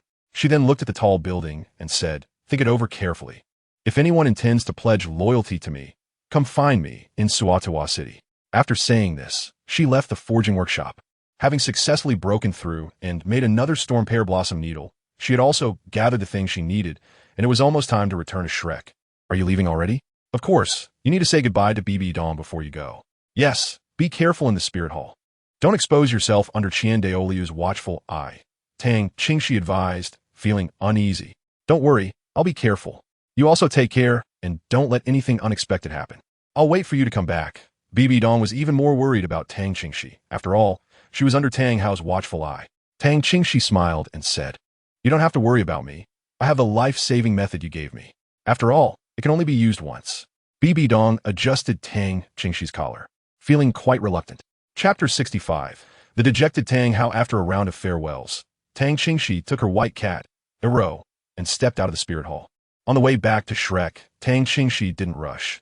It took her about 10 days to reach the vicinity of Soto City. Unfortunately, it seemed that she wouldn't be able to enter Soto City anytime soon. Tang Qingxi took a shortcut and did not follow the official road. At this moment, he found himself in a grove of trees, where a tall figure blocked his way ahead. The figure wore a simple black robe, and his disheveled black hair hung over his shoulders. His face was marked by the passage of time, and his murky eyes seemed to indicate that he was at the end of his life, even though he looked to be only in his 50s or 60s. Tang Qingxi looked at the person blocking the way in front of him, feeling very complicated. Is this how the dignified Hao Yian Douluo is now? Wasn't it you who severely injured Qingxi back then and caused the other two titled Douluo from the spirit hall to be one dead and one injured? How does it look like you were the one who was crippled by Qingxi? Tang Qingxi suddenly had no expectations for Tang Hao anymore. How did he end up looking so disheveled? Previously, when she found out about Tang Hao's whereabouts, she knew he was working as a blacksmith in a small village, thinking it was just a cover for his identity, but she really didn't expect him to be in such a state. Tang Hao ignored what Tang Qingxi said and asked gloomily, "Are you from the spirit hall?" "Yes, so what?" Tang Qingxi replied directly. She knew that Tang Hao had followed her to the spirit city, and her identity was naturally clear. Tang Hao did not immediately act against Tang Qingxi because of this. Although he did not go to the Stardow Forest, he naturally learned that Tang Qingxi had given an external spirit bone to Tang San when he returned. This made him even more eager to understand Tang Qingxi's thoughts, rather than acting rashly, as the significance of the external spirit bone was indeed too heavy. "Since you know what happened back then, are you not afraid that I will kill you on the spot?" Tang Hao asked coldly. "Who doesn't have a few trump cards while out in the world? You could try to make a move," Tang Qingxi replied with an air of confidence. "What exactly are you plotting?" Tang Hao revealed the Hao Yin hammer. Tang Qingxi curled his lips. "To be honest, I did have some intentions at first, wanting to discuss cooperation with you. You have a grudge against someone with the surname Qian, and I have had conflicts with them too. However, I no longer have that intention. I want to cooperate with someone who willingly degrades themselves. But Tang San has good talent himself, and with his twin martial souls. We do have some connections in our teachings. I will still train him well before the Soul Master competition. Who do you say is a waste?" How could Tang Hao tolerate Tang Qingxi's words? His expression darkened, and his aura gradually rose. "You don't need to show off your aura in front of me. You know about my killing god domain. At your age, what do you have to show off against me?" Tang Qingxi was not at all polite when confronting others and didn't care about Tang Hao's strength. "I still find it strange that Tang San, as your son, knows nothing and can still be fooled by you Xiaojiang. Is that really your son? Did you pick him up on the road?" "I've heard Tang San say a few things about the life he had as a child. Is it wrong to say you are a waste? You can't even take care of your own wife, let alone raise your son properly. What use are you really? It's really commendable that Tang San didn't end up useless. It has nothing to do with you. You just drag him down." Tang Qingxi really wanted to scold him. If it weren't for Tang San also being from another world, having memories and being self-sufficient, working hard on his own, he would have likely been raised to be useless by Tang Hao, or even worse. The Hao hammer in Tang Hao's hand suddenly grew larger, and 9 soul rings appeared, with the blood-red 100,000-year soul ring at the top shining brightly. Tang Qingxi waved his palm, and a magnificent 9-colored light burst forth, revealing a delicate pagoda in his hand, surrounded by a similarly bright red soul ring, exuding an impressive aura, not weaker than Tang Hao's. Are you angry out of shame? Did I say something wrong? In Tang San's childhood, did you really treat him well? Tang Hao stared in disbelief with his eyes wide open. 100,000-year soul ring. How did you endure it? He paused for a moment and then asked, have you experienced the sacrifice of a 100,000-year soul beast?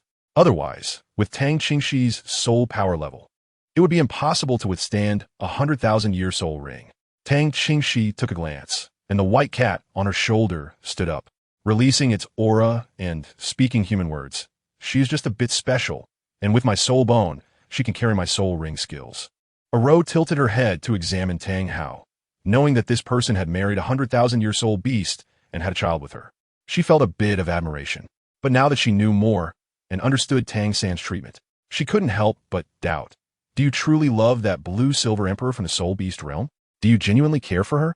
Or is it just to deceive her for her soul ring and soul bone? Otherwise, why treat your son like this? I naturally love Ain wholeheartedly. Tang Hao's face turned extremely ugly at such questioning, and he was also a bit surprised. You are a 100,000-year soul beast? This is clearly just a 10,000-year soul beast, and the soul ring and soul bone have been absorbed. You should have died long ago. Qingxi and Bibi Dong resurrected me. Has the blue-silver emperor completely died? The blue-silver emperor's vitality is famously tenacious. There are hardly any beings that can kill her, unless they are gods. I was not sacrificed but killed. Back then, Feng Qin was helpless, and after her body disintegrated, her soul resided in the bodies of other soul beasts. Given the blue-silver emperor's vitality, her situation should be better than mine, and she might even have retained her original form, right? You say you love her sincerely. Have you not considered saving her? Just falling into decay in a broken village? Aro naturally understood soul beasts better than anyone else. Although saving a deceased 100,000-year soul beast that had turned into a soul ring and soul bone might be unimaginable for the people of this continent, with Tang Qingxi, who has a mindset that breaks away from the continent's fixed thinking, there is nothing that cannot be attempted. And because Tang Qingxi was present, Aro found Tang Hao particularly displeasing. Without comparison, there is no harm. Feng Qin and Tang Qingxi's situation was already difficult, trying every means to save their souls, while Tang Hao seemed to be doing nothing, especially when he spoke of love, yet did not treat their child well. It was hard not to think more. Tang Hao's expression was extremely complicated for a moment, but the aura around him indeed diminished, losing the obvious hostility from before. After much inner turmoil, he finally asked, how did you do it? How can you have consciousness, be able to act, and communicate with people? In response, Aru didn't speak, but simply looked at Tang Qingxi. Tang Qingxi smiled sarcastically. Want to revive the blue-silver emperor? Come back when you have some semblance of a person and are qualified and willing to cooperate with me. Only then will I consider it. After all, I have no obligation to help you. Tang Hao looked like this, to be honest. Tang Qingxi was also not at ease with the cooperation. It was hard to say whether this person was useful or not. She really had no obligation to help, and the blue-silver emperor had nothing to do with her. Chapter 66, Shrek's New Members. What is up with your martial soul? Earlier, Tang Hao was shocked by Tang Qingxi as 100,000-year soul ring, and then he became fixated on the blue-silver emperor. So he did not pay much attention to the martial soul that Tang Qingxi had just revealed. As for what it meant to carry a soul ring skill, Tang Hao didn't really understand. Now that he calmed down and recalled, was the martial soul Tang Qingxi revealed the 7-treasure glazed tile pagoda? It looked very similar, but he felt that something was subtly off. However, Tang Qingxi had already retracted her martial soul, and Tang Hao could no longer identify it. Are you from the 7-treasure glazed tile school? Guess what? How could Tang Qingxi possibly say that?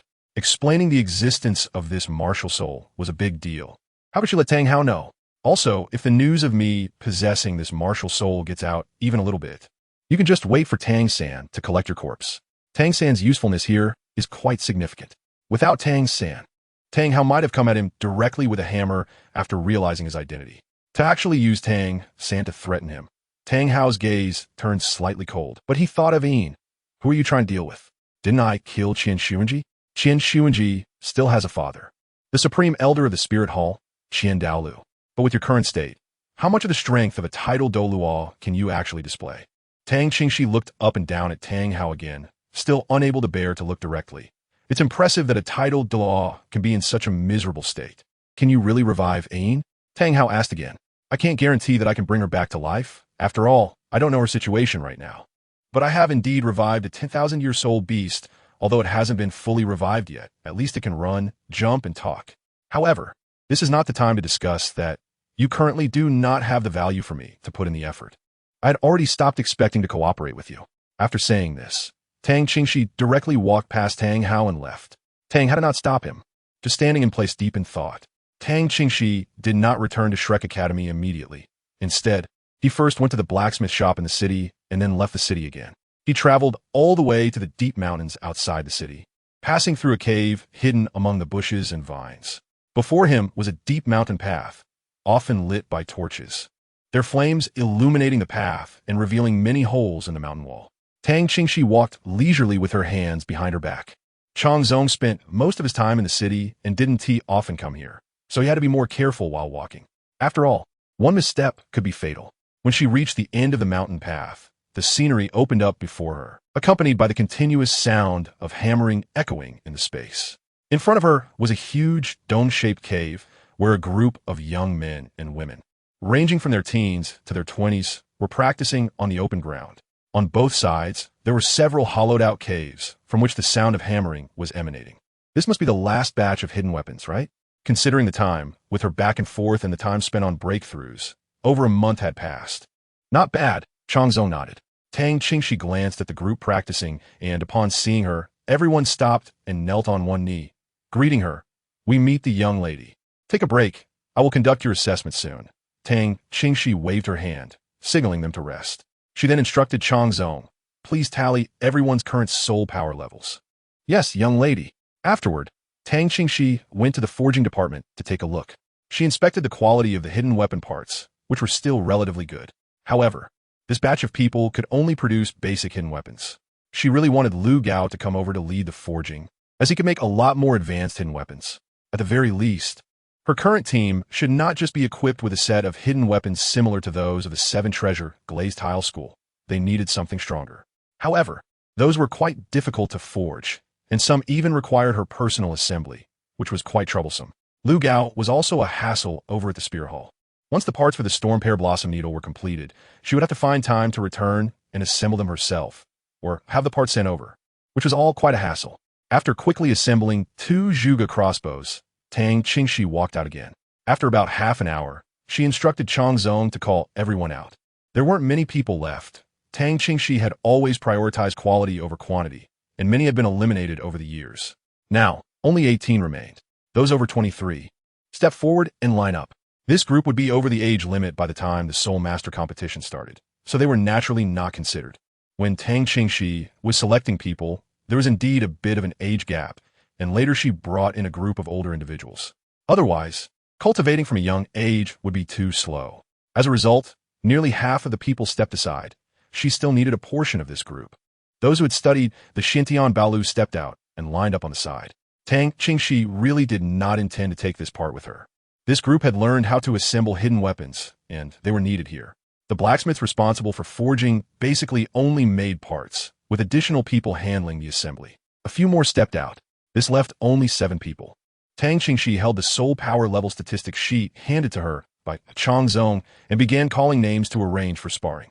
Some people had sparred more than once, and Tang Qingxi needed to consider what kind of individuals to pair with her current team. As the sparring came to an end, Tang Qingxi fell into deep thought. The 7 individuals looked at her with immense tension. She had brought them so much improvement, almost allowing them to experience a whole new power. Among them, some had been deemed talentless and without future prospects, even labeled as having useless martial souls. Tang Qingxi had essentially given them a new lease on life. Tang Qingxi prefers a more aggressive approach, with control from Tang San, agility from Zhu Zhuqing, and Xiaowu also counts, while support is provided by Ning Rongrong. Although she doesn't have a support type herself, for ranged attacks, she could do both ranged and melee combat. Gu Xiong, step forward. Tang Qingxi pointed at the name of a soul master with a rolling pin martial soul on the list. This martial soul could be considered quite useless, as it had no soul power upon awakening. However, This person happens to be very suitable for practicing inner strength. The inner strength cultivated through this practice is equivalent to soul power in this world, and at the age of 16, their soul power level is 32. Compared to Dai Mubai and Tang San, this is not much. However, this person was not just awakened and brought over for training, but rather, at the age of 9, had to adapt to the completely different system of inner strength martial arts, starting from having no soul power at all, which actually makes their cultivation quite fast. Although the rolling pin martial soul is not impressive, it has undergone some changes after the enhancement from the first soul ring, which has increased its length. The second soul ring has increased its hardness, and the third soul ring has increased its weight, allowing it to be used as a blunt short stick. Chapter 67. The Boy Soul Master with Innate No Soul Power. Although Tang Qingxi obtained the Nining Manual from the Huashan Sword Debate, her journey to cultivate it was not smooth after its emergence. Instead, it stirred up a storm of blood and violence in the martial arts world, and news of it leaked out, attracting numerous people who coveted the Nining Manual. Tang Qingxi couldn't remember how many people she had killed, but she had gained quite a bit from it. She was extremely cautious in passing down the inner power of the Yihua Palace and the Nining Manual. And now only Ning Fengqin, also known as Bibi Dong, had learned the Mingyu divine skill of Yihua Palace, even the Xuantian Treasure Record of the Tang sect. If it weren't for the need for a group of people to make hidden weapons, she wouldn't have easily passed it down. However, during the initial turmoil, Tang Qingxi also acquired some internal martial arts from other sects, and she casually passed down that part, as it had nothing to do with her. If it could be useful, then so be it. Fortunately, her memory had always been good, and after acquiring them, she had thought about broadening her knowledge to enhance herself. So she had looked through them and remembered quite a bit. What Gu Xiong learned was the dogbeat stick technique that she obtained from the beggar gang, combined with a residual manual of an internal skill called the sunlight technique that she wasn't quite sure which sect it belonged to. She also taught him some other staff techniques to refine and strengthen himself. As for Gu Xiong's practice, his strikes were fierce yet nimble, suitable for a strong offensive role. Next, Li Wenrui stepped forward. This girl wasn't a waste martial soul, but a genius with an ice sword martial soul and innate full soul power, excelling in the practice of internal martial arts. Tang Qingxi had recruited her to study breakthroughs, not relying on soul rings. However, she hadn't really let Li Wenrui attempt to break through without relying on soul rings, as Tang Qingxi discovered that perhaps only she had the hope of achieving that, relying on her two top-tier internal skills. Now, Li Wenrui was 15 years old, at level 35 in soul power, and her strength was formidable, making her suitable for the main attack. You two will do, pack your things, and come with me in a bit. 7 people are basically enough. Tang Qingxi didn't really need substitutes, and she tried to keep her people hidden as much as possible. Yes, Gu Xiong and Li Wenrui bowed their heads in acknowledgement. The other 5 showed looks of disappointment. Keep working hard. You'll be needed, so don't let me down, Tang Qingxi encouraged. Then chose a few from the previous group of those over 23 to serve as sparring partners for a while, and led her team away. She also assigned an additional task to those few, as Tang Qingxi first took Gu Xiong and Li Wenrui back to Shrek Academy. It was already nearing evening, and Tang San and the others had just finished their day of training and were returning to Shrek as well. Sister Shi is back. Zhu Zhuqing was the first to see Tang Qingxi, but she was always emotionally restrained, and then Ning Rongrong immediately called out. Tang San and Xiao Wu also followed Ning Rongrong's gaze and ran to Tang Qingxi's side. They soon noticed a young man and woman following Tang Qingxi, both with youthful faces. These two will be your companions in the future, Tang Qingxi introduced. Gu Xiong, with the rolling pin martial soul, has innate no soul power, and at 16 years old, has a soul power of level 32. Li Wenrui, with the ice sword martial soul, has innate full soul power, and at 15 years old, has a soul power of level 35. Both are strong attack-type soul masters. Ning Rongrong felt as if she had misheard something. Did I hear that wrong? How much innate soul power does this brother Gu Xiong have? Full soul power, right? A rolling pin martial soul. Can you expect any soul power from that? Tang Qingxi gave her a sideways glance. How did he cultivate soul power? If he has innate no soul power, isn't it impossible to cultivate at all? Ning Rongrong's eyes widened in disbelief. Although Li Wenrui was younger and had a higher soul power level, Gu Xiong's uniqueness undoubtedly attracted everyone's attention. However, Gu Xiong just quietly stood behind Tang Qingxi, neither servile nor overbearing. Tang San fell silent, then looked at Tang Qingxi with an inquisitive gaze.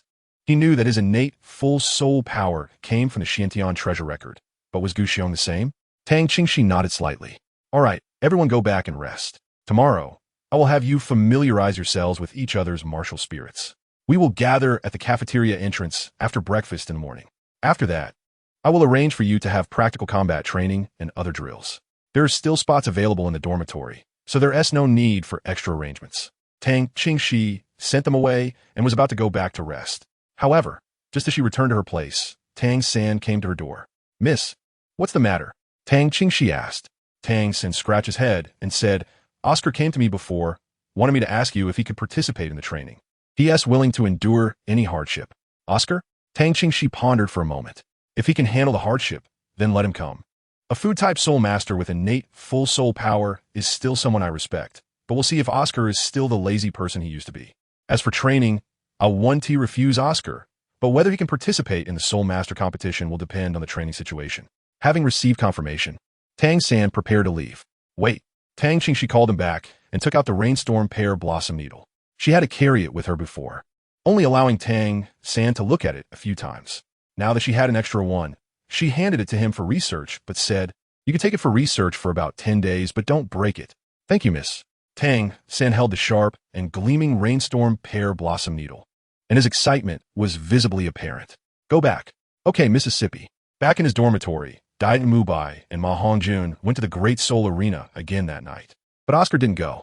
He was curiously observing Guxiong, who was packing his luggage. Oscar, sister, she agreed to let you join. Tang San informed Oscar of the news. Really? Oscar was overjoyed, then looked at Guxiong and asked, Is this brother brought back by sister she? Tang San nodded. Yes. He will train with us in the future. His name is Guxiong, with a rolling pin martial soul, 16 years old, and a 32nd level soul power strong attack system soul master. Hello, my name is Oscar, a food system soul master. Oscar greeted Guxiong. Guxiong seemed taciturn, simply nodding in response. Wait, a rolling pin martial soul? Oscar suddenly realized. Tang San smiled and said, You might not believe it, but he has no innate soul power. Oscar gasped in disbelief, looking at Guxiong, whose appearance was ordinary but had a resolute expression. Wow, I finally understand what it means to have no useless martial soul. Only useless soul masters. How is this possible? To have no innate soul power and still reach the soul Zun realm at 16. This is incredible. Guxiong finally, filled with admiration for Tang Qingxi, the young lady granted me a method of cultivation, giving me a new life. Chapter 68. The monster under Tang Qingxi's command. What kind of cultivation method is this? It can allow someone with no innate soul power to cultivate? Oscar was extremely curious. I can't tell you, but it is indeed very mysterious, Guxiong said, as he began to talk more about Tang Qingxi. The young lady can allow someone like me, who originally couldn't cultivate soul power, to do so, and she can also make those who already have great talent even stronger, like Li Wenrui. She's the strongest among us who are about the same age. Who is she? Oscar was confused. She's also someone who will train with us next. She's a girl, and you'll meet her tomorrow. Ice Sword Martial Soul, innate full soul power, 35th level at 15 years old, Tang San introduced.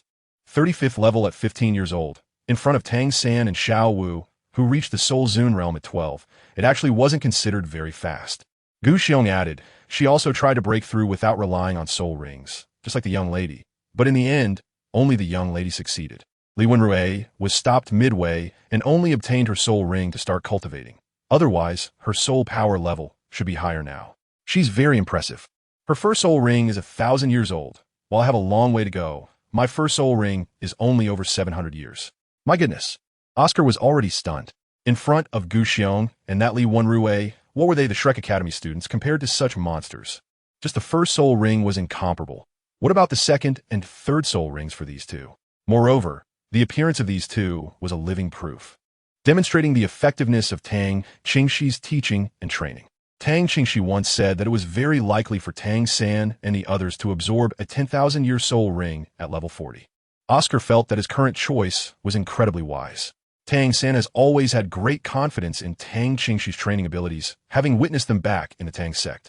Upon seeing Oscar's surprised expression, he merely smiled. After receiving Tang San's response, that evening, Oscar went to find Dean Flender to discuss the matter. Flender felt quite helpless. as it seemed that Tang Qingxi had taken another person from them, which would undoubtedly be a significant blow to Yu Xiaojiang. Oscar, have you thought this through? Flender asked. Dean, Sister Shi brought back two people, one of whom has the useless martial soul of a rolling pin and was born without soul power. Yet now, thanks to Sister Shi, he has reached the Soul Zune realm.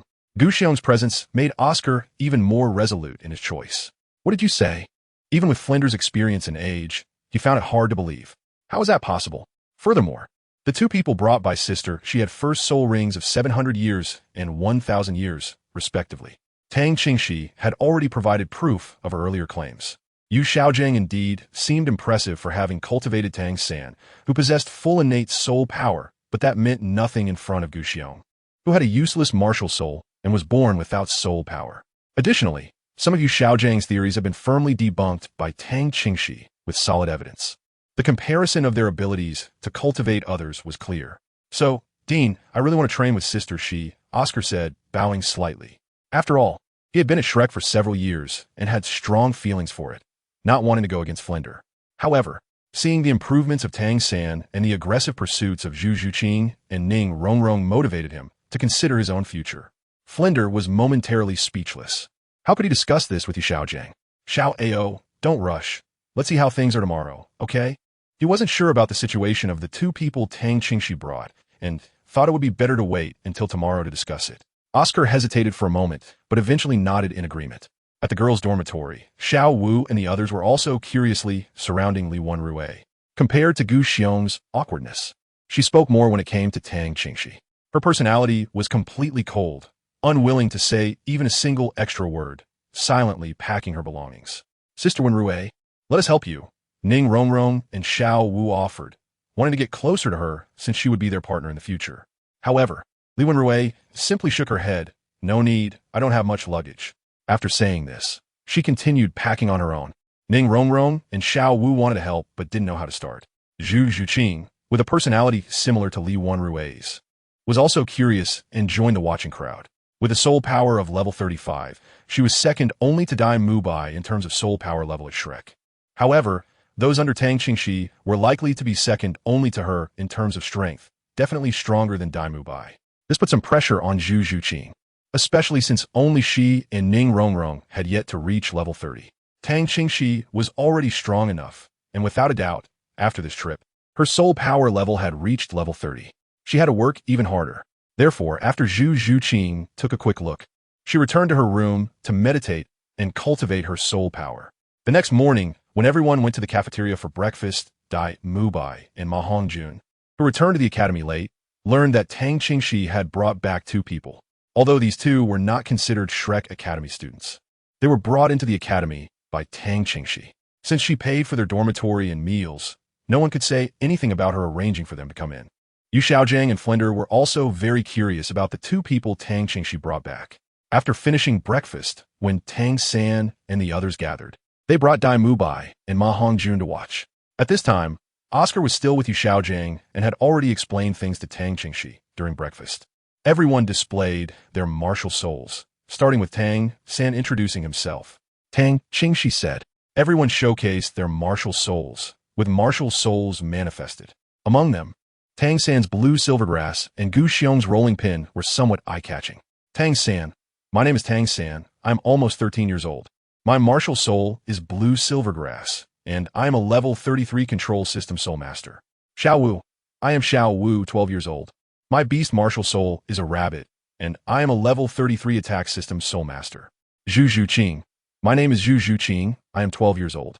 My beast martial soul is a ghostly spirit cat, and I am a level 29 agility attack system soul master. Then comes Ning Rongrong. I am Ning Rongrong, 12 years old. My weapon martial soul is the 7 treasure glazed tower, and I am a level 28 support system soul master. After the four of them finished introducing themselves, Gu Xiong spoke. I'm Gu Xiong, 16 years old. My weapon martial soul is a rolling pin, and I am a level 32 attack system soul master. Then Li Wenrui.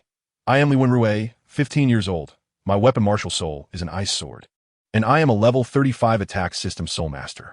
It was not surprising, and it was not the first time, that a voice of shock arose. A rolling pin martial soul? Yu Xiaojiang was somewhat surprised. Is this a situation similar to Tang San's? He had studied and encountered rolling pin martial souls, and almost none could cultivate. Even those who had awakened innate soul power of level 1 or 2 could not reach the soul sage realm at this age. Chapter 69. Yu Xiaojiang. Whose face hurts at this moment? Except for Tang Qingxi and Li Wenrui, everyone was examining the martial soul displayed in Gu Xiong's palm, which was a wooden stick that was not even as long as an arm, truly resembling a rolling pin.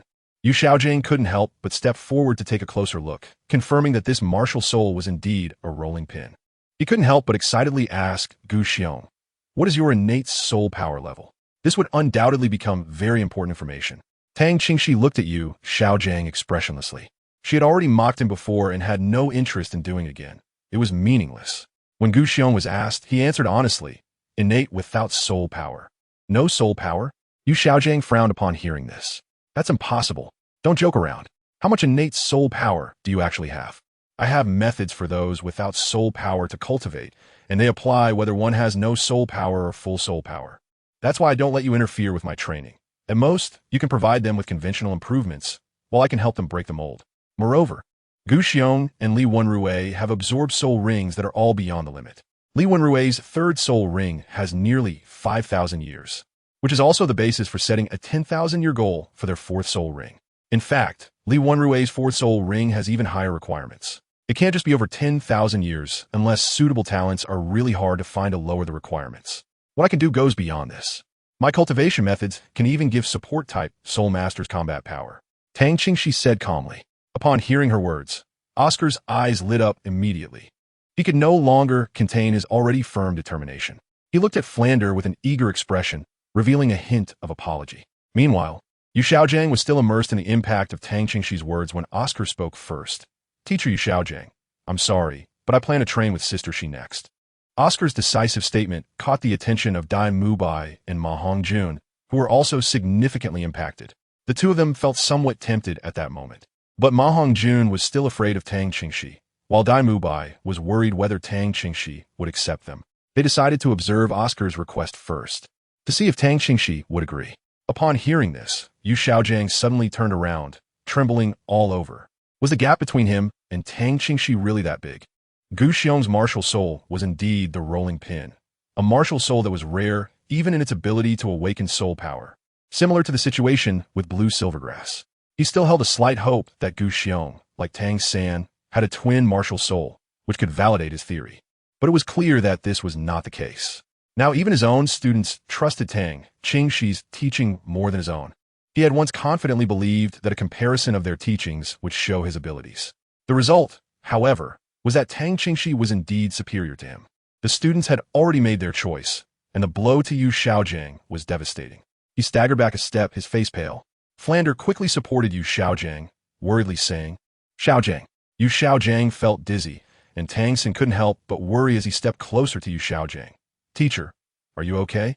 At this moment, Yu Xiaojiang still harbored a hope in his heart. If what Tang Qingxi said was true, then perhaps his martial soul could also be saved. Unfortunately, due to his pride, he was unwilling to bow to Tang Qingxi, and he thought that even if he did, it would be of no use. Flander also thought of this point. Perhaps this could help Yu Xiaojiang regain his spirits. Then Qingxi, does her training method work for Xiaojiang as well? Tang Qingxi glanced at Flanders and couldn't help but chuckle lightly. How bold of you to ask. Don't you already know my identity? As long as Yu Xiaojiang is still alive, it's all because of his connection with Tang San. Is there any real significance in asking this question? If his strength were to improve, I would rather not accommodate him. For the sake of survival, I suggest we leave it at that. After saying this, she didn't even look at Yu Xiaojiang, but turned to Oscar. "Oscar, introduce yourself." "Okay, my name is Oscar. I'm 14 years old. My martial soul is Sausage, and I'm a level 31 food system soul master," Oscar said cheerfully. Seeing that Oscar was accepted by Tang Qingxi, Dai Mubai felt a bit tempted as well. But Tang Qingxi didn't spare him or Ma Hongjun another glance. She casually tossed a piece of weighted inner armor to Oscar and waved her hand. "All right, come with me." Oscar was taken aback when he received the weighted inner armor. Did this really have his name on it?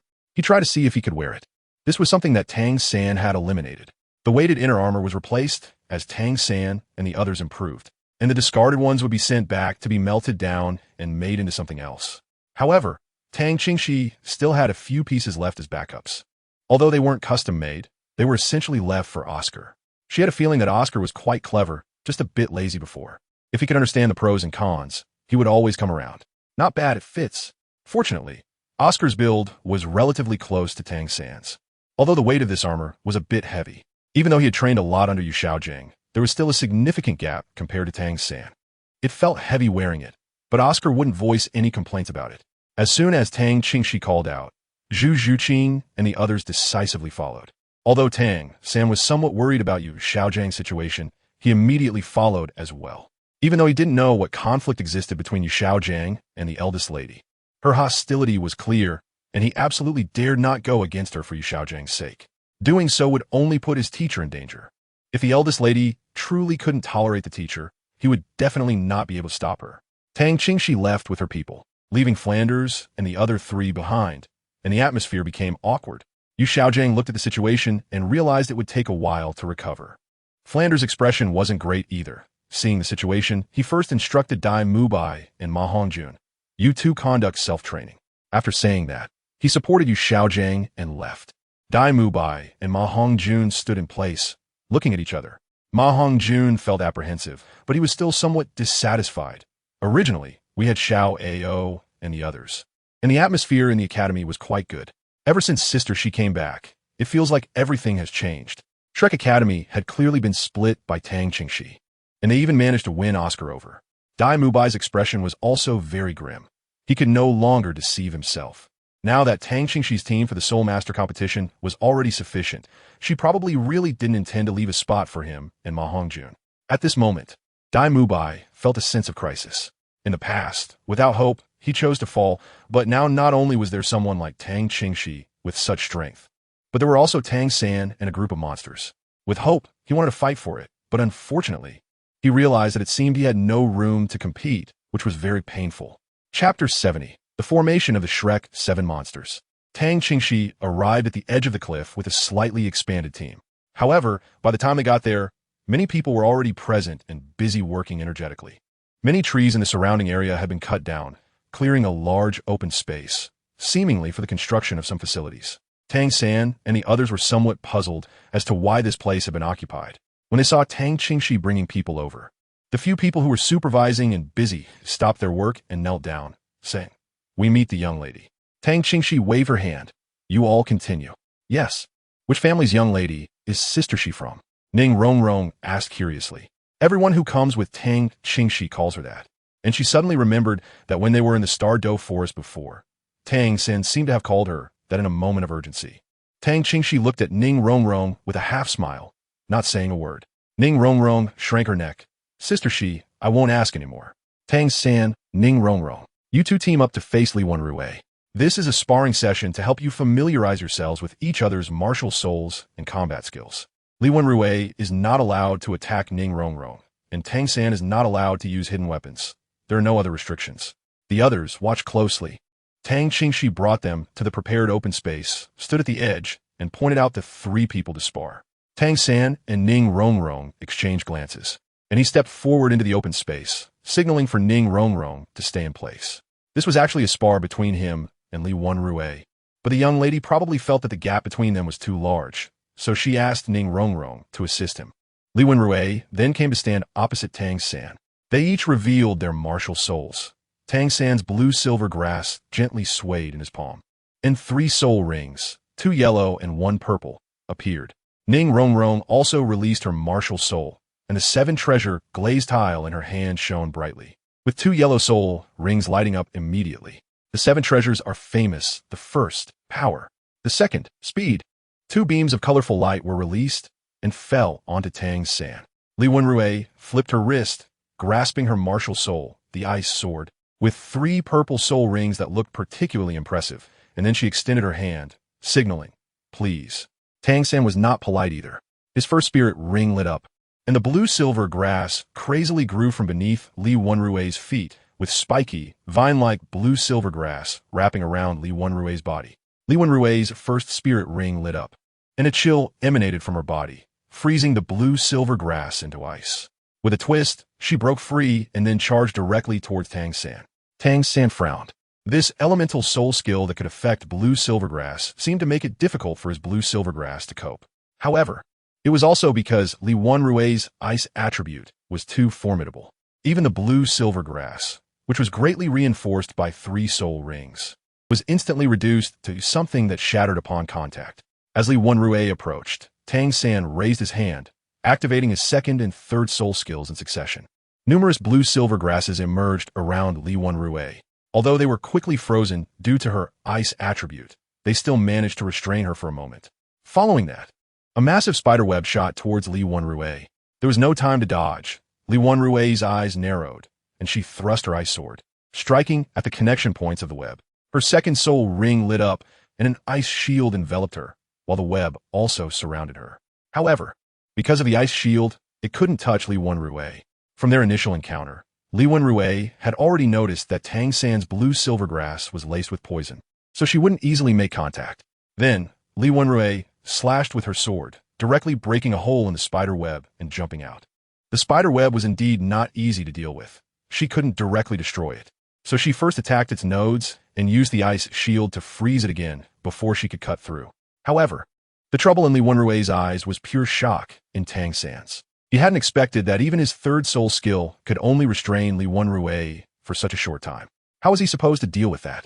A control-type soul master who couldn't control their opponent was of little use. Seeing Li Wanrui swinging her sword at him, Tang San quickly activated his Ghost Shadow Misty Steps to retreat 2 steps, intending to grab her wrist. If the soul skill didn't work, he still had the Xuantian Treasure Record.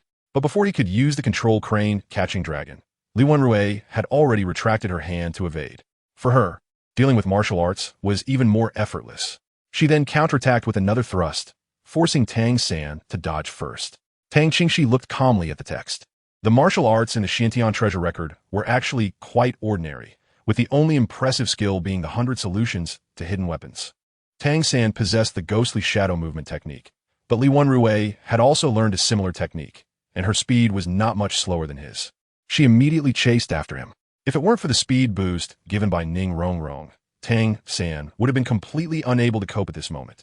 With no other choice, Tang San's clothes flared out behind him, and 8 purple-black spider spears suddenly extended, lifting him off the ground and allowing him to evade Li Wanrui's strike. He then left 4 spider spears to support him while the remaining 4 were aimed at Li Wanrui. Li Wanrui raised her sword to defend, and the sounds of clashing metal rang out, sparking a flurry of sparks. Tang San used the wrapping technique again, immediately followed by the spider web, slightly restricting Li Wanrui for a moment. Then, 2 spider spears stabbed down. Li Wanrui twisted to avoid the spider spears, sweeping her long sword. The 3rd soul ring lit up, and a sword aura carrying a chilling intent was unleashed, directly cutting through the spider web and heading towards Tang San. Tang San's expression changed at the sight, and he quickly retreated while using his spider spear to defend. With a clang, he was surprised to see his spider spear cut in half. In the next moment, Li Wanrui's figure flashed, and the long sword had already stabbed in front of him. Tang San, unwilling to concede, thought to himself that it had only been a few exchanges, and he couldn't lose so easily.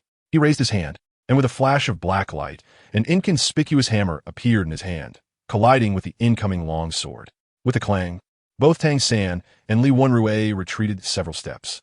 Li Wanrui was somewhat surprised, looking at the hammer in Tang San's hand, and then glanced at Tang Qingxi. Although Li Wanrui's background couldn't compare to that of Ning Rongrong and Tang San, it wasn't bad either, and he quickly realized. Twin martial souls. This is also the first time Tang San reveals his other martial soul in front of Ning Rongrong and the others, immediately causing a stir. My goodness, Xiao San is quite good at hiding things. He actually has the rare twin martial souls. Tang San held the Haotian hammer and immediately unleashed the chaotic wind. However, thanks to Li Wanrui's own background, she had heard of the chaotic wind and did not give Tang San a chance to use it. She charged forward directly and thrust a sword towards Tang San's wrist. Tang San could only dodge and avoid, followed by another round of collisions. But not long after, Tang San's face turned a bit pale, even though the Haotian hammer had not yet been equipped with a soul ring. Just using the Haotian hammer consumed a tremendous amount of energy, and Tang San couldn't hold on for long. Li Wanrui did not show it on his face, but it put immense pressure on Tang San. However, in reality, Li Wanrui's wrist was also numb at this moment, but overall, his condition was much better than Tang San's. Chapter 71. Jianghu Martial Arts Gifted to All Monsters. Alright, that's enough. Tang Qingxi directly called for a stop. Tang Clan immediately put away the Houtian hammer, panting heavily. Li Wenrui also sheathed her ice sword and moved her wrist. Let's take a break. Tang Qingxi waved her hand, and Oscar handed out one sausage each. All right, Sister Shi, Oscar immediately pointed out, I have a big sausage. After finishing his soul spell, he instinctively glanced at Li Wenrui. When they first heard his soul spell, Tang San and the others had expressed resistance. But this time, Oscar couldn't help but laugh, while Li Wenrui remained unfazed and calmly accepted his sausage. He then glanced at Gu Xiong, who only looked at him with slight surprise, but at least didn't show any signs of resistance. Li Wenrui quickly retreated behind Tang Qingxi, while Tang San pondered as he walked back. Before he reached level 30, he didn't feel as strained when dealing with Dai Mubai, who had a higher soul power than Li Wenrui. Truly, she was someone cultivated by a young lady. Tang Qingxi then looked at the others. Gu Xiong, you have sparred with Xiao Wu and Zhu Zhuqing. Shall we do 2 against 1? Xiao Wu asked hesitantly. Li Wenrui's soul power was inherently higher than Tang San's, and with Ning Rongrong's assistance, it wasn't unreasonable, but after all, her soul power had to be higher than Gu Xiong's. Yes, don't worry about it. Tang Qingxi smiled slightly. Gu Xiong had already walked to the open space and was waiting, while Zhu Zhuqing also stepped out, so Xiao Wu had to follow. Xiao Wu and Zhu Zhuqing activated their martial spirits, while Gu Xiong revealed his rolling pin. The soul rings lit up, and the originally wooden rolling pin began to elongate, transforming into a black short stick that he held in his hand. Xiao Wu and Zhu Zhuqing rushed out simultaneously, with Zhu Zhuqing reaching first, her cat claws swinging fiercely at Gu Xiong. Gu Xiong blocked with the stick, leaving no gap for Zhu Zhuqing to land an attack. Then Xiao Wu arrived, swinging her long whip behind her in an attempt to wrap around Gu Xiong and subsequently using her waist bow. However, Gu Xiong agilely dodged Xiao Wu's long whip, striking at Zhu Zhuqing with a short stick, forcing her to retreat and evade. When Gu Xiong looked at Xiao Wu, she immediately used her second soul skill, Charm. Gu Xiong's body paused. A wave of dizziness hit his mind, and he quickly closed his eyes, using internal power. Hearing the sound of the long whip slicing through the air, he raised a short stick to block while retreating, causing the long whip to wrap around the stick. Meanwhile, Zhu Zhuqing seized the opportunity to attack again. Gu Xiong used brute force to dodge with Xiao Wu, flinging her towards Zhu Zhuqing. He lifted his palm to strike the short stick, freeing it from the long whip. At this moment, Gu Xiong opened his eyes, pointing the short stick at Xiao Wu's waist. Xiao Wu suddenly felt a tingling sensation throughout her body, unable to muster her strength, and she staggered, about to fall. While Zhu Zhuqing quickly caught her, retracting her attack. Gu Xiong swept the short stick horizontally and continued his assault. Zhu Zhuqing and a somewhat recovered Xiao Wu quickly spread out. Xiao Wu fixed her gaze on Gu Xiong and finally used her third soul skill, teleportation. She vanished from her spot and appeared behind Gu Xiong in an instant. This time, her black scorpion tail finally wrapped around Gu Xiong's neck. Sensing the force on his neck, Gu Xiong decisively leaped up in response to it. His leap was so fast that Xiao Wu couldn't execute her next strike, and Gu Xiong had already flipped over her head, landing back on the ground while grabbing her scorpion tail. The two were mutually restraining each other, and Zhu Zhuqing launched another attack. Xiao Wu didn't give up, heading towards Gu Xiong, raising her leg to kick him. Gu Xiong bent his knees and sank his waist, striking at Xiao Wu's leg with the short stick, while a flash of golden light enveloped him, blocking Zhu Zhuqing's ghostly hunter claws. Xiao Wu used charm again. Gu Xiong, who was already on guard, closed his eyes the moment their gazes met, but the charm came so suddenly that it still slowed Gu Xiong's short stick for a moment. Xiao Wu dodged the short stick and attempted to use her waist bow to throw Gu Xiong into the air. However, she only felt it particularly exhausting. As Gu Xiong steadied his stance, and with an upward thrust of the short stick, he stopped Xiao Wu. Then the short stick came down heavily. Seeing this, Xiao Wu quickly evaded, trying to withdraw her long whip. Gu Xiong also let go of the long whip, both retreating. Xiao Wu and Zhu Zhuqing stood together, their expressions somewhat grave. Gu Xiong quickly spun the short stick, kicking up a cloud of dust and stones, with a fierce momentum bearing down on Xiao Wu and Zhu Zhuqing. The two were forced to retreat repeatedly, and the short stick's relentless attacks left no openings for them to counter, pushing them to the edge of the open space. Gu Xiong stopped, holding the short stick diagonally to the ground. All right, everyone come back. Tang Qingxi called the people back. How is it? Are you all familiar with each other's abilities?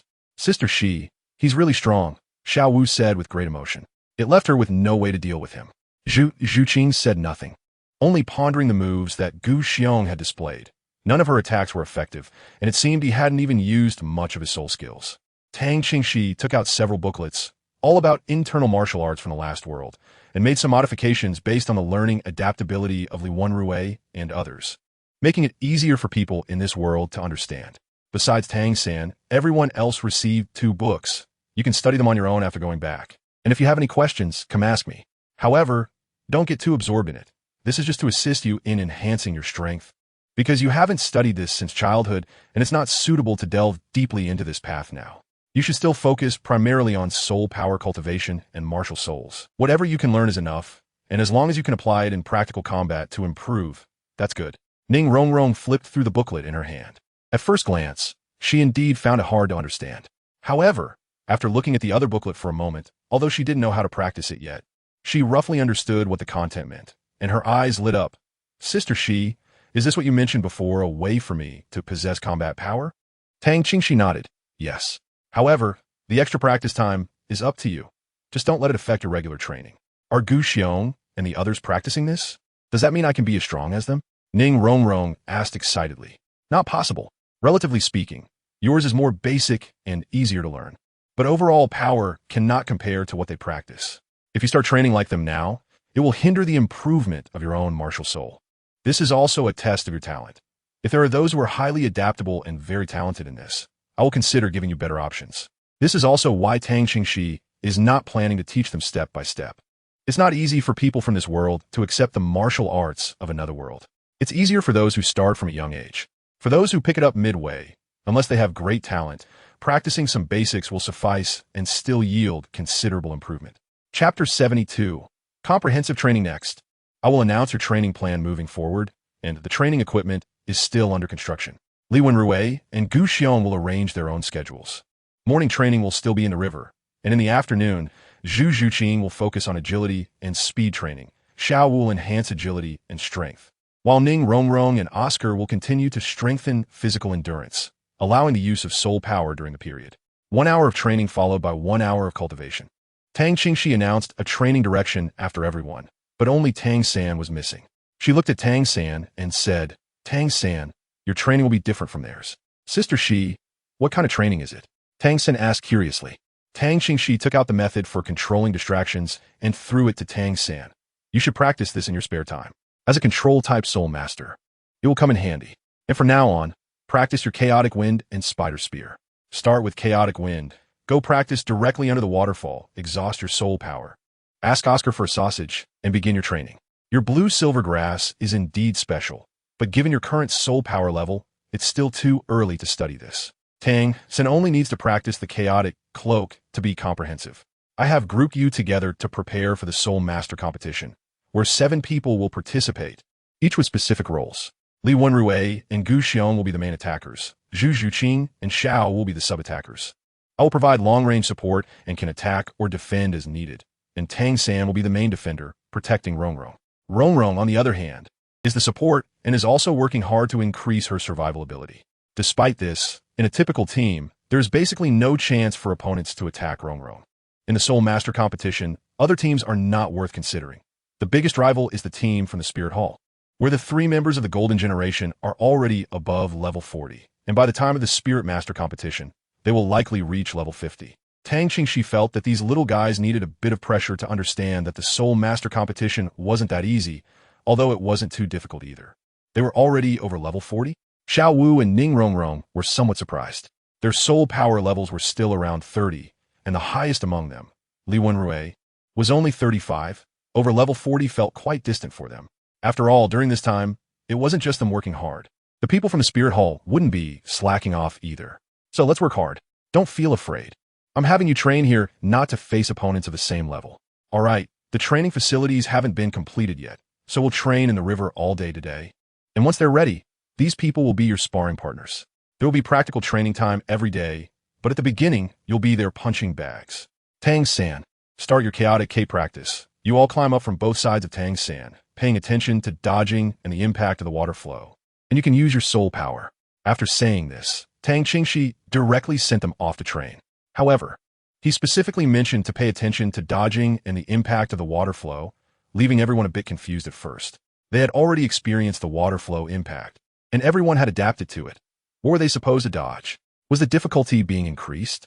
Once training began, they understood what was going on.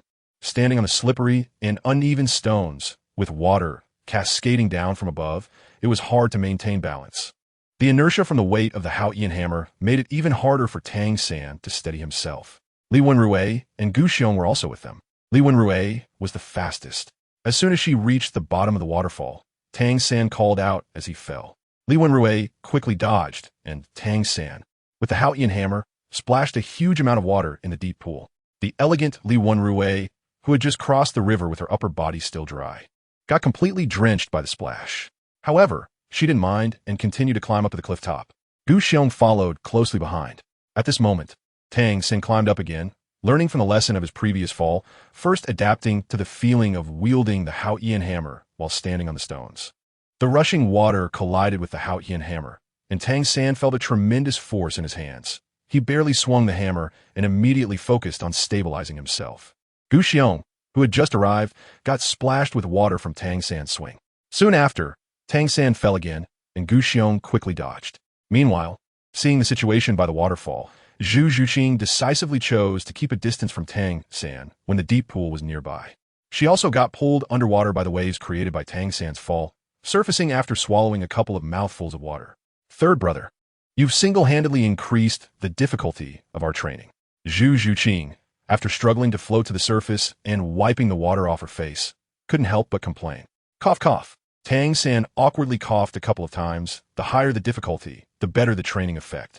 After saying this, Tang San continued to climb up the stones. Zhu Zhuqing seized the opportunity to quickly climb up and pass Tang San.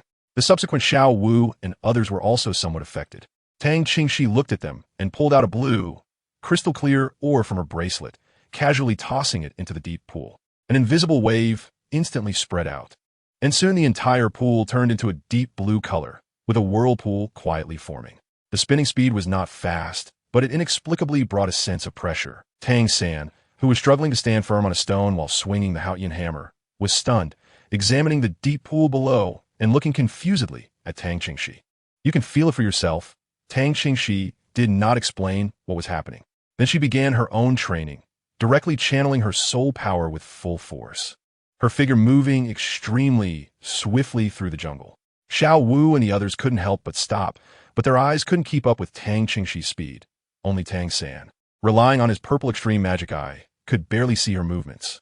Previously, Tang Qingxi had either trained alongside them or practiced on the side, never showing her true training intensity or actual strength.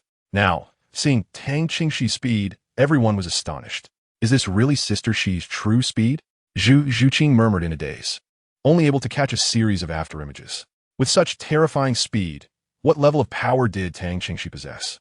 However, everyone was aware and quickly returned to their training after a glance. They were all curious about the changes in the deep pool, and when they entered it again, they didn't notice any difference. Although there was a whirlpool, the pressure it brought was not significant, even less than the trouble caused by Tang San above. But after swimming across the deep pool, they realized the difference. It was exhausting, very exhausting. But it wasn't physical fatigue. It felt more like a mental exhaustion.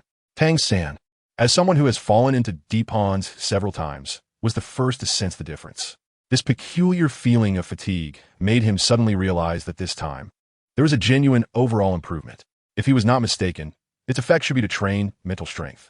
No wonder they were actually allowed to use soul power this time. Chapter 73. The Test for Zhu Zhuqing. Tang Qingxi stopped and noticed that many people had once again crossed the deep pool, and their speed in climbing the cliff had slowed down quite a bit. She smiled slightly. Looking at Oscar's current situation, it was clear that Yu Xiaojiang's training had some effect, but unfortunately, it was destined to be incomparable to her own. After all, it was not only a theoretical issue. In terms of resources, she was certainly not something Yu Xiaojiang could compare to. After that, Tang Qingxi did not pay attention to the situation over there anymore. She had already given the requirements and allowed them to train on their own. If there were any problems, there would be people to handle them. The next day, a portion of the training facilities was completed. Zhu Zhuqing and Xiao Wu experienced the plum blossom pile, while others attacked them, leading to quite a few tumbles. After a month, seeing that everyone was starting to adapt, Tang Qingxi increased the difficulty and added a gravity field. The internal martial arts she provided had clearly tested everyone's adaptability and the level of their talents. In terms of talent and adaptability, Zhu Zhuqing ranked the highest, followed by Oscar. Xiao Wu had the lowest talent, or, in other words, was the least adaptable. Perhaps like a roe, as soul beasts, there is ultimately a difference between them and humans, making it indeed difficult to accept a completely different system. Zhu Zhuqing's talent could be said to be very good, even making Tang Qingxi feel a bit of regret for talent. However, deciding what better internal martial arts to match her with required careful consideration. And the biggest problem was that while Tang Qingxi could casually provide the basic ones, offering something better to someone who wasn't part of her group raised the question of why she should do that. That night, Tang Qingxi called Zhu Zhuqing to her residence. After pouring a cup of tea for Zhu Zhuqing, Tang Qingxi leaned back on the soft couch and asked, "What are your thoughts on the cultivation methods I provided you?" Zhu Zhuqing sat up straight, her expression extremely serious, and answered almost like a test. "I feel that my cultivation speed has slightly improved. This seems to be a complete cultivation method that differs from our previous practice of soul power only through meditation." Zhu Zhuqing was somewhat confused. With such a complete cultivation method, why had she never heard of it before? What kind of identity and background does Tang Qingxi have to possess such things? She couldn't help but ask, "Sister Shi, if this kind of cultivation method were to spread, it would probably cause quite a stir." "A stir? Tang Qingxi, you're the fastest cultivator among this batch from Shrek, so you feel the difference. But in reality, people like Rongrong and Xiaowu probably still don't feel anything at all. Moreover, this rate of improvement isn't actually that fast. The most basic skills won't bring about a rapid cultivation speed, which is also why Tang Qingxi doesn't easily reveal profound internal skills. Of course, profound internal skills cannot be mastered in just a month. Even Zhu Zhuqing might not have enough time in a month to understand its content, let alone cultivate it. The value of basic internal skills does exist and isn't low, but it won't be extraordinarily high either. The modified distraction control method like the one she has can be sold, and many forces would want to buy it. But that's all there is to it. Tang Qingxi still finds great use in these basic internal skills. They are excellent for winning people's hearts. And there's no fear of getting a traitor who would cause significant backlash. Profound internal skills are different. They absolutely cannot be practiced by traitors or those with impure intentions. Zhu Zhuqing, do you want to practice something better? Tang Qingxi asked directly. Zhu Zhuqing's eyes brightened slightly, but she quickly calmed down. There are conditions, right? Sister Shi. Yes. Tang Qingxi nodded. What you have received is the most basic. In fact, it is completely incomparable to what Li Wenrui and Gu Xiong have. Not to mention that what they received isn't the strongest either. So, to get something better, you have to listen to Sister Shi like Li Wenrui and the others, right? It was quite evident that there was a relationship resembling that of a master and servant among Li Wenrui, Gu Xiong, and Tang Qingxi. Tang Qingxi replied, "No, they're my subordinates. This is one choice you have. And another choice is to become my disciple, but that comes with higher demands and stronger cultivation methods. Everyone has different types of internal skills they can adapt to." In her previous life as the master of the Yihua Palace, Tang Qingxi had a good judgment in this regard. From her observations, Zhu Zhuqing indeed matched with a certain internal skill, but the requirements are quite high. What requirements? Although the two are only 2 years apart in age, Zhu Zhuqing has already witnessed Tang Qingxi's abilities. And she even feels that she has only seen the tip of the iceberg, which makes her feel far behind. The master-disciple relationship is not something she can't accept, especially since the cultivation method she would receive is even stronger. I will observe whether you meet the specific requirements on my own. I came to see you today just to see if you have any thoughts. After all, regardless of which choice you make, you will need to follow me in the future. Tang Qingxi was fully aware of Zhu Zhuqing's family background, and this requires a decision. Zhu Zhuqing pondered for a moment before saying, "I have no problem following you, Sister Shi. However, my family may not influence my decision, but I can't guarantee that they won't interfere or try to stop me. That's not a problem. If you have that determination, it's fine. If you can meet the requirements, I will bear the pressure from your family for you," Tang Qingxi said straightforwardly. "Sister Shi, are you clear about my family background?" Zhu Zhuqing confirmed. "Tang Qingxi, note that." "Okay. Although I don't know what the requirements are, I will work hard to meet them," Zhu Zhuqing said firmly. Tang Qingxi tilted her head and looked at Zhu Zhuqing, saying, "This requirement can't be met just by hard work. I want to remind you that if you choose this and fail to meet the requirements, your first choice will be gone as well. I just hope I can become stronger." Zhu Zhuqing had no reason to refuse a better cultivation method. "All right, I hope your desire to grow stronger remains steadfast forever. Tang Qingxi smiled and said, for now, focus on mastering the basics as quickly as possible. It will help you in practicing better techniques in the future. Okay, Sister Shi, I understand. After that, Zhu Zhuqing returned to her dormitory. Once Zhu Zhuqing left, the white cataroo jumped onto the soft couch and pawed at Tang Qingxi, asking, are you going to take on another disciple? This girl is indeed suitable. But whether she can meet the requirements is another question. Tang Qingxi said frankly that while she valued talent, she wasn't entirely optimistic about Zhu Zhuqing. Shortly after Zhu Zhuqing left, there was another knock on the door, and this time it was Dai Mubai. Dai Mubai could no longer hold back and approached Tang Qingxi to ask, Sister Shi, are you not planning to take me and Ma Hongjun to the Soul Master competition? Tang Qingxi looked at Dai Mubai, and the first test had arrived. Dai Mubai, you want to participate in the Soul Master competition, right? I really don't plan to take you with me, but you can come for training. Whether you can change my mind depends on yourself. Chapter 74. The request of the Great Soul Arena. The next day, after breakfast, Dai Mubai stood together with Tang San and the others. Yu Xiaojiang saw that only Ma Hongjun was left among his students, and Ma Hongjun was still a disciple of Flinder. He thought that Ma Hongjun was staying for his sake because of Flinder's request, and couldn't help but say, it seems I really can't compare to Tang Qingxi. Ma Hongjun, you should go over there too. Ma Hongjun felt a chill run down his spine. How could he dare? He had once almost been killed by Tang Qingxi for teasing her, and that terrifying feeling of being close to death still left a deep shadow in his heart. Teacher, I still prefer to learn from you, Ma Hongjun said with a smile, rubbing his hands. His improvement under Yu Xiaojiang had been considerable, and he didn't necessarily have to go to Tang Qingxi's side. Anyway, he wasn't very ambitious and wasn't interested in the Soul Master competition. Are you sure you want to continue training with me? Yu Xiaojiang thought that Ma Hongjun was staying for Flinder's sake, but it was still somewhat comforting. Yes, I'm sure. Ma Hongjun nodded repeatedly. Good. A smile appeared on Yu Xiaojiang's stiff face. I will train you well. Tang Qingxi led the group to the cliff, and Oscar approached Dai Mubai. Boss Dai, you're here too? Yeah, what else? If I didn't come, I really would miss the Soul Master competition. The key point is that the current team really has a chance to compete in the Soul Master competition. When they reached the edge of the cliff, Dai Mubai joined everyone in training. However, as he trained, he felt something was off. He seemed to be too relaxed. Everyone was wearing weighted inner armor. But he wasn't. Maybe it was because he couldn't wear the existing inner armor. But he didn't have the cultivation methods that Oscar had boasted about in the dormitory either. Dai Mubai couldn't help but hesitate. As for Zhu Zhuqing, he had always wanted to get closer to her, but they had been training separately before, only seeing each other twice a day. Now that they were finally training together, they weren't doing the same training program. During break time, he wanted to approach Zhu Zhuqing, but she immediately ran back to train. It was rare for her not to return to training right away. She was cultivating her soul power, and Dai Mubai didn't want to disturb her. Zhu Zhuqing was completely focused on her training. She didn't know what Tang Qingxi's requirements were and could only do her best with what she could manage. Dai Mubai thought Zhu Zhuqing was deliberately avoiding him, but in reality, she was simply compressing her rest time and didn't have time to pay attention to him. Zhu Zhuqing, do you really have to avoid me like this? Once again, finding an opportunity to approach Zhu Zhuqing, just as he reached her side, she got up to go to the training facilities. Dai Mubai impatiently called out to her. Zhu Zhuqing looked at him with a puzzled expression. I'm busy training. What do you want? Why are you always avoiding me? Dai Mubai asked with a serious expression. Zhu Zhuqing was even more confused.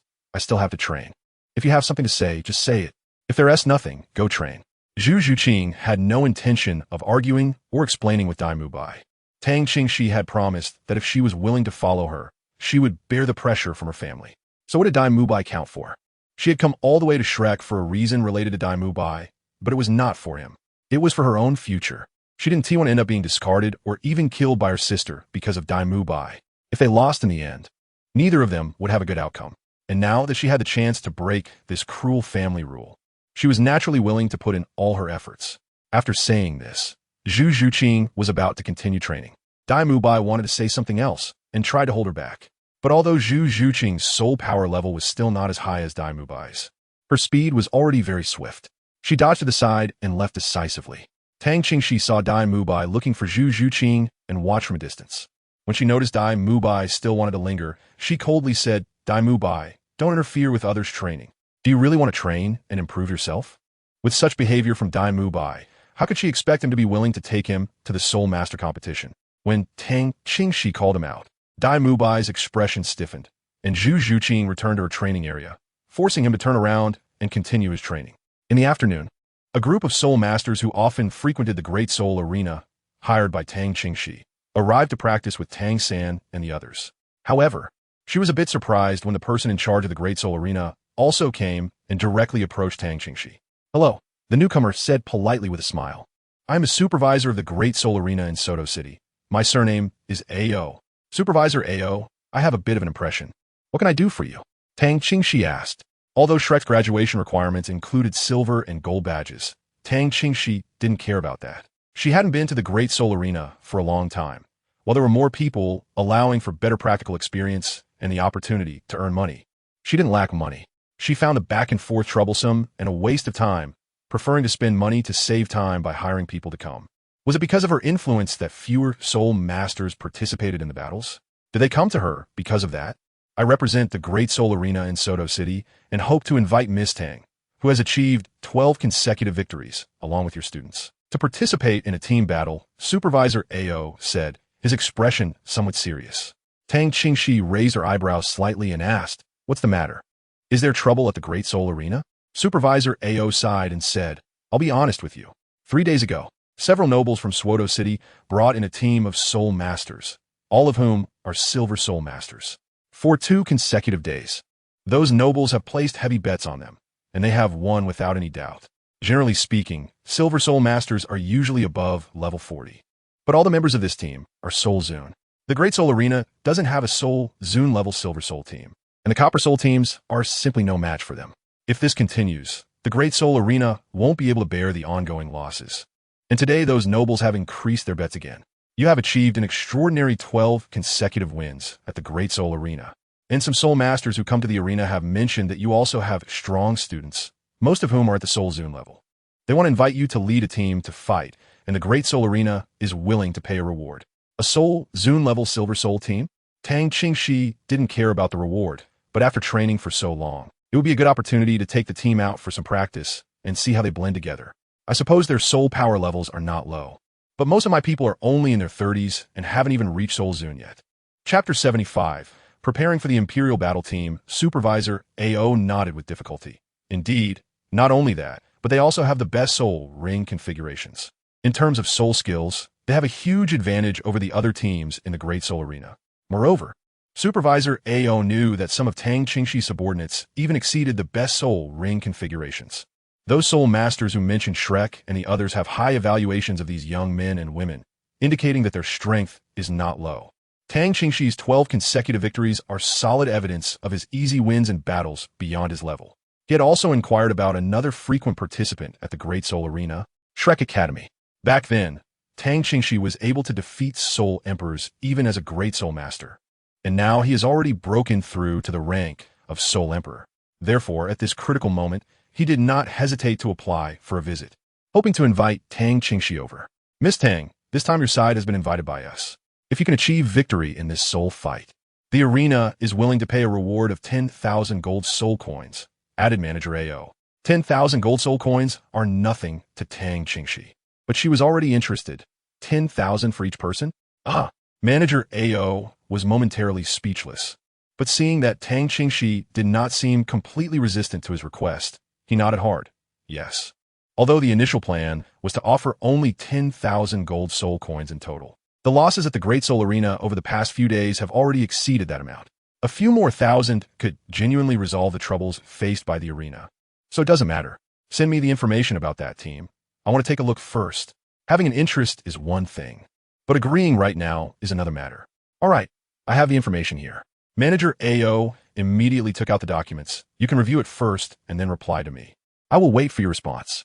Manager Ao kept a low profile. Although he had assessed Shrek Academy, which seemed rather poor, Tang Qingxi was not in the same situation. The way she hires people every day makes it hard to say whether the gold soul coins would truly sway her.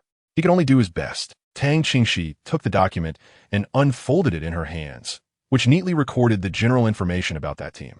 The team was called the Emperor Fighting Team, consisting of 7 members, all of whom were holders of Silver Soul badges.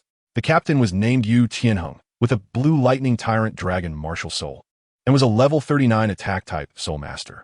The vice-captain was Duge Yin, with a green scale snake martial soul, and was a level 38 control-type soul master. Team member 1 was Shi Mo, with a black tortoise martial soul, and was a level 38 defense-type soul master. Team member 2 was Shi Mo, also with a black tortoise martial soul, and was a level 37 defense-type soul master. Team member 3 was Yu Feng, with a wind chime bird martial soul, and was a level 36 agility-type soul master. Team member 4 was Ao Si Luo, with a ghost leopard martial soul, and was a level 36 agility-type soul master. Team member 5 was Yi Lingling, with a 9-heart begonia martial soul, and was a level 35 support-type soul master. All members had a configuration of 2 yellow and 1 purple soul rings, with the green scale snake, blue lightning tyrant dragon, and a 9-heart begonia. What were these people doing in Soto City? After reviewing the information, Tang Qingxi smiled and said she was quite familiar with these 3 martial souls. The most representative soul master of the green scale snake martial soul was titled Douluo, and she knew that Duge Yin was the granddaughter of the poison Douluo. As for the blue lightning tyrant dragon martial soul, it was well known, being part of the 3 major sects of the 7 great sects. And this person was a relative of Yu Shaojiang. And the 9-heart begonia, a king-level support martial soul for healing. Miss Tang knows them? From Tang Qingxi's tone, Supervisor Ao sensed something. Yes, Tang Qingxi said, but she did not explicitly state the origins of this group. This battle can indeed be fought, and it's good to have an early encounter with a team participating in the Soul Master competition. Since they were preparing for the Soul Master competition, Tang Qingxi naturally understood the teams that various well-known academies might bring. This team was very likely to represent the Tiando Royal Academy and participate in the Soul Master competition as a seed team. The information in her hands was much more complete than what the supervisor of the Great Soul Arena had provided. I accept your invitation. I will bring people to the Great Soul Arena tonight, Tang Qingxi said as she closed the document. Good. Supervisor Ao let out a sigh of relief. It was good that she agreed, so I'll be waiting at the Great Soul Arena tonight. Watching Supervisor Ao walk away, Tang Qingxi also paid the people she had hired and called them to leave. Then she raised her voice, channeling her inner strength to ensure her words reached everyone's ears. Everyone stopped training and gather here. In fact, Tang Qingxi didn't need to take action against this team. She was confident in the people she had trained. However, having not fought for a long time, she was a bit eager to move, and it would be good to stretch her bones. Mainly, she didn't plan to let Li Wenrui and Gu Xiong take action. She should keep some things hidden. Hearing Tang Qingxi's words, everyone stopped training and gathered around her. Sister Shi, do you have any new arrangements? Oscar asked curiously. Tonight, I will take you to the Great Soul Arena to meet a team that will also participate in the Soul Master competition, Tang Qingxi said, handing the document in her hand to Tang San. A team for the Soul Master competition? Everyone immediately crowded together to look at the information. Hiss. Oscar took a glance and couldn't help but gasp. The lowest soul power level was 35. The captain is also from the Blue Lightning Tyrant Dragon family. The Blue Lightning Tyrant Dragon is a top existence among beast martial souls, known as the strongest attacking beast martial soul. Ning Rongrong naturally recognized the Blue Lightning Tyrant Dragon martial soul, but the existence of another martial soul made her expression somewhat serious. In this 9-heart begonia, during the battle, we must quickly deal with this support type soul master. Yes, the 9-heart begonia is a somewhat special martial soul, with extremely strong healing capabilities and only healing abilities. Regardless of how many soul rings it has only one soul skill, which is a wide area group healing. Tang Qingxi nodded and replied, as a top existence among auxiliary system martial souls, Ning Rongrong clearly understood the effects of the 9-heart Sitang. Moreover, the blue scale snake martial soul, some of you should have heard of it. That title Douluo, known as the Poison Overlord, the blue scale Douluo's martial soul. Is this person related to that title Douluo? Dai Mubai's expression changed, and he asked anxiously. Yes, he is his granddaughter. And those 2 Xuanwu turtle martial souls are also among the top in defense-type martial souls. It's likely that this will be the seed team from the Tiando Royal Academy. In the Soul Master competition, you will have to defeat the teams from the Tiando region to encounter them in the finals. I didn't expect them to appear at the Soto City Grand Soul Arena. This is interesting. We can't miss this opportunity. Let us take you to meet them in advance. Tang San and the others felt some pressure, but Tang Qingxi remained very calm. Li Wenrui and Gu Xiong would not take the field and would only watch from the sidelines. Now, everyone should rest and recover their soul power and condition in preparation. Chapter 76, Pre-Battle Arrangements. Li Wenrui and Gu Xiong are not taking the field? That doesn't sound good. Upon hearing that the two strongest individuals aside from Tang Qingxi would not participate, Dai Mubai suddenly felt a bit uncertain. Tang San and the others felt some pressure in their hearts. It was clear that this would be an assessment of the results of their training over the past period. Whether they could win was not a major concern. Li Wenrui and Gu Xiong would not make a move, but Tang Qingxi was present. What mattered more was their own performance at that time. It must not be lacking. Tang Qingxi said to quickly restore their soul power and condition. So some rested while others cultivated, but their expressions were somewhat serious. Regardless of their individual strength, they had not yet engaged in any team-based real combat. Tang Qingxi did not say much and was also recovering the soul power consumed during the previous training. After a long while, everyone whose states had mostly recovered looked at each other, thinking about the battle they would face that evening. Zhu Zhuqing's expression was somewhat complicated as she glanced at Tang Qingxi and said, "Sister Shi, I've broken through to level 30. Wow, you guys are so amazing. Having someone who broke through to level 30 at just 12 years old," Oscar exclaimed in surprise. He had originally thought that reaching level 30 at the age of 14 was quite fast, but now he was hit one after another by these people. That's right. Keep up the good work. Let's hold back our levels for now. And in a few days, I'll take you to hunt for soul rings. Tang Qingxi praised Zhu Zhuqing for her hard work and impressive training speed. Okay, Zhu Zhuqing nodded. Zhu Zhuqing's breakthrough was a small episode, but everyone's thoughts were more focused on the showdown that night. Tang Xin studied the materials that Tang Qingxi had just given him. The information was actually quite simple, but he had already understood the general details. Tang Qingxi saw that they had all recovered before speaking. Let's each share our thoughts on the upcoming duel tonight. I have just one idea. While others were still hesitating and contemplating how to express themselves, Ning Rongrong proactively took the lead and said, "Our top priority must be to target that support-type soul master. The healing ability of the Nine Hearts Sea Pearl Spirit is too strong. My father once said that the Nine Hearts Sea Pearl is a miracle among spirits. With this spirit, it's not easy to die. Therefore, once the soul battle begins, we must first get her off the battlefield. Otherwise, before her soul power is exhausted, it will be difficult for us to inflict any damage on our opponents." Tang Qingxi nodded upon hearing this, but said nothing and instead looked at the others. Zhu Zhuqing thought for a moment and then said at that time, "I will try my best to get close to that support-type soul master and see if I can deal with her. The soul master with the Nine Hearts Begonia martial soul really needs to be dealt with as soon as possible," just as Ning Rongrong said. In fact, the most reliable way is for Tang Qingxi to take action. She will definitely be able to deal with that soul master without any surprises. Zhu Zhuqing believes that no one on the opposing side can stop Tang Qingxi. However, Tang Qingxi did not express any opinion on this. So Zhu Zhuqing chose to step up, as she was the fastest after Tang Qingxi.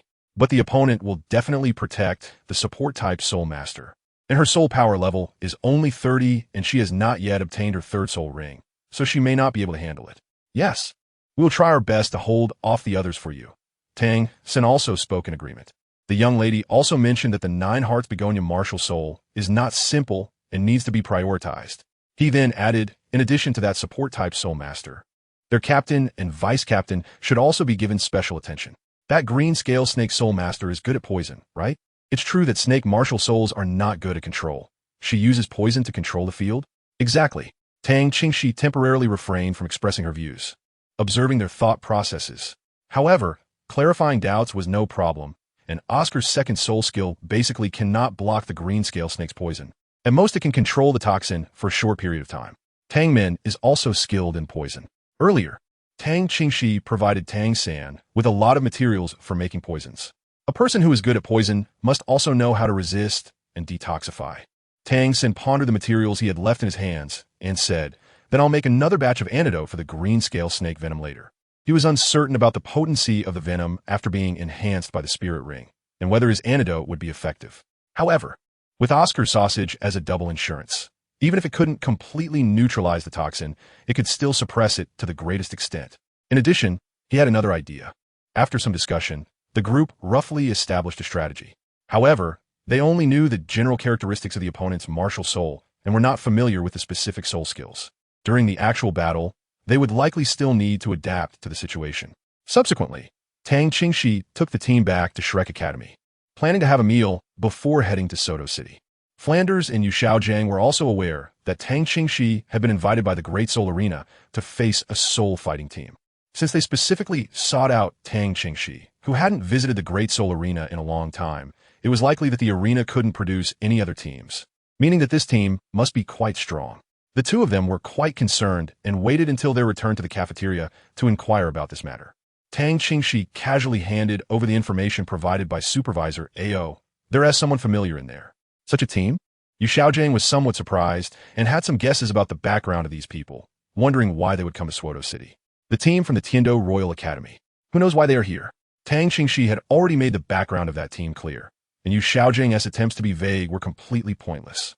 Tang Qingxi was actually quite looking forward to this competition. After all, with Ning Fengji as the connection, he could completely secure a spot for the Tiando Royal Academy to participate in the Soul Master competition. As an academy established by the Tiando Empire, it at least had 2 team spots, one seed team directly entering the finals, and a second team participating in the preliminary rounds on the Tiando side to compete for a spot in the finals. Tang Qingxi originally just hoped to secure a spot on the second team, but it wouldn't hurt to aim for a seed team spot. That would save a lot of trouble, as they wouldn't have to bully the teams from Tiando during the preliminaries. After all, most teams got bullied by them during the Soul Master competition, with only a few teams being able to put up a meaningful fight. Tang Qingxi had a bit of confidence in this regard. Were you planning to arrange? The lowest level of the opposing team is 35, Flander asked with great concern. Qingxi, the 2 people you brought must also take the field, right? Unfortunately, there were only 7 people on the opposing side, so Tang Qingxi's team could also only have 7 players compete. Not everyone could participate. Upon hearing this, Tang Qingxi shook her head. No. Li Wenrui and Gu Xiong won't take the field. What? Yu Xiaojiang frowned in disapproval. Are you confident you can defeat them like this? Yu Xiaojiang couldn't help but ask. It's just training, not necessarily about winning. Tang Qingxi was indeed confident. Regardless of whether Tang San and the others could win, she would back them up. But she certainly wouldn't say it outright to ensure Tang San and the others would give it their all. That's true. Yu Xiaojiang nodded in agreement. The opponent was the Tiando Royal Academy, so there was basically no need to worry about them playing dirty. Winning or losing wasn't that important. Winning would be great. But losing could also put some pressure on Tang San and the others to work harder.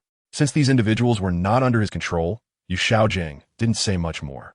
However, since this group of students was participating in a team battle for the first time, Flander and Yu Xiaojiang were very curious about what kind of strength they would display now. So he added, let's head to the Great Soul Arena together in a bit. As you wish. Not being micromanaged made Tang Qingxi feel very relieved. The challenges and setbacks of these days had indeed helped her grow a bit. After finishing their meal, Tang Qingxi led everyone on their way to Suodo City. When they arrived at the Great Soul Arena, they saw manager AO anxiously waiting at the entrance. He was somewhat worried that Tang Qingxi would stand him up, especially since no deposit had been paid.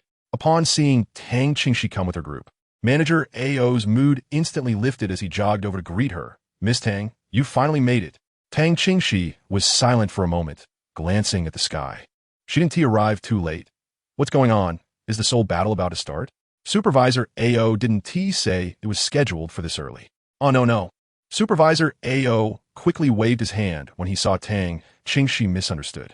I'll take you to the lounge first. It will start shortly, and we will notify you. Okay, Tang Qingxi replied, casting a glance at Supervisor AO. Why is this person in such a hurry? After all, they were a team specifically invited by the Grand Soul Arena, and Supervisor AO had arranged a VIP lounge for them. The VIP lounge was very luxurious, covering an area of over 200 square meters, with a huge genuine leather sofa that could comfortably accommodate more than 10 people. The entire room was decorated primarily in gold, looking resplendent. On the crystal coffee table in front of the sofa, exquisite snacks and various drinks were readily available. On the other side of the room, there was a large transparent crystal, specially treated to allow a clear view of the central main soul battle arena outside, while the outside could not see the situation inside the room. As they stepped into the room, Tang Qingxi, Daimu Bai, and the others appeared calm. But Tang San and Xiao Wu couldn't help but look around in surprise.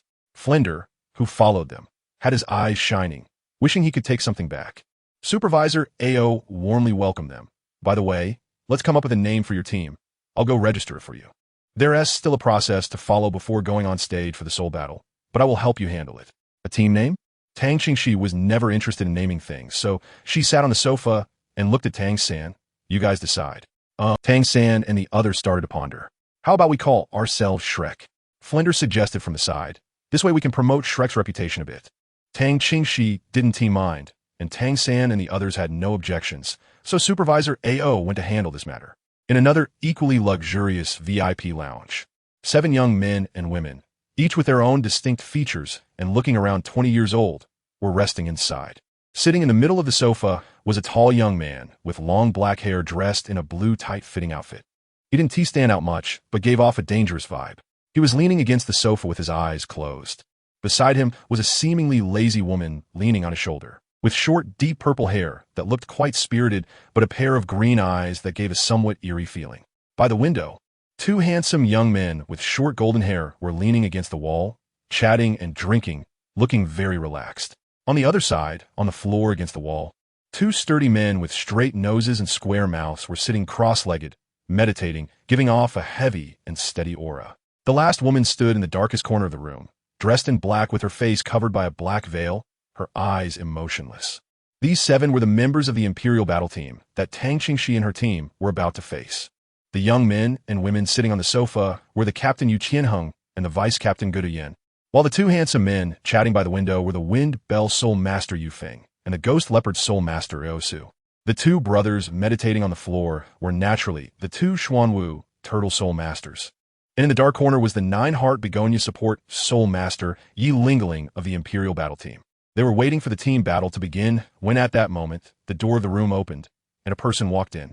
The appearance of this person made everyone in the room, including Captain Yu Qianheng, stand up and respectfully salute the newcomer. Teacher. The man who walked in looked to be around 30 years old, with an ordinary appearance and simple clothing. His expression seemed somewhat strange, which puzzled Yu Qianheng. He quietly stepped forward and asked in a low voice, Teacher Qin, what's wrong? Teacher Qin furrowed his brows slightly. I just got some basic information about your opponents tonight from the City Lord. Take a look. Saying this, he walked over to the sofa behind the crystal table and sat down, a flash of light in his hand revealing a piece of cloth with words on it, which he spread out on the table. The members of the Imperial battle team quickly gathered around, and upon seeing it, their expressions turned a bit strange. Didn't they say this team was specially invited by the Grand Soul Arena? Yu Qianheng said, puzzled. The information showed that only 2 members were above level 30, and one of them was a food system soul master. The lowest soul power among the others was only 25, but this person was somewhat special, having only fought 12 matches, winning all 12, and the 12th match was against a soul master opponent more than 10 levels higher, which he won easily, considering that they indeed have the ability to fight at higher levels. Counting them as soul master strength, there are only 2 with the strength of a soul master. And the food system soul master has no combat power. How could this team dare to compete? Most of the team members had only participated in 1 or 2 soul battles a few months ago, so the information was not timely. Teacher Qin pointed at the 2 individuals on the information who had reached soul master strength and said seriously, only these 2. One's information is from a month ago, while the other is from a few days ago. It's hard to say what their current strength is. There's a lot of uncertainty, so you must not underestimate them. Even if many people's information is from months ago, but a few months won't improve much, the handsome young man Yu Feng shrugged. Shrek Battle Team, 7 members, Copper Soul Badge. But in reality, only that 12-match winning captain has reached Copper Badge. Does such a team qualify to battle us? Vice Captain Guduyan read the information and was also puzzled. Teacher Qin still understood. Don't underestimate this team. If they didn't have abilities, the Grand Soul Arena wouldn't have specially invited them. But this gap is too big, said the Ghost Leopard Soul Master Eosu. And there's even a blue-silver grass martial soul. Are you kidding me? The members of the Imperial battle team couldn't help but carefully study the information, trying to understand why this team was specifically invited by the Grand Soul Arena. Captain Tang Qingxi, Martial Soul, Ink Jade Plum Blossom, Level 25 Assault System Soul Master. Soul Rings, Unknown. Team Member Tang San, Martial Soul, Blue Silver Grass, Level 29 Control System Soul Master. Soul Rings, 2 Yellow. Team Member Xiao Wu, Martial Soul, Rabbit, Level 29 Close Combat Assault System Soul Master. Soul Rings, 2 Yellow. Team Member Zhu Zhuqing, Martial Soul, Nethercat, Level 27 Agility Attack System Soul Master. Soul Rings, 2 Yellow. Team Member Ning Rong Rong, Martial Soul, 7 Treasure Glazed Tile, Level 26 Support System Weapon Soul Master. Soul Rings, 2 Yellow. Team Member Oscar, Martial Soul, Sausage, level 31 Food System Soul Master. Soul Rings, 2 yellow, 1 purple. Team Member, Dai Mu Bai, Martial Soul. White Tiger, level 38 Assault System Soul Master. Soul Rings, 2 yellow, 1 purple. At the bottom of this information, there was a note, except for Oscar and Dai Mu Bai. The data for the other members was from 4 to 5 months ago, and their current strength was unknown. Among them, the Captain Tang Qingxi should be paid special attention to, as she had easily defeated a level 38 Copper Badge opponent at level 25. Sigh, there's really nothing to see here. Although the Copper Badge Soul Masters of the Grand Soul Arena aren't that strong, being able to defeat higher-level opponents shows she has some ability. Ultimately, we only need to pay attention to Tang Qingxi and Dai Mu Bai. The others are not worth fearing. I think we can just team up and defeat these two. After carefully reviewing the materials, Yin couldn't help but laugh disdainfully. Yin, I've told you countless times, never underestimate your opponent, especially since this information isn't accurate. Teacher Qin snorted coldly, and the members of the Emperor fighting team immediately restrained their expressions and dared not speak. Although they were all unruly characters, they uniquely respected this teacher before them. Teacher Qin's full name was Qin Ming, 34 years old, and had just broken through the 60th level to become a Soul Emperor earlier this year. It was said that he was the second youngest Soul Emperor recorded in the history of the Spear Hall. A 34-year-old Soul Emperor was the goal for every member of the Emperor fighting team. Yu Qianheng waved his hand at Yin, signaling her to stop talking, and turned to Qin Ming, saying, Teacher Qin, what are the points we need to pay attention to regarding the Shrek team? From their martial souls, the 7 treasure, glazed tile, certainly needed attention, but their levels were too far apart from ours. Even with the assistance of the 7 treasure, glazed tile, it wouldn't close the gap much. Additionally, there was that Soul Master with 38 levels of soul power and a White Tiger martial soul. As for their captain, I have never heard of the existence of the Ink, Jade, Plum Blossom martial soul, and the soul rings are actually unknown, which is indeed a big confusing point. If she defeated her opponent without even using her soul skills, then this person indeed needs to be taken seriously. Qin Ming slightly nodded. Your analysis is quite good. The information we have on the Shrek team is limited. They were a team temporarily invited by the Great Soul Arena, and there wasn't enough time to gather detailed information. Everything will have to wait until we actually engage. Remember my words, never underestimate any opponent. Since the Soto City Great Soul Arena specifically invited them, they must have some confidence. All right, time's running out. Let's go. Saying this, Qin Ming stood up first and walked outside. As he walked, he secretly sighed in his heart. The Shrek team, if they really came from that academy, should not be underestimated. Otherwise, they would undoubtedly face considerable setbacks. But perhaps that's for the best. Growth that is too smooth is often more easily broken. Meanwhile, on the other side, Tang Qingxi also received a notification from manager AO and led her team out of the VIP lounge. The center main arena of the Great Soul Arena was now illuminated by dazzling golden soul guide lights, shining brightly. In the center of the massive fighting platform, a circular platform with a diameter of 2 meters suddenly rose from the ground, slowly ascending, revealing a golden hollow column underneath. A lady emerged from it. She appeared to be only 18 or 19 years old, dressed in a beautiful white dress, looking stunning, holding a sound amplification soul guide, and wearing a professional smile on her face. It is an honor to see all the distinguished guests again. The lady in white waved to the surrounding stands. The platform that brought her up quietly descended, quickly returning to its original position without leaving a trace. It is my honor to host the Team Battle Soul competition for all distinguished guests once again. I hope everyone enjoys tonight. Tonight will feature a main event, and we have only arranged this one battle. Both sides are very young and strong, truly talented. I will be providing commentary for all distinguished guests throughout the event. Now, let me introduce the situation of both teams. Emperor Fighting Team, Captain, Yu Qianheng, Blue Lightning Tyrant Dragon Martial Soul. Shrek Team, Captain, Tang Qingxi, Ink Jade Plum Blossom Martial Soul. As the host, Dodo only briefly introduced the martial souls of both teams and didn't explicitly state the soul power levels. This was mainly because the soul power levels of the Shrek side were completely uncertain from the Great Soul Arena's perspective. Manager AO, for safety, kept the soul power levels of Tang Qingxi and her team confidential. He knew that the Emperor Fighting Team had investigated the 7 members of Shrek, but time was insufficient. So they probably wouldn't get the most timely information, which would also catch the Emperor Fighting Team off guard. All right, without further ado, let's invite both teams to the stage. Dodo was very much looking forward to how these talented soul masters would perform. As she spoke, White light suddenly burst forth from the host Douluo, and a pair of pure white wings quietly extended from behind her, with 3 yellow soul rings appearing on her body. As the 3rd soul ring lit up, she flapped her wings and soared into the air. She was also a soul master at the soul respect level, with a dove martial soul. The doors on both sides of the fighting platform opened silently. The members of both teams entered in an orderly manner, heading towards the center of the fighting platform. Chapter 79. The information is indeed unreliable on the left side. The Emperor fighting team arrived, with Yu Qianheng leading the way and Dugu Yan habitually leaning beside him. Following the two were the Shijiao brothers, then Aoslu and Yu Feng, with the heart of 9 Sea Soul Master, Yi Lingling bringing up the rear. Tang Qingxi was leading the way, with Tang San and Zhu Zhuqing following her, and behind them were Xiao Wu and Dai Mubai, while Ning Rongrong and Oscar brought up the rear. As both teams stepped onto the stage, the eyes of Tang Qingxi and Yu Qianheng met in the air. Yu Qianheng looked a bit surprised because the members of the opposing team appeared to be quite young. Many of them looked like they were only in their teens, and having such soul power at that age was indeed unusual. In fact, Yu Xiaojiang had suggested that they disguise themselves to better hide their true situation. But Tang Qingxi didn't care and was too lazy to prepare anything temporary, so they just came out as they were. Tang Qingxi merely glanced at Yu Qianheng with indifference.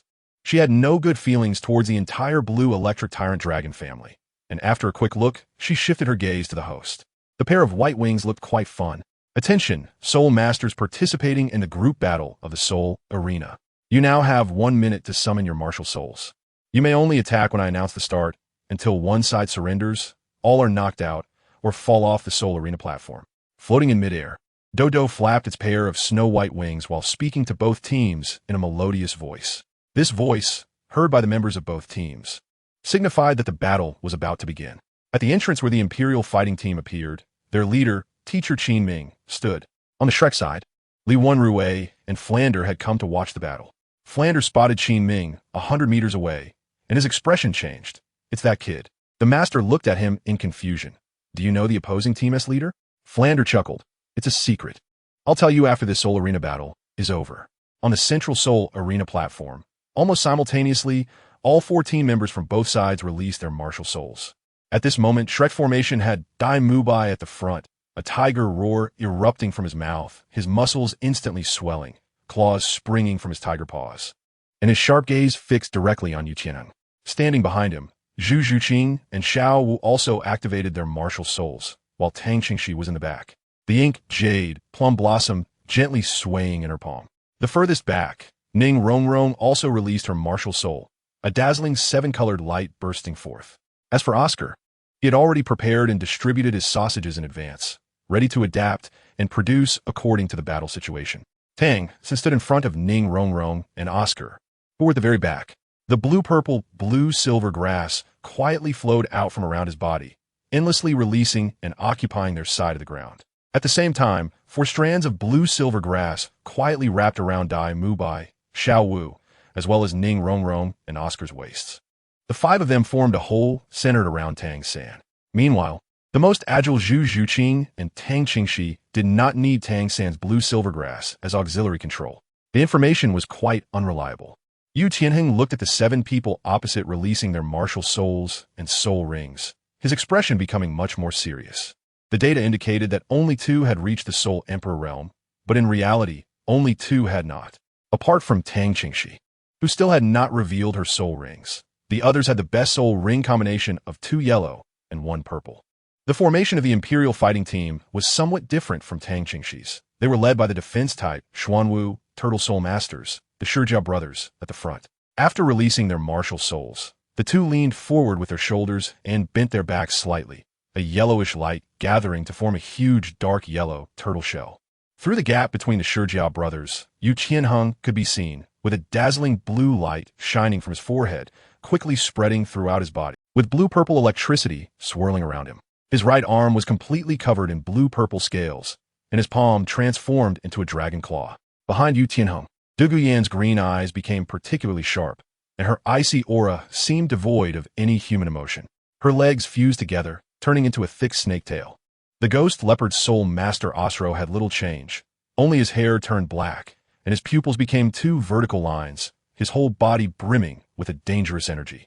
The one who changed the most after releasing his martial soul was the wind chime bird soul master Yufeng. His arms transformed into brown-yellow wings, and he had already flown into the air, looking down at Tang Qingxi and the others. Due to the dense formation of the Imperial Fighting Team's front row members, Tang Qingxi and the others could not see the auxiliary soul master Yilingling on the opposite side. The soul fight began. The floating do announced the start, like igniting a fuse. With a roar towards the sky, Dai Mubai was the first to pounce towards the opponent, casting the white tiger shield. His whole body enveloped in a layer of golden light. Coupled with his unstoppable momentum, he looked extremely impressive. However, the Shijia brothers showed no change in expression. As they saw Dai Mubai charging fiercely, they showed no fear and directly blocked his path head-on. Dai Mubai stomped heavily on the ground, leaping into the air, his tiger claws aiming for the heads of the two. At the same time, the enhancement of power and speed from Ning Rongrong's 7 Treasures glazed tile also fell upon him, further increasing Dai Mubai's momentum. But the Shijia brothers easily neutralized Dai Mubai's attack. Their heads suddenly retracted, shrinking into the turtle shell, and Dai Mubai's tiger claws could only strike the hard turtle shell, sparking a shower of sparks, and the rebounding force numbed his claws. Just then, a blue figure charged towards Dai Mubai, with a sturdy dragon arm flashing a brilliant blue. And before he arrived, blue lightning had already condensed into claw shapes in midair, heading straight for Dai Mubai. However, at that moment, a mysterious force enveloped them, and Dai Mubai felt his body lighten, quickly turning to dodge. Yu Qianheng felt a chill run down his spine, sensing a very dangerous premonition. Meanwhile, Tang Qingxi flashed out from behind him, showing a bit of mercy against these opponents, trying to suppress the killing intent in the field as much as possible. At this moment, Xiao Wu crossed over them, directly confronting the charging ghost leopard soul master Osro, while Zhu Zhuqing was looking for her opportunity. Tang Qingxi looked at the dragon claw of Yu Qianheng, entwined with lightning, and a slight smile appeared at the corner of her mouth. She raised her hand, forming a claw with her palm, pale as bone, directly facing Yu Qianheng's dragon claw. The robust dragon arm and claw collided with Tang Qingxi's slender arm and palm. Chapter 80. Battle against the Emperor Fighting Team. Yu Qianheng appeared quite surprised. This Tang Qingxi actually wanted to take his attack head-on? She was really bold, perhaps because she had easily defeated her soul emperor opponent, but he was not like those soul emperors in the great fighting soul arena. However, upon collision, the dragon claw felt a tremendous force, causing Yu Qianheng's eyes to widen. In the next moment, not only did his claw feel immense pain, but he also lost control and was sent flying by Tang Qingxi's strike. The lightning dragon claw he unleashed gradually dissipated under the chilling aura surrounding Tang Qingxi. Their leader was actually sent flying by the opposing captain upon their first encounter. The Shijia brothers were equally astonished and quickly positioned themselves in front of Yu Qianheng to prevent Tang Qingxi from pursuing. They tried to hold him off. Tang Qingxi had no reason not to chase after him. She then jumped up directly, her toes lightly stepping on the Shijia brothers' turtle shell. At the same time, seeing that the attention of the Emperor Fighting Team was focused on Yu Qianheng, Zhu Zhuqing's figure flashed as she charged towards the back of the Emperor Fighting Team near the edge of the fighting arena. Hearing this, Dai Mubai kicked out, sweeping towards the feet of the Shijia brothers. The turtle shell of the Shijia brothers crashed to the ground as their legs retracted into the shell, just as Dai Mubai's kick was about to hit the shell. At that moment, Tang San entangled around Dai Mubai's waist with his blue-silver grass, exerted force, pulling him back a meter, causing the kick to miss its target. The defensive power of these two Xuanwu Turtle Spirit Masters was something that their current team basically could not break through. Only Tang Qingxi could attempt it. However, it was clear that Tang Qingxi did not intend to attack the Shijia brothers. She had a more important target. Dai Mubai's kick weakly struck the turtle shell, likely causing more harm than good, as the original intention was just to distract the Shijia brothers, and Tang San's cooperation with Dai Mubai was just right. Behind the Shijia brothers, the control-type soul master, Duguyan, was also observing the situation on the battlefield. She noticed Zhu Zhuqing's intention to rush towards the back. Not only that, but Tang Qingxi, who had bypassed the Shijia brothers, was not targeting Yu Qianheng but Duguyan instead. Upon realizing this, Duguyan's second soul ring shone brightly, releasing green mist that enveloped the entire area. At this moment, the members of the Emperor Fighting Team each stuffed something into their mouths during a brief pause in combat, allowing them to be unaffected by the green mist. However, they were surprised that the Shrek team members did not take the opportunity to attack. Instead, they made the same move. Seeing the Shrek members also consuming something, and then showing no effect from their own poison, Tang Qingxi had already approached, causing Yin to change her expression immediately. Yufeng, come back to protect Yi Lingling. Yin shouted, although she herself was in danger. As long as Yi Lingling was present, she could recover immediately, even if injured. Even Yu Qianheng had been sent flying by a single blow and was unaffected by her poison mist. Yin knew she could not compete with Tang Qingxi. Therefore, the most important thing was still Yi Lingling. Originally flying in the air, Yufeng's target was also to deal with the opposing support-type Soul Master. But Tang San's blue-silver grass had been obstructing him. At this moment, with the fire erupting from behind, Yufeng could only return first. With Yufeng gone, Tang San found it much easier on his side. Without needing to guard against Yufeng, he released a large amount of blue-silver grass to entangle the Shijia brothers, cooperating with Dai Mubai to attack. He also kept an eye on the situation with Xiao Wu, but Xiao Wu and the Ghost Leopard Asro were exchanging blows. And for the time being, neither could gain the upper hand. Yu Qianheng watched as Tang Qingxi charged towards Yin, his second and third soul rings shining brightly. At this moment, he could no longer hold back. The combat power of this team far exceeded their expectations, especially their captain Tang Qingxi, who still had not revealed a single soul ring, but was able to send him flying directly. How terrifying was that? It was evident that other team members had indeed made considerable progress compared to the data, but overall, their strength still had a gap.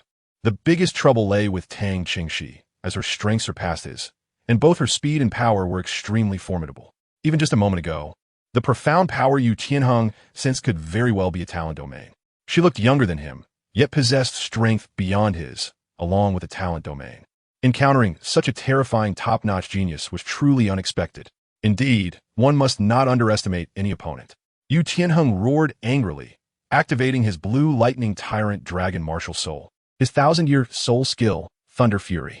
In an instant, a dazzling blue lightning surged around Yu Qianheng, accompanied by a powerful explosive force. The effect of Thunder Fury. For a certain period, it puts the blue lightning tyrant dragon soul master into a berserk state, increasing lightning power by 100% and soul power by 50%. If he does not actively stop the skill, it will continue until his soul power is exhausted. Each activation of Thunder Fury is a tremendous drain and also places a significant burden on the body. If it weren't for the immense threat posed by Tang Qingxi, Yu Qianheng would never easily unleash his third soul skill. Seeing this, Tang San tentatively released a wave of binding towards Yu Qianheng, but the blue-silver grass was unable to withstand that explosive energy, instantly turning into charred remains and scattering everywhere. Thus, Tang San didn't even glance at Yu Qianheng and focused on assisting Dai Mubai in dealing with the Shijia brothers. As for Tang Qingxi's situation, Tang San was not worried at all. He had complete confidence in the young lady's strength. Thunderous roar. Yu Qianheng let out another explosive shout, and the countless lightning bolts surrounding his body amplified at the same time. In the next moment, they transformed into numerous bolts of lightning shooting out in all directions. The bolts of lightning heading towards Tang Qingxi were particularly numerous, and many of them also covered the area where Dai Mubai and Xiao were located. The Ghost Leopard Asro chose to retreat, and the Shijia brothers hid in their turtle shell, exposing Xiao Wu and Dai Mubai to the attack of the lightning bolts. However, both of them were still bound by the blue-silver grass at their waists, and Tang San directly pulled the two of them back. Tang Qingxi felt the explosive energy behind her, while in front of her, Yin once again spewed out a thicker mist of poison in an attempt to restrain her. She merely smiled lightly, and soon only a remnant shadow of her remained in place. The lightning arrow passed through that shadow, causing it to collapse in an instant. Yet Tang Qingxi's figure was nowhere to be seen. Yu Qianheng was left stunned. He had used his strongest attack, the Thunder Fury State Thunderbolt, and yet the target was gone. All his power seemed to have been directed at empty space. At this moment, Yin's expression changed drastically as she suddenly turned around. Chapter 81, Battle Against the Imperial Fighting Team. Tang Qingxi, from beginning to end, was merely feigning an attack. Even her move, connecting with Yu Qianheng, was just out of curiosity about his strength. Her true target was actually Yi Lingling. Both Yu Qianheng and Yin realized this when they noticed Tang Qingxi had disappeared. Sure enough, when Yin turned to look, Tang Qingxi was already approaching Yi Lingling. Yu Qianheng desperately chased after Tang Qingxi, but he could only watch as she got further and further away from him. Gather! Yin shouted. The Shijia brothers and the Ghost Leopard Asro quickly returned, regardless of whether they could stop her. They couldn't allow Tang Qingxi and Zhu Zhuqing to smoothly return to their team, although this action put Yihua in a dire situation. Tang Qingxi and Zhu Zhuqing also became disconnected from Tang San and the others, delving deep into the rear of the Imperial battle team.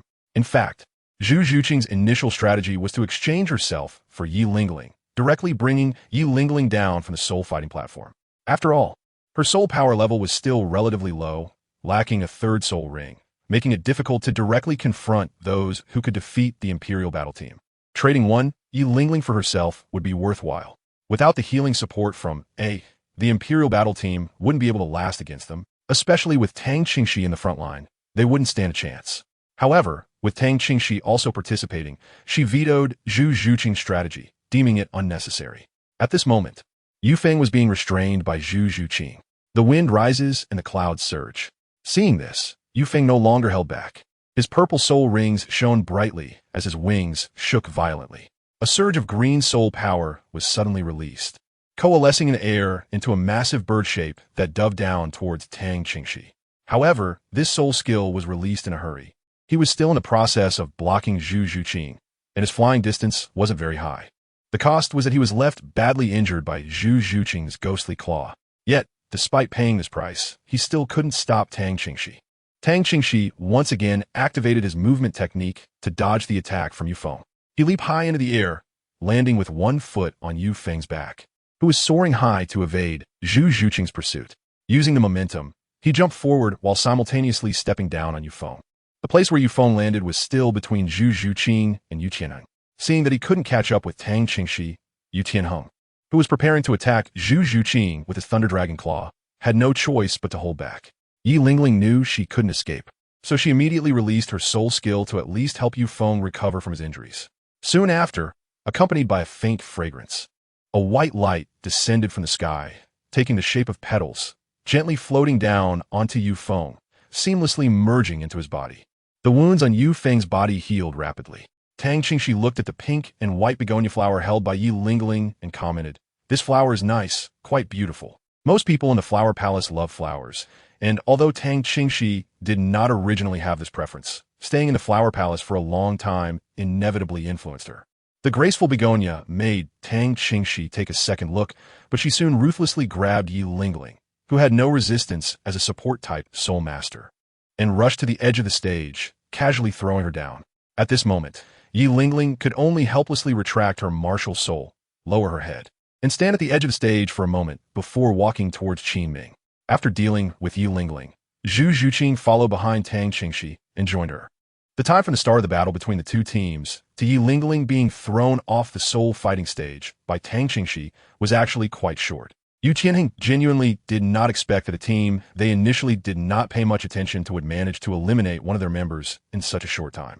The Shrek team was already strong, and now they were down one soul master with powerful healing abilities, which would lead to trouble ahead.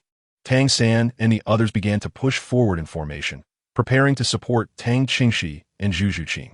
The Shijia brothers, soul masters of the Xuanwu turtle, stood in front of Tang San and the others. Both let out a low, angry roar at the same time, and their second soul rings suddenly shone brightly, causing the shells on their bodies to emit a faint glow.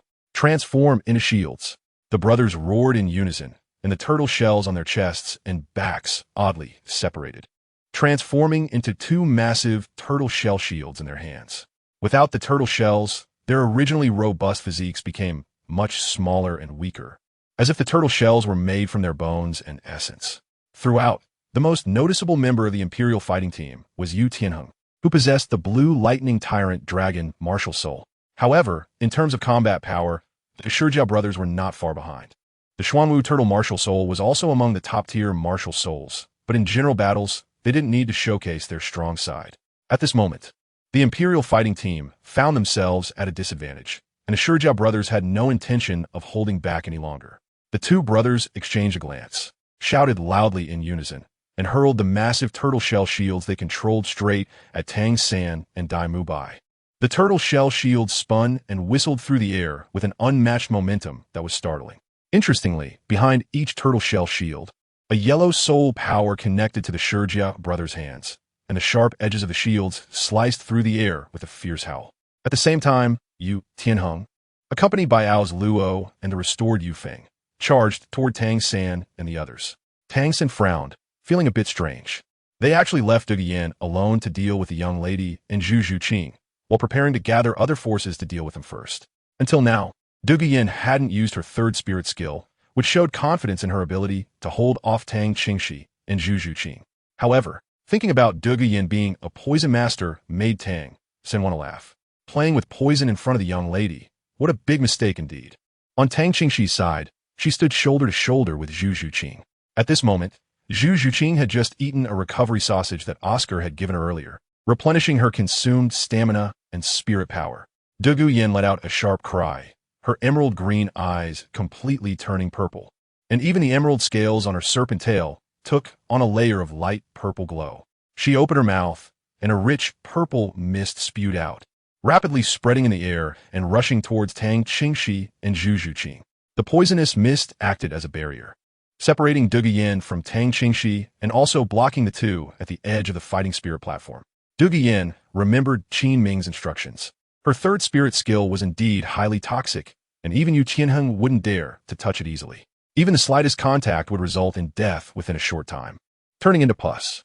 However, since Tang Qingxi and Zhu Zhuqing were already at the edge of the fighting spirit platform, they could avoid the poisonous mist by jumping down. She intended to force them down and let them join Yilingling. Tang Qingxi watched the approaching poisonous mist, lightly sniffing the already pervasive stench, showing no signs of fear on her face, but instead wearing a faint smile. Chapter 82, Battle Against the Emperor Combat Team Part 2. Hidden weapons and poison are the foundations of the Tang sect's reputation, and what truly instills fear in the martial world. Tang Qingxi is the ultimate master of the Tang sect's secret skills, and playing with poison in front of her is, as Tang San thought, like showing off one's skills in front of an expert. Tang Qingxi merely waved her hand lightly, took out a water jar from her bracelet, threw it into the poisonous mist in front of her, and then struck it with her palm to shatter it, causing the water mixed with the antidote for snake venom to scatter like mist. The poisonous mist, as if encountering its nemesis, immediately faded in color upon contact with the water mist created by Tang Qingxi, until it became imperceptible, leaving only some damp traces in the air and on the fighting spirit platform. Tang Qingxi waved her hand and led Zhu Zhuqing directly out of the poison mist. In fact, she herself could not be eroded by the poison mist. It was only because of Zhu Zhuqing that she needed to exert effort to eliminate the poison. How is this possible? Why can you break my green scale purple poison? Seeing a gap in her poison mist, Dugu Yan's expression completely fell apart, and she became almost dazed. Today was definitely the most devastating day for her. The poison she took pride in was completely ineffective against this team. Why? This led to her being nearly useless on the soul fighting platform. Yu Qianheng had already engaged in a battle with Tang San and the others, and had no time to pay attention to Dugu Yan's situation. Knowing she was about to use her third soul skill, they felt quite at ease. Yu Qianheng and Dai Mubai clashed head-on, and Dai Mubai decisively used his third soul skill, White Tiger Diamond Transformation, activating his second soul ring and exhaling a milky white light ball, which collided with Yu Tianheng's Thunder Dragon Claw. The impact of their soul skills caused a disturbance that made Tang San and the others retreat a bit. Xiao Wu was still facing off against the Ghost Leopard Osro, while the one under the most pressure was Oscar. The Wind Bell Bird Soul Master, Yu Feng, was in the air with wings like blades, ready to dive at any moment to attack Ning Rongrong. Tang San tried his best to help Ning Rongrong fend off attacks, but he still had to deal with the Shijiao brothers, and there were times he couldn't cover everything. At that moment, Oscar decisively drew a short knife. His training under Tang Qingxi was not in vain. Of course, it was still impossible for him to confront Yu Feng directly, but he could manage to help Ning Rongrong withstand some attacks when Tang San was occupied. Ning Rongrong's amplification absolutely could not be interrupted. Oscar bit down on a sausage and met Yu Feng's blade-like wings with a short knife. With a clash, Oscar was sent sprawling to the ground, sliding several meters, a sweet and metallic taste rising in his throat, and he immediately swallowed his sausage. Xiao Ao, Ning Rongrong called out worriedly. I'm fine. Although he had taken a hit, Oscar's expression was somewhat excited, thinking that as a food-type soul master, he could actually have a day like this. He also had a day where he could pick up a weapon to protect others, especially the one he secretly liked. When Ning Rongrong first entered Shrek Academy, Oscar had some thoughts. However, later on, due to Ning Rongrong's personality, he hesitated, but now seeing her transformed, he couldn't help but feel moved again. Yu Feng flew in the air, completely puzzled about what was going on with this team. Even support-type soul masters could have some combat power, although not strong. It was still quite incredible for a support-type soul master to withstand one of his attacks.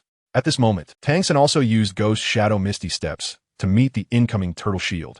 The internal energy of Xuantian's skill surged, and his palms turned completely into a jade-like luster.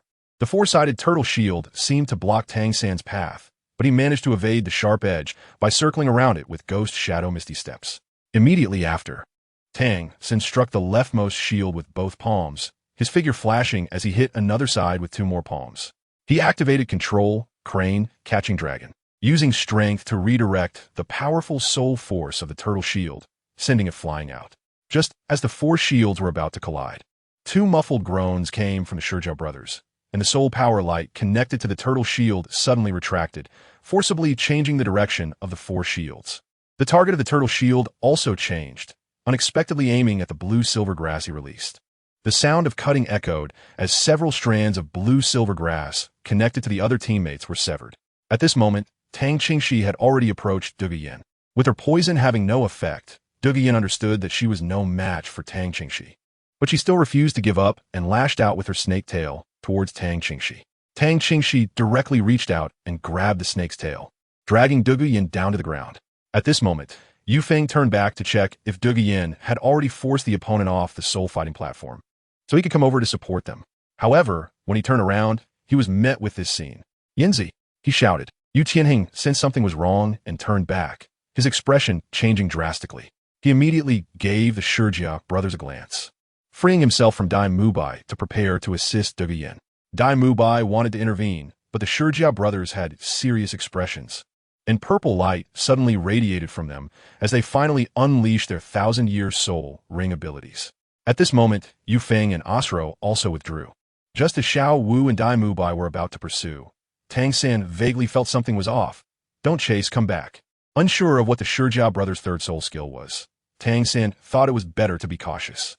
The four turtle shell shields were rapidly summoned back by the Shijiao brothers, each piece of shell suddenly exploding into 16 diamond-shaped fragments under the influence of the purple light, instantly shooting out and almost sealing off all the space in front of the two Xuanwu Turtle Soul Masters. The soul skill of the Xuanwu Turtle Soul Masters, which caused the turtle shell to explode, was a ranged attack, providing both offense and defense.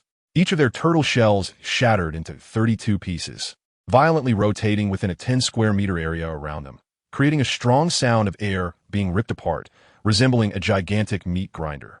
The two also moved apart to maximize the effect of their third soul skill while avoiding colliding with each other. As Yu Qianheng and the others retreated, they deliberately drew the opponents towards the center.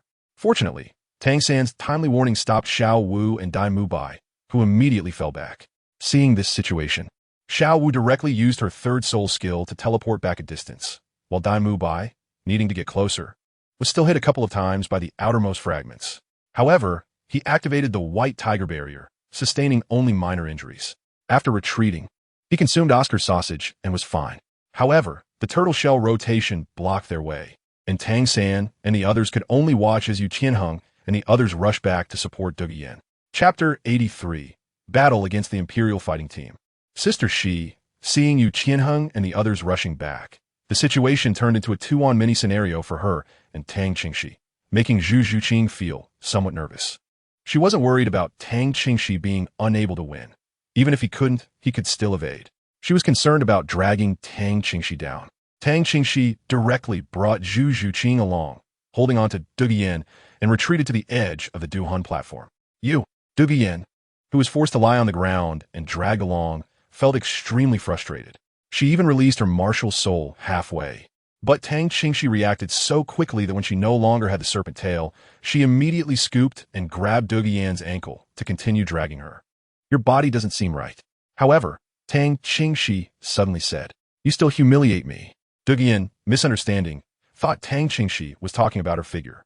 "No, why is your body poisoned?" Tang Qingxi said seriously, "What's wrong with your martial soul? Or is your family's martial soul like this? How can you cultivate poison and end up poisoning yourself? I suggest you go back and ask your grandfather." "What did you say?" Duge Yin was stunned. Tang Qingxi shrugged and dropped Dugu Yin off the soul-fighting platform, leaving behind a sentence. If I can detoxify you, I should know that I'm better at using poison than you. Go back and ask your grandfather. With your body like this, you won't live for many more years. She knew that the poison Miss Dugu Yin had unleashed earlier was only to force them off the soul-fighting platform, although it posed no real threat to her. There was a hint of mercy intended, and Tang Qingxi reciprocated that. After stepping down from the soul-fighting platform, Dugu Yin still looked puzzled. She possessed the poisonous blue-scale serpent martial soul and had a grandfather who was a titled Douluo renowned for his poison. How could she have poison in her body and not live for many more years? Tang Qingxi turned back and faced Yu Tianheng and the others. Just try to hold off that ghost leopard soul master. I'll have another match with this blue electric Tyrannosaurus Rex. It had been a while since Tang Qingxi had fought head-on, so she rolled her wrists and said to Zhu Zhuqing. All right, Zhu Zhuqing nodded. Yu Tianheng was still a bit confused. Tang Qingxi had not shown any soul rings or used a single soul skill. Was this person so arrogant that she didn't consider them worthy of using her soul skills? Are you still not going to use your soul skills? Yu Tianheng couldn't shake off his curiosity about this. Tang Qingxi did not respond to the question, only waved her hand. Come on, let us exchange a few moves. Your soul power is running low. Don't waste time. Yu Tianheng's expression darkened immediately. He had been using Thunder Fury and could indeed hold on for much longer. Having already lost 2 team members, once his soul power was exhausted, the royal fighting team would almost have to concede. However, he was unwilling to accept that. Thus, without further ado, Yu Tianheng raised his dragon claw and charged towards Tang Qingxi. Meanwhile, Wind Chime Bird Soul Master Yu Feng and Ghost Leopard Soul Master Asro were poised to attack Zhu Zhuqing, and Tang Qingxi waved the Ink Jade Plum Blossom in her hand, plucking 2 petals, and sent them flying towards the base of Asro's wings. The petals came too quickly for Yu Feng to dodge, hitting the base of his wings, causing a numb sensation and an eerie chill to seep into his wings. Yu Feng was suddenly unable to flap his wings and fell from the sky. His wings transformed back into arms, but they were still frozen, leaving him unable to lift them for a while. Yu Tianheng's expression changed. What was this? A soul skill? But he had no time to worry about Yu Feng, as Tang Qingxi was now approaching. In contrast to Yu Tianheng, who was bursting with lightning, Tang Qingxi showed hardly any fluctuation of soul power. When Yu Tianheng swung his dragon claw and collided with Tang Qingxi again, the sensation was even more pronounced. He was unable to budge her. The person before him looked slender and showed little in terms of soul power fluctuations, yet her body seemed to contain immense strength. Even the state of Thunder Fury, he could not shake Tang Qingxi. He couldn't understand how a plant-type martial soul, without martial soul possession, could possess such unyielding power. Moreover, with each clash, a bone-chilling cold penetrated his dragon claw, making Yu Tianheng shiver involuntarily. No wonder Yu Feng had been directly knocked down. However, there was an advantage to activating Thunder Fury. Although his dragon claw was repelled by Tang Qingxi's palm, at least he didn't get thrown out this time. Realizing that his soul power was nearly depleted, Yu Tianheng raised his dragon arm, letting out a dragon roar, and once again activated Thunderous Strike. With his remaining soul power, he forcibly directed the energy of Thunderous Strike solely towards Tang Qingxi. Tang Qingxi didn't even try to dodge this time. A chilling aura surrounded her, and within that coldness, faint golden light could be seen. In an instant, a frenzy of lightning enveloped Tang Qingxi, causing Yu Tianheng to stumble, exhausted. On Asro's side, the 3rd spirit ring on his body lit up, and his vertical pupils instantly constricted. Amidst the swirling purple light of the spirit ring, the bones in his body cracked.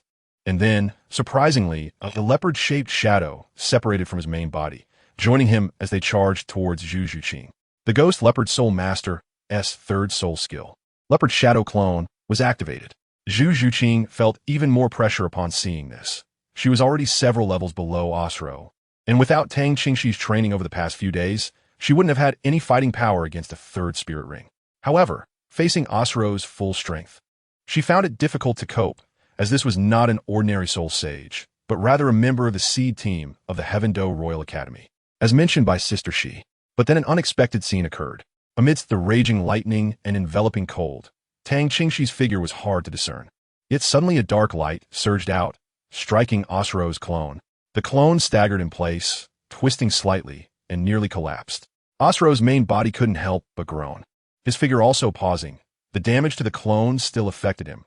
After all, it was his martial soul. and a chill even penetrated through the martial soul into his main body. Seizing this opportunity, Zhu Zhuqing immediately retreated to avoid being severely injured.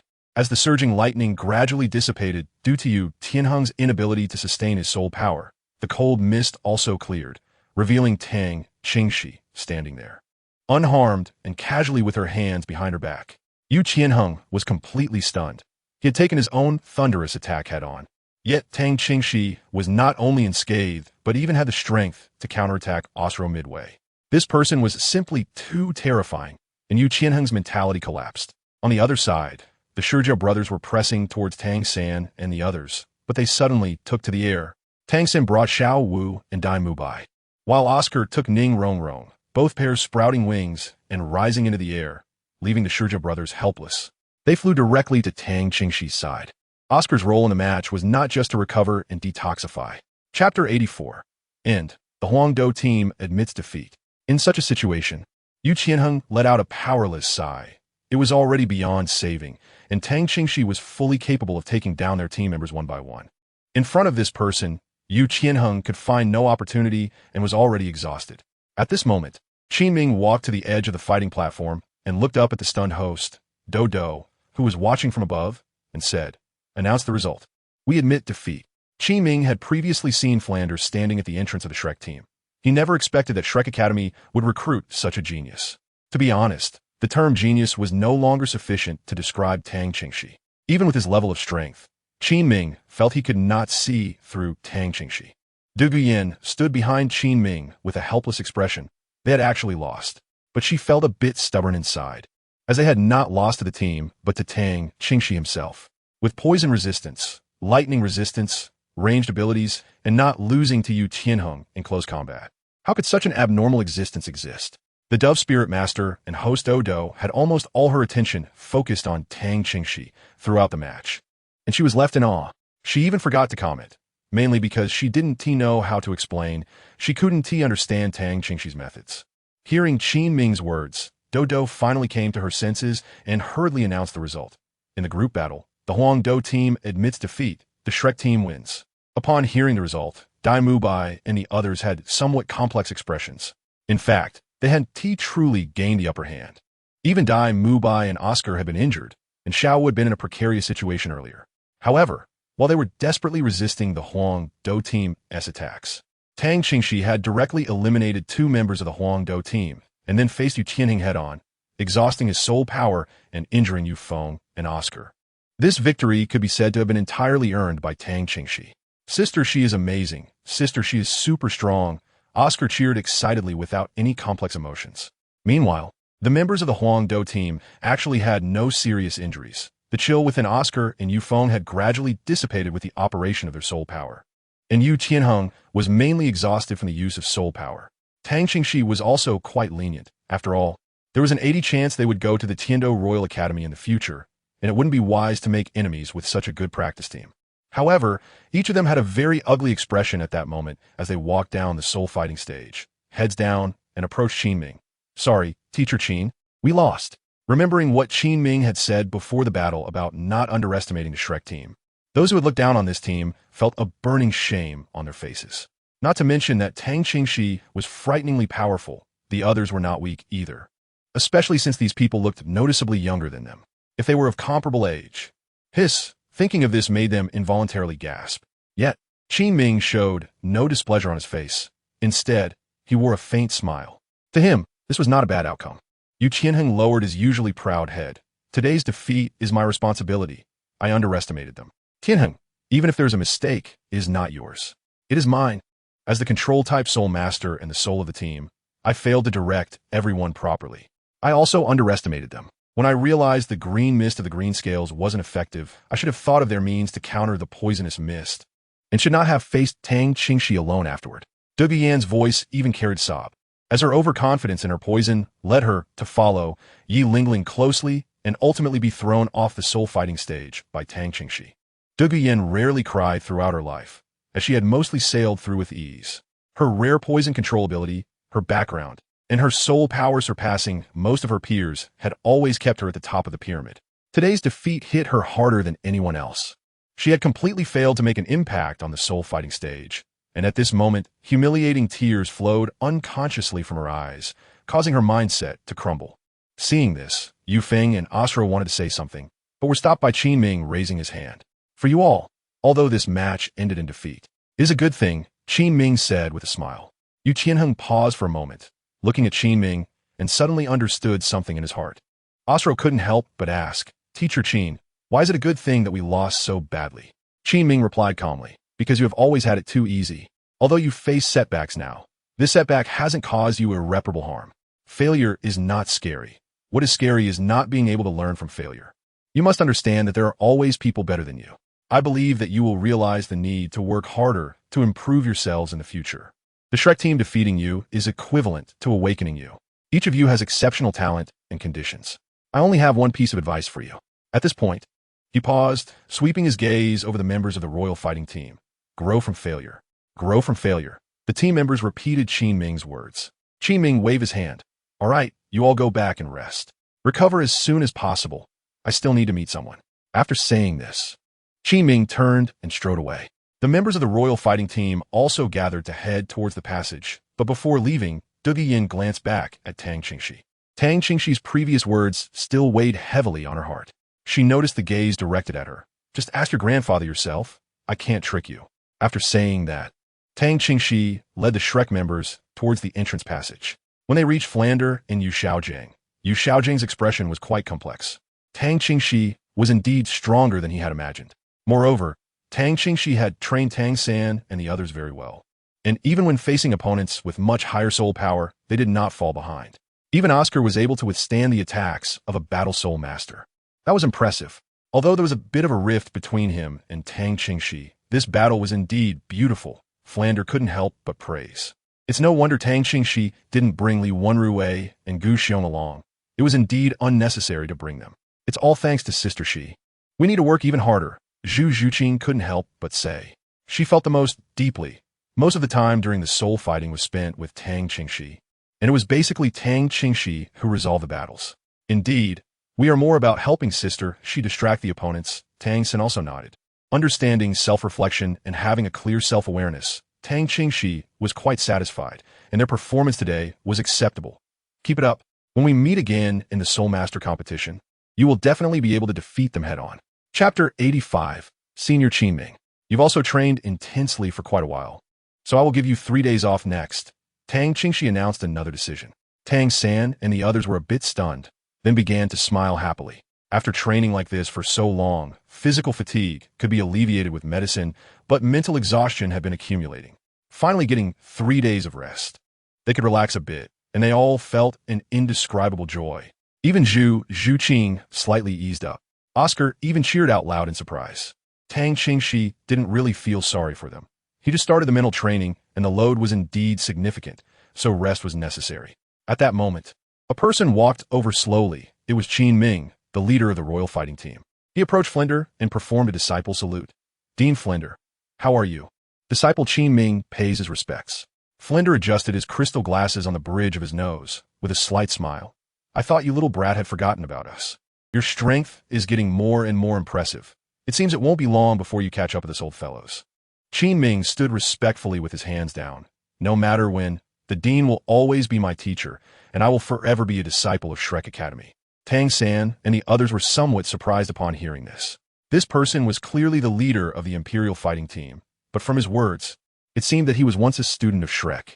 Tang Qingxi remained calm. She knew the information about the Tiando Royal Academy's team and was aware that Qin Ming was their teacher. Qin Ming's talent was indeed impressive, and she had also looked up his background, knowing that he came from Shrek. Flinder raised his hand and patted Qin Ming on the shoulder.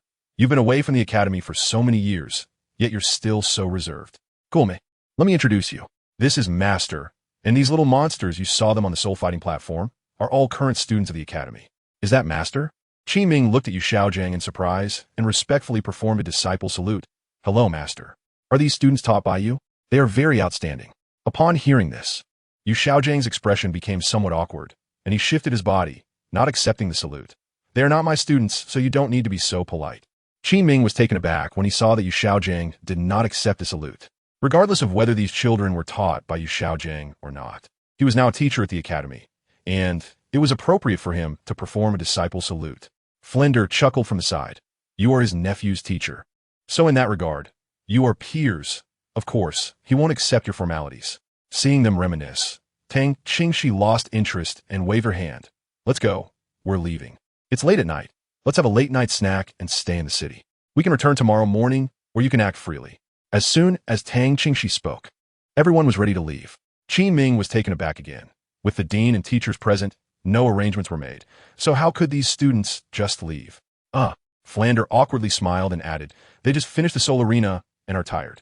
This isn't a place for conversation. Let us go out together. It's been so many years since we last met. Let us find a place to chat. Qin Ming readily nodded in agreement, his gaze sweeping over Tang Qingxi and the others, feeling curious about these junior students. They looked young, but many had already reached the Soul Master realm, which was quite astonishing in terms of their cultivation speed. Especially Tang Qingxi, whose strength was exceptionally formidable, as she had never revealed her soul rings. It wasn't just that she was hiding her soul rings. She truly hadn't used any soul skills. This team was clearly younger and more outstanding than the members of the royal fighting team cultivated by the Tiando Royal Academy. As everyone walked out of the central Soul Arena, Supervisor Ao was waiting outside, already prepared with the promised reward for Tang Qingxi. When he saw Tang Qingxi coming out with the group, Supervisor Ao quickly put on a bright smile and approached, showering her with compliments without holding back. Miss Tang, thanks to you, it's no wonder the people you trained are all top-notch geniuses. That's enough. Tang Qingxi quickly raised her hand to stop him. Just give me the money. No need to say so much. All right. Supervisor Ao promptly handed her a card, which contained 70,000 gold soul coins. Tang Qingxi handed it over to Zhu Zhuqing and said, take it and share it. Everyone who goes to the Duhan platform gets this reward. Then she continued to walk out with her group, fearing that Ao Zhongwan would say some flattering words again. There's a reward? Tang San asked in confusion. Tang Qingxi nodded. The Soul Arena specifically invited us, so of course they will provide compensation. None of the teams in the Soul Arena can compete with the Royal Fighting Team. These makeshift teams, formed for money, can't possibly handle the elite teams of Tiando. Qin Ming's eyes widened slightly upon hearing this. Qingxi, you know her background? Yes, Tang Qingxi replied. I organized this group to participate in the Soul Master competition. So I naturally investigated the teams related to the competition. I have to say, this year the Tiando Royal Academy finally produced a decent team. In the past, the teams from Tiando Royal Academy weren't impressive, but the Royal Fighting Team is quite good. The Tiando Royal Academy is the academy established by the Tiando Empire, right? So is this team the strongest in Tiando? Tang Sen asked curiously. Tang Qingxi shook his head. Not necessarily. In previous editions of the Soul Master competition, the team from the Tiando Royal Academy didn't even make it into the top 3, and they were worse than the 5 major elemental academies within Tiando. This time, the teams prepared by the 5 major elemental academies are also strong. If it weren't for the fact that the Royal Academy has a seed team spot, they might not even make it to the finals. Tang Qingxi spoke bluntly, which made Qin Ming feel a bit awkward, but he couldn't say much. In the past, the teams from the Tiando Royal Academy were indeed generally weak. It was quite a waste of resources, after all. The Tiando Royal Academy was the largest advanced Soul Master Academy in Tiando. Unfortunately, while it had such resources and facilities because of its royal background, it also meant that the students recruited were mostly nobles, most of whom were spoiled and pampered, making it rare to find a few decent ones. The royal battle team was somewhat lucky, having encountered people like Dugi Yin and Yi Lingling at the right age, along with Yu Tianheng. It was unclear what the Blue Lightning Tyrant Dragon family was thinking. Usually, such direct descendants would be cultivated within their sect, yet they actually allowed him to go to the Tiando Royal Academy. Otherwise, they wouldn't be able to form a decent team. Oh, and there was also Senior Qin Ming, who would treat them like treasures. Chapter 86. Being affiliated with the Tiando Royal Academy. Hearing this, Qin Ming couldn't help but cough a couple of times.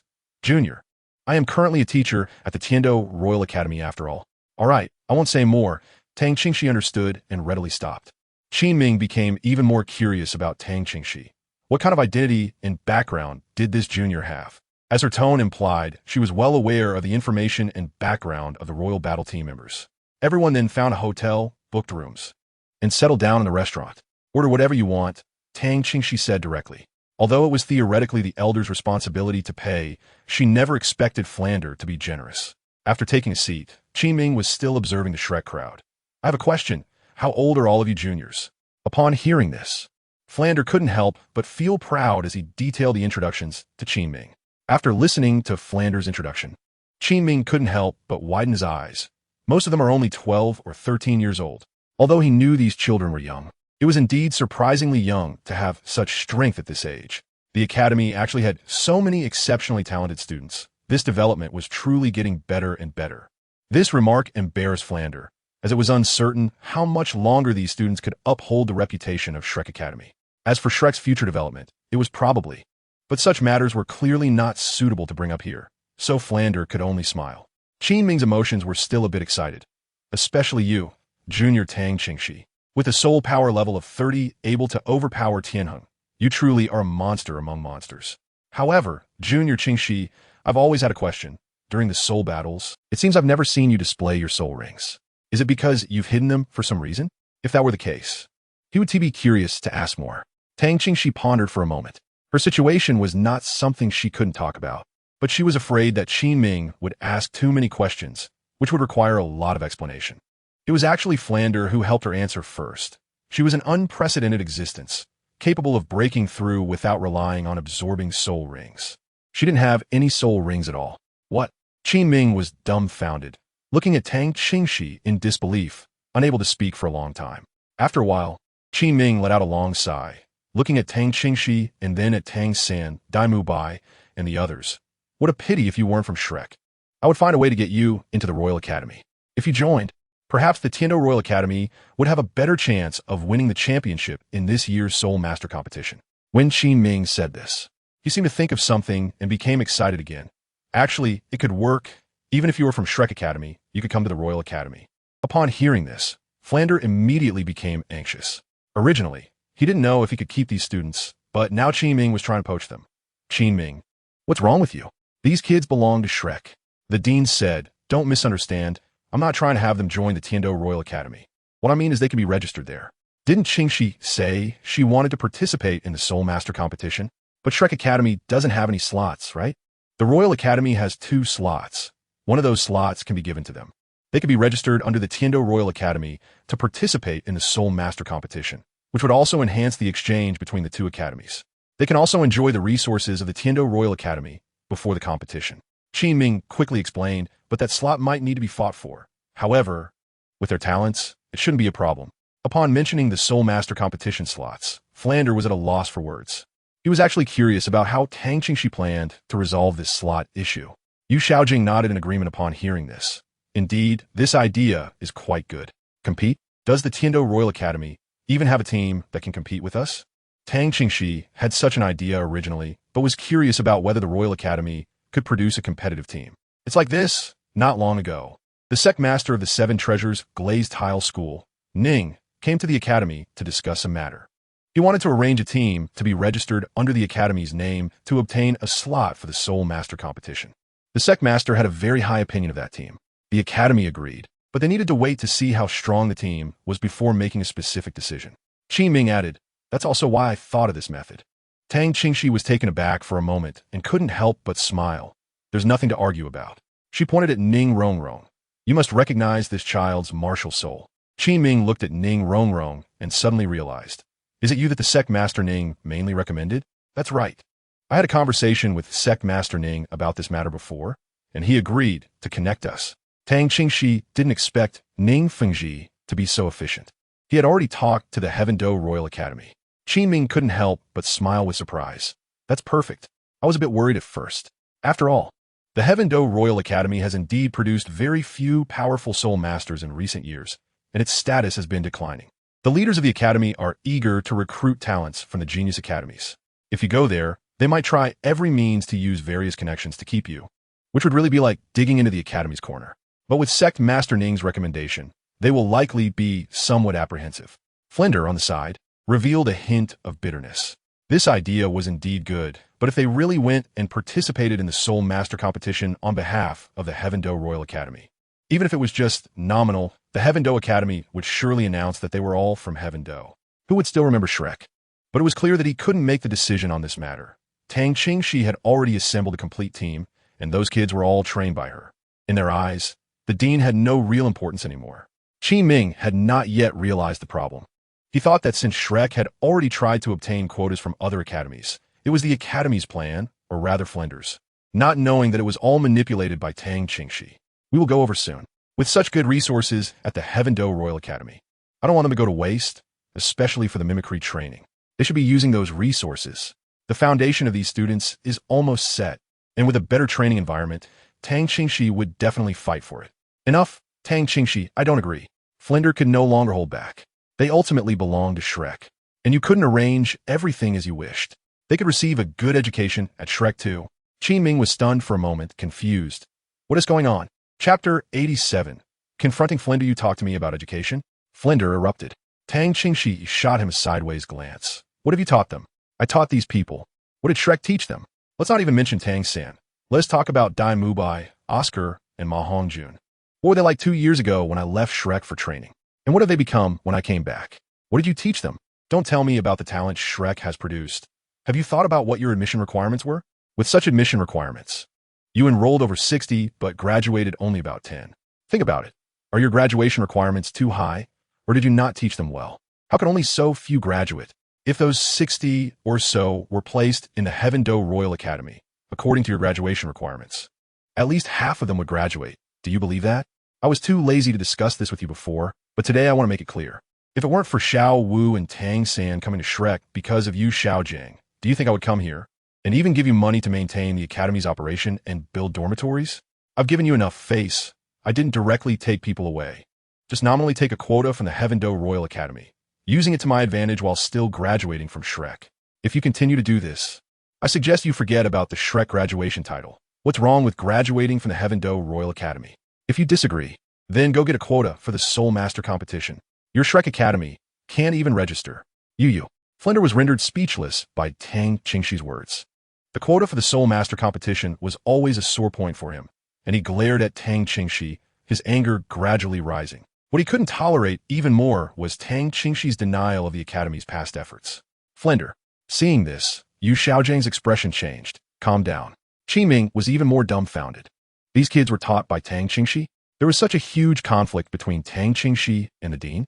This plan wasn't even the dean's plan. He immediately regretted bringing up this topic, although it didn't matter much. Tang Qingxi already had sect masterning's connection, and whether he brought it up or not wouldn't affect the outcome. Moreover, what Tang Qingxi said was indeed a bit harsh. Junior sister, you can't say that. Whatever the plan is, let's discuss it properly. As the conflict escalated, Tang San and the others couldn't interject and didn't have any thoughts to speak up either. Dai Mubai and Oscar were the most conflicted and awkward, especially since they were specifically mentioned by Tang Qingxi. But given the situation, they didn't know what to say for a moment. Although Flinder was very imposing, Tang Qingxi was not afraid at all and stared back at him. Flinder felt helpless. The anger in his heart gradually dissipated, turning into dejection. But the next moment, a more powerful aura suddenly pressed down, causing everyone to change their expressions drastically. Flinder and Qingming immediately became alert. Who is it? Tang Qingxi raised her eyebrows and instructed the students, you can eat by yourselves. After finishing, take a rest and move around freely. I have something to attend to and will leave first. I will go directly back to Shrek after this. After speaking, Tang Qingxi glanced at Flanders. Think about it carefully. I have to handle some matters. Then she walked out directly. Flanders sat there even more dejectedly. No wonder Tang Qingxi was so confident. She actually had such a strong backing. With such momentum, her strength was far above his, at least at the Soul Douluo level, if not higher. Yu Xiaojing patted Flanders on the shoulder and suggested, let's talk. He then led Flanders out to a quiet place and advised Flanders, you just realized more clearly the power Tang Qingxi holds. We can't interfere with her decisions, and she has indeed provided Tang San and the others with better opportunities for growth in the future. It's better to be amicable, as she said. Those kids will still graduate from Shrek. Nowadays, Yu Xiaojiang, whose once proud spirit had mostly dissipated under pressure, recognized that his theories, which he took pride in, were indeed lacking in the face of Tang Qingxi's solid evidence. Tang Qingxi's character is not something Yu Xiaojiang will comment on, but her abilities are indeed formidable. Initially, he was most worried about the potential conflict between Tang San and Tang Qingxi due to their identities, fearing it might be detrimental to Tang San. However, Tang Qingxi has not only relinquished her soul bone, but also has an additional connection to Tang San through her inheritance. This concern is also something another person might consider. But that person has never taken any action, so Yu Xiaojing no longer worries about it. Furthermore, all of Tang Qingxi's actions and plans are indeed beneficial for Tang San and the others. With Tang Qingxi's personal strength, along with her companions Li Wenrui and Gu Xiong, it is evident that Tang Qingxi has the capability to form a team for the Soul Master competition. Her willingness to find ways to help Tang San and the others participate is greatly advantageous for them. It is important to note that the reward from the Soul Master competition have always been extremely valuable and are crucial for Tang San and his group. The path chosen by Tang Qingxi will undoubtedly allow them to progress more smoothly. Tang Qingxi's plan is indeed reasonable, and Yu Xiaojing himself agrees with it. If it were him, he would probably have made the same plan. It's just that Flanders is too stubborn and has gotten himself into a dilemma. Flanders sighed deeply. In this situation, he really couldn't change anything. Xiaojing, I'm trying to persuade Flanders here, while on the other side, Tang Qingxi has made his way outside the city and stopped in a deserted and remote place. Dressed in a black robe that obscures his face, he can only be vaguely seen in the darkness. After Tang Qingxi stopped, a figure slowly emerged. Are you looking for me? What is it? Tang Qingxi asked. To discuss cooperation, the visitor said in a hoarse, low voice as he removed his hood. The person was indeed Tang Hao, but he was no longer in the dispirited state that Tang Qingxi had seen him in before. His messy hair had been cut into a crew cut, neatly managed. Although his face still bore signs of hardship, he no longer looked dejected, and his gaze was much clearer than it had been before. Discuss cooperation? What can you offer me now? The person indeed looked much more spirited, showing significant changes, so there was indeed something to talk about. Dang Hao the Do. What do you want? Naturally, it was your combat power, but can you obey my orders? Tang Qingxi asked again. Initially, her plan was not like this. It was indeed difficult to command someone at the title Douluo level. She just wanted to collaborate with Tang Hao on some matters. However, now she felt she could raise the stakes. Upon hearing this, Tang Hao fell silent for a moment and did not answer directly. What about that white cat? Chapter 88. Is this the illustrious blue-silver emperor species? Tang Qingxi said as she took off the necklace hanging around her neck, the pendant being a crystal-clear gem with a light blue hue. With a slight touch from her fingertip, a ghostly light burst forth, and the white cat leaped out, climbing up Tang Qingxi's arm to her shoulder. This is a soul guide device that can temporarily house living beings. During the previous battle, I had it stay inside for a while. The white cat lazily yawned on Tang Qingxi's shoulder and patted her shoulder. What's the matter? You woke me up? Tang Qingxi stroked the fur on the back of the white cat to soothe her morning grumpiness. Tang Hao watched the interaction between the person and the beast, his gaze shifting slightly. Tang Qingxi seems to have a good relationship with this soul beast, which is why their interaction is so casual. What do you want me to do? Tang Hao asked again. In any case, it's not about having you deal with the Houtian sect or indiscriminately killing innocents. Tang Qingxi made this very clear. She doesn't expect to control Tang Hao or direct him as she pleases, as long as he can be useful. Tang Hao narrowed his eyes and thought for a moment before confirming. Are you sure you can resurrect Ayin? I'm not sure. I need to know the current situation of the Blue-Silver Emperor. We can talk again after I assess the situation. After all, if the odds are in my favor, my bargaining chip will be greater. With someone like Tang Hao, Tang Qingxi didn't engage in any pretense and spoke clearly. Tang Qingxi definitely has a grasp on the situation.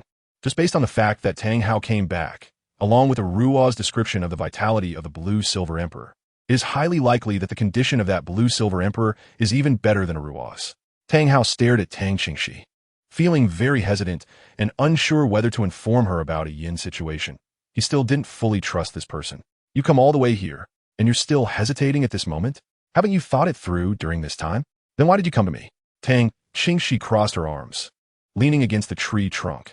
If you want me to help you resurrect the Blue-Silver Emperor, then I need to know the situation. Otherwise, do you expect me to just wave my hand and bring her back to life? Tang Hao took a deep breath. The temptation to resurrect Ayin was too great, and now Ayin herself no longer had any soul rings or soul bones. She couldn't imagine what Tang Qingxi could scheme against Ayin, or what purpose there would be in harming her again. After Ayin's suicide years ago, she left behind a seed. I know that it is her, but having lost 100,000 years of cultivation, it needs to grow again. Do you have a way? Even if it's like this white cat. Indeed, I said with the renowned vitality of the Blue-Silver Emperor, it couldn't have completely died. The white cat, Aro, spoke up. Are you sure that's her? Her soul is still present, not dissipated? Tang Qingxi confirmed. Tang Hao, I don't really understand souls or anything, but I can feel her from the blue silver grass that came out of that seed. From what I understand so far, it should be much better than RO. At least her body is still here. The key is just to speed up her growth time. There are quite a few ways to do this. And she isn't just a piece of blue silver grass. She should need to cultivate for a full 100,000 years to recover. As for your request, that's easy to handle. As long as we confirm that the soul is still there, it just needs a place to reside. Tang Qingxi stroked his chin and pondered, saying, since you planted the seeds, can you take me to see them? Sure, Tang Hao nodded. Since a decision had been made, there was really no need to hesitate any longer. Let's just go for a visit. The sooner we go, the sooner we can return. I still need to train them, so I'll head back to notify them first. Tang Qingxi was quite straightforward, and it was also a good opportunity to give Tang San and the others a break. So any matters could be dealt with at that time. After saying this, Tang Qingxi turned around and walked back, saying, just wait for me here for a moment.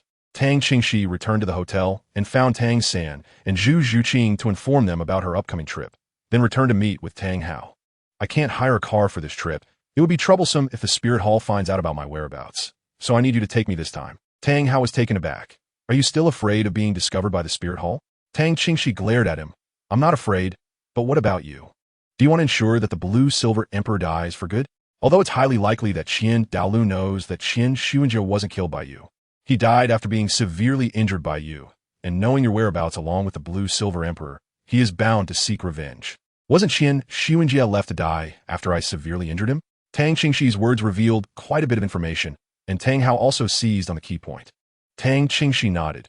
He was seriously injured and returned to the Wuhuan Hall, only to be ambushed again. The injuries you cause can be treated well with the capabilities of the Wuhuan Hall.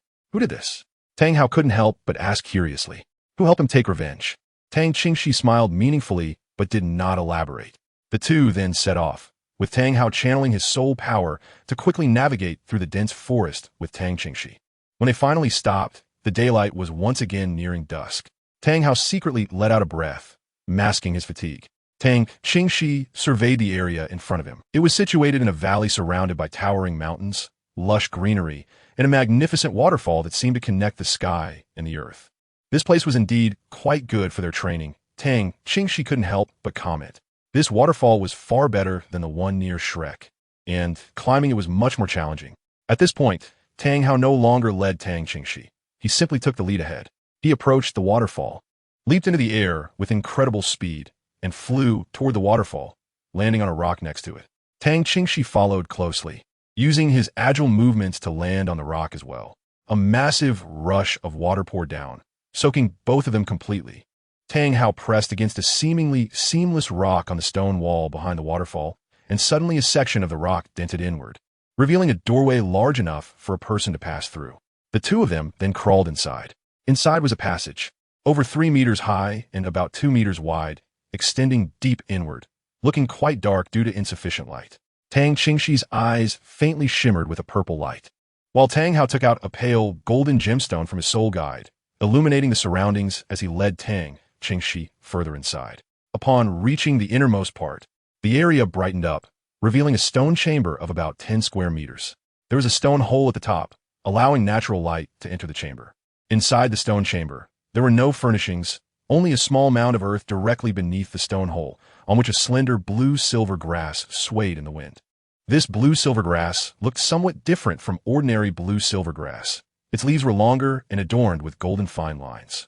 Tang Qingxi frowned and said, "Is this the blue-silver emperor? You just planted her in this place?" At that moment, the gem on Tang Qingxi's chest shone brightly, and the white cat, Aru, jumped out, sitting beside the mound of earth. She wasn't familiar with the blue-silver emperor, but they were both 10,000-year soul beasts, and seeing her current situation made her feel somewhat complex. Chapter 89. Tang Hao. Go work for me. Request for first subscription. I often think that those who dare to take human form among the 10,000-year soul beasts are quite bold and adventurous. However, it seems there is no difference. Those soul masters who want 10,000-year soul rings will always find ways. Whether it's like me hiding in the deep forest, or like her taking human form and blending into the crowd, they cannot escape the fate of becoming soul rings or soul bones.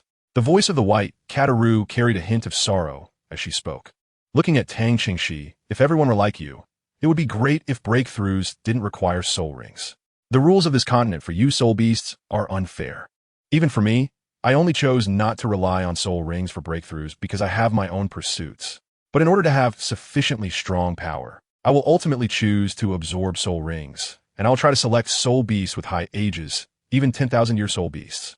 All I can do is promise not to target Xiao Wu or those soul beasts close to you. Tang Qingxi took out a handkerchief to dry his hands and gently stroked Aru's fur, but the words he spoke were very realistic and cruel. Don't expect many people to consider your spirit beasts. Humans are selfish. The white cat Aru calmly looked at the blue silvergrass and said softly, "Yes, you are selfish, but so am I. As long as I can protect Xiao Wu and Ming and Ming, that's enough. I can't protect other spirit beasts even if I want to." But Aru hesitated and glanced at Tang Hao, clearly holding back some words that he didn't want to say in his presence. Tang Qingxi could understand her meaning. "I understand your thoughts. After the matter is accomplished, we can try, but I won't promise anything regarding it. After all, whether it can be accomplished is still a question." Aru replied softly. Tang Hao didn't understand what they were talking about, but he wasn't interested in asking more. Tang Qingxi chatted with Aru for a moment, and then carefully examined the blue silvergrass. She squatted down, her palm emitting a faint 9-colored glow, and her fingertips gently touched the blades of the blue silvergrass. Tang Hao was beside them, looking particularly tense, his eyes fixed on Tang Qingxi's movements. After a moment, Tang Qingxi released her martial soul, and mysterious domain power quietly unfolded, enveloping the blue silvergrass. The swaying of the blue silvergrass became even more intense, and the golden lines on the grass leaves seemed to come alive, gently undulating as if rippling like golden waves. Tang Hao was stunned as he watched the blue silvergrass grow at a visible speed. However, this growth did not last long, and it only grew a small segment. Tang Qingxi then spoke up. "It's a pity that Tang Sin doesn't have a gifted domain. The effects of his gifted domain would likely be even better. After all, they share the same origin." The reason Tang Qingxi's domain could promote the growth of the blue silvergrass was merely because they were both plants and their ranks were sufficiently high. Ayin was the king among the blue silvergrass, while Tang Qingxi's martial soul, the ink jade plum blossom, was the queen among flowers. Of course, the original ink jade plum blossom was just a somewhat special flower, but after Tang Qingxi arrived in this world and became her martial soul, it fortuitously devoured the damaged Haoyan hammer martial soul, thus achieving its status as the queen of flowers. At that moment, a strange scene unfolded. The longest blade of the blue silver grass slowly began to move, gently wrapping around Tang Qingxi's fingertip. An extremely gentle mental fluctuation emerged, seemingly conveying feelings of gratitude to her. Tang Qingxi couldn't help but smile. Very good. It even retains its own consciousness, but it can't express itself fully while inside the blue silvergrass. Her soul is much more complete compared to Aru. With a determined gaze, she stood up and looked at Tang Hao. "Tang Hao, as long as you are willing to do things for me, I will fulfill your requests. I will enable her to communicate with you as soon as possible, which can be considered a form of existence and companionship. I will also expedite the cultivation of the blue silvergrass to accelerate her growth." Tang Hao witnessed the changes that Tang Qingxi brought to the blue silvergrass, which made him more convinced of her words. He immediately nodded and said, "All right, as long as it doesn't go against my heart, it's fine. Then before I ask you to do something, there are 2 things to handle," Tang Qingxi said. "What is it?" "Transplanting the blue silver emperor. I will personally take care of her. Of course, there isn't much for you to do recently. Mainly, just protect me in secret.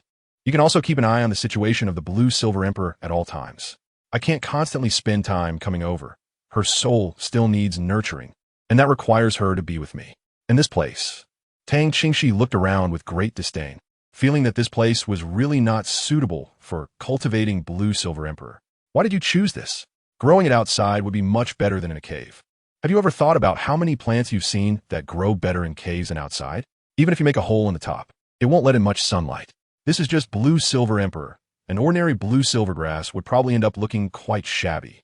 Tang Hao's face turned pale, and he sighed helplessly. "I'm afraid that if I plant it outside and can't keep an eye on it, you might get hurt by passing soul beasts." "That's true. Do you have any objections about the transplanting?" Tang Qingxi asked. "None." "All right, there's another thing." At this point, Tang Qingxi's expression darkened a few shades. "What's going on with you? You have a bunch of old injuries in your body, and you aren't treating them? Are you really hoping to one day just let go and not care about anything, leaving Tang San and Yin to fend for themselves?" Tang Qingxi genuinely disliked this aspect. If it weren't for the inability to temporarily recruit others, she really wouldn't want to deal with this guy. To recruit a lackey, one has to first treat their injuries, and the cost of healing a titled Douluo's wounds is not small. Tang Hao couldn't help but chuckle bitterly. Even a healing-type titled Douluo couldn't heal my injuries. But don't worry, I can control it, and it won't affect my strength too much.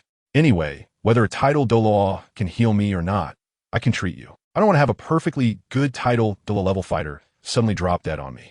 Right now, there is nothing going on, but sooner or later, I'll need you to face title Douluo level opponents. With your current injuries, can you really fight? Moreover, your talent is quite good. If your injuries are healed, your strength should be able to improve even further. I need your peak fighting power, Tang Qingxi said coldly, while gently clearing away some of the soil around the blue silver grass with her hand. She then took out a jade box, filled part of it with soil, and took out a vibrant green leaf from her bracelet, which exuded a strong vitality. She crushed the leaf and spread it over the soil before transplanting the blue silver grass with the soil into the jade box. Tang Hao ignored Tang Qingxi's almost mocking words and focused on the blue silver emperor. Noticing that it didn't seem to show any signs of discomfort, he relaxed. I remember among the 3 great craftsmen, there is you. Tang Qingxi suddenly looked at Tang Hao. With his shabby appearance, I don't expect him to cover the treatment costs. So aside from being a fighter, he could do some odd jobs. Chapter 90. Transplanting the blue silver emperor. Seeking initial subscription. Is there any arrangement? Tang Hao not that? Go and forge for me. Tang Qingxi shot him another disdainful glance. I teach your son, I save your wife, and I even heal your injuries. In the future, if I ask you to do something, as long as it doesn't go against my promise, any hesitation on your part would be a disservice to me. Given Tang Hao's foolish situation, if he hadn't lacked titled Douluo level people to use, she would have kicked him away long ago. She really needed stronger fighters. And unless absolutely necessary, she wouldn't call upon the titled Douluo from Bibi Dong's side. After all, Bibi Dong needed them too. Qian Daolu was an old fox who had lived for many years, and he wasn't easy to deal with. No problem. Forging was indeed something he was good at, and it didn't involve any moral conflict. So Tang Hao naturally agreed without hesitation. And indeed, as Tang Qingxi said, she had done quite a lot for him, especially things beneficial to him. Let's go.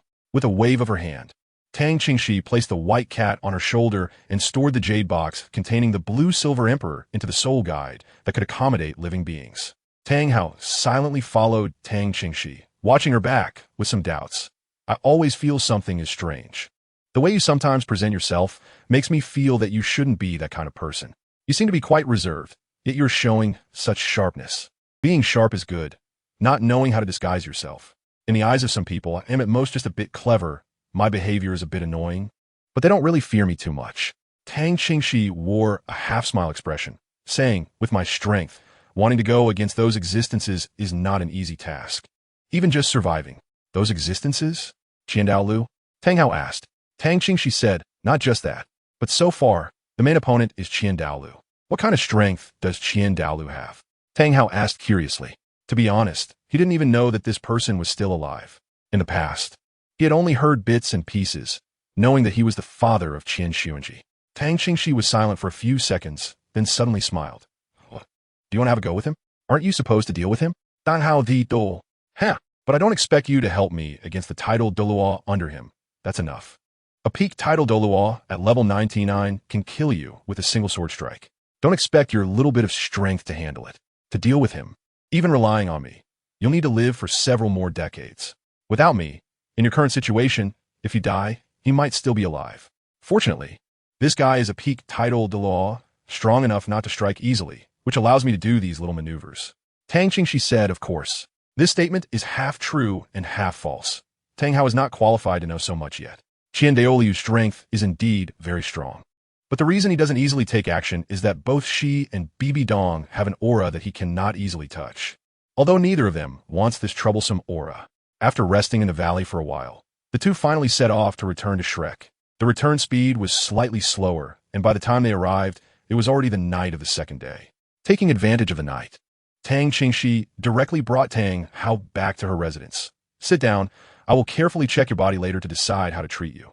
First, she set Tang Hao aside and placed the blue silver emperor on the windowsill, then took out some green leaves, ground them into a pulp, and placed both the residue and juice on the soil. Tang Hao, Tang Qingxi called, and then led him into an empty room facing south. Come over and clear this piece of foundation. For this kind of physical work, she decisively ordered Tang Hao to do it. The blue-silver emperor can naturally absorb what it needs from the earth, and since it cannot be planted visibly outside, they would connect the inside and outside. All right, Tang Hao has no reason to refuse such a small matter now, especially since it's for Ayin. Don't make too much noise, but the hole should be a bit bigger, Tang Qingxi reminded. Tang Hao nodded, skillfully controlling his strength. With his power, he soon created a sizable hole in the foundation. Tang Qingxi immediately went out to fetch some soil to fill it up and then transplanted the blue-silver emperor into it. Give me your hand. After settling the blue-silver emperor, Tang Qingxi took out a handkerchief. Although Tang Hao did not understand the situation, he did not resist and extended his hand. Tang Qingxi placed a handkerchief under his wrist and then placed her fingers on it. After taking his pulse for a while, she probed with a trace of internal energy for a closer examination, frowning more tightly as she investigated. Can it be treated? Seeing her grim expression, Tang Hao couldn't help but feel a sense of resignation. It shouldn't be the case. But I wonder how long you would have to work to pay off this medical fee. After all, this isn't the reward for the service you provided me. Once she finished checking, Tang Qingxi waved her hand to dismiss him, saying, All right, you can go out for now. Find a place to stay, and don't stray too far from me. I need to prepare some things for your treatment. Tang Hao nodded and then walked out. Tang Qingxi directly hugged the white cat and went to rest. The next day, she first approached Ning Rongrong. Rongrong, contact the people your father arranged. Since you're at Shrek, he will definitely have someone watching over you outside. We will head to the Heaven Do Imperial City soon. Okay, Sister Shi. Ning Rongrong nodded in agreement. What have you been doing these past 2 days? Tang Qingxi asked casually. Ning Rongrong paused for a moment and then smiled wryly. Not much. Zhu Qing and the others have been cultivating, so we just followed along. But we are indeed a bit tired, so we didn't train, just focused on cultivating our soul power. Tang Qingxi smiled upon hearing this. These little ones were much more promising than she had thought. Although it was only natural for them to play for a couple of days, she was still very pleased with their diligence. All right, go get to work. After that, Tang Qingxi also left Shrek Academy. She had given Tang San and the others 3 days of rest, but she herself had not rested at all. Upon arriving at her secret cave, Tang Qingxi led Tang Hao to meet someone. Naturally, Tang Qingxi's drawings had captivated him, and eventually, he hurriedly ran to the God Craftsman building in Soto City. What is this? Lu Gao, happily researching the Zhuge divine crossbow, looked puzzled when he saw Tang Qingxi bringing a person dressed in a black robe. You will teach him the forging methods of these hidden weapons, Tang Qingxi, pointing at Tang Hao. As she spoke, Tang Hao took off his hood. President Lu Gao, long time no see. Tang Hao? Lu Gao was greatly surprised. It had been many years since he had heard of Tang Hao's whereabouts. He was even more astonished by Tang Qingxi's abilities. Although he was unclear about what had happened back then, he had heard some rumors that seemed to be related to the Spirit Hall. Tang Qingxi, as a disciple of the Spirit Hall's Pope, how could she bring Tang Hao over to forge hidden weapons for her? Moreover, she has managed to win over 2 of the continent's 3 great craftsmen. What is there that can't be forged? Teach him as soon as possible, and after a while, you will stay here to oversee things while I take a group of people to the Tiandu Imperial City. Tang Hao, this group will be under your responsibility. Tang Qingxi instructed, adding that there would be more than just forging hidden weapons. She would also bring in a batch of top-grade ores. Chapter 91. Tang Hao's Past, Seeking Subscription. Lu Gao looked at Tang Qingxi with a bewildered expression, then glanced at Tang Hao. He still couldn't imagine how these two could come together. Moreover, the long-missing Tang Hao was actually going to forge hidden weapons for Tang Qingxi. One person has managed to win over 2 great craftsmen. Lu Gao couldn't help but recall the knife blank that had been kept in the furnace by the Spirit Hall. Although it seemed a bit sinister, he was still very interested and looked forward to what kind of weapon would ultimately be forged from that blank. With him and Tang Hao around, that knife blank should be handed over to them for forging, right? And it's good that Tang Hao is coming. He has been making slow progress on the more complex mechanisms of hidden weapons, so they could discuss it together. Understood, no problem. Lu Gao agreed without hesitation. Lost in thought, Tang Hao curiously examined the various hidden weapons and components on the stone table in front of Lu Gao. He couldn't disassemble the rain pear blossom needle. But for the others, such as the hidden sand shooting shadow and Zhuge divine crossbow, he had taken apart quite a few. Tang Qingxi did not teach him the method of assembly, allowing him to research on his own since there was no rush for goods at the moment. She then summoned a group of blacksmiths to prepare for the time they would take away, and, as for Changzong, he would set off for the imperial city of the Tiando Empire, Tiando City, the next day to make arrangements. As for other subordinates in terms of combat power, Tang Qingxi did not plan to bring many, only taking along the group that had previously been sent to accompany Tang San and the others for training. After making the arrangements, Tang Qingxi called Tang Hao aside. I have another question for you regarding your identity and past with the Blue-Silver Emperor, as well as your enmity with the Spear Hall. When you plan to tell Tang San? Upon hearing this, Tang Hao was taken aback and lowered his eyes. That past is too painful. Little San is still young. I want to wait until Ayin is revived before telling him. His Haotian hammer could not be hidden forever. Once it was revealed, people would guess his identity. After all, the Haotian sect was nearly closed off now, and one could hardly see Haotian sect members outside. If someone guessed, there would always be people bringing him up. He was not foolish and would think, speculate, and even seek the truth himself. Tang Qingxi looked at him coldly. I will choose a time to tell him, anyway. It's better to clarify things early. The outside world only knows a little about your matters, and I'm not worried about him being misled later. Tang Hao appeared somewhat hesitant. Is this really serious enough to go against your heart? Tang Qingxi asked him, adding, I need his assistance for your treatment. And he will naturally ask. I don't want to make up lies to deceive him. Needing Tang San, and although reluctant to disclose the past, it was not enough to make him go against Tang Qingxi's wishes, so Tang Hao remained silent. Then just listen. After saying that, Tang Qingxi stepped out. Once you've learned enough, come back and report to me. Soon, the rest period passed quickly, and Tang Qingxi naturally continued with her training for Tang San and the others. She also contacted the Spirit Hall and requested another batch of medicinal materials from Bibi Dong. Tang Hao's injuries are indeed a bit troublesome. The various medicinal plants and herbs she prepared are mainly used for poisoning, and there are some for healing, but there aren't many healing medicines suitable for a title Douluo level. After all, those medicines were primarily prepared for herself. She mainly considered preparations for secretly killing a title Douluo and didn't expect that a title Douluo would need her to heal them. As a divine craftsman, Tang Hao quickly became familiar with the methods of crafting hidden weapon components. It wasn't too difficult, and it didn't take long for her to get the hang of it. Tang Qingxi needed the medicinal herbs, which Bibi Dong naturally expedited and sent over. She was about to prepare to start the treatment for Tang Hao. Tang Qingxi instructed Zhu Zhuqing to supervise the upcoming training, while she called Tang San back to her residence. Following Tang Qingxi to his residence, they arrived at the room where the Blue-Silver Emperor was planted. Seeing his father sitting beside a blue-silver grass, Tang San appeared extremely surprised. Dad? What are you doing here? You miss someone. Tang Qingxi pointed to the Blue-Silver Emperor on the ground. This is your mother, Tang San. Tang San looked at the blue-silver grass on the ground, which had faint golden veins, feeling confused. Is this my mother? He glanced at Tang Qingxi and Tang Hao, both of whom nodded. That's right. Although he didn't quite understand what was happening, the young lady was not someone who liked to joke, and his father had confirmed this matter. Tang San then knelt on one knee on the ground and gently called out to the blue-silver grass. Mother, sit down, and let Tang Hao explain it to you, Tang Qingxi said as she pulled a chair and sat down beside him. The white cat also jumped on her shoulder, silently observing. Tang San indeed had many questions, so he sat opposite Tang Hao, looking at him in confusion. Dad, what's going on? The blue-silver grass with faint golden stripes swayed slightly, emitting a gentle aura, and Tang San vaguely sensed something. At the same time, uncontrollably, his martial soul, blue-silver grass, also released, spreading out from beneath him and quickly covering the entire room. Tang Hao, seeing this, did not rush to explain. He watched as Tang San moved closer to the Blue-Silver Emperor and reached out to touch the blades of grass. The Blue-Silver Emperor also extended its leaves, wrapping around Tang San's fingertips. Tang Hao's eyes filled with hot tears in an instant. His lips trembled, and he unconsciously moved closer. A blade of the Blue-Silver Emperor entwined around Tang Hao's palm. In his previous life, Tang San was an orphan raised by the Tang sect, unaware of who his parents were.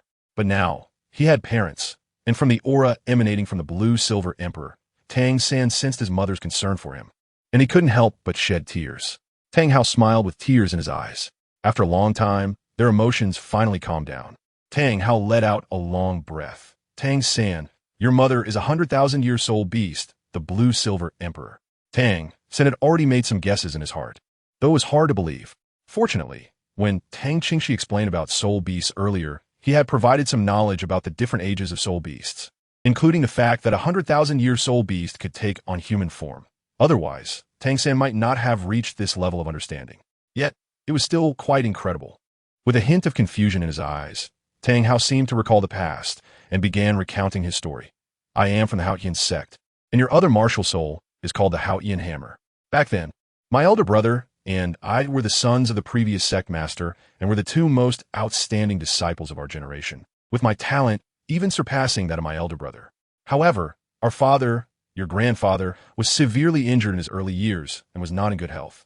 To ensure we could support the Xuantian sect as soon as possible, at the age of 30, when I broke through to the 70th rank of soul power, he ordered my elder brother and me to go out and train for 10 years. In the 5th year of our training, we met your mother. Her name is Ain, with Ain referring to the blue silver grass. Your mother was very beautiful, like a pure and unblemished fairy. The first time I saw her, my heart was captured. By chance, the three of us became companions and swore brotherhood. She was the youngest and ranked 3rd among us, so we generally called her Ain or Xiao-san. Your name comes from that. The following years were the happiest days of my life. The three of us traveled to almost every corner of the continent. In fact, my elder brother also fell in love with Ain, but one night, he quietly left us and returned to the Xuantian sect. My elder brother chose to withdraw himself. It was that night that Ain shared many things with me, including her identity. She was not human, but was a 100,000-year-soul beast, the Blue-Silver Emperor, about to reach maturity. When I first learned this, I was extremely surprised. A 100,000-year-soul beast meant something significant. However, my love for Ain overshadowed everything, so I expressed my feelings for her. Your mother had always liked me too, but due to her identity and the fear of hurting my elder brother, she had never spoken up. As things progressed, naturally, I planned to take Ain home to meet my father, although it was a significant risk. As your grandfather was a titled Douluo and could easily see through a Yin's identity, an unexpected event occurred before we could return to the Xuantian sect. Even while we were traveling the continent, the Spirit Hall had already taken notice of us. After all, the Xuantian sect is one of the top 3 sects among the 7 major sects, and my elder uncle and I represented the new generation of the Xuantian sect. How could the Spirit Hall not pay attention to us? That year, I was 35 years old, and my soul power had already reached level 84 when a titled Douluo from the Spirit Hall came. Although he was more powerful, he couldn't gain any advantage under the Xuantian hammer and ended up with a broken leg. I immediately fled with Ain, knowing we could not return to the sect, as a Yin's identity had been discovered by the Spirit Hall. Sure enough, not long after, the Pope of that generation from the Spirit Hall issued an edict denouncing the Xuantian sect, demanding the sect hand over Ain and me. At that time, your grandfather was already gravely ill and couldn't find me upon learning of this. He passed away in anger, and I never got to see him one last time before he died. My elder brother ascended to the position of sect master in a hurry. Although he had reached the rank of titled Douluo, and there were many strong individuals in the sect. Even if the Xuantian sect was the #1 sect in the world, it lost the leadership of your grandfather, and various powers within the sect began to stir. Facing the relentless pressure from the Spirit Hall, your elder uncle struggled immensely. Fortunately, the Xuantian sect was powerful. The Spirit Hall did not dare to act rashly. Ain and I got married and lived a life of hiding and evasion. Even when the incident gradually calmed down, I could not return to the sect, nor could I pay respect to your grandfather. Because I had no qualifications, I was a sinner of a sect. Hearing this, Tang couldn't help but speak up. Dad, no matter what debt you owe the sect, I will definitely repay you double in the future. Upon hearing this, Tang Qingxi raised his eyelids. Tang-san, what does it have to do with you? Even though the Tang sect is not considered a strong force in the martial world, we would not ignore our disciples being bullied. It's not like we haven't confronted forces stronger than the Tang sect. The Xuantian sect is cowardly. And Tang, how can owe the Xuantian sect what he owes? What does it have to do with you? Tang-san's initial anger was instantly dissipated by Tang Qingxi's words, leaving him speechless and mumbling. Tang Hao frowned in disagreement. Otherwise, how should the Xuantian sect deal with it? Should we fight desperately against the Spirit Hall? It sounds like the Spirit Hall would dare to fight against the Xuantian sect. If the Xuantian sect had been a bit more assertive back then, we wouldn't be in this situation today. Do you really think the title of the #1 sect in the world was given for nothing? Of course now, only you people from the Xuantian sect still recognize that title. Tang Qingxi casually propped her chin on her hand and said, "This is recorded in the Spirit Hall." Those elders back then were quite pleased with themselves. They never expected the Xuantian sect to be so timid. Tang Hao was momentarily speechless. Why have Dad and Mom become like this? Tang San decisively changed the topic. Didn't her mother say she had transformed into human form? The current situation is clearly abnormal. Tang Hao also chose to let go of the topic of Xuantian sect and continued. 13 years ago, on a certain day, your mother became pregnant and had you. During those years, my soul power also advanced by leaps and bounds. On the day you were born, my soul power reached level 90, and your mother finally entered her mature phase. But it was on that very day that the people from the Spirit Hall came. The current Pope, Tang Qingxi, personally led the team, along with 2 titled Douluo and many powerful experts from the Spirit Hall, surrounding the place where we lived. Your mother had just given birth to you and was already severely weakened. Tang Qingxi proposed to spare me and you, but demanded to take your mother away. How could I let him have his way? The battle began. Soon I was heavily injured by them, and at that moment, your mother came out holding you. Your mother told them that the strongest ability of the Blue-Silver Emperor was immortality. No one could kill her, and thus no one could obtain her soul ring or soul bone unless she committed suicide. At that time, I was gravely injured and couldn't stop anything. I could only watch helplessly as she placed you in my arms. The next moment, she committed suicide right in front of me. The death of a 100,000-year-old beast could generate a powerful magnetic field that no one could shake. The many experts from the Spirit Hall could only watch as your mother infused her transformed soul ring into my body, making me the youngest titled Douluo on the continent at that time. A 100,000-year soul ring is an entirely different concept from other soul rings. At that time, my injuries healed and my strength soared. I fought back with all my might, severely injuring the Pope. And when the 2 titled Douluo he brought was killed while the other was wounded. As for your mother, she ultimately left behind only her soul bone and a seed. This is the seed that grew into the blue-silver grass. Your mother lost all her cultivation and had to start over. Later, I heard that the Pope of the Spirit Hall succumbed to his injuries, and this debt was recorded against me and Xuantian sect to protect the sect. Your uncle had no choice but to announce my expulsion from the sect and close down the Xuantian sect. After hearing Tang Hao's account, Tang San and Tang Hao remained silent for a long time. Tang San looked at his mother, who had transformed back into a plant, and hatred gradually surfaced in his eyes. Tang Qingxi cast him a faint glance and said, "Don't expect to take revenge. The people who harmed your mother back then are almost all dead now. Isn't the Spirit Hall still around? The enmity of killing one's mother is irreconcilable." Tang San's emotions remained unsettled for a long time. The only way to cleanse it was through blood, to destroy the Spirit Hall. You still want to destroy the Spirit Hall? Do you know what the Spirit Hall means on the continent?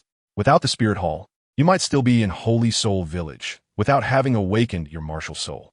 Outside the Spirit Hall, no other forces would care about the issues of commoners awakening their martial souls in a small village. Moreover, once the Spirit Hall is destroyed, the Tiandou Empire and the Xinglua Empire would lose their checks and balances, and they would immediately be able to fight. That would lead to chaos in the world.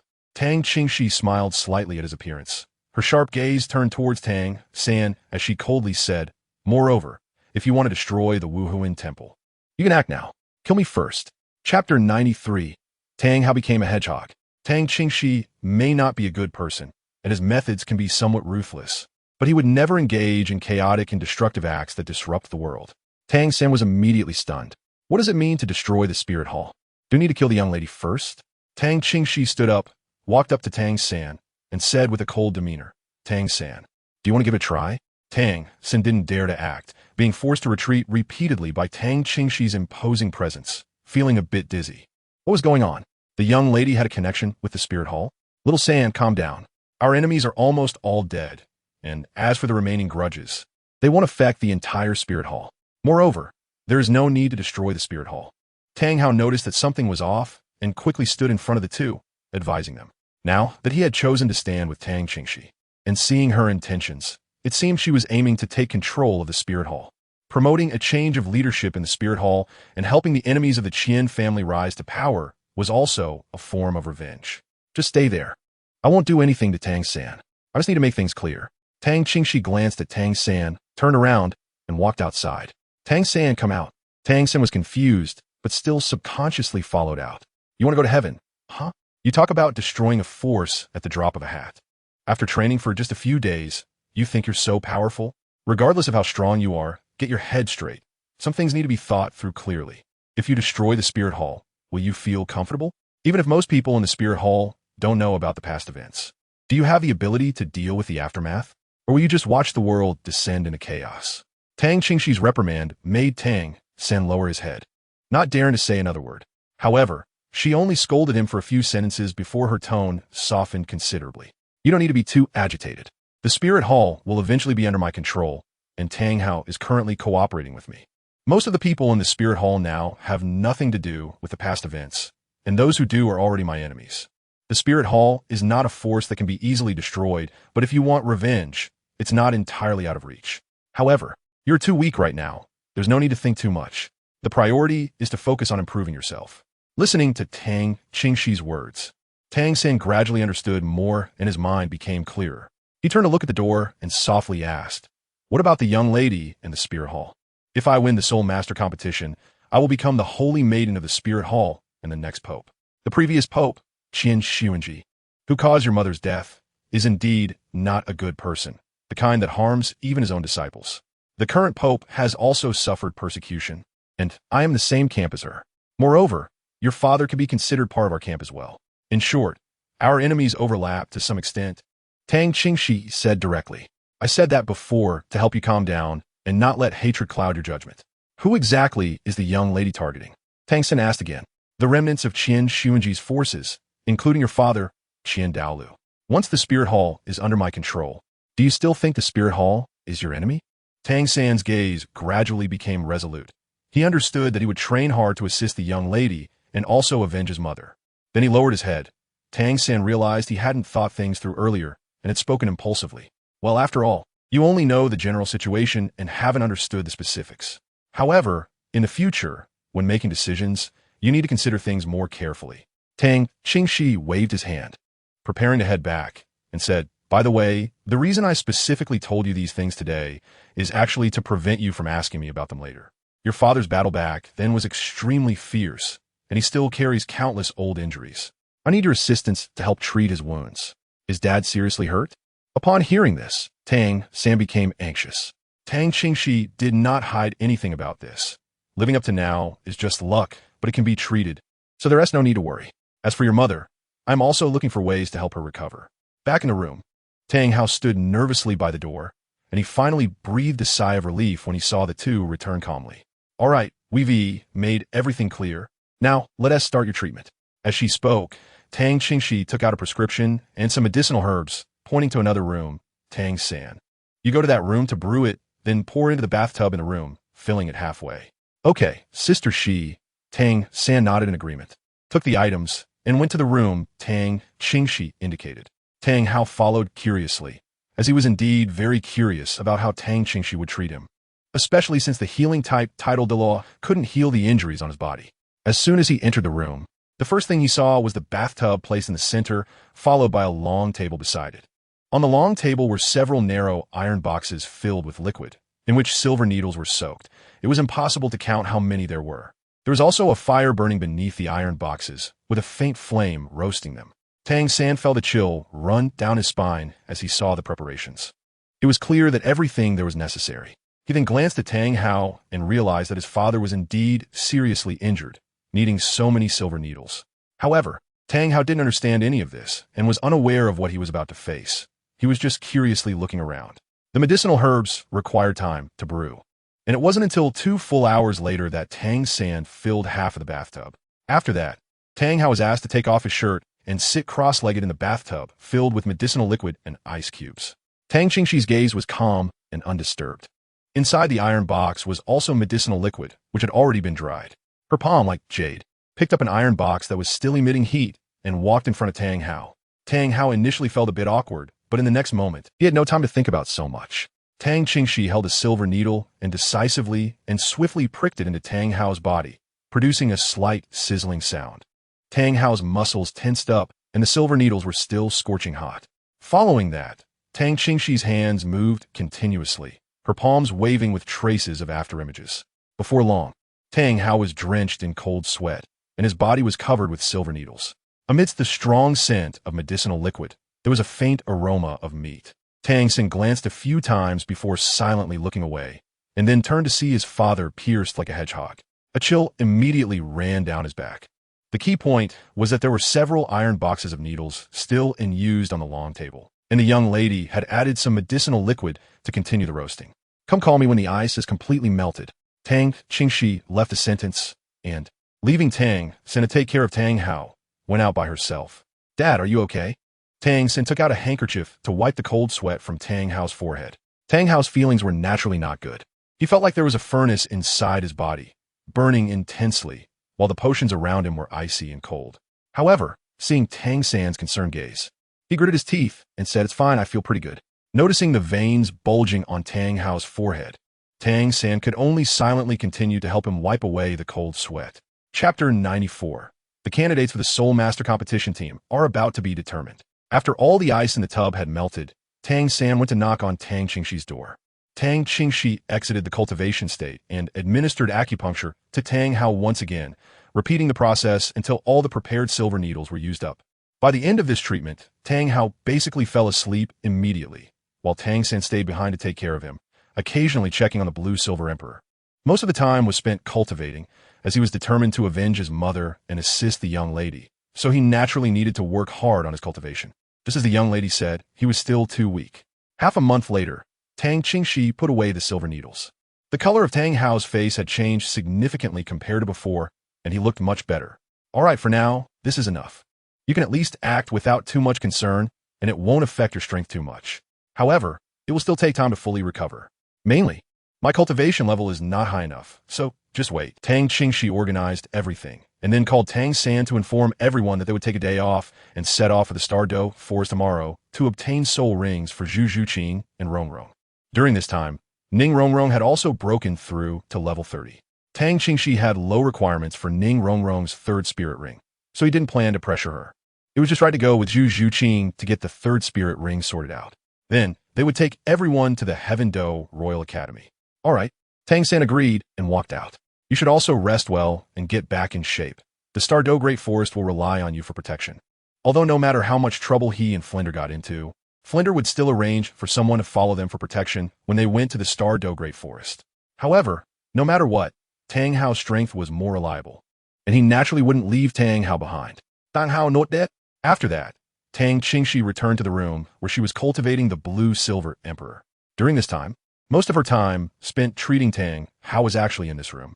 The soul skill she carried, which was 100,000 years old, had some special effects, such as nourishing the soul. A row was revived through this. Although it couldn't be used completely, just releasing it could have a certain effect. During this time, the growth of the Blue Silver Emperor was also quite good, as Tang Qingxi had prepared a lot of precious plants to nurture it. And with the nourishment of the soul, its growth progress had already surpassed the decades Tang Hao had cared for it. However, they were about to leave Shrek, and the Blue Silver Emperor needed to undergo another transplantation. The next day, upon hearing that Tang Qingxi was taking people to the Douluo Forest, Flander, Zhao Wujia, and Yu Xiaojiang all came, and even Yu Xiaojiang brought Ma Hongjun along. The group gathered at the entrance of the cafeteria. When Tang Qingxi arrived, she didn't mind the large number of people. She first announced to Tang San and the others, after going to the Douluo Forest to obtain soul rings for Zhu Zhuqing and Rongrong, "We will head to the Heaven Do Royal Academy. However, it doesn't mean everyone will be taken along." Saying this, Tang Qingxi glanced at Ma Hongjun and continued, "After returning from the Douluo Forest, the personnel will be confirmed." As soon as these words came out, Tang San and the others were not worried about anything. Since they were part of the group that initially followed Tang Qingxi, they would definitely be taken along. Li Wenrui and Gu Xiong had even less reaction. They were specifically brought by Tang Qingxi. On the other hand, Oscar and Dai Mubai felt a bit nervous. The competition team for the Soul Master competition needed at least 7 people, and Tang Qingxi already had enough people on hand. The extra members were just for contingency. But whether Tang Qingxi needed them as substitutes was uncertain. Zhu Zhuqing calmly glanced at the nervous Dai Mubai, then shifted her gaze away. Flander and Yu Xiaojiang frowned upon hearing Tang Qingxi's words, but didn't immediately say anything. They had both been reprimanded by Tang Qingxi before, and neither wanted to lose face in front of so many students. While resting in a nearby town of the Douluo Forest, Flander and Yu Xiaojiang approached Tang Qingxi. Flander's expression was not good, and he couldn't help but ask, "Tang Qingxi, are you planning to exclude Ma Hongjun from the Soul Master competition team?" Flander had to ask, as Ma Hongjun was his disciple, and he needed to fight for him. "I won't interfere with your plans to go to the Heaven Do Royal Academy. But can you take Ma Hongjun to participate in the Soul Master competition? After all, you are all from the same academy, and it has been 2 years." Tang Qingxi sighed upon hearing this. Flander, If you had bothered to plan for Ma Hongjun earlier and manage him properly, he wouldn't have been directly eliminated from the team for the Soul Master competition by me. Now that you come to me with this, do you think I can agree? In terms of training, Ma Hongjun hasn't trained with Tang San and the others, and they have no mutual understanding at all. He can't keep up with their training intensity. As for character, do you think Ma Hongjun can still get along with him now? Dai Mubai is already learning to restrain himself. What about Ma Hongjun? I believe you should know about this. When Yu Xiaojing gave them a break previously, Ma Hongjun caused some trouble, and I was the one who handled it. I felt dirty just cleaning up after him, and that was already out of consideration for the academy. The reason I have such a big issue with your education is that Ma Hongjun is a vivid example. Initially, the side effects of his mutated martial soul were one thing, but you taught him nothing that he should have learned. Do you even know what kind of personality he has become? That kid was audacious enough to tease me back then. Sparing his life was already merciful. Just look at what would happen if someone outside the academy dared to say those things to me. Would he ever be able to speak again? Flander looked awkward. Then just manage him yourself from now on. Ma Hongjun is still young. You're a disciple, and you're not managing him while hoping I will help you? Young? He's now been spoiled by you and knows too much, but has no serious matters at hand. Tang Qingxi sneered. Anyway, my team cannot keep him.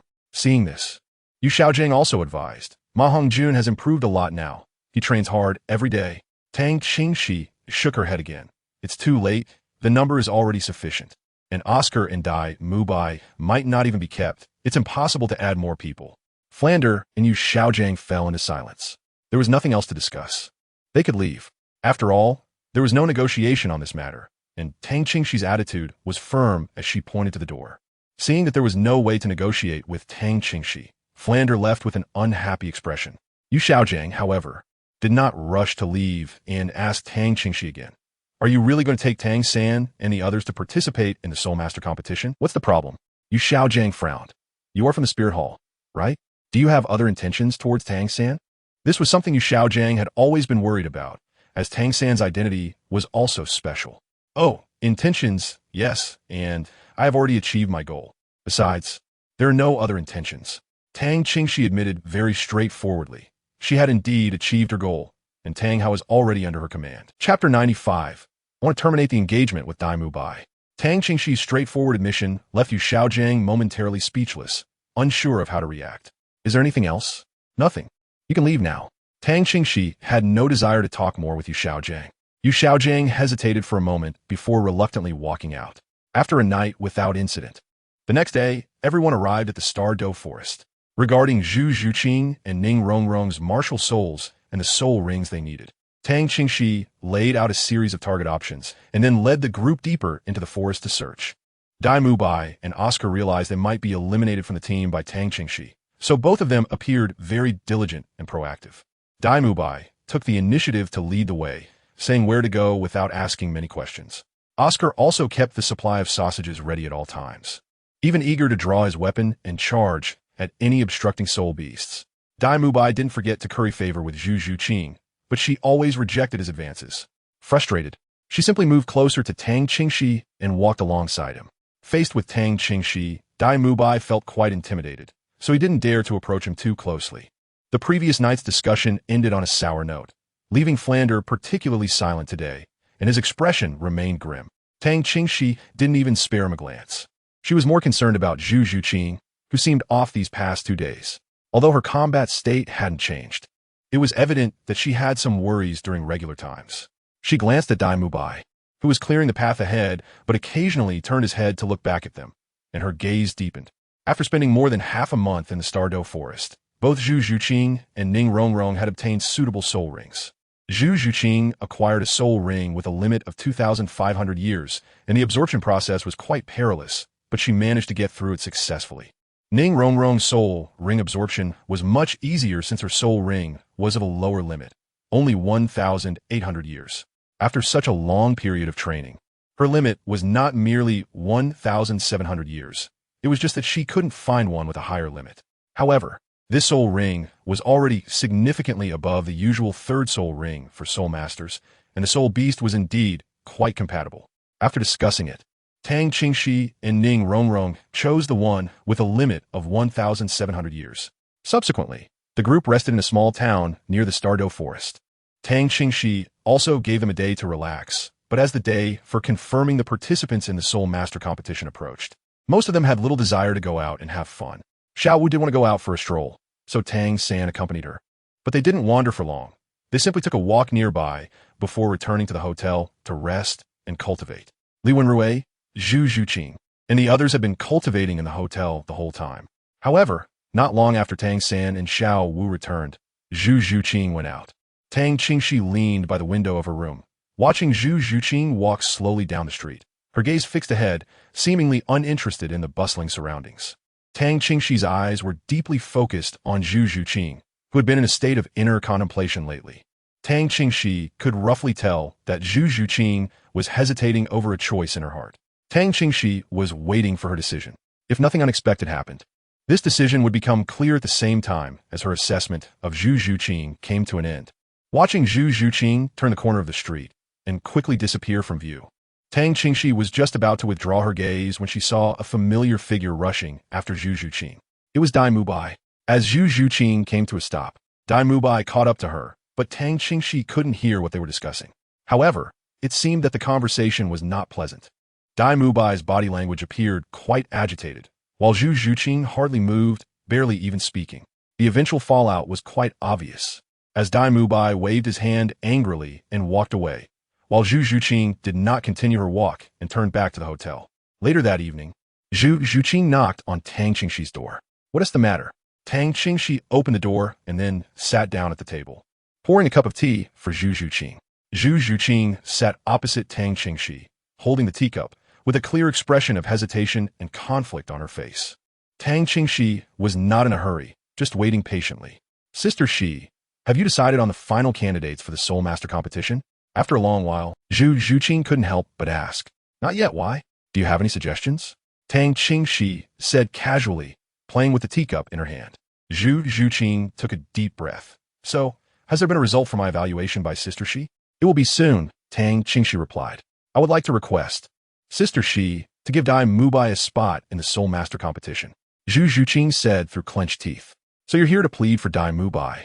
Tang Qingxi smiled slightly. "I really don't want to take him. After all, he came too late." Zhu Zhuqing understood this point as well, so she realized that Dai Mubai might not be kept by Tang Qingxi. Her voice became somewhat subdued as she said, "Sister, she should be very clear about my identity and my relationship with Dai Mubai." "That's right. I am already preparing to propose to my family to annul the engagement with Dai Mubai," Zhu Zhuqing said, looking down at the slightly swaying tea in her hand, with a hint of melancholy. Tang Qingxi's originally lowered eyes slowly lifted as she awaited Zhu Zhuqing's next words. "We, along with his brother and my sister, were all betrothed since childhood, competing for the position of crown prince of the Star Luo royal family. But in reality, there is quite an age difference between us and our respective older siblings. And bringing me and Dai Mubai into the mix was merely to apply some pressure on his brother.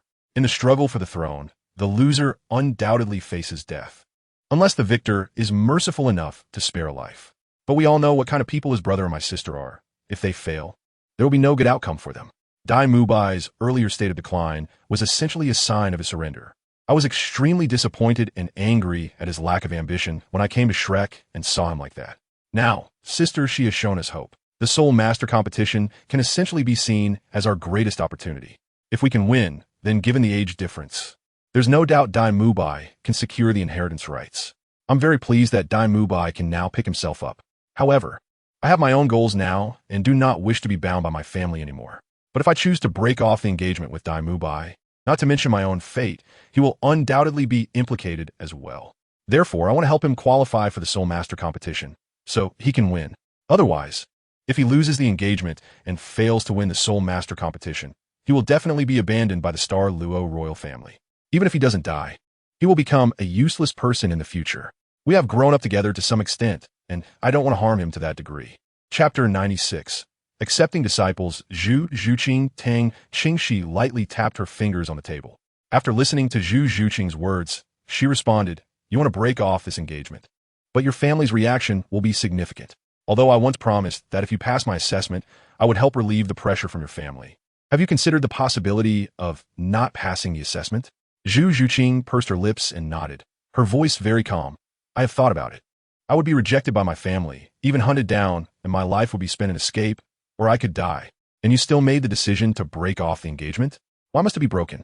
In the best-case scenario, Dai Mubai still retains the qualification to participate in the Soul Master competition, and I will ensure that you win. Then you could be the crown princess of the Star Luo Empire. I've thought a lot during these days. I am already prepared not to return to Star Luo. Initially, I chose to come to Tiando to find Dai Mubai because of the engagement and the rules of my family. But now I have no other feelings for him, and I am not interested in the position of crown princess of Star Luo. I no longer want to be pushed by my family's rules. I just want to take my fate into my own hands, regardless of the outcome. Zhu Zhuqing's gaze was very firm.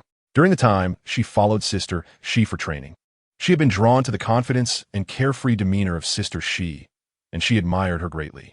Tang Qingxi has always been strong, never influenced or manipulated by others, and firmly walks her own path. She also wants to be that kind of person. However, this is ultimately my own decision, and I don't want to involve Dai Mubai. I hope Sister Shi can consider my request, as Dai Mubai is not lacking in strength and will not hold Sister Shi back. Tang Qingxi lowered her head and chuckled softly. I can agree to your request. Zhu Zhuqing also smiled with relief, stood up, and bowed to Tang Qingxi, saying, "Thank you. Sister Shi, you have passed the assessment." Tang Qingxi continued. Zhu Zhuqing was taken aback by these words, frowning in deep thought. Has I passed? Is my assessment related to Dai Mubai? Why did I pass at this moment? Indeed, to be precise, it is related to him and the rules of your family. You, who are heavily restricted, are indeed not qualified to pass my assessment. Moreover, in terms of identity, it is not quite appropriate for you to become my disciple. Tang Qingxi stated directly. Now, let me mention my requirements. I won't go into the scattered rules of the sect, as I don't fully adhere to them myself. But there is one requirement that must be followed. From now on, you cannot marry. So, you have passed the assessment, but you can still consider whether you want to make this choice. Don't end up becoming my disciple, and then bring a man before me, talking about love and romance. I will eliminate both of you. At this point, Tang Qingxi's voice turned extremely cold, filled with a strong killing intent, startling Zhu Zhuqing. How could there be such a requirement? Zhu Zhuqing didn't quite understand. However, in light of her determination to become stronger, such a requirement was not something she couldn't accept. She originally planned to break away from her family, and being unrestrained by her family shackles, she wouldn't have any marriage anyway. She didn't think love was something essential. I can accept it. Zhu Zhuqing immediately agreed. Don't think it over too much. You need to be clear, there is no room for regret. Tang Qingxi advised again. In fact, she was just being stern. This rule was not set by her. Her master had been betrayed and established this rule for Yihua Palace. However, this rule was not executed thoroughly. If a disciple truly dared to muster the courage, and there was someone who could give her that courage to face the authority of the palace master, then that person could pass the test, which would merely mean being expelled from Yihua Palace, and the internal martial arts would just be nominally discarded. Of course, those who couldn't pass the assessment could only feed the flowers and trees outside Yihua Palace. Tang Qingxi had no objections to a series of practices. She retained this palace rule after taking her position and executed it according to her master's original guidelines, even in this world. Those whom she valued and wished to take as disciples must have the determination to become stronger, and indeed, they should not be hindered by any romantic entanglements. After all, people in this world need to devote more time and effort to practicing martial arts. Being distracted easily leads to half-hearted mastery of both martial souls and internal martial arts, resulting in nothing. If she truly encounters someone reliable, she would not hold them back. There was no need to think further. Zhu Zhuqing shook her head, her expression resolute. Furthermore, becoming my disciple will also mean that due to my influence in the future, you may have to face enemies that are even more terrifying than your family or the entire Xingluo Empire. Do you accept this? Tang Qingxi was honest with Zhu Zhuqing about this point. Zhu Zhuqing was taken aback again, furrowing her brows for a moment before asking, Sister Shi, do you have confidence in confronting those enemies? If I lacked that confidence and determination, I could have ended it all long ago. Tang Qingxi smiled faintly and said, and I will grant you the strength to fight against them. Then I accept. Good, kneel. Tang Qingxi stood up, her expression serious and solemn. Zhu Zhuqing, hearing this, also knelt down earnestly, and Tang Qingxi took out the Yihua internal skill, the Mingyu divine art, which Zhu Zhuqing quickly extended her hands to receive. This is the method of cultivation called Mingyu divine art, and it only covers the first 3 levels. Take a look first. If you have any questions, feel free to ask me. Zhu Zhuqing looked at the book in her hands, flipping it open to glance inside. The The words were recognizable, but she could not grasp their meaning when combined. The characters on the cover were completely unfamiliar to her. What kind of writing was this? The four large characters Mingyu divine art on the cover were written in the script of the previous world. Should I call you teacher from now on? Zhu Qing asked her. Tang Qingxi shook her head. No, call me master. And in front of others, just call me Sister Shi. Get up. Okay, master. Zhu Qing stood up, cherishing the book in her hands, her fingertips gently stroking the pages. Now, can I ask a question about your identity, master? Zhu Qing had been curious for a long time. My identity, huh? Tang Qingxi smiled. I am from a spirit hall, personally taught by the Pope. Dai Mubai won the Soul Master competition and went back to be the Crown Prince, while I won the Soul Master competition and returned to the Spirit Hall as the Saintess, the Pope's heir. Zhu Qing's eyes widened instantly. She could guess that Tang Qingxi's identity would be high, but she had assumed it was related to the Xuantian sect. After all, Tang San and Tang Qingxi clearly had an unusual relationship, and, during training, Tang San had revealed his twin martial souls, one of which was the Xuantian hammer. But sister, she turned out to be the Saintess of the Spirit Hall. By the way, you have a senior sister, right? She'll meet you during the Soul Master competition. Tang Qingxi suddenly said. My senior sister? Zhu Qing asked in confusion. Tang Qingxi smiled with deep meaning. It's the Pope of the Spirit Hall, BB Dong. Zhu Qing. Aren't you the Pope's personal disciple? Chapter 97. Leaving Shrek, a new chapter. At this moment, Zhu Qing felt that her mind was not quite enough. The relationship between Tang Qingxi and the Pope of the Wuhuan Palace is complex and contradictory, leaving her feeling confused. Who is the disciple of whom? Just knowing this is enough.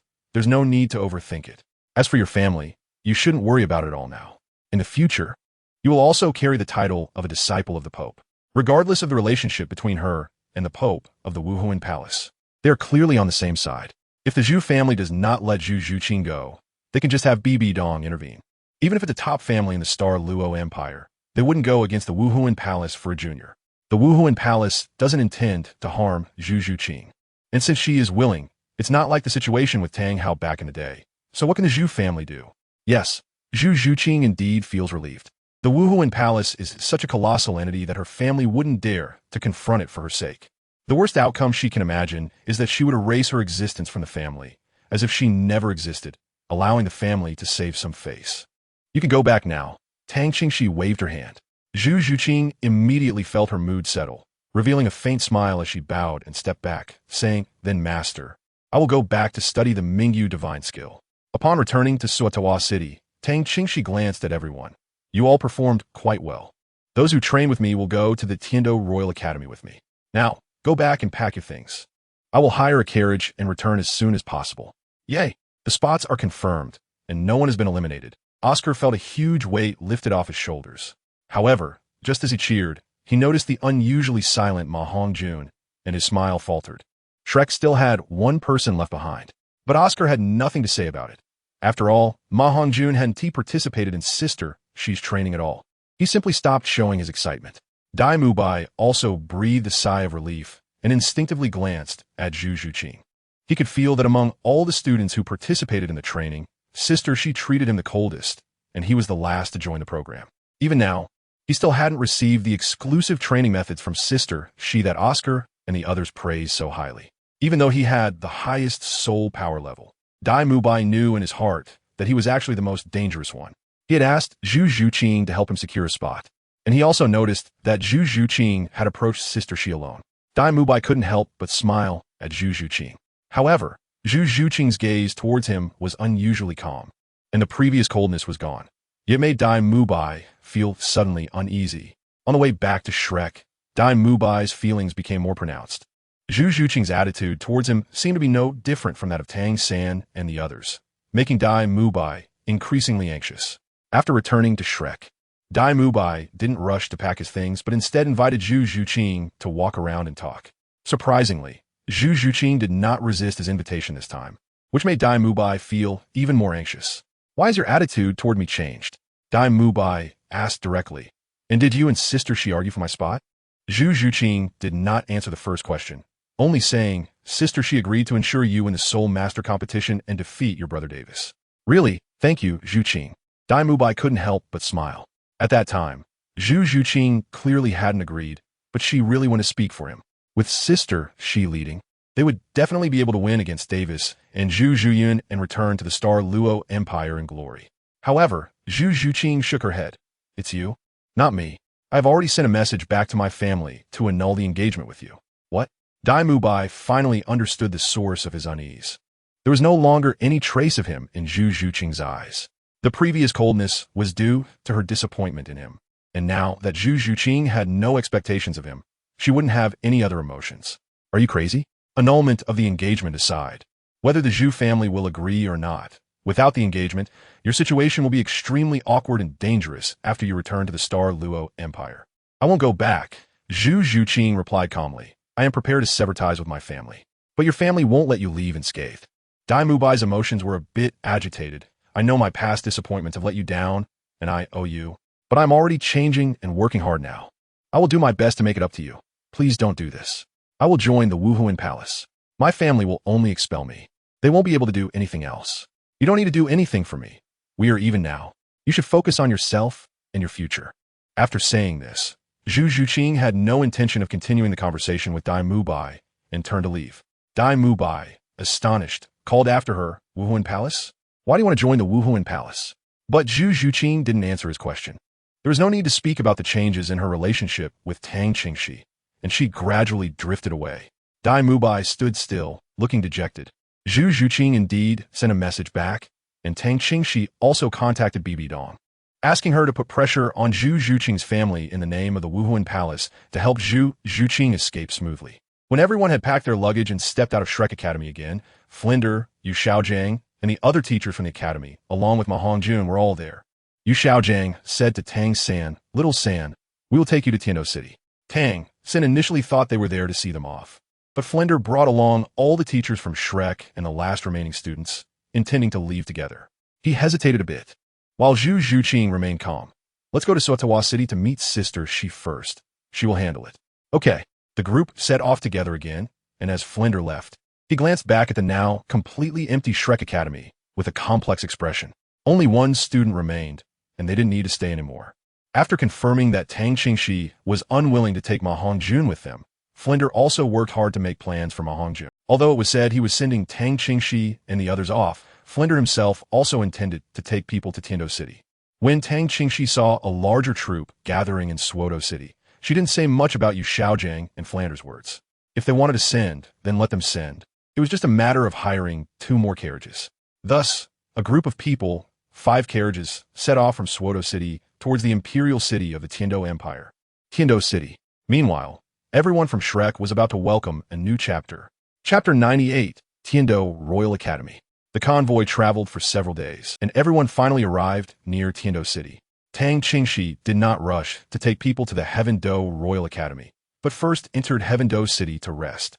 The people from the Tang sect had already arrived in Tiando City ahead of her when she was heading to the Stardo Forest, and they conveyed Tang Qingxi's instructions. They settled in a hotel in Tiando City, and Tang Qingxi went out for a while. When she returned, she revealed several sets of identical uniforms, both for men and women. These are custom-made. Let's use them as school uniforms. This way we look more like a cohesive group. Regardless of how well she got along with Flinder, she had spent some time at Shrek, and in the end, Tang Qingxi left some face for Flinder. The school emblem color of Shrek Academy is a brownish green, a color Tang Qingxi truly couldn't accept, so the school uniform was chosen in dark green. It was also made by a well-known tailor in Tiando City, using high-quality materials, and the style looked very stable and elegant. After refining it, the Shrek emblem was displayed on the sleeves and chest. After all, we were communicating in the name of Shrek Academy, and the quota for the Soul Master competition was also a collaboration with the Tiando Royal Academy. Tang Qingxi spoke clearly. Flinder looked at the school uniform that Tang Qingxi took out, which looked very handsome, and the monster emblem embroidered with golden threads was also quite imposing.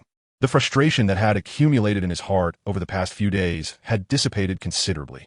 Yu Xiaojiang patted Flinder's shoulder, and his gaze towards Tang Qingxi was also quite complex. Tang Qingxi's words were sharp, but it seemed that his heart was not as harsh. The clothes were all packed, and after resting for a day, tomorrow the Ning sect master would send someone to take us to the Heaven Do Royal Academy. At that time, make sure to show our momentum. Don't let me lose face in Heaven Do, understand? Tang Qingxi instructed in a deep voice. Understood. Tang San and the others replied in unison. Go rest, or, if you want to stroll around Heaven Do City, feel free. After that, Tang Qingxi waved his hand to let Tang San and the others disperse.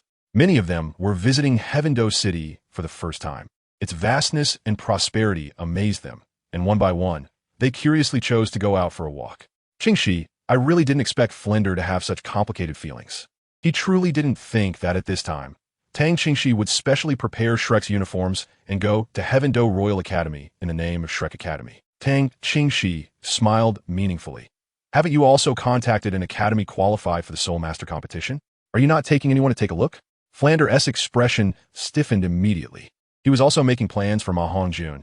The kid had made significant progress over the past few months. Although it didn't show on the surface, it was evident that he was very much looking forward to the Soul Master competition. Unfortunately, Ma Hongjun had become the only one left behind. Flander had absorbed some of Tang Qingxi's earlier words and was also planning for his disciple. Thus, he reluctantly reached out to a special academy, intending to send Ma Hongjun there. With Ma Hongjun's talent and strength, joining that academy's Soul Master competition team would not be a problem. He actually had routes to obtain a quota for the Soul Master competition, but had not made a decision, too concerned about face, which delayed him. Now, he truly had no choice. Moreover, with Tang Qingxi gone, Shrek Academy indeed could not continue operating, so Flander planned to take all the teachers there. However, he didn't expect, Qingxi, you really know everything. It's a bit unexpected to know this, not something I learned intentionally. She also didn't expect that the newly appointed guard, Tang Hao, was particularly responsible and had intercepted Flander's message. The academy Flander contacted was located in Heavendo City, named Lamba Academy, and its principal was Lu Erlong. Flander, Yu Xiaojiang, and Lu Erlong had once traveled together across the continent and had established a notable reputation as the Golden Triangle. Their martial soul fusion skill was quite famous. Now that they were about to part ways, Tang Qingxi's attitude had improved considerably, and she was too lazy to argue. I do look down on that kid Ma Hongjun a bit, but his talent is still decent. If taught well, he can perform well in the Soul Master competition and find a good path in the future. After saying that, Tang Qingxi also went out, as she hadn't been to Heavendo City much and wanted to stroll around. You also contacted an academy? Why didn't you contact it earlier? Which academy? Yu Xiaojiang asked Flander, somewhat surprised. If there was a quota for the Soul Master competition, they wouldn't have had such a tense situation with Tang Qingxi earlier. Flander pursed his lips and remained silent. Not contacting that academy was still due to considering Yu Xiaojiang's feelings. But now, he couldn't let Yu Xiaojiang know about that academy in advance. He had to coax the person over first. Flander wasn't in a hurry to go either, since he said he was sending Tang Qingxi and the others. He had to wait for the 7 treasure glazed tile school people to come and take them away the next day. The next day, Flander and the others saw off the people sent by Ning Fengji, leading Tang Qingxi and the others out of the city, parting ways. What happened to Flander and the others afterward didn't concern Tang Qingxi. On the way to the Heavendo Royal Academy, the real guide was actually Ning Rongrong. The young lady was in high spirits to lead the way, and the 7 treasure glazed tile school people couldn't say anything. Under Ning Rongrong's guidance, they arrived in front of a mountain, and Ning Rongrong stopped. We're here. Rongrong, are you sure it's here? Tang Sen asked with an unusual expression. This is the Heavendo Royal Academy. Tang Qingxi was very calm. She had naturally done her homework beforehand. This mountain, along with the forest behind it and the lake on the side, were all under the management of the Heavendo Royal Academy. Wow, it's so big. Xiao was also astonished. Oscar exclaimed, is this the Empire's doing? To build a school in such a beautiful place by the mountains and waters. Looking around, the scenery was indeed beautiful. Under the sunlight, both the lake at the foot of the mountain and the towering 1,000-meter-high mountain filled with various plants gave a sense of a paradise. We'll be living here from now on. Oscar sighed with satisfaction. Compared to Shrek Academy, the conditions were indeed much better. Let us go. Ning Rongrong waved her hand, leading the group to continue forward. However, they hadn't walked far when 10 soul masters looking about 18 or 19 suddenly came out and blocked their way. From their light yellow uniforms, it was clear that these were from the Heavendo Royal Academy. The leading youth looked them over a few times, a hint of surprise flashing in his eyes. This group was dressed elegantly and had an extraordinary aura, which didn't quite match the information he had gathered about a shabby academy from Soto City. Nevertheless, he still showed a rough expression. Stop. Who are you? Chapter 99. Conflict, the Unreasonable Prince. Tang Qingxi coldly glanced at the crowd blocking the way and ignored them. The person sent by Ning Fengji from the 7 treasure glazed tile school stepped forward a couple of paces, confused by the obstruction. They had met His Highness Avalanche. and they were from Shrek Academy, invited to exchange ideas at the Tiando Royal Academy. Is it really them? Avalanche still looked arrogant, suspiciously sizing up Tang Qingxi and the others. How could an unknown academy from a small place look so impressive? Those few sets of clothes must have cost your academy's entire budget, right? This attitude made Tang San and the others frown as well. But hearing the Seven Treasure Glazed Tile School refer to him as His Highness made them raise their eyebrows. Is he a prince of the Tiando royal family? But why does he behave like this? What does it have to do with you? Tang Qingxi replied unceremoniously, intending to continue walking inside. You are not welcome here. Not just anyone from a garbage academy can come to our Tiando Royal Academy for exchanges. Get lost. Avalanche stepped forward, chin raised, blocking Tang Qingxi's way. His words clearly made the people from the Seven Treasure Glazed Tile School uncomfortable. Your Highness Avalanche, these students were recommended by Sect Master Ning, and they're all top talents. To call an academy that Sect Master Ning specially endorsed and highly praised a garbage academy is a bit excessive. The person frowned involuntarily. As a prince, Avalanche was notoriously uneducated, and one wondered what he was thinking by causing trouble. Dai Mubai could no longer hold back. He had been feeling irritable lately and was never one to have a good temper. How could he tolerate being insulted in such a disdainful tone? An icy aura instantly erupted from him, but the next moment, Tang Qingxi shot him a cold glance. What are you going to do? Sister Shi. He is being so excessive. Shouldn't we teach him a lesson? Dai Mubai said, suppressing his anger. Tang Qingxi let out a cold snort, her voice sharp. After you get your colors, you'll be sent back to the Star Luo Empire. As a prince of the Star Luo Empire, do you still want to stay in Heaven Do after beating up one of its princes? Upon hearing this, Dai Mubai's aura diminished, his face filled with unwillingness. However, Tang Qingxi was not one to easily tolerate such behavior. She glanced at Tang San and the others, who were also suppressing their anger, and said, since the Avalanche Prince looks down on us, we might as well show our strength. Tang San, you go. This hand is not something just anyone can use. People like her, Dai Mubai, Zhu Zhuqing, and Ning Rongrong are not suitable for it, considering Oscar S. status as a commoner and his future treatment in Heaven Do. It's also inconvenient for him to take action. It would be better for Li Wenrui and Gu Xiong, who are under her command, to stay low-key for now. Therefore, between the remaining Xiao Wu and Tang San, Tang Qingxi chose to let Tang San take the lead. Yes, Tang San complied and stepped forward. He raised his hand, and the blue-silver grass martial soul appeared in his palm. Ha! The blue-silver grass martial soul. We can actually see a waste martial soul. It seems this trash academy can't recruit anyone anymore, mocked the other Heaven Do Academy members behind Avalanche, unable to hold back their laughter at Tang San's displayed martial soul. However, before they could finish laughing, with the appearance of soul rings, their laughter abruptly ceased. 2 yellow and 1 purple soul rings quietly circled around the seemingly delicate and fragile blue-silver grass. Tang San didn't use any soul skills. He simply condensed the blue-silver grass into a whip and swept it horizontally towards the students blocking the way. The students from the Tiando Royal Academy were all below level 30, with many not even reaching level 25 in soul power. And their combat strength was even weaker than their soul power level. Under the sweep of the blue-silver grass whip, they had no power to resist. And one by one, they were knocked down, rolling on the ground, dirty and disheveled. Considering Shui Bong's identity, Tang San's whip avoided him, but Shui Bong, feeling the might of Tang San's attack, also fell to the ground in dismay. Let's go. Tang Qingxi waved his hand, leading the group past those students. Shui Bong didn't dare to stop them this time. He just got up and shouted at the backs of Tang Qingxi and the others. You dare to cause trouble at the Tiando Royal Academy. This is a provocation against the Empire. You wait. However, no one paid him any mind. Tang Qingxi and the others continued to follow Ning Rongrong, heading up the mountain towards the academy. Watching the group gradually distance themselves, Shui Bong was furious. Good for you. Shrek Academy. You're just here to eat at our academy. You wait. As long as I'm here, don't even think about staying. Your Highness, isn't this inappropriate? A nearby student tentatively said, as these people looked quite formidable. What's inappropriate? Even the Empire belongs to our family. Let's go, class is off. I'll go find someone to demand justice. How dare they lay a hand on me? I won't rest until they're driven out to quell my anger. Shui Bong waved his sleeves and was about to leave. Your Highness, it seems they didn't lay a hand on you? Another student said, aren't they the ones getting beaten? Shui Bong coldly glanced at him. If I say they laid a hand on me, then they laid a hand on me. Tang Qingxi and the others entered the mountains and could better appreciate the scale of the Royal Academy. The steps they climbed were carved from white Han marble, and each level featured different soul beast patterns, intricately sculpted and lifelike. The dappled shadows of the trees fell on the stone steps, accompanied by the fresh air and the sounds of birds and flowers brought by the lush surroundings, adding a touch of tranquility and uniqueness. Tang-san, this place is perfect for your cultivation. Can you feel it?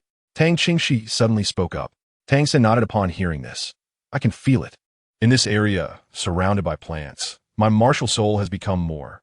I had a similar feeling in the Stardew Forest, but it is obviously much safer here. This is one of the main reasons why Tang Qingxi chose the Tiando Royal Academy, regardless of the level of the students at Tiando Royal Academy. The facilities here are indeed the best in Tiando. For Soul Master's cultivation, although external facilities are not decisive, they also play a significant auxiliary role. The most impactful are the mimicry cultivation grounds for various attribute Soul Masters. The so-called mimicry cultivation grounds refer to environments that allow Soul Masters to cultivate their martial souls in the most suitable surroundings. While it may not yield double the results with half the effort, it does provide considerable assistance. For example, when Tang Qingxi was cultivating, she would always be accompanied by the cold jade. Although that was necessary for her internal energy cultivation, is indeed analogous to the mimicry cultivation of martial souls. With the assistance of the cold jade's chill, she could achieve a faster cultivation speed. And the same applies to Tang San and the others being placed in a suitable environment. Moreover, the stronger one's martial soul and greater the potential, the more benefits one gains from cultivating in a mimicry environment, significantly enhancing the speed of cultivation. Likewise, someone like Gu Xiong also chooses suitable cultivation locations based on internal energy to improve cultivation speed. Chapter 100. Tiando Royal Academy Teaching Committee with the conditions of Shrek Academy. It is completely impossible to provide a fully equipped mimicry cultivation ground, and Tang Qingxi would not go to the trouble of building one for Shrek. Even if she made the effort, it would probably be too close to the Soul Master competition once it was completed, leaving no time at all. Naturally, she would simply look for something ready-made. The air in the mountains is fresh and humid, bringing a refreshing feeling that makes the long mountain path feel less tedious. Soon, everyone arrived at the halfway point, where the main campus of the academy is located. Looking around, the main campus of the Tiando Royal Academy is entirely built from single-story houses, resembling a fortress. The outer walls are 5 meters high and are a striking bright yellow. The top of the walls is covered with glazed tiles, shining brilliantly under the sunlight. At the entrance of the academy, a teacher in a silver outfit, looking to be of a similar age to Flinder, with thick eyebrows and big eyes, stood with his hands behind his back, seemingly waiting for something. Upon seeing Tang Qingxi and the unfamiliar faces in unfamiliar attire, along with those dressed in the 7 Treasure glazed tile school's clothing, he quickly approached. I am Sun Biyu, a teacher at the Tiando Royal Academy. Are you all from the Shrek Academy of the Barak Kingdom? Tang Qingxi nodded. Yes. On behalf of the Tiando Royal Academy, I welcome you all once again. Please. Kumin. As she spoke, Sun Biyu revealed an expectant expression. This was a team highly praised by Ning Fengji, the sect master.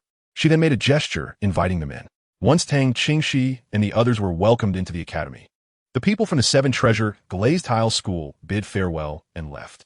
Ning Fengji was fine as a recommender, but once they were inside the Tiando Royal Academy, he could no longer interfere. The personnel assigned to lead them would only take them to this place. Moreover, with Tang Qingxi's abilities, it was likely she could manage the communication with the academy's main authorities. This was the main campus of the academy, with many simulation areas distributed throughout the mountains and by the lakeside. Sun Biyu gave everyone a brief introduction to the Tiando Royal Academy. Tang Qingxi followed calmly, while Tang San and the others couldn't help but curiously look around. After entering the academy, there weren't many students to be seen. According to Sun Biyu, most of the students were training in various simulation areas, and the main campus was relatively empty. You all have come from afar, so I'll take you to your accommodations first, Sun Biyu said. He then led them to a courtyard on the west side of the main campus of the Tiando Royal Academy. The place was neat and tidy. Each person had their own room, and there was a separate reception room. All the living supplies were brand new, and the conditions were even better than the dormitory that Tang Qingxi had built for them. Tang Qingxi couldn't help but nod in satisfaction at how well the Tiando Royal Academy had arranged everything for them. Everyone chose their rooms and settled their luggage, then regrouped in the reception room. Sun Biyu smiled and asked, I wonder if all of you are satisfied? This is specially arranged by the academy. And you can see the mountain scenery and lake just outside the courtyard. There's also a separate path leading to the foot of the mountain, making it very convenient to go to Tiando City. Very nice. Tang Qingxi nodded in response. By the way, this should be the team leader, Tang Qingxi, right? Sun Buyu looked at Tang Qingxi and asked, the sect master Ning mentioned that if there's anything, I should communicate with you. It was clear that this group of children was centered around this person. He actually found it hard to understand why Shrek hadn't arranged for a teacher to accompany them. They just let a group of kids come over like this. All right, if there's anything, just say it, Tang Qingxi spoke. Okay, here's the thing. Do you want to rest well today? Or shall we arrange for you to meet with the Academy's Education Committee in the afternoon? After all, it involves the team quota for the Soul Master competition, and it needs to be finalized after meeting the Education Committee, Sun Buyu said. Then let's arrange to meet in the afternoon, Tang Qingxi replied. After all, they had already rested a bit. Great, I'll go arrange lunch for you all, to welcome you properly. Once everything is finalized, the Academy will likely hold a special banquet for you all, Sun Buyu said as he prepared to leave. Thank you for your trouble. Tang Qingxi politely stood up to see Sun Buyu off. Once the teacher from Tiando Royal Academy left, the students became lively, as they had only hurriedly settled their luggage and hadn't had a good look at their new place yet. Since they had just arrived at Tiando Royal Academy, Tang Qingxi didn't rush them to start training and let them run around the place. She sat on the couch in the living room, resting while absent-mindedly stroking the fur of a white cat. Xiao Wu, you're wearing the jade pendant I gave you before, right? Thinking of this, Tang Qingxi called out to Xiao Wu to confirm again. That's a soul guide that can conceal one's aura. This is Tiando Royal Academy. Especially since we're going to meet the people from the Tiando Education Committee later, who are all all.Level soul masters. Yes, Sister Shi, I'm wearing it, Xiao Wu replied, knowing the importance of it, and how could she possibly take it off? Good. Tang Qingxi felt relieved and continued to stroke the cat and rest. The matter of the quota wouldn't be easily settled just because Ning Fengji said a few words. All he could do was make the connections. How the Education Committee would assess them and how they would convince Tiando Royal Academy to willingly give them a team quota was yet to be seen. Everything depended on the upcoming meeting. Tiando Royal Academy was affiliated with the royal family, and the nominal principal was the emperor of the Tiando Empire. The actual affairs of the academy were handled by the Education Committee, which consisted of the 3 oldest and most powerful teachers in the academy. All matters of the academy were decided by the Education Committee, and only some important issues require consultation with the Tiando Empire royal family. The royal family attached great importance to the academy. Although the emperor was too busy to manage it, he would usually appoint a royal family member to oversee academy affairs. And for significant matters, the Education Committee would need to consult with him. The royal family was likely paying attention to the quota for the Soul Master competition. It wouldn't be that easy. The lunch prepared by Sun Buyu was very sumptuous, and everyone was satisfied after the meal, but Tang Qingxi, considering the afternoon meeting, stopped them from overeating. After resting for a while, Sun Buyu then took everyone to the Education Committee. The committee was located in the center of the main campus, and it was the largest building in the entire main campus. When the group arrived at the entrance of the Education Committee, 3 elderly men were already waiting there. Although they were just standing there simply, they gave off a very special feeling, even with gentle smiles on their faces. The unique aura of strength they possessed could not be hidden. All 3 of them wore long robes embroidered with gold threads, which were custom outfits that only the all.Level soul masters above level 80 could have. Even Tang Qingxi's expression became much more serious at this moment. Chapter 101. The Test of the Education Committee. Generally speaking, such robes are rarely worn by soul masters. They represent not just status and strength, but also seriousness. The fact that these 3 elders wore the robes indicated that they placed great importance on Tang Qingxi and the others, and they even personally welcomed them to the entrance of the Education Committee. Tang Qingxi was secretly pondering whether this was a recognition of their team's strength or if there was some awareness of their identities. Tang Qingxi took a step forward, crossing her hands over her shoulders and slightly bowing. Tang Qingxi, greetings to all the esteemed seniors. She performed the gesture of a junior, as these 3 were all elderly men of at least 80 years. Even if she had lived 2 lifetimes, there would still be a significant age gap, so it was appropriate for her to show respect as a junior. Tang San and the others also bowed to her. The central elder among the 3 old men laughed heartily. You little ones are truly young. I heard you defeated Tianheng and the others? Due to the conflict between Tang Qingxi and Flender that day, Qiming did not take on the task of receiving Shrek Academy, but he had spoken on their behalf. The royal fighting team can also take a loss, Losing is losing, it must be acknowledged. Knowing they were coming, he also stepped forward to confirm the strength of Tang Qingxi and their team. It's good that you are here. There will be opportunities for sparring in the future. Yes, it's us, Tang Qingxi nodded. Truly astonishing talent and strength. Welcome to the Tiando Royal Academy. I am a chief of the education committee, Dream Machine. And let me introduce you. Dream Machine looked very thin, with hardly any flesh on his body, and his hair and beard were completely white, but he appeared exceptionally energetic, with a rosy complexion, giving off a very approachable vibe. While speaking, Dream Machine pointed to the elder on the left. This is the second seat of the education committee, Sol Douluo by Baoshan. By Baoshan's physique was the exact opposite of Dream Machine. He was short but extremely fat, always wearing a gentle smile on his face. When Dream Machine introduced him, he smiled kindly at Tang Qingxi and the others. Dream Machine then pointed to the last elder. This is the third seat of the education committee, Sol Douluo Jilin. Jilin had an ordinary appearance, but there was a hint of bright and sharp light in his eyes when he opened and closed them, which gave him a somewhat special feeling. His expression was also as gentle as possible. After all, the talents of these children were indeed astonishing, and looking at them was very pleasing. Although Tang Qingxi had previously told Tang San and the others about the Tiando Royal Academy, especially the education committee, the introduction by Dream Machine still felt shocking.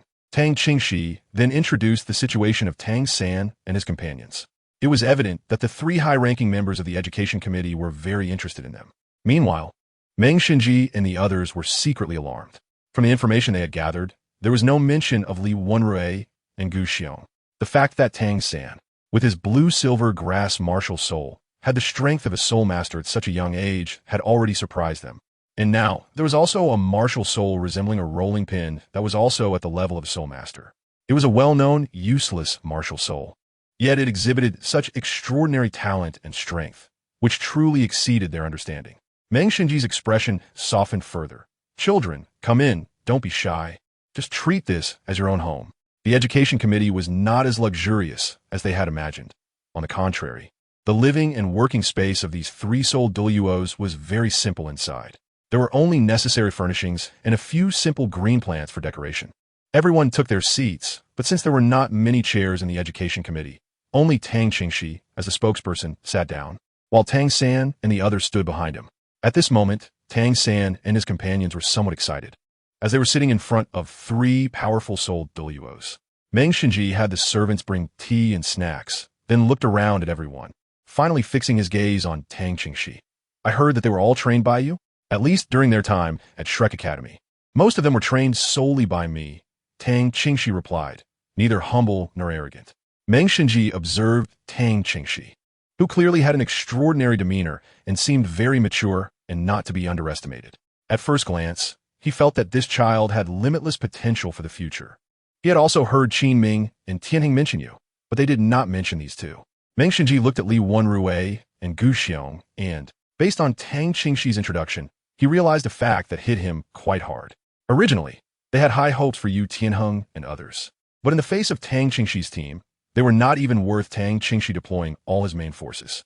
They had two soul masters at the soul master level not participating, while sending in two soul masters below level 30. You didn't T-deploy all your main forces at that time, did you?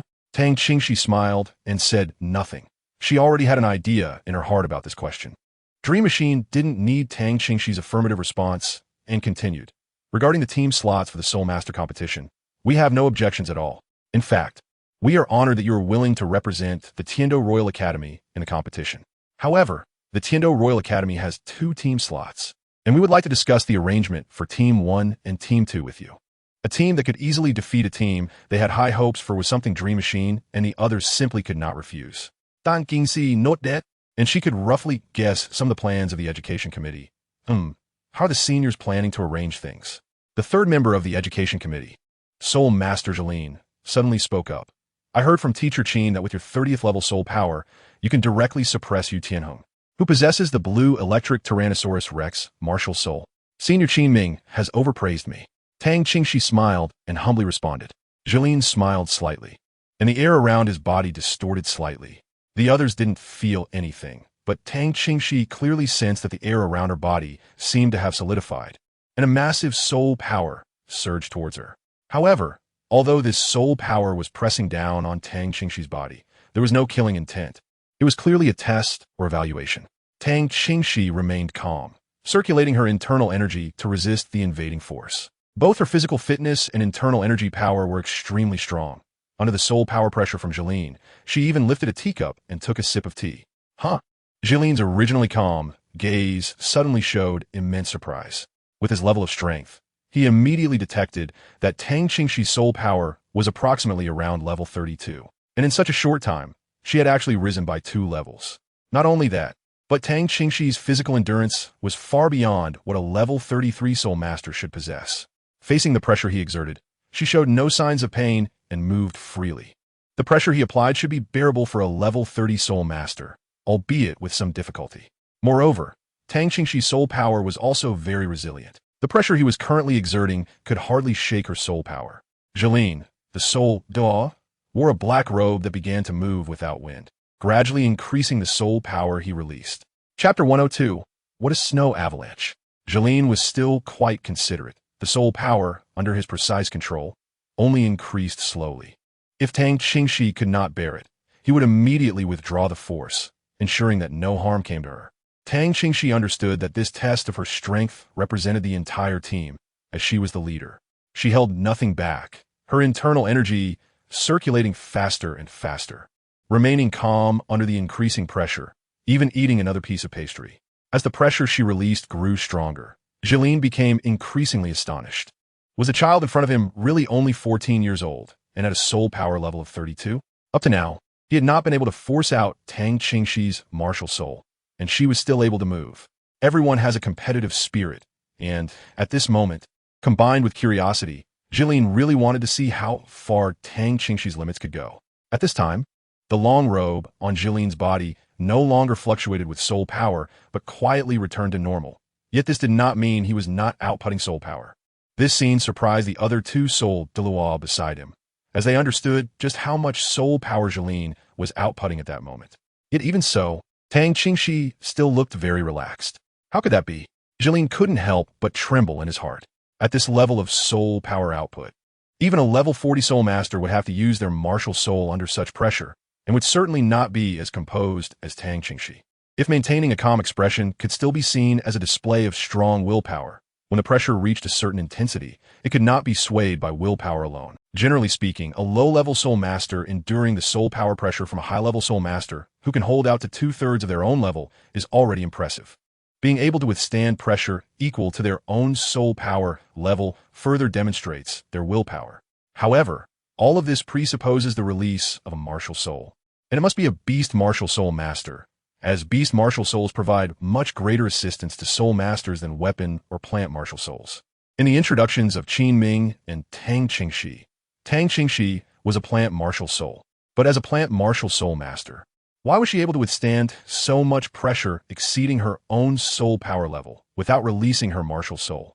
This was simply unbelievable. Tang Qingxi's soul power is extraordinary. Cultivated from the top-tier internal skill, the 9 true classics, its strength far surpassing that of soul masters of the same rank.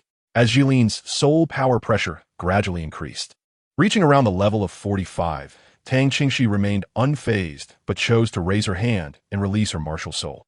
The ink-colored plum blossom petals scattered, enveloping Tang Qingxi and swirling around her. Jeline was immensely surprised. As those petals rotated, the pressure he exerted was completely dispelled by Tang Qingxi.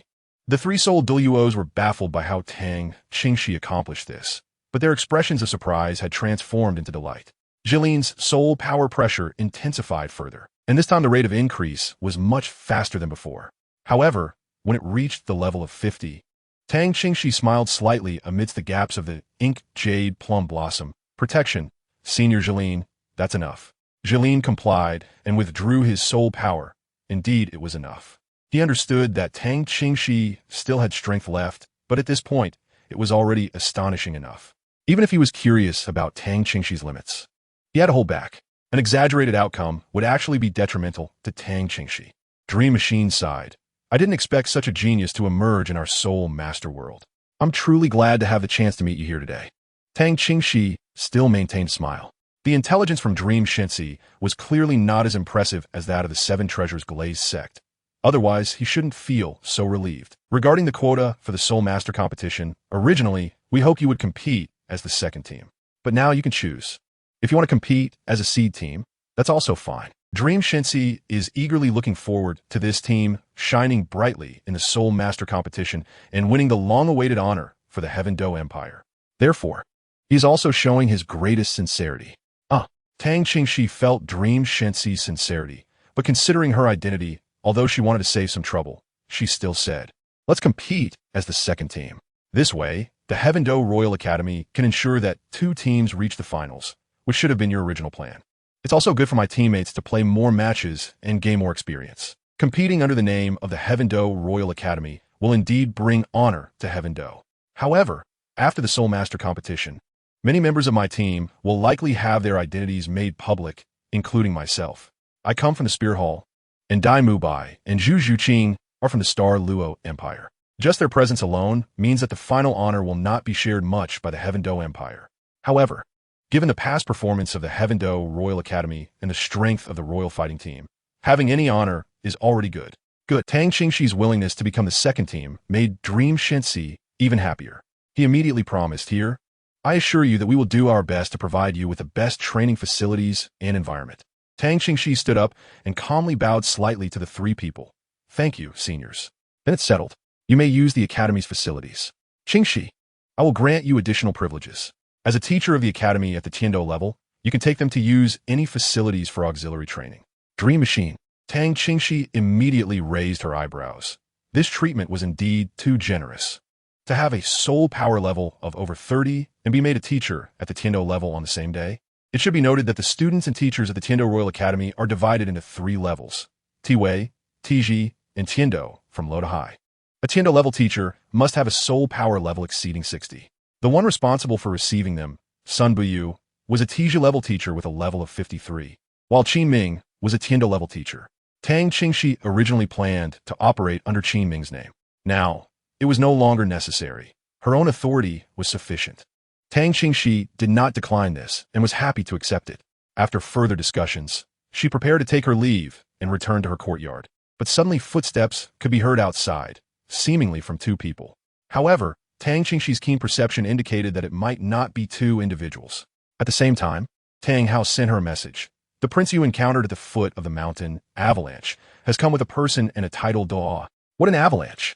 Chapter 103. The Unwelcome Prince of Snowstar, 3rd update. Tang Qingxi remained calm and continued to walk out with her companions. "Is the Dream Machine Chief here?" The voice of the newcomer had already come from outside before he entered. This person spoke loudly with a hint of condescension. Dream Machine was momentarily taken aback upon hearing the